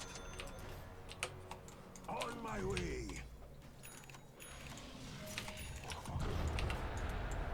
Healing here. Your top tower is under attack.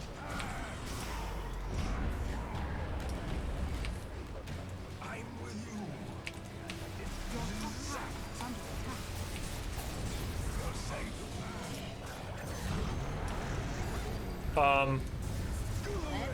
Your top tower is under attack. Of Your course. top tower has fallen.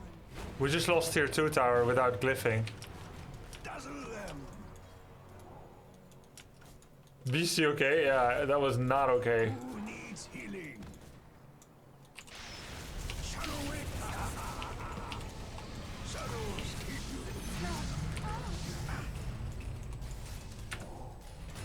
Wait for me. Dark light. Ask and you'll receive. Zap. I was 1 second from shallow. Triple kill. Okay. Yes. Dazzle. Nice smoke bomb. Chili Grave is quite bad against. Yeah, true. But you know, I picked first. Of passage. Go away. Safe word. Confirm. Juggernaut. Zap.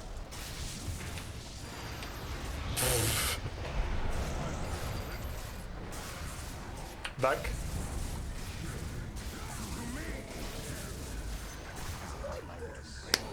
And stupidity. Your bottom This was so tower is bad under for us. attack. We were so far ahead. And Primal charged in after I saved him. Your bottom tower is Maybe under you attack. got halberded? Let me see. I don't think they have. I think Templar Assassin is gonna win the game for them. We just completely ignored her. You guys see what happens when... Oh! Never mind.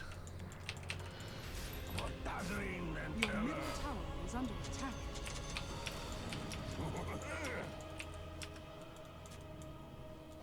Fancy meeting.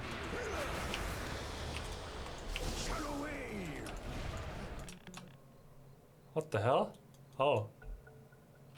We have it.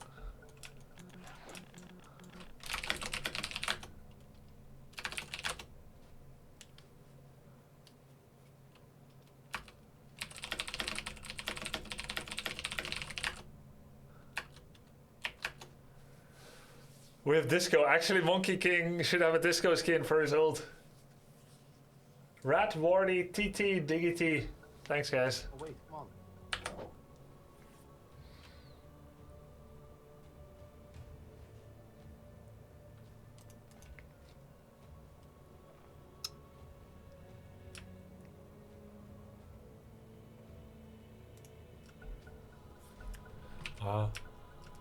A spiritual journey.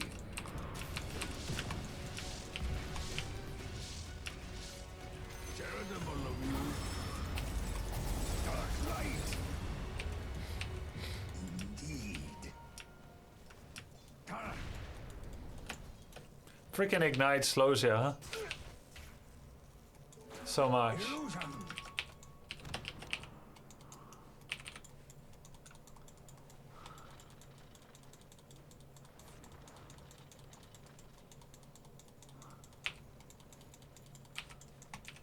Shadows come.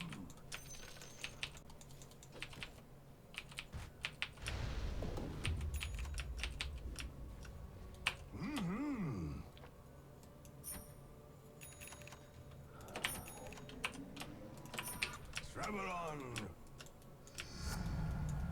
I renew my shady vows. Rite of passage.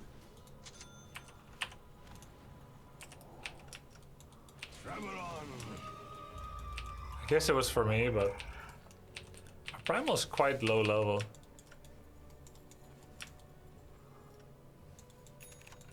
Who needs healing? I don't know what I should get next. What's good against PA? Polymorph. Shadows come. Holy crap. I'm with you. No. Holy Of crap. course. This is really risky. A spiritual journey.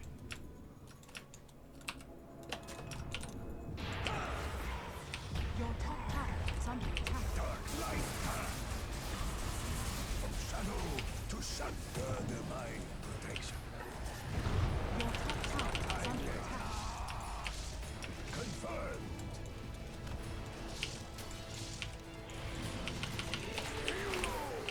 Zap. What's this?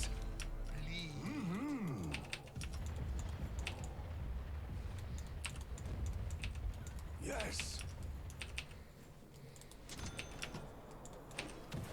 Indeed.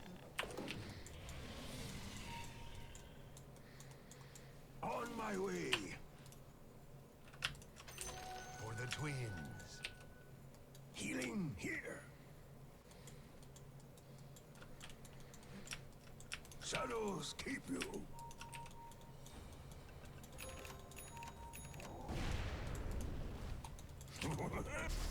Zap. Ask and you'll receive.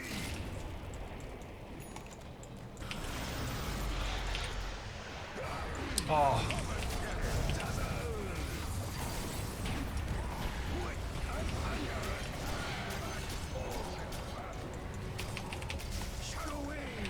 If I only had the other neutral still.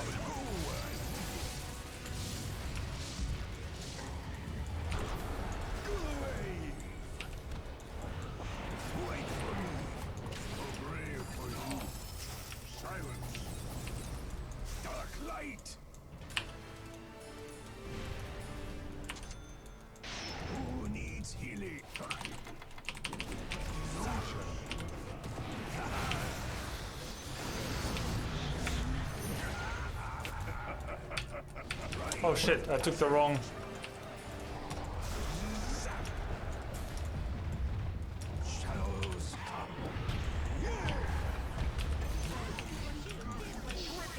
I meant to take Shadow Wave damage, not this. Imagine if I had mana regen now, boys. Would that be nice? Structures are fortified.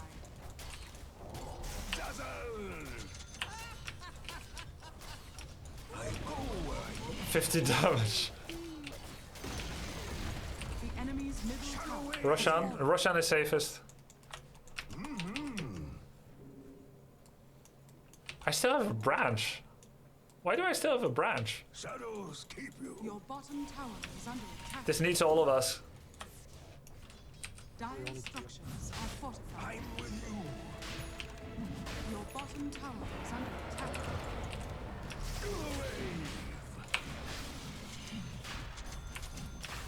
Of course. Zap. Your shrine has fallen to the dire. Oh my god.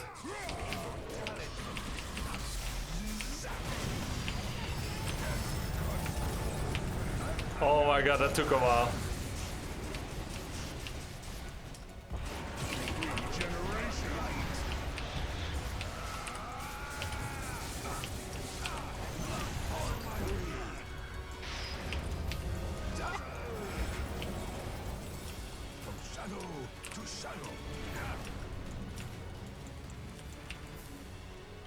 Push out the lanes. Yes. Top, mid, bot. Push them all out. They're gonna wanna avoid.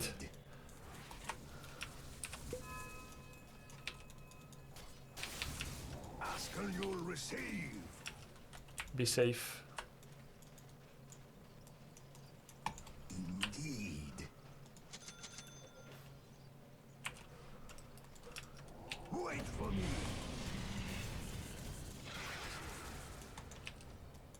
From shadow. I'm gonna take outpost. Not where I am around. I go where I need it.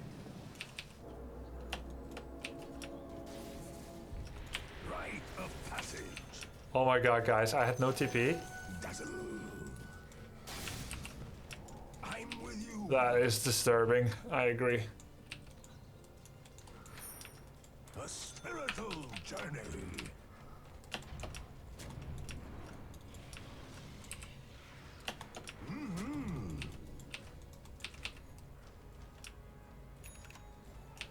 Shadows keep you. Ask and you'll receive. Who is most likely to be in trouble?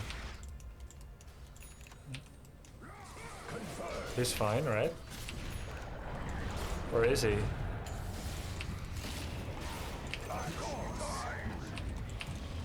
Shadow wave. Shadows come.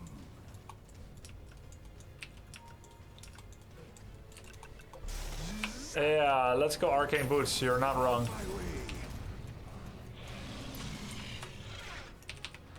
Top tower, the easiest way to advance.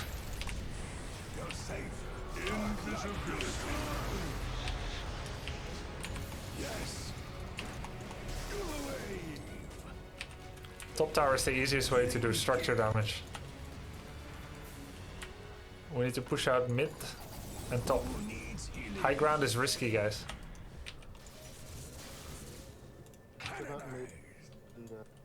Okay. Aggressive force staff, Giga Chat. Yes. Wait for me. You want to push out bot silencer, one wave? Travel on. Oh yeah, they have sentry there. I'm on it.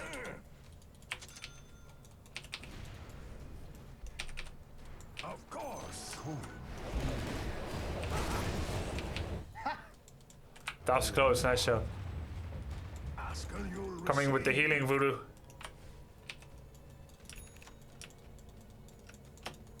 A spiritual journey.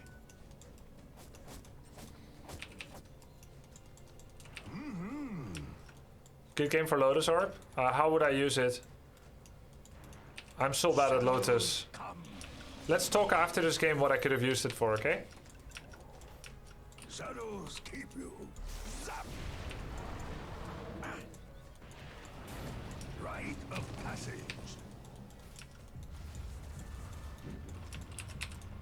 Who needs They saw us. Dazzle. Healing here.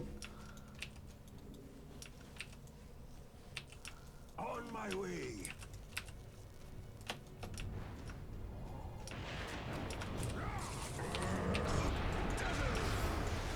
Tower dive.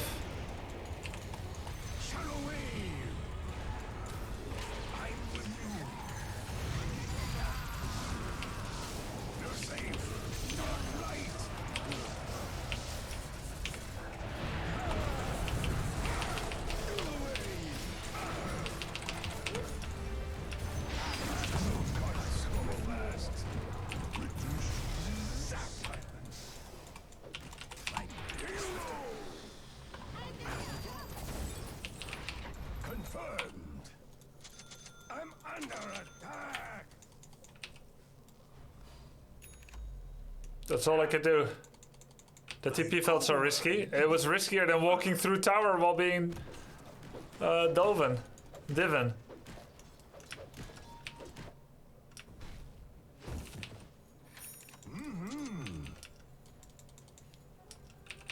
Devound. Rite of passage. We have arcane boots again, which means we can do Octarine Core soon. Attack. I'll get that. I stacked our triangle. Let's not push mid high ground, come on. I go where I need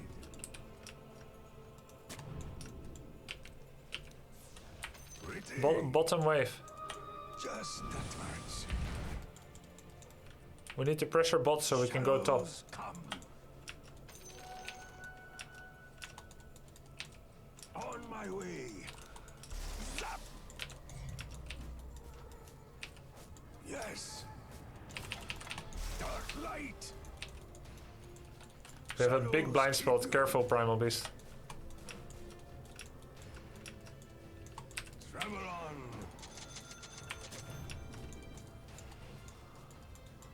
A spiritual journey.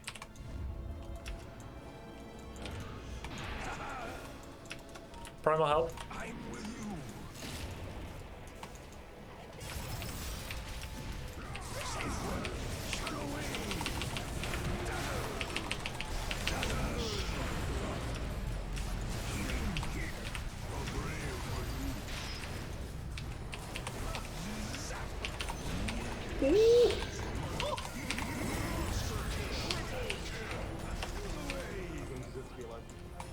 Let's go.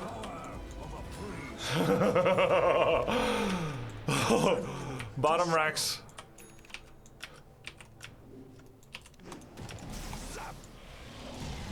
Confirmed. Dark light. Indeed. Radiant structures are fortified. Wait for me.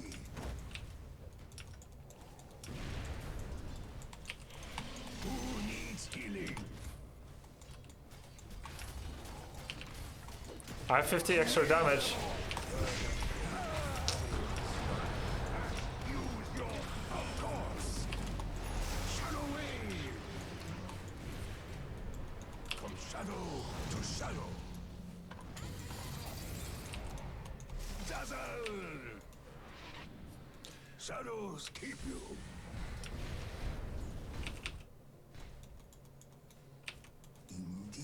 So what I should have done there was polymorph axe at the same time that I shallow grave. Confirmed.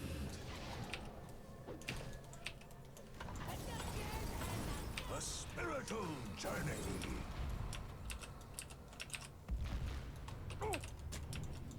Rite of passage.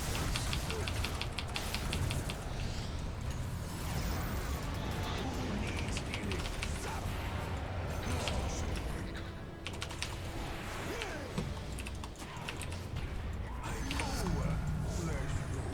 Woohoo! Are we puppy? I'm with you. Amuse me, ogres. Oh, he missed uphill. I didn't even know what saved us. Shadows come. Dark light. The enemy's middle tower has fallen. Radiant structures are fortified. Wait.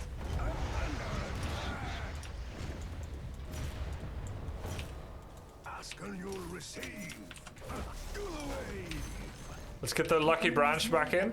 Has fallen. The enemy's middle barracks has fallen.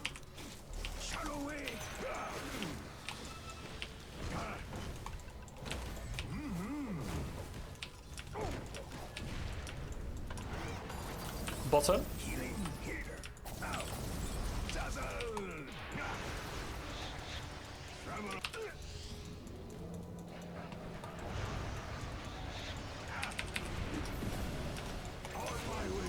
Nice. Lucky branch.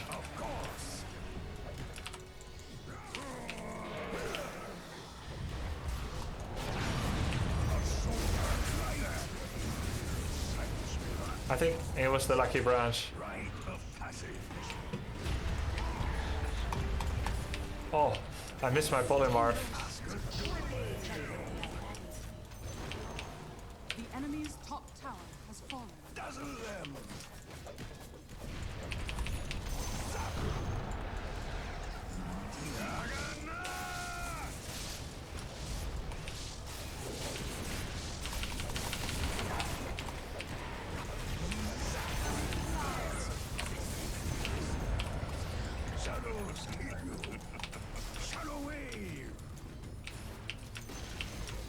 The enemy's Wow. top tower has fallen. The enemy's top barracks has fallen. The enemy's top barracks has fallen. Your bottom I really enjoyed this game. It was sick. Well played, everyone. The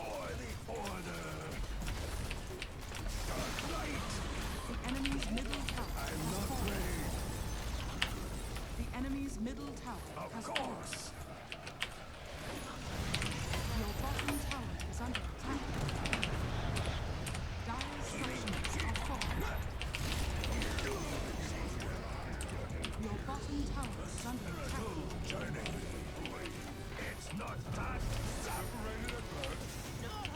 Nice. GG. How much intelligence does Silencer have? We'll check it after the game. Yay! GG. This was the most fun Grubby Dota game to watch by far so far. you enjoyed it? It's all thanks to the lucky branch. Whew. It's all gravy. Very nice. That was super pog. Super fun. Please upload this game to YouTube. Okay.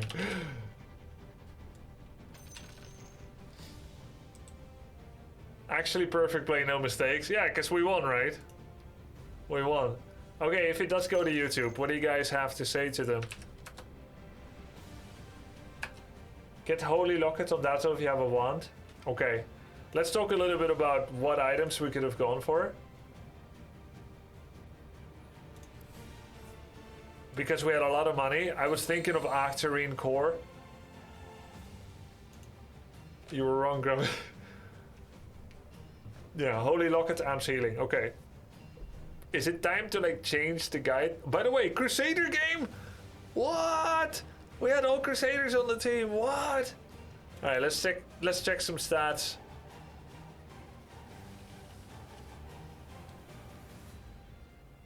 Disassembling mana boots and then building them again is a little weird. Actually, it's not that weird because you can disassemble it again to build Octarine Core. And we did need the mana. Yeah, of course. Everyone in this game was a smurf. I was, Primal, Monkey, Bloodseeker, Silencer. There's no way people could play well to win. So this guy actually was. But funnily enough, Primal, I don't think he was our best. I felt, and no offense, but I felt like he was our worst. If it wasn't me. So if he was a smurf, it wasn't a high level one. 4,000 games Ptolemy, Monkey King. Bloodseeker seemed pretty good. 348, okay. Silencer, 4,100. So Bloodseeker, maybe. Primal, maybe, but it was not a 5k smurf for sure. And the Silencer and Monkey King, actually, who I think had the most impact. with the scouting and so on, the intelligence stacking. They just had a lot of games. Now let's see how many Smurfs the opponent had. 6,000 games, Juggernaut. Lena, 9,000 games. Axe, 250. Smurf, right? Probably, could be. It might not be. They might have just started, like Primal Beast and Axe might have just started the game when I did, right? Look, 4 July. He started briefly before me, right? Ogre Mage. And it's like, I don't think anyone was like outstanding in the game by comparison to the rest. I think Templar Assassin on their team made the best macro plays, if that makes sense. And I don't think we responded well to it. 6.7k. And then if you look at me, you would probably say Smurf because it says 312. Except I've got the cute, unique dog as a portrait. By the amount of games, you could like, if you're angry and unreasonable and not looking at my play, then you could be like, well, that's a Smurf.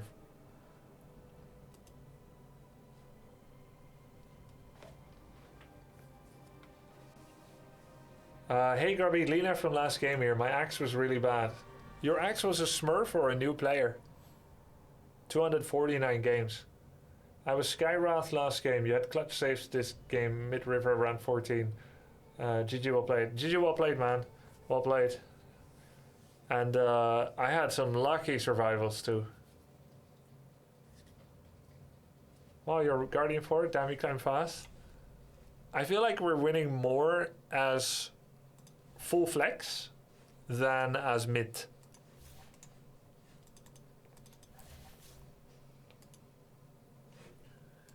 Let's see.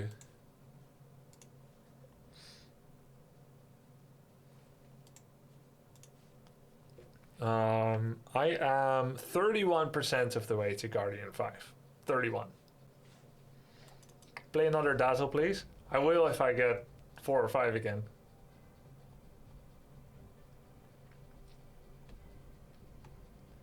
What role do you like the most? I like all the roles, actually. At the moment, I like mid the least because I make the worst decisions on mid, I think. Well, as full flex, I tend to get position 3 relatively more often than you would expect. So it's not full support.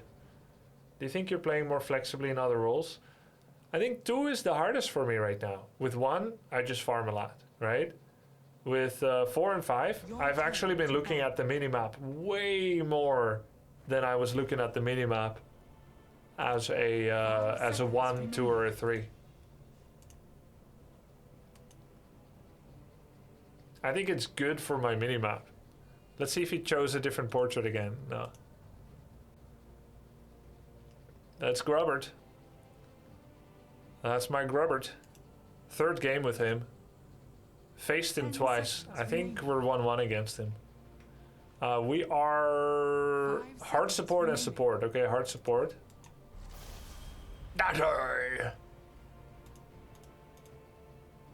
Do we have a new loadout for him? Yeah. We have a new weapon. And a new back. Ooh, what an ugly piece of garment. Murloc. Legs. Well, let's go for the full Murloc look then. I'm skin and bones. Damn, that's bad looking. Oh, that's so bad. Let's do it. We have new observer wards. Must have been gifts from stream friendos.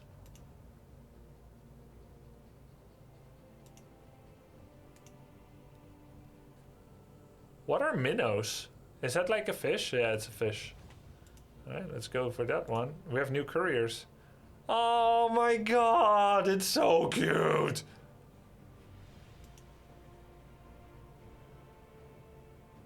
Oh, it's so cute too.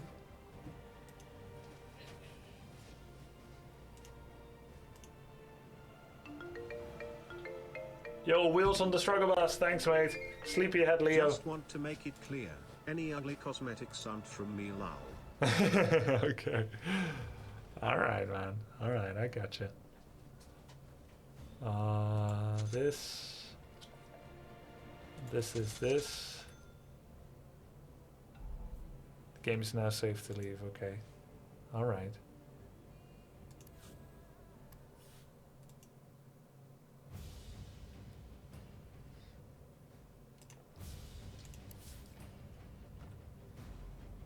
Try Fairy Fire to get on Dazzle. Okay.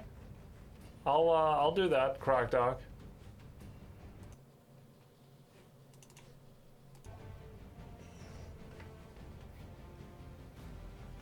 You can shuffle careers and wards, maybe other stuff. Yeah, we'll look at it soon. How many roll queues have you saved up? Oh, I think quite a few. Probably 40. We can go full position 1 or anything we want tomorrow. Or we could do more support save ups.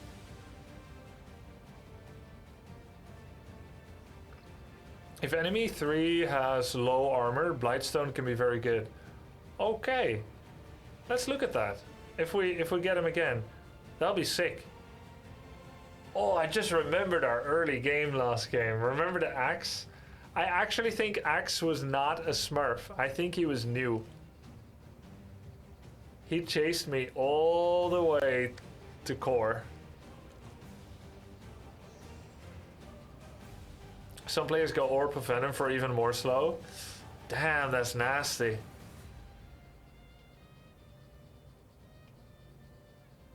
That's nasty. Solar Crest on Dazzle. I think I might try to go for that Holy Locket. That one is really good for me. There's a cap of 60 roll queue games. Okay, I wouldn't have unlocked that yet today. I haven't played 12 games. Earnest, sincere Sugma mail. What's up, man? I love Dota and Gravy. Thanks, man. Solar Crest is nice on Dazzle. What does it do again? It gives 5 armor, right? I've been playing Dota since I was a kid. How do you like the game? Very much. Very much. It's one of the best games ever made. 100%. Mechanism and Guardian Griefs is extremely good. Okay. Yeah. Holy Locket, Guardian Griefs. We'll think about those. I like Etherlands though. That's been pretty good.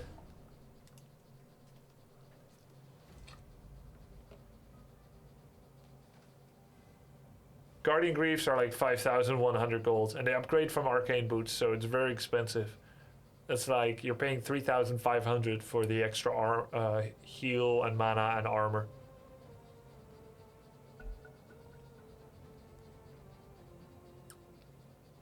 Hey, Rollfade, welcome to the Grubsters. We're support. Your turn to ban. Okay then. Оп, нихуя. 5 seconds. Okay, that's a mute for me. That was Братишка, сколько задонил? terrible microphone quality, bro. Holy. I can't listen to this. Can you mute inside the draft? Sekuse streaming, thank you. Alright. Right on left. Right on left. Thanks for the sub, man. Appreciate it. Welcome. So, which of the orbs are affordable? Oh, they're expensive. You can't do stick in them. Who is their position 3? We don't know yet. Guys, I'll do like a standard build for now because I need to make a quick run to get some something.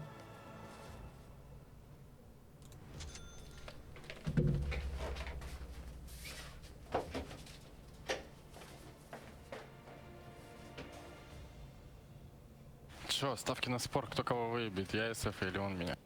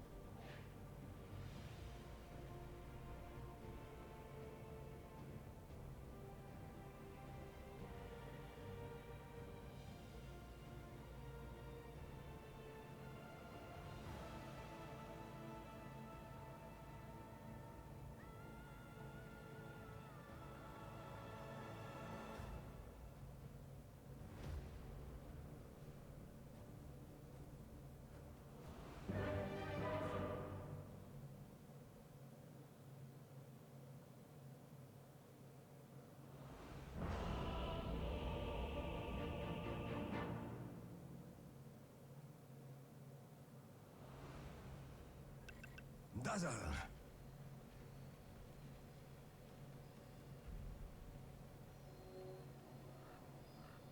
Prepare for battle.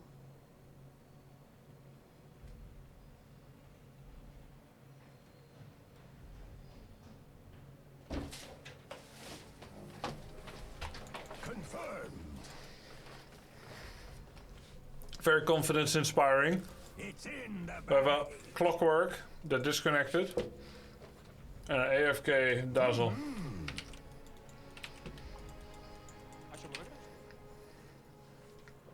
Holy Locket plus Grave and your 2 heal spells can heal for 800 burst. That's amazing. Wait for me. Goliath online. MK from last game, just to clarify, I am not a smurf, I am washed up.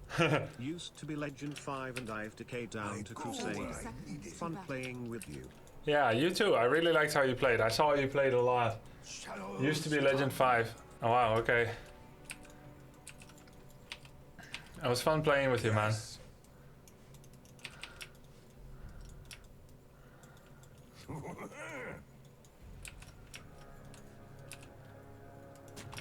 Of course. Yeah, we're gonna get like no bounty runes. Healing here. My shadow leaps ahead. That's the penalty of having an AFKer. He's back. Yo, Clockwork, you're back?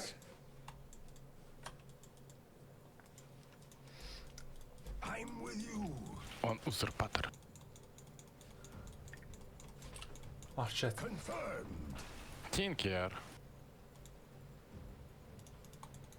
Travel on. Oh my god, guys. From shadow to shadow. Hey, man. Hey, the known world, how was your... wait, you stream on Sunday?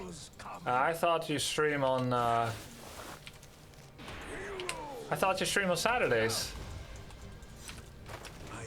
How was your Heroes of Might and Magic stream? You guys should check him out, guys. The known world, Heroes of Might and Magic. Anyway, I think we might be having a one of those cheaters, like Ricky, that just griefs. No, he's here. Bringing the pain.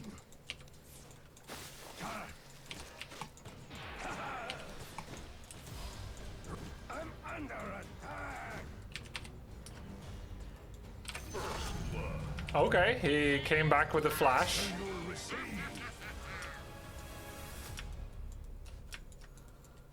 What is it with all these chasers, man? Hilarious. On my way.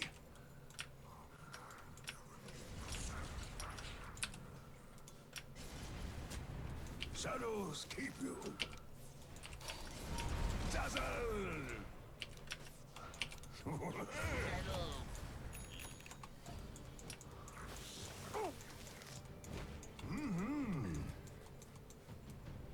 Yeah, good start. Cup. Wait for me.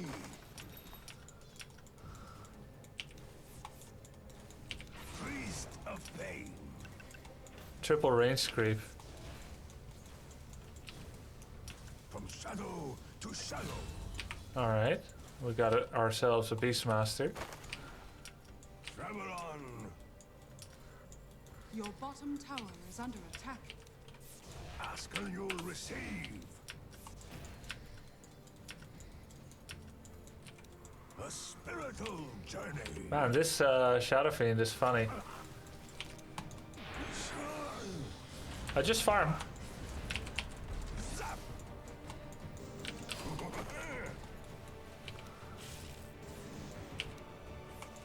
Dire's turret has been killed. Heal or harm.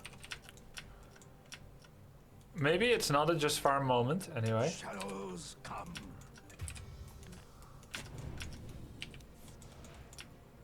Yes.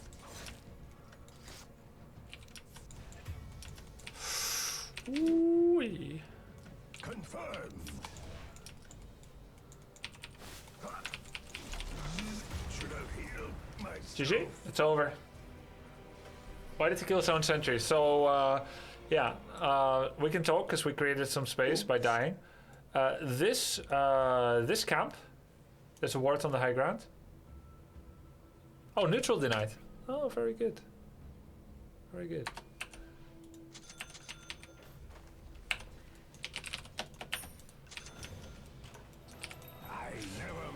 This camp.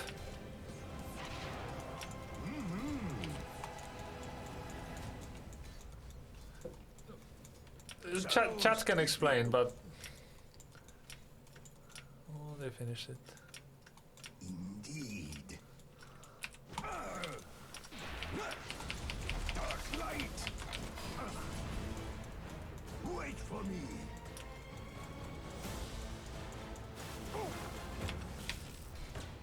Get 'em, boys. Oh.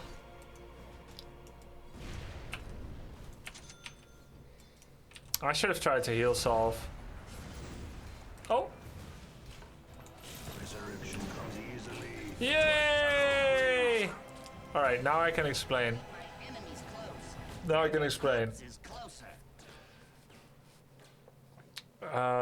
Yeah, I knew I could solve. I thought maybe it won't work. Okay, so let me explain, okay? This camp has such a big area that you don't know where Sentry Ward is. Oh, yes. On my way. And because of that... I'm under. Come, comrades. You wanna fight me?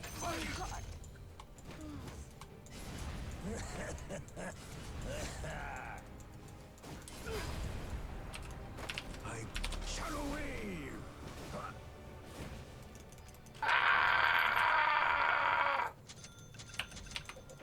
Healing here.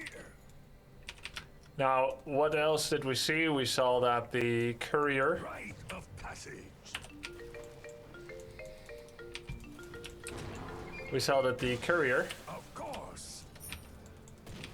Came, but we can't stop it because she died, so she's gonna be picking up her stuff. Oh, you're hot. From shadow to shadow. Shadows keep you.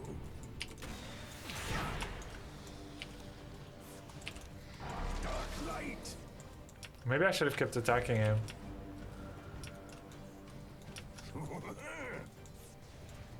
Radiant's courier has been killed. Rite of passage. Pretty. Money's burned. For the shadows. Healing here.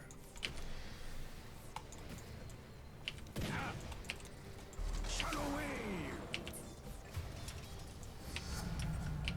Canonized. Yes. I'm with you. Just dazzle. I go where I'm needed. Wow, everyone TP'd mid. On my way.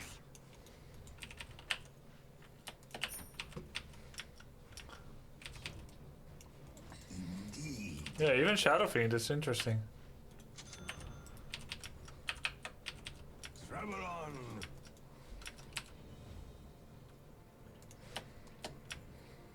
Ask and you'll receive. Who needs healing? There it goes. A spiritual journey. Oh!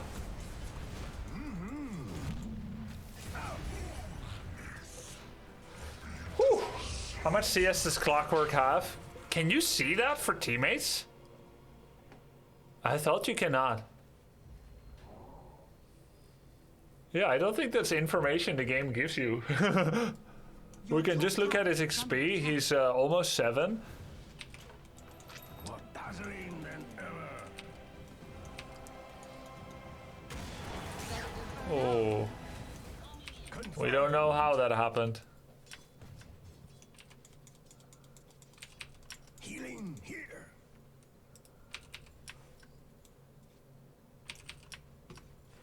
I should probably hold Mythic Spree for a bit. From shadow to shadow. Travel on.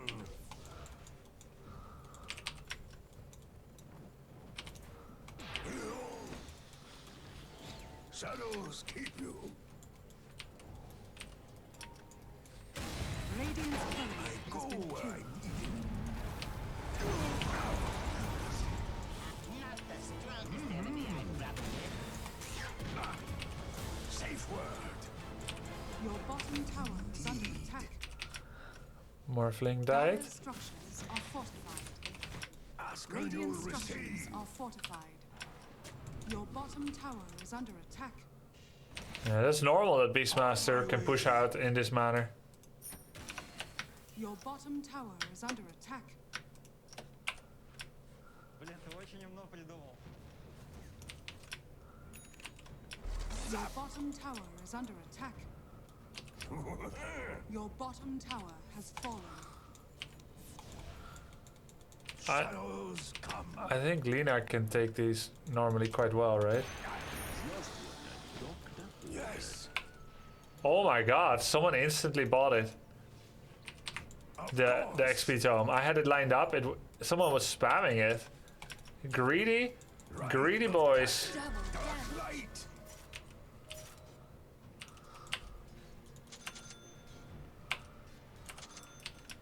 I'm with you.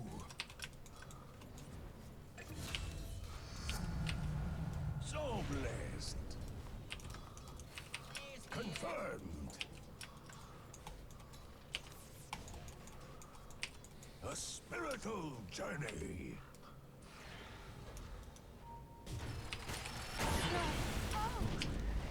That was genius.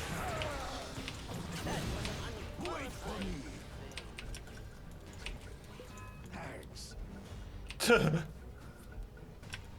He probably just said 5 people TP for me.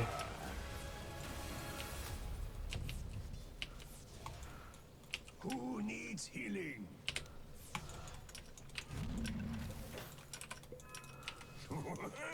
Your bottom tower is under attack. That's exactly what he said. Confirmed. Your bottom tower is under attack. On my way. Your bottom tower is under attack. Sacrificed to shadows. The shadows cast. Your bottom tower is under attack.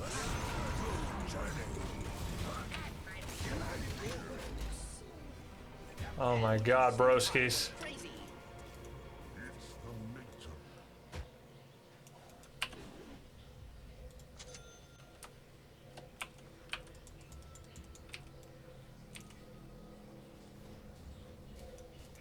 It's very popular in the game, in the country, Fleet Victus. Travel on. Beastmasters come to push this tower down. Your middle tower is under attack. Strike down. Kill away. I go Your where top tower is under attack. I'll take that. Wait for me. Your top tower is under attack.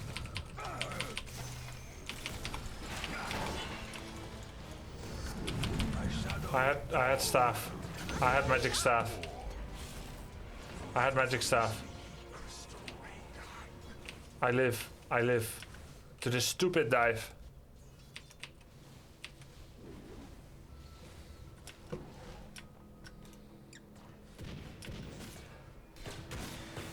Oh, he's dead.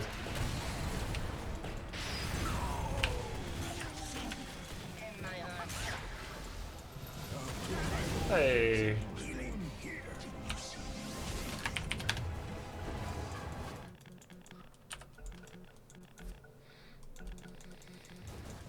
Shadows come. Only because he did it. shadows keep you. Your bottom tower is under attack.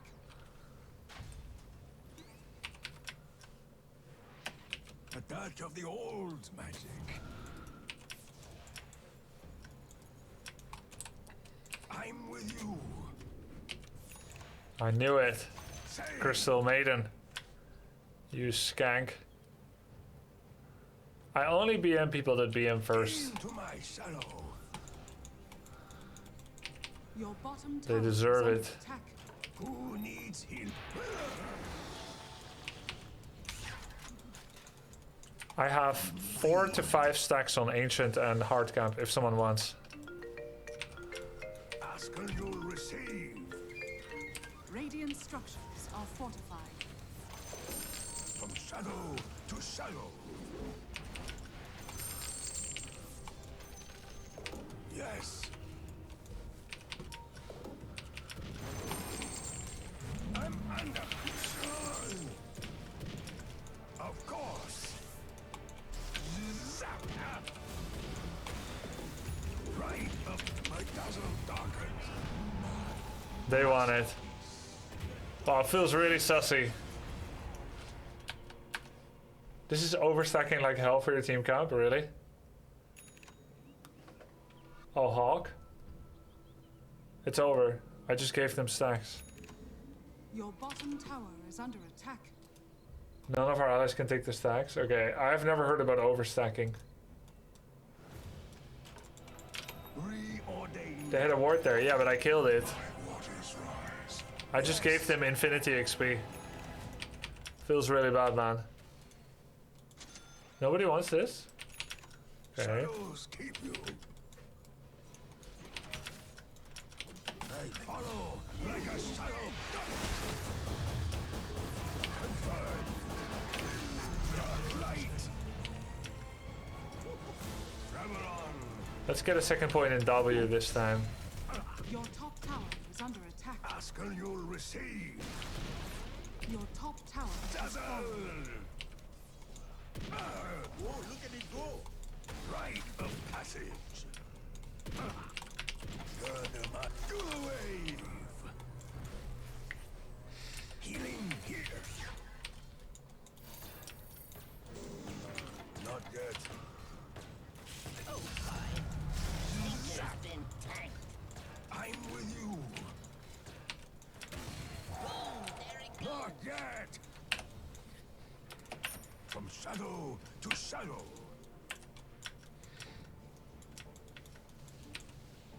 A spiritual journey. Your I middle go tower where is I under need attack. it. Shadow wave. Who needs Could just give it, jerk. on my way?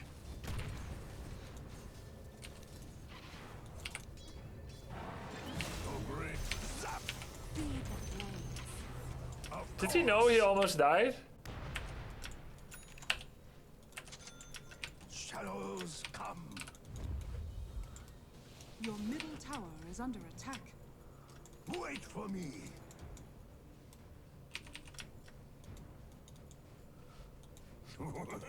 I know both supports shouldn't be here. Is he doing it or? Aww.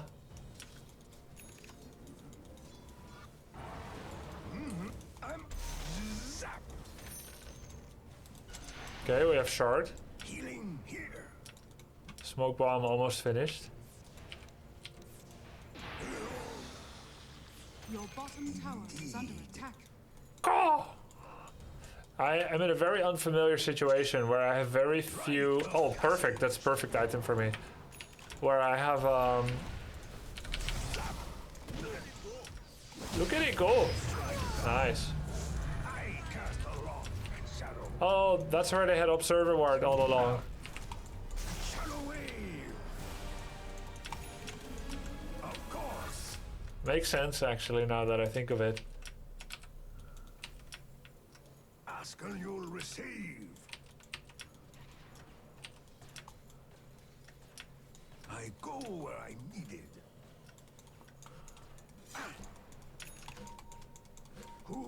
needs healing.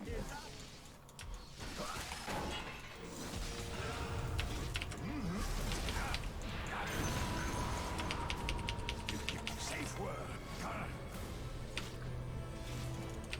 Travel on.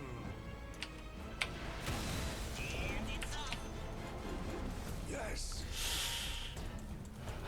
Please, please. Ay, ay, ay, ay, ay. On my way. Wave. From shadow to shadow.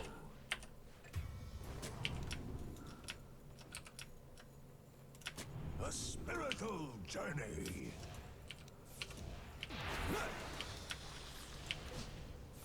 Wait for me. Ready. Shadows come. Dark light. The sacrament. Shadows keep you. Your middle tower is under attack. Ow. I'm with you. Your middle tower has fallen. Dazzle them.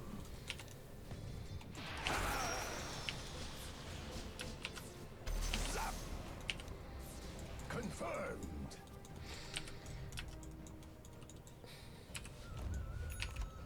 Yes. Should I take Windlace? No, let's build Etherlands. Shadows keep you. Blaze here. Ask and you'll receive. Dazzle.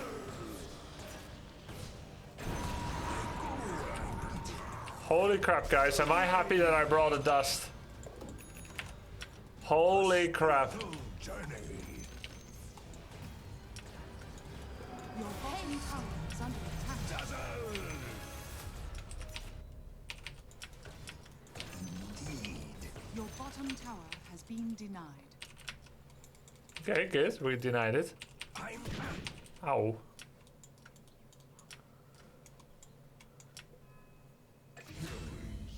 Wait for me. It missed. Oops.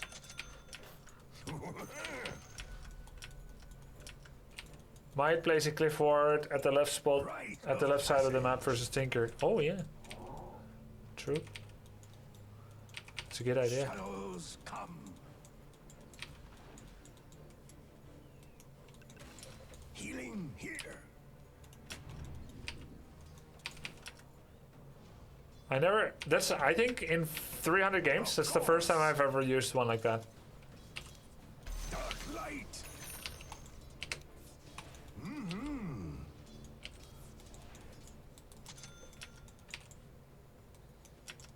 Still have my lucky branch.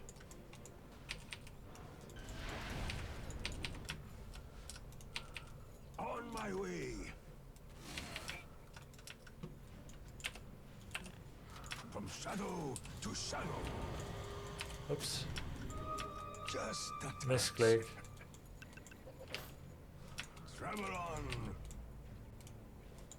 Ah! Under attack. Rite of passage.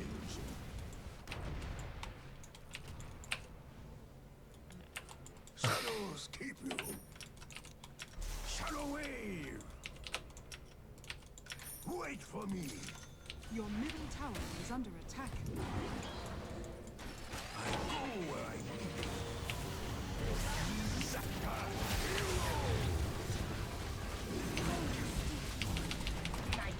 Yes.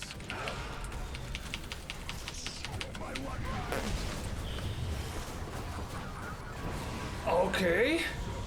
I think the mistake here, I'm pretty sure the mistake here is going in for auto attacks. Your middle tower is Okay. under attack. That's what I did.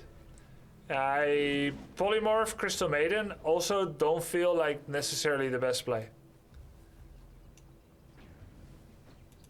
She was gonna die anyway. Save it on others. Stay back, shallow grave others. Positioning problem. My bad.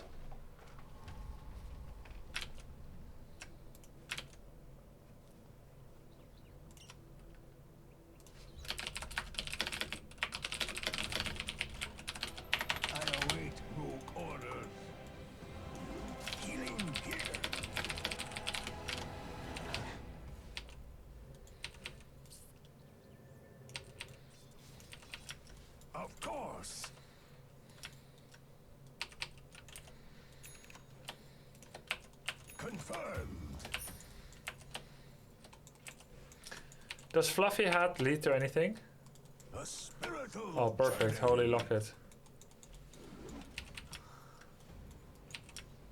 Who needs healing? From shadow to shadow. Shadow wave.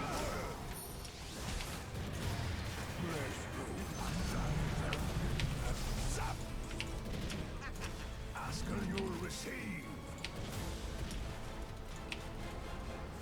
One kill.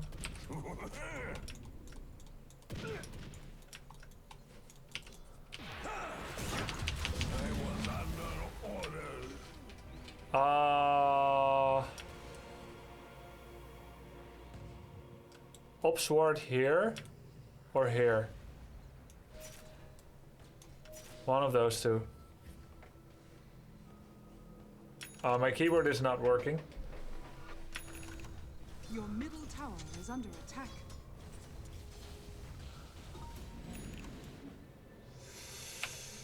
Glimmer Cape. They have Hawk. Does Hawk have True Sight?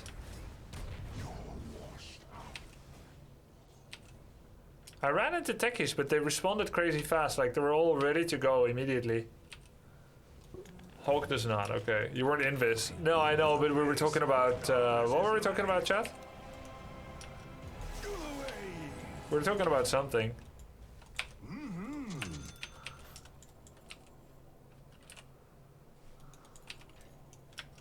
On my way.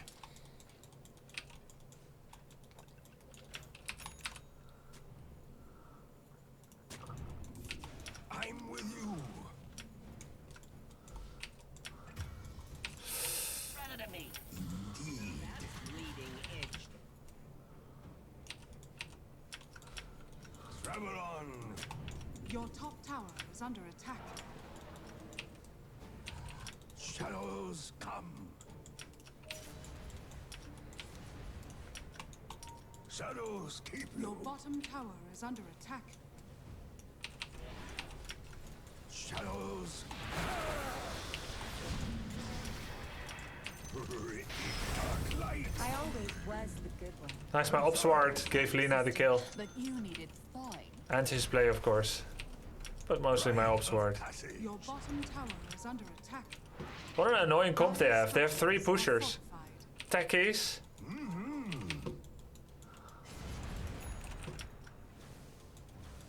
Travel on.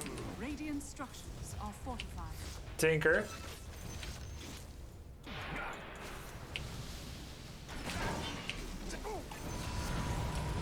Of course.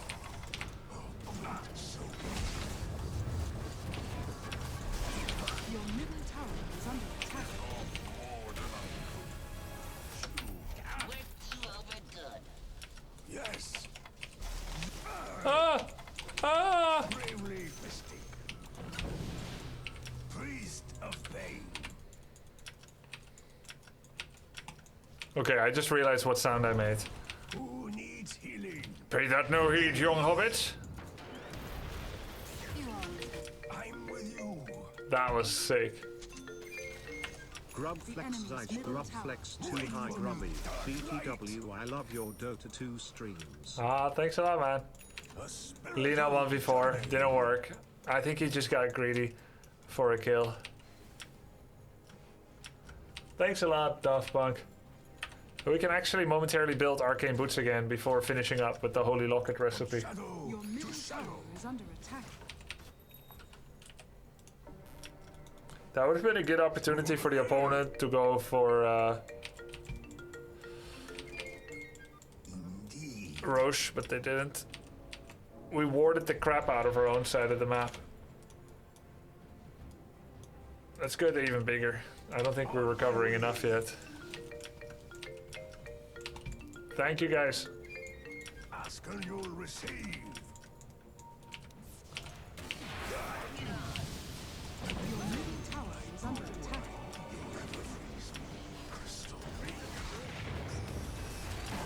On my way. Your middle tower is under attack.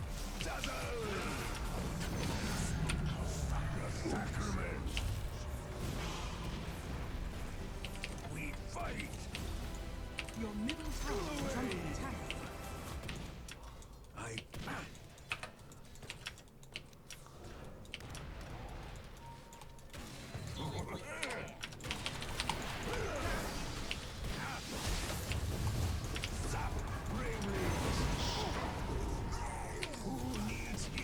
Giga chat dust. Let's get another.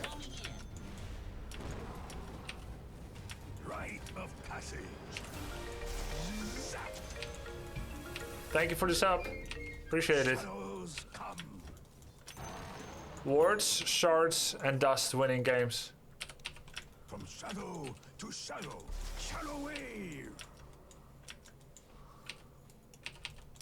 Indeed. More fuel for my No fire. time yet. Dark light. Ask and you'll receive. Money's first. Attack. Thank you for the sub. Arms from the dead. Incoming. Travel on. Catch fire, Nashi Dayu. Okay, I think we got the green light to cast one game of TI with Gorge after this game. Healing here. If there's a mod, can put in title. Yes. We've been turtling, but it's kind of been working out. Interesting. Confirmed.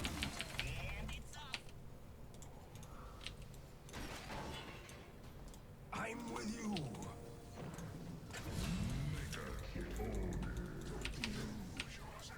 Wait for me.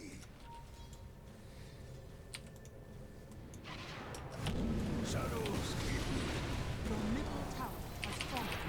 away. Safe word. Of course. I'm under dazzle. On my way. Zap. He's about to pop. Cool guy. Ask her you can. Ah! I go where I need it. Shadow wave. From shadow to shadow. Now.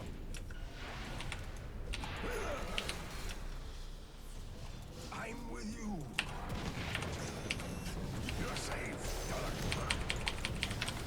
Who needs healing? Haste. Oh no. Wait for me.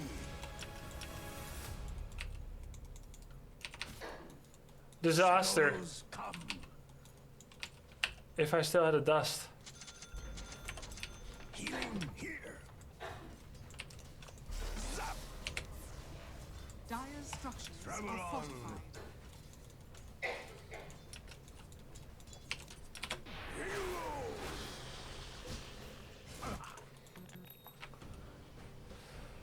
Whew. We bought time. We bought time.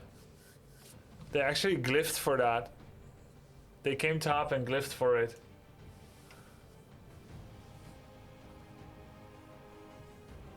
Dazzle heals himself every time, so you don't need to cast on yourself. Oh yeah! Thank you. I forgot. Your middle tower Shadows is keep under you. attack. Right passage.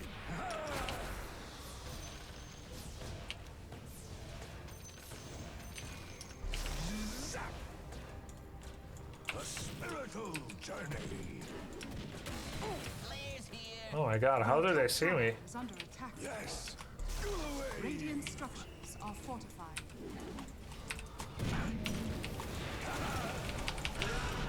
Confirmed.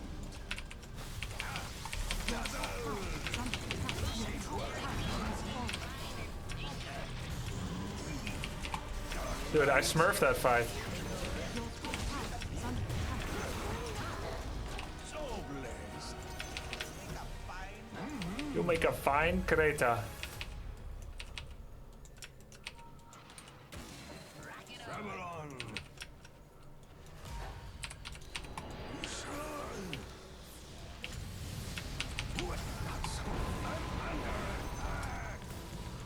Your bottom tower is under attack.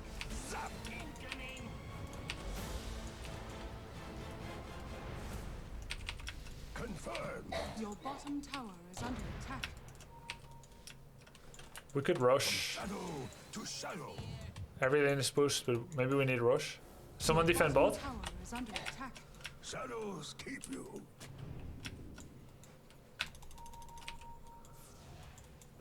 Remember when we died here? Your top tower is under attack. I go where I need you.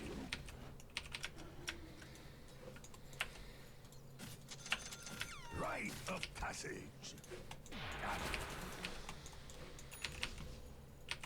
Healing here. The dazzle tanking rush incident, yeah. Guys, what do I get next? Healing.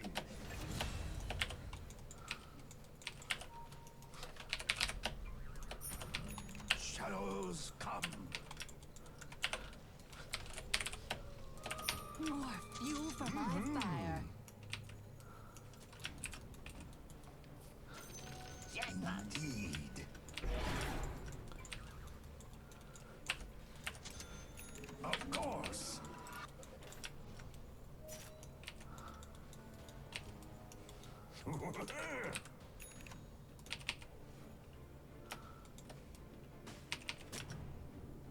I'm with you.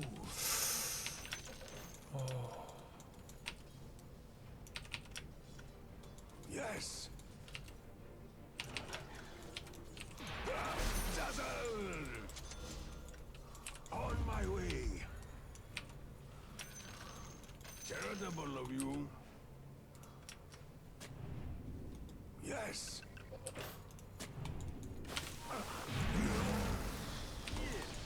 Bringing the pain. Your top tower is under attack. Under attack. Not so fast. Your top tower is under attack. Of course.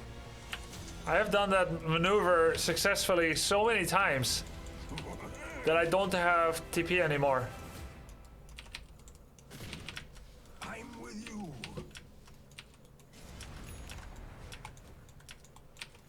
Wait for me. No more smoke bombs.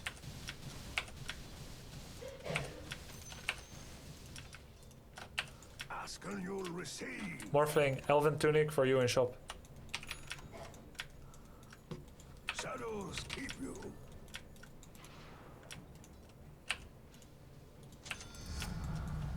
I remove from shadow to shadow. A spiritual journey.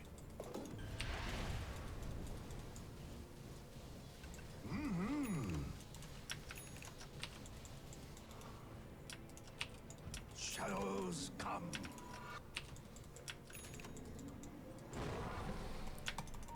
Who needs healing? Your middle tower is under attack.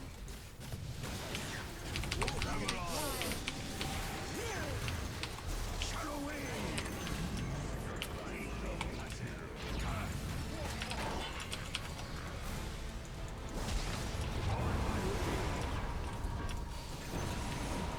Rush on, rush on.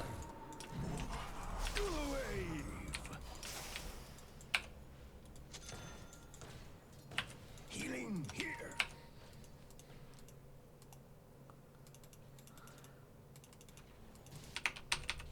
Save them all. Lina, new item for you.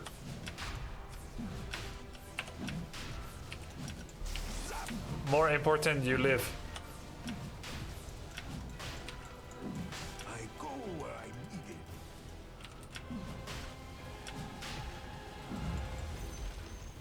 The enemy's top tower has fallen. No max.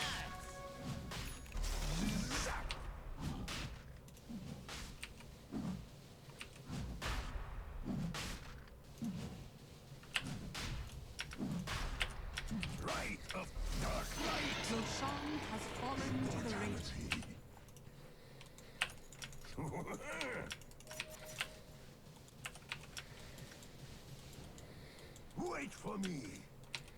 Welcome to the secret shop. Shadows come. Oh, Witch Doctor took the Observer Ward. Shadows keep you. Griefs? That's very expensive. Who needs healing?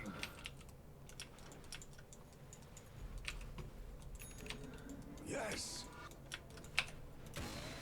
And it's off. Indeed. I'm just gonna get it for him. On my way. Under my protection. Dazzle! I'm with you.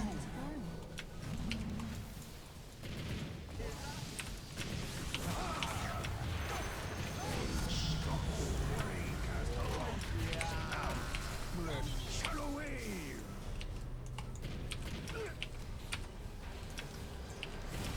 Come, comrades. Do away. Let it go. So far. Of course. Zap. I'm your beard. Ask and you'll receive.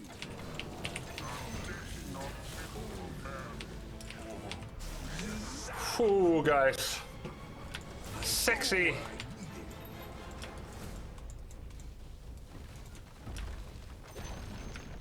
The enemy's bottom tower has fallen.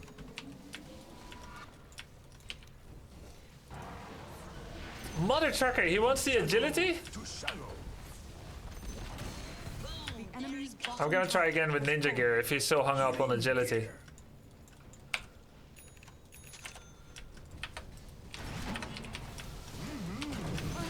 Oh, dire structures are fortified. we're so far away from Megas. But we don't end here, do we? Do they have buyback? But I feel like we might be strong enough to keep going. Radiant's courier has been killed. Your top tower has fallen. The enemy's bottom barracks has fallen. We go Megas. Your top barracks are under attack. No! Oh yes, it's okay.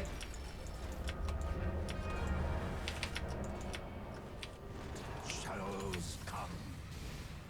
Dire's courier has been killed. I'm with you. I'm under attack. Shadow wave. Very, counter Narcas. Incoming. I go where I need it.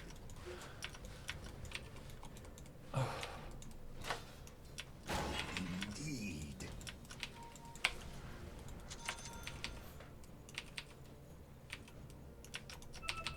Shadows keep you damage. Travel on.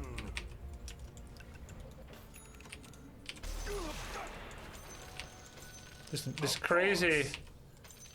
crazy Lina doesn't want better items. I'm going to force it down his throat.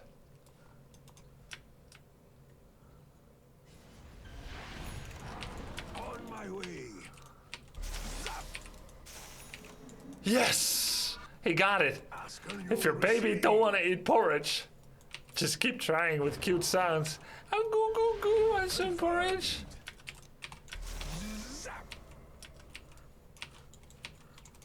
From shadow to shadow.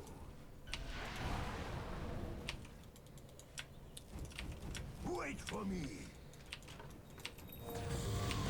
Oh, Clockwork, you crazy. We didn't talk about this.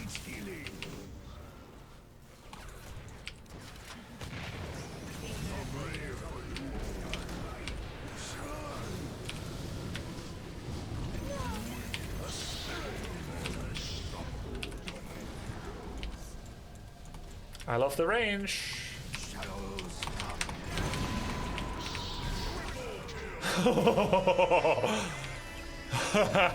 Yes! Dude, we're making a highlight reel with Dazzle.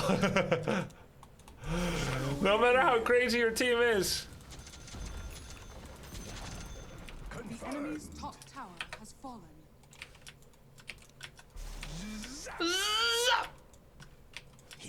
Yeah, from the other side of the map. Your bottom tower is under attack. The enemy's top tower has fallen. The enemy's top barracks has fallen. The enemy's top barracks has fallen. We just saved up enough money to get Guardian Griefs.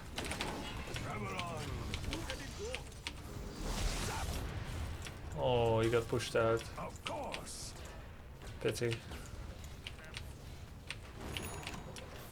On my way. Drag it on. Still away.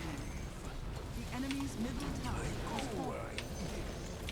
The enemy's middle tower has fallen. Yes, we did it again. I honestly thought this was unwinnable.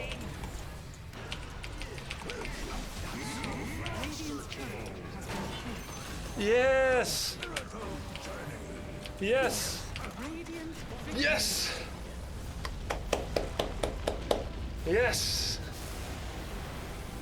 Oh my god! Go team! Oh, the games are getting so cool! Oh. Yeah! MVP 2 with this ugly ass skin! I am Murloc! 9 shallow grave saves. Guys, what did he say? I'm gonna guess. 2 pros, 2 effing pros on the enemy team. Ha! That was good. Nice shallow grave. My team played well, but you guys were better. Can close there. Thank you.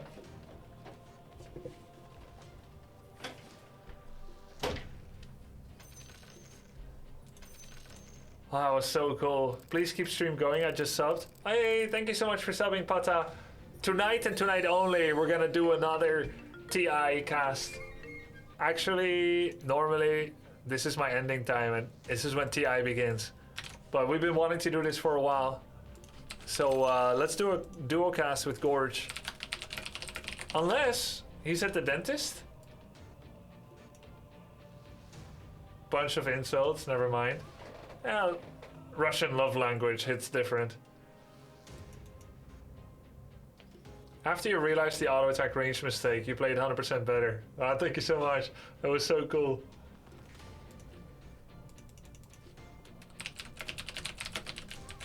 Two trash carry teammates, waste of time, garbage team, lol GTFO. Or 2 great supports on the enemy. Thanks for the great game. GGGL next. You're talking a lot. Oh my. Oh my. First, commends to everyone. They played great. And commend to the Tinker, who complimented our support play.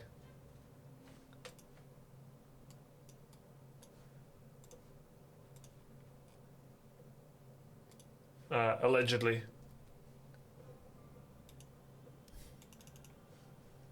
That was such a cool game, guys. You already playing against Crusader players? Yeah, we're getting real close to Crusader ourselves. I mean, 50%. Guardian 4, 50%. Guardian 5 incoming. Guys, I'm almost afraid to check. But Dazzle win rate?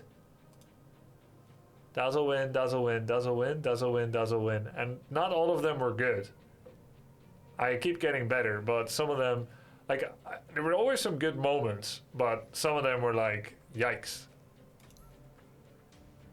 Ah! 8-1. One of these losses was fake. It was a disconnect. Locket is so good on Dazzle. Yeah, it was really nice.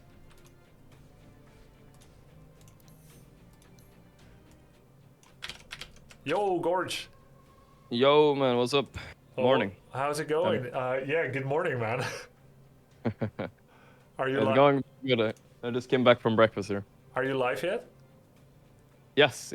I chilling. I'm watching the EG versus BB game. All right, let me join in. Sure, man. How's your with Dota. Did you win your games? Yeah, 8-1 with Dazzle now. Almost Crusader 5. Let's go. Oh wait, no, Guardian 5. Holy shit. Guardian 5. Oh, okay, still though. Crusader. I was like, damn, you're going a bit fast. You know, you gotta go slower so you milk the content. You know, like you can't. Don't rise too fast. All right. I'll keep it in mind. Thanks. Take it easy. Yeah. I mean, I'm fairly sure. I think I've told you this already. If you just learn Naga, like you'd literally become 5K pretty fast. I think. You know, it's not that crazy. I'm trying not to be too much of a one hero spammer. So today I've been earning roll queue games big time. I saved up 48 roll queue games. After you get 7.5K plus, you don't have the roll queues anymore. It's kind of sad. Yeah. Okay. Well, I don't like that, honestly. It gets pretty miserable, but I like the roll queue system. You're watching BetBoom EG, right? That's the one. All right, I'm gonna load that one. Don't forget to put like PGL in the title or something like that. Okay. You haven't gotten approval of them, but I'll ask for you. I think it's fine. You know, it's not that big of a deal. Okay, thanks. I mean, I'm following all the guidelines, and I literally don't have a contact, but I'm following all the guidelines. If they have a problem, they'll let me know. Yeah, I think it's okay. All right, Slardar last pick. So I have not watched BetBoom much, but they're the only teams I actually haven't watched, I think, so far. Okay. But they have a little bit of a unique play and draft style. Usually they play a little bit like this Daxak guy, as you see. He doesn't play traditional carriers a lot, so now he's playing Visage carry. I don't know if you've seen that before. It's not very common. I've seen position 2. Wait, Visage is the one with the gargoyles, right? The 2 flyers. Mm-hmm. Yeah. Yeah, I've seen it position 2, but position 1, no. Yeah, no, this guy plays a lot of those kind of unique heroes. And also, something you see also is the Sven support coming out from EG. It's also a little bit of a niche pick because his shard gives like a lot of armor, and it counters the full armor strat that BB are running right now. Wow. How is it full armor? So it's like when you get the shard, you can buy it. You buy it all the way at 50 minutes. It gives like a passive. I don't know how much it's 8 or 10 armor aura around Sven all the time, even when he doesn't use Warcry. So it's like. Yeah, I remember that. It stacks up quite a lot, you know. I'm surprised BetBoom just kept picking armor piercing and armor reliant physical damage heroes into this. It's kind of crazy. Well, I guess in theory, like you're facing armor stacking, you still want to deconstruct that armor, maybe. Yeah, exactly. I guess that's a theory. I mean, I don't think people usually play around that much. Usually, it's better to just have be the armor than the one trying to pierce it, right? Is it? I think. Yeah, well, you'd rather just go magic otherwise, right? That's more efficient. If someone has 20 armor, you just nuke him with magic. Yeah, exactly. Like, apparently, it's maybe 7 or 8 armor. Yeah, it's a little bit less, but it's still a lot for passive. So I missed the beginning of the draft. Do you think they were like halfway committed already to building armor deconstruction? Kinda halfway, I'd say. But they really committed on it with the last picks with Venge and Slardar. That is 100% all in on anti-armor. Yeah. Maybe it will work, like you said. Maybe they will deconstruct here. See. Doesn't like Slardar do like minus 20 or something? Yeah, it's quite a lot. So I think it's minus 20 at level 3, yeah. And we have Arteezy playing Pudge. Have you seen some Pudge carry? That's a really fun one. +1? Yeah. Yeah, I've seen some position 1 Pudge, and I like it. Yeah, I think it's cool. They really buffed this hero the past few patches. Like, it used to be kind of like a supporty hero. Yeah. But then they gave him a ton of base damage and even an extra ability with his Flesh Heap being active. Yep. And all of a sudden now everybody's playing him as a carry and stuff. Mid is also, but carry is even more popular. Yeah, Dendy told me how much he changed and that he can just like sustain damage and take damage. When you see him as a +1 compared to, let's say, a 4 or a 5, what kind of items does that unlock for him? I would say as a +4 instead of a +1. Yeah. So no, I think if you're I mean, if he's 1 instead of 4 or 5, like okay, what extra net worth will he be utilizing and how? So I think the build changes completely. When you're support, you go for the Shard and Aetherlens, which lets you lets you save teammates with your ulti instead. Yeah. That's like what the Shard enables. And when you're carry, you're simply going Aghanim and BKB and stuff, Blink, stuff like that, to be able to fight. So he goes from a back. He's actually a backliner otherwise. Now he hooks out Abed. That's nice. Do you know the tournament score, like the group stage score so far for these two teams? Yes, EG is actually kind of topping out their group, and Betboom are at the bottom right now. Not like they're not down and out. There's still 1.5 day left. This is the 3rd day out of 4. Yep. But EG are 2nd place right now, and Betboom are 9th. But that can change really fast. The point difference isn't huge. Okay, so in theory, if Betboom wants to avoid elimination, this is a very important match for them.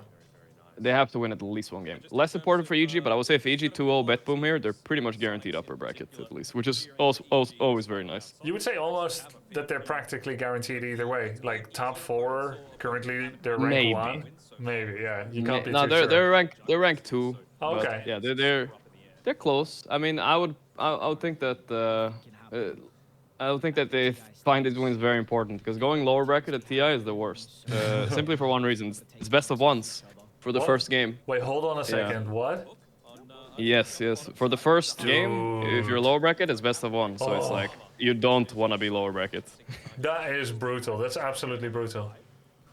The players want to change, but I think Valve likes the spiciness, you know. They want the content. Oh, first blood chances. So close sometimes.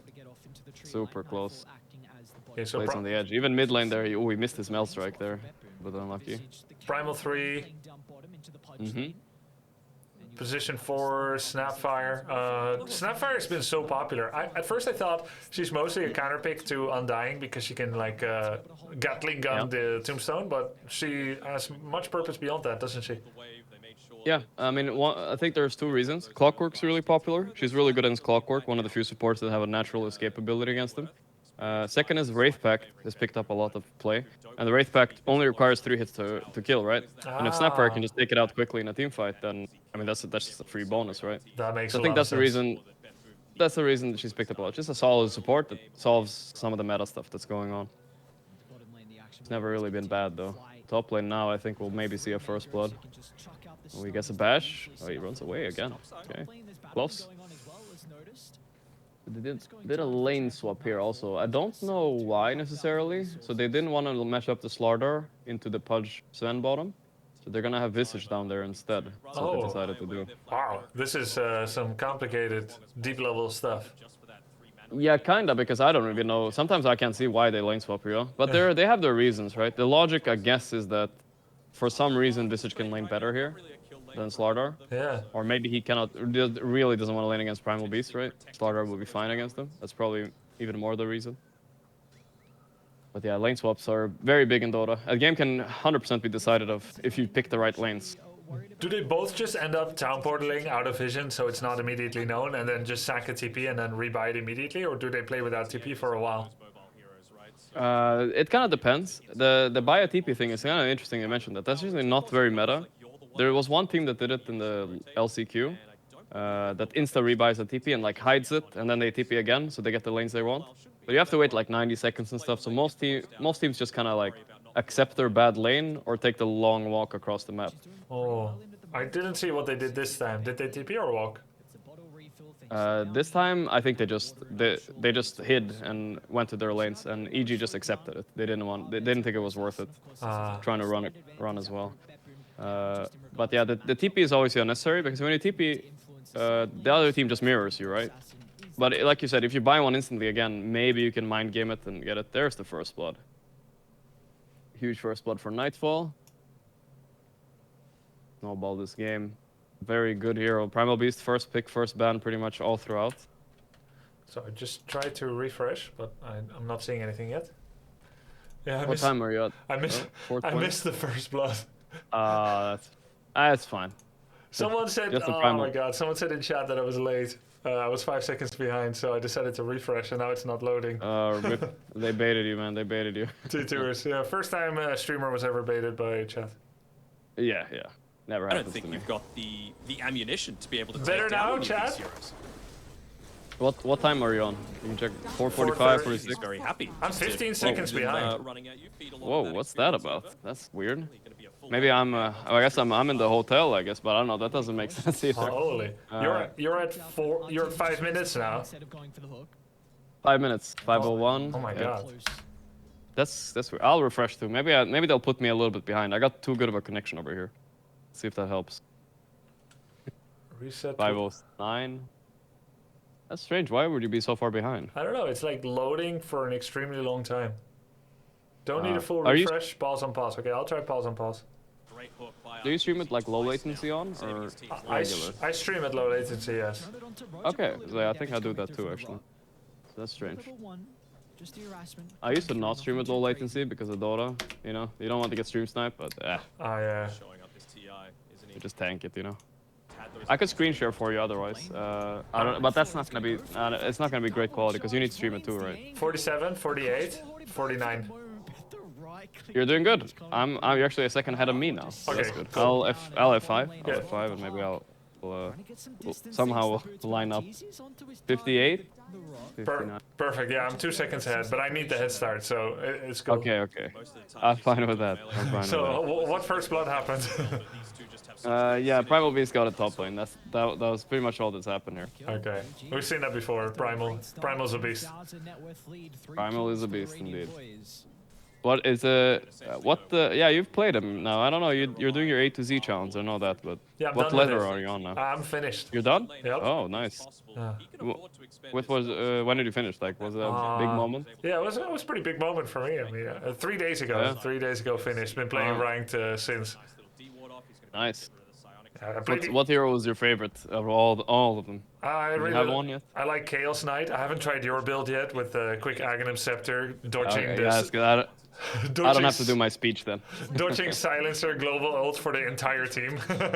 Dude, that was so. I've never done that. I thought it was funny. I saw that. It was. I was like, it blew my mind that I can actually do that. But Yeah. it's doable. You know, it's like doable. Like if an Enigma is black holing, you know, in your team, and you predict that they're gonna global, right? You could probably time it. You know, it's not that crazy. That makes sense.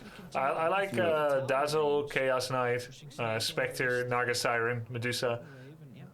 None of those are really meta. Not a lot of them. A lot of I mean, maybe Chaos Knight a bit, but not that meta really. We see But some yeah. Naga Siren, right? But I like the illusion That heroes. is true. That is true. Same as you. Naga Siren is entering the meta quite a lot. That's true.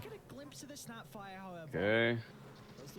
I thought you would like Chen too, because he's kind of like already a Warcraft hero, but maybe he's too boring. Yeah, Chen is a little passive. Yeah. I mean, he's cool. I think Chen and Dazzle are not like super different. Like Omni Knight, they all have like a heal, like a save button, right? Sometimes global. I think Chen is nice. We'll get to him later. Yeah. Nightfall doing amazing this tournament, by the way. He's probably the offlaner to watch right now. Who's that? He's Primal Beast. Ah. Yeah, on EG. He's been doing very well lately. His mechanics of lane are maybe the best of the offlane right now, I'd say. Have you played Really against beast. him? Oh, quite a lot. He used to be like the highest rank-ish carry player for a while, and he used to play carry last year, but he recently switched to EG and started playing offlane. Wow. But he's really good at the laning part of Dota. Okay, that's a good trade for Betboom at least. And they will maybe kill Sven as well, yeah? Here we go. Betboom have a bit of a timing this game. A lot of their heroes get really good at level 6 compared to EG. Like, Sven getting level... I mean, Pudge and TA and Primal getting level 6, not that big of a deal compared to, like, Visage and Pango. These heroes become so much stronger. Visage gets the birds. Yeah. Pango starts That's all they rolling. do. Pango starts rolling. That will win you pretty much any team fight early game if you get it right. Sven's ult is not super relevant.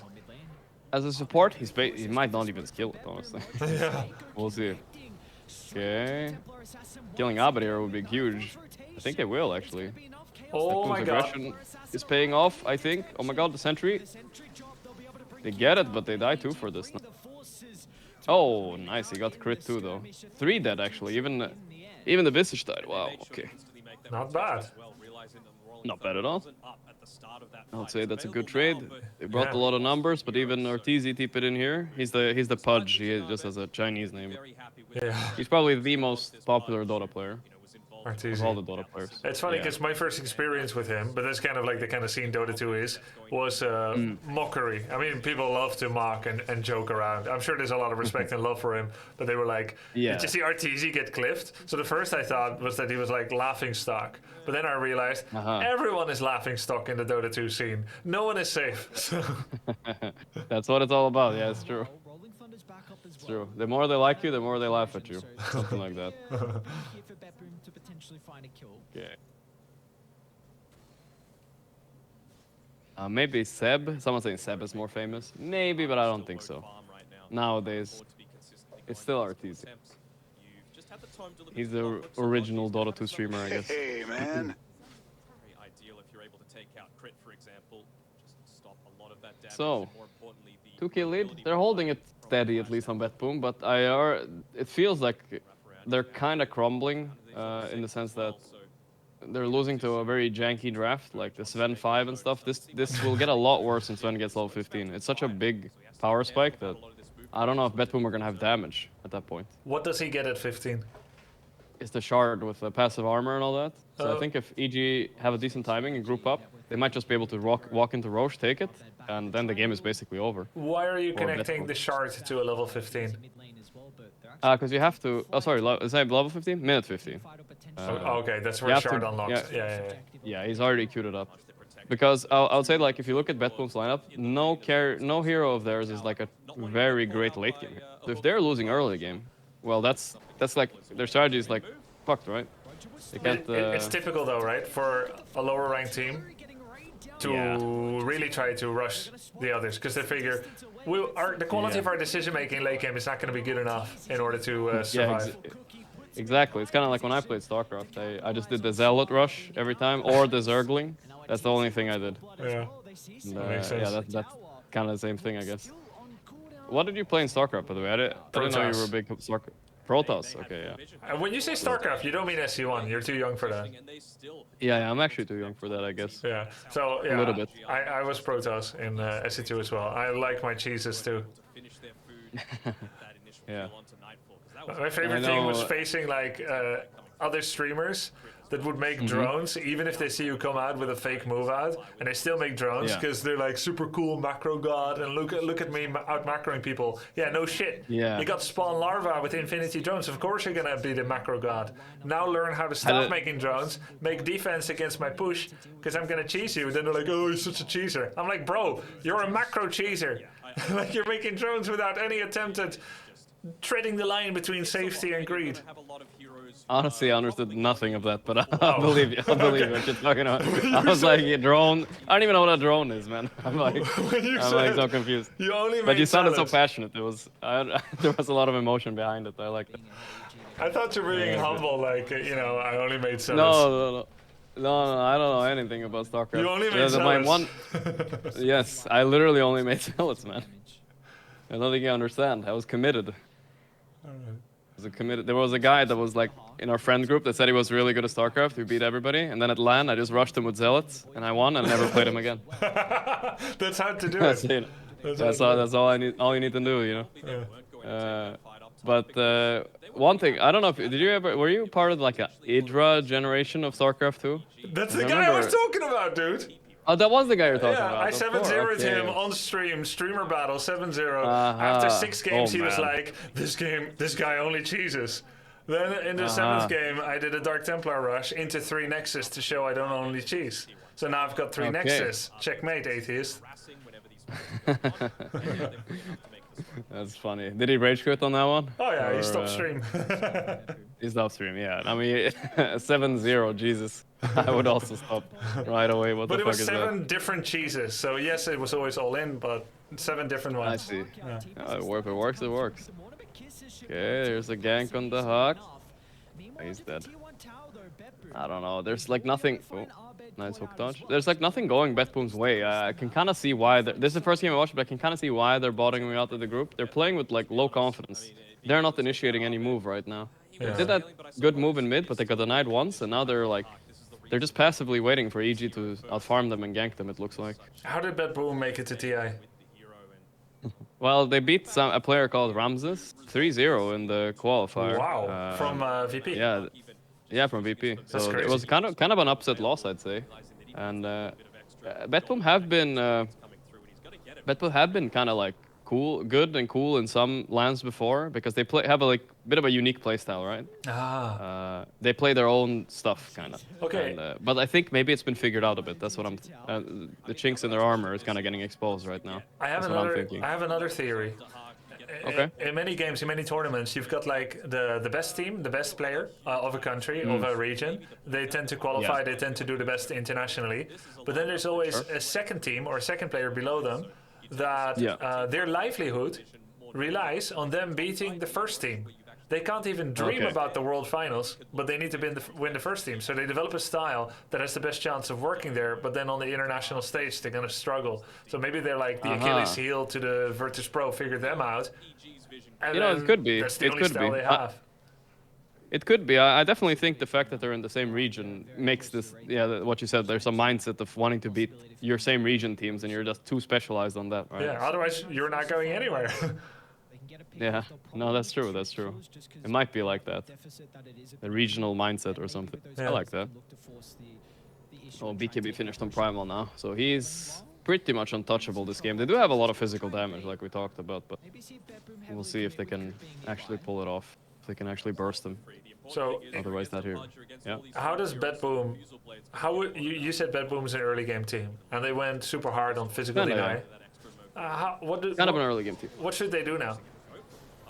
I think what they should do is like this: poke out kills, and then they have Slardar, right, and Visage. So as soon as they get like a decent team fight where they kill 1 or 2, they can kill that Roche really fast before EG take it.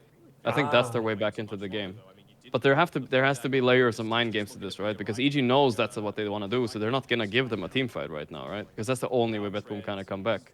That's why this Pango is like confused. He doesn't know if he should roll there or not up top lane, like, but he's desperate a little bit. They can feel that they're being out farmed. So TA, she farms faster than any hero on the side of Bedboom, right? So they're on a clock. You gotta make things happen. I personally don't like playing Dota on a clock. It's really annoying. Yep. It's very stressful. Yeah. Predictable sometimes. Very, very. Okay. Well, survives it in BKBs, and now they turn around the fight. Since they don't have roll still, that they can't really win this fight on Bedboom. That's why EG can respond in full force. Do you Roche? They know this. They have a pretty decent Roche, yeah. They could definitely do it, but it's a risk. The roll is up, so let's see what they decide. They're thinking about it here currently. Like, yeah. So Arteezy even pings here. Pangolier is missing. He's telling his team he has roll. Let's not risk it. It's too strong around the Roche pit, right? He can bounce between the walls there, so you don't want to fight in there necessarily. They kind of sold the idea by clearing an observer ward there. Yeah, yeah. But now there's the scan, so I think. Yeah, at least they waste scan. Was that Dire scan? Look at it was Radiant scan. It was probably Dire. Oh, it was Radiant? Wasn't it? If you look. I think it was Dire. Oh, okay. It's just green because nobody's there. Then it turns red when somebody is there. Oh, yeah. Oh, he gets the hook. This is so important. Maybe they turn around on Arteezy here, but he's very tanky. I don't know. Holy. They're actually kind of killing him. Look at how all in they are. But Sven is giving this Pudge like 20 armor almost. So like, he's just not dying. Oh my god. They gave everything they had on Arteezy. Yeah. He's too tanky with the armor provided by Fly there. Oh. I'm shocked nobody died. Yeah, me too. He's very common to just be okay. in, and Arteezy was super killable there. Just a little bit more movement coming out of the Rolling Thunder. You had another swashbuckle available. Yeah, you might have given EG, same organization Hydra was in now, I remember. Were you in the org back then? I was in EG for 2 years. Oh, you were also in EG? Yeah. I see. Meet Your Makers, they're not existing anymore, and 3 years in 4 Kings. I see. EG is the one that survived then. I don't know, 4 Kings not around either, right? No. Yeah, I joined EG when they were a small American team, and in those 2 years, they got big. Mm-hmm. Are you telling me you made EG? It's kinda... Basically, yeah. Yeah, it sounds like it. I mean, I wasn't good at it, but... that's kinda cool. Noticed. Yeah, it doesn't have BKB yet, it's a few hundred gold off. They're trying to help him. The swap, it's actually enough. This is actually a pretty decent fight for them, maybe. 2 members of EG aren't close, so might at least be able to pick Nightfall up. Man, he's fast, though. He's really fast. This Warcry from Sven really buffed him out of there. And they managed to king clock. This is such a disaster. This is what we call space in Dota 2, right? 3 heroes walk in here, and they manage to kill a guy, and they're all running away, while two other heroes farm, Arteezy and Abed. Ah, yeah. It's so good for them. It's win-win. Yeah, super big win for EG. Are you gonna start practicing Sven 5 now? I don't know if that needs a lot of practice or something, but yeah, it definitely has its nuances, I think. But I don't know, like, it doesn't sound like fun to play. I think I've tried it a few times. Yeah, it's boring. Yeah, it kind of is. You're just an armor bot. Throw stun and then you're useless. What support hero did you like the most? Though? You didn't mention any support heroes, did you? Yeah, Dazzle. Dazzle, right? Dazzle. I like Dazzle. Disruptor's cool too. I think they're my two favorites. Nyx. What do you prefer, like support or core? You know, I go back and forth. I think all the roles are really interesting. So I dreaded having to play support yesterday because I ran out of role queue games. And then I ended up playing and I won like all of my support games. And I lost my mid game, so I thought, okay, I guess I'm support now. Yeah. Honestly, support is... I wouldn't say it's the fastest way to climb, but I think if you're a good support, like that is pretty rare in the lower brackets, I'd say. There's a lot of people trying to make it as a carry, you know? Yeah. It's interesting. A lot of people... With Dazzle, you can save stupid. Which there is a lot of. Okay, this is the smokes going to decide the game. Look, EG are posted up on high ground here, so this is a very dangerous smoke. There's traps as well, but they're going all in on this one. Boom. I go for it. Can they find our TZ too? They can't really get close enough to cog him here. It's so annoying. Nice. And armors. So there we go. They got him. There we go. All right, 2 dead. Can they still win this fight? Crits. They're gonna die too. This is really good by Betbo. They haven't lost anybody yet. That's crazy. Nice move. Rush. Yeah, it's time, I think. They're a little bit low on resources, and they don't have great sustain, so this is, yeah, it's dangerous. Too dangerous, maybe. EG can fight 2v5, no problem, if they were gonna tank Roche with this HP.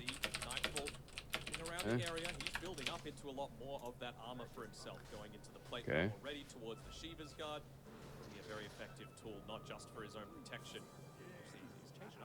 Didn't dare to go Rush. Yeah, it was too risky.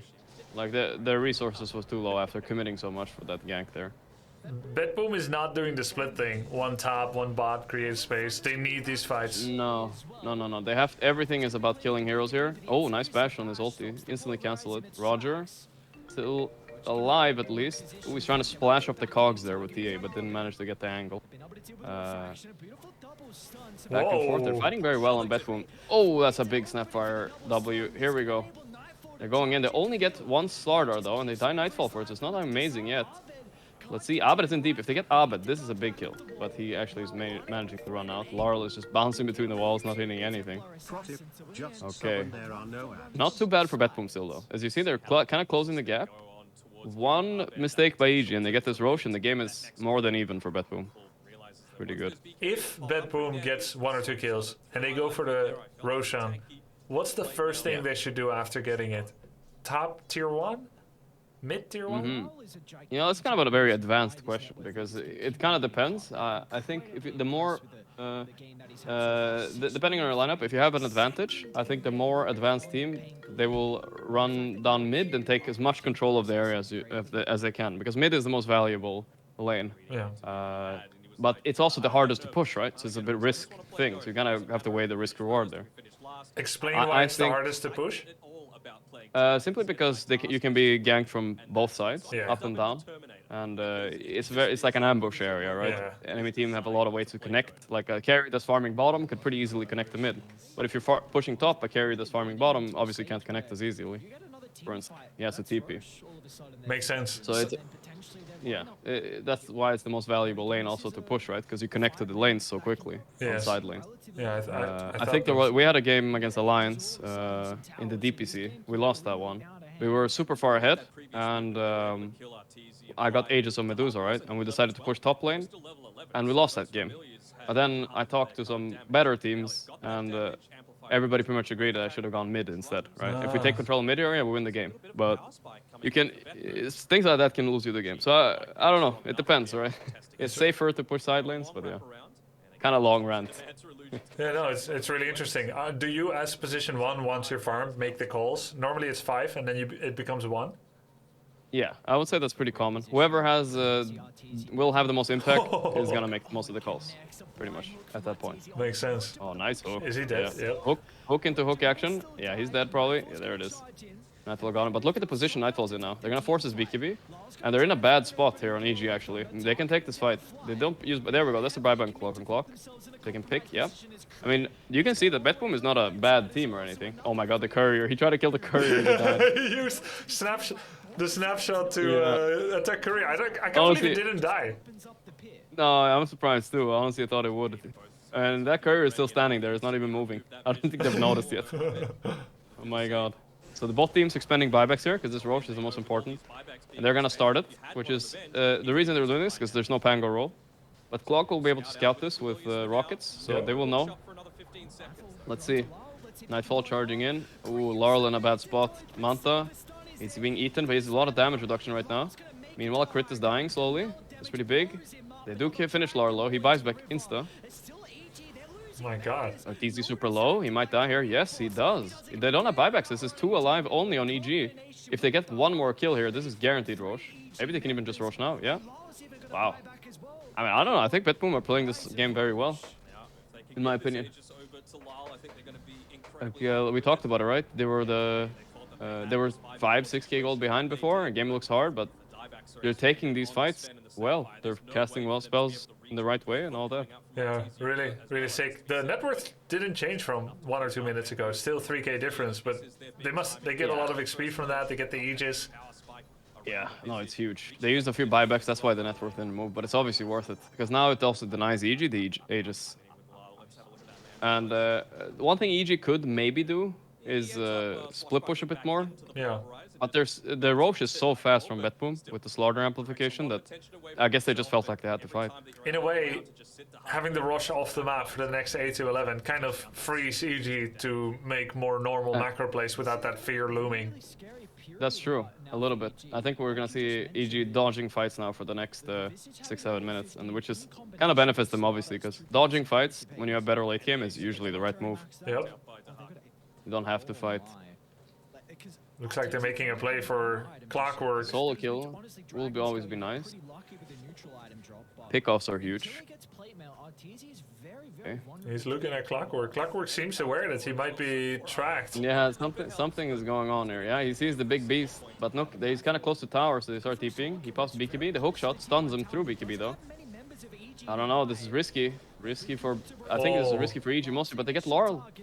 But Laurel has Aegis. They would love to pop it here, but they will with the Snapfire. Yeah, nice pop. This is actually okay. But he did a cool dodge with the Mantas, but still died. Hey, they came in. Oh my god, Laurel is so dead. Dies again. Wow, he went in. Now Betboom are grumbling. They did decide to take a fight on EG, and they did it perfectly. Wow, nice stuns by the birds. Will not connect, but yeah, that was perfect, really. They got the pick off on the Aegis right away. Advantage gone. Yeah, that was huge. I think Laurel did not press ulti there. I'm not exactly sure. I didn't see a roll. He fucked up a little bit. He got hooked twice, right? Yeah. Rough. It started with the 101. 2 people TP'd in. Every next TP takes longer, of course. Pangler came in, got hooked. Really nice job by RTZ. Then he did the dodge with the Mantas, rolled away with the Q. And then he got hooked again after he died from the Snapfire. Yeah, exactly. Yeah, it was a bit sloppy. Maybe he should have rolled into the fight the second time. Maybe that was it. Okay, the swap there, I think maybe was a misclick. I'm not sure if he wanted to swap Laurel there instead, but the fight's like weird here because Visage kind of connects late too. You'd want them here early, hitting on whatever Slaughter amplifies. Yeah, so the Laurel walks in there. I don't know. He was kind of like AFK a little bit. Yeah, he was 80% life. Almost full mana. He had 1 ally dead. Maybe he was wondering whether it's still worth it to go in, but while he was thinking, he got hooked and eaten. Yeah. Hesitation killed him there a little bit. Alright, so EG are now back in the driver's seat, I'd say. It's not over. I mean, 7k, 8k, it's not the end of the world usually in Dota. Yeah. Have you had the time to watch any of the games when you wake up in the morning? Yep. I mean, they go on quite all day. Yeah, I wake up. Yesterday... You stopped before the end. Lazy. I did yesterday. Yes, I did. Bro, I was so tired. I ate some Singaporean McDonald's and I just passed out. My mouth is hurting. I went to bed at 9 p.m. I'm tired. I couldn't stay up. 12 hours. I mean, I was crazy. I'm still so underslept over here. Yeah. But I caught up a little bit this night. I slept 9 hours, first time in like 2 weeks, so I'm okay now. And tomorrow you can go to the dentist. Yes, maybe. Maybe. I'm doing all the home remedies right now instead. Okay, alright. I'm trying. Yeah, but yes, I wake up pretty much. I walk my dog, I have breakfast, and I watch TI. And I look at the stream, how long it's been up. 11 hours, 12 hours. Like, wow, I wonder if the players are tired. Should wash their face. It's all day for sure. All day. I mean, I had breakfast downstairs, and it looks to me like some of the players are kind of dead, you know? Like, it's a long days, you know? Long days. Singapore food's so good though, no? I apologize. I misclick that one too sometimes. Have you ever done that? Misclick the tip? Oh, maybe. Yeah, I think every time I did it on the opponent, it was a misclick. Smiley face. Yeah, no. Singapore food's so good though, right? No jokes. Sorry, what did you say? Singapore food's so good. It is really good, honestly. It's probably the best food country I've visited so far. Yeah, same. I give it. If even the McDonald's is good, like, come on. It's better. Yeah. My wife used to work. Have you been here? I didn't know that. My wife used to work at McDonald's for a few months. Oh, really? That sounds miserable. No, that's okay. I've heard bad stories. She was floor manager. She enjoyed it. Okay then. Yeah. Hey, fight starts. So Nico dead. He has buyback though, but you don't want to buyback for this. Another clockwork dying. At least only the supports are dying a bet boom, but the AG are doing good. I call this like they're hurting them in the base, right? Like they're not letting them leave. Yeah. And slowly but surely, the gold net worth is increasing. This is how you win games in Dota. Like people think you win games in Dota by pushing high ground. You win it by making enemy despair in Fountain when they can't leave and you farm outside of it. So contain. Slowly increasing your net worth lead. But now they're gonna go for aggressive move. It's always a little bit risky. Only one buyback though, so they will be able to pull this off, I think. A lot of traps covering their exit here. Oh, these hooks, man. Again, yeah. They got Soneko. How long has RTC been competing? Well, I would say probably for at least 7-8 years or something like that. MLG Columbus, what was that? 2014, 15, 13? Something like that. That was, 2013. Yeah. 9 years then. Wow. Or 10, almost? No, I don't know. 2019 was, yeah, okay. The years are hard for me. Does it ever dawn on you that 2013 was 9 years ago? Because it doesn't feel like it. Yeah, I'm kind of aware. But it's weird, because it don't feel that long. No. As if people needed more of a reason to pick the pod. What year did you start your competitive career? 2K3. 2003, Jesus. It's a while ago. I was still in high school. Yeah.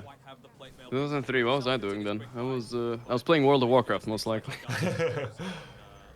Yeah, definitely not competitively. I had a tournament in Las Vegas in 2K3. Oh, damn. Was that your first LAN? One of my first. Maybe third? First time to US for a tournament. Yeah, that's big. There was a lot of places I wasn't allowed to go because, drinking, gambling. Yeah. Oh, yeah, you were that young. Jeez. Yeah. I mean, I was not even adult in the Netherlands, let alone by USA standards. Oh, no, USA is way harsher. Yeah. For sure. We kind of have a similar thing in Sweden. Like 21. It's very strange. 21 if you want to buy it in the store, but 18 if you're at the bar. I don't know why it's like that, but that's weird. I guess. Yeah. That feels backwards to me, but it does, right? It's really odd. And also it's obscenely expensive at bars and even in stores because Sweden has like a weird system. I don't know if you've ever heard of it, but we have like monopoly on booze. So they don't sell it in every store, only in one specific government store. Oh, nice government taxes. Helps. Yeah. Helps with those cheap studies that you guys have. Kinda, yeah. We have some benefits to living here. There's definitely some benefits. So they're smoke bombed, they swap sides, but boom, desperately looking to make a play. He got revealed. Well, how did he get revealed?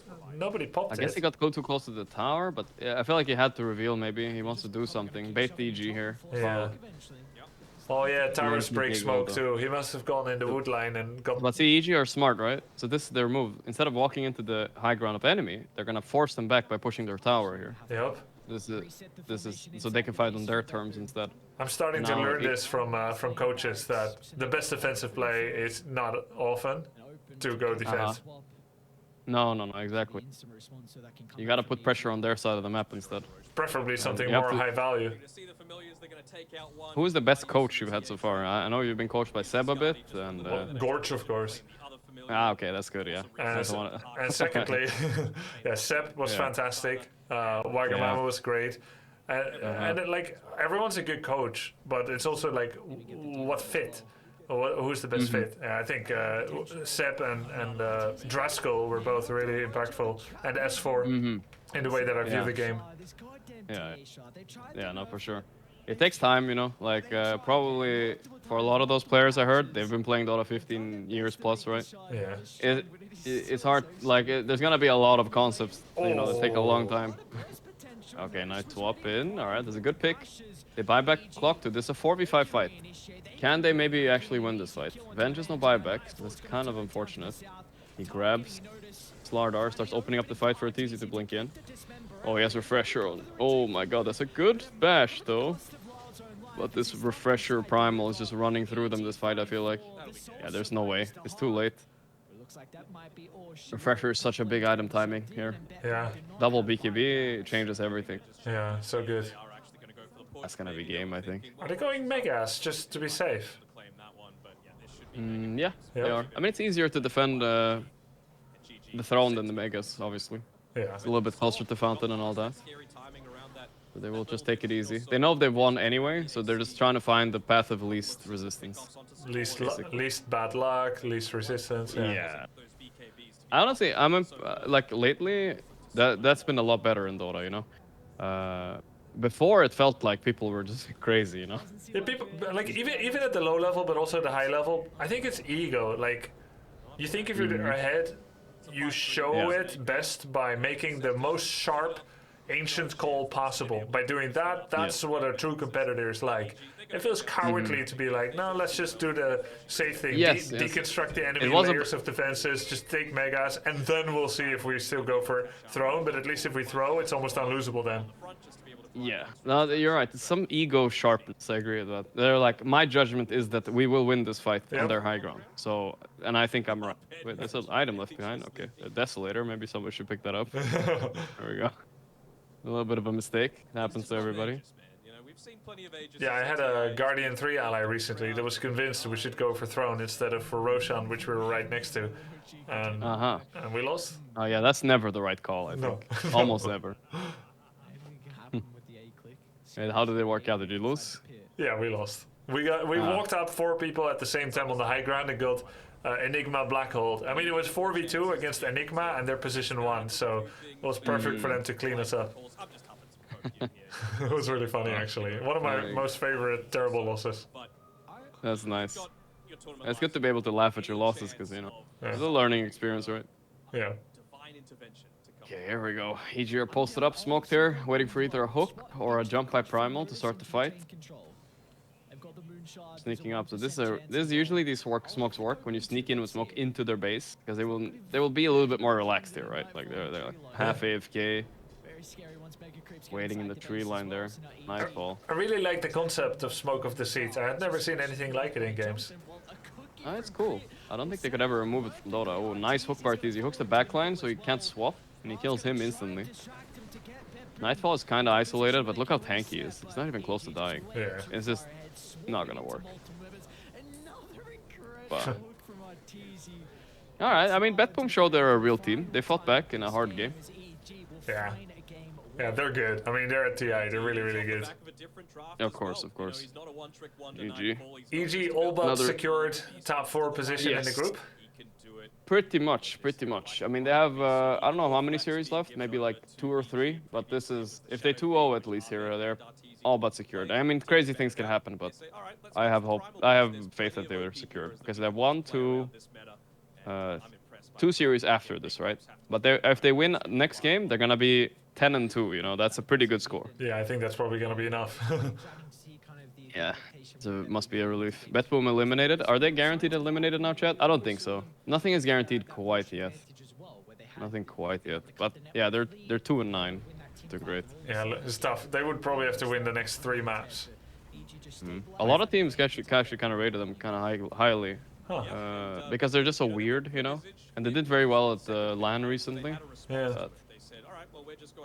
Well, Gorge, I'm gonna be off. Yeah. Walk my dog, alright. have supper, watch a bit more TI, enjoy. And Gorge chatters, enjoy Gorge going off topic again. As always. Glad to have you, Gubby. So it's always fun. Hope you come some other time again. We can watch some morning games, for me at least. Night games. Yeah, it's morning for both of us. I'm glad to have had you on my stream too. Enjoy the rest of the show. See you, man. See you, man. Good night. Good night. Alright, guys. I'm gonna be off. Enjoy. We're gonna raid things over. It was fun. A really nice stream. Really enjoyed it. You guys were awesome too.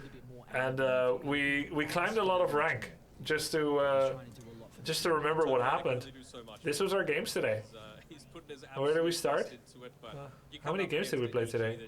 Hey, where did we start? Oh, I went back too far. Oh yeah, Nyx, Chaos Knight, Nyx, Razor, Dazzle. We won all of our support games again. We probably have to play more support. Nyx was really fun. Show MMR, 1340. Well, if you haven't yet, remember to follow the stream. You'll know when I'm next live. Follow my YouTube, youtube.com/followgrubby. I upload lots of Dota, obviously, because that's what I play these days. It's been so much fun. Am I on tomorrow? Oh, hell yeah. I haven't taken off days in many months now, since I started Dota. Guess why? So I'll see you tomorrow. Good night. In TI4, placed 3rd on EG back then. You know, that's a long time ago for your highest placement. Of course, he's had some good placements recently as well. I think a 5th and 6th in the past couple of TIs recently. So we'll see how they're able to continue on if he can kind of break the curse. But for EG, a very good game 1 victory, and we see Arbet as well standing in the middle with an incredible performance on the Templar Assassin. It was a good performance for sure, but I think he was made to shine by the rest of his team. You know, I think Crit, again, made a bunch of great early damage contributions to a lot of these team fights.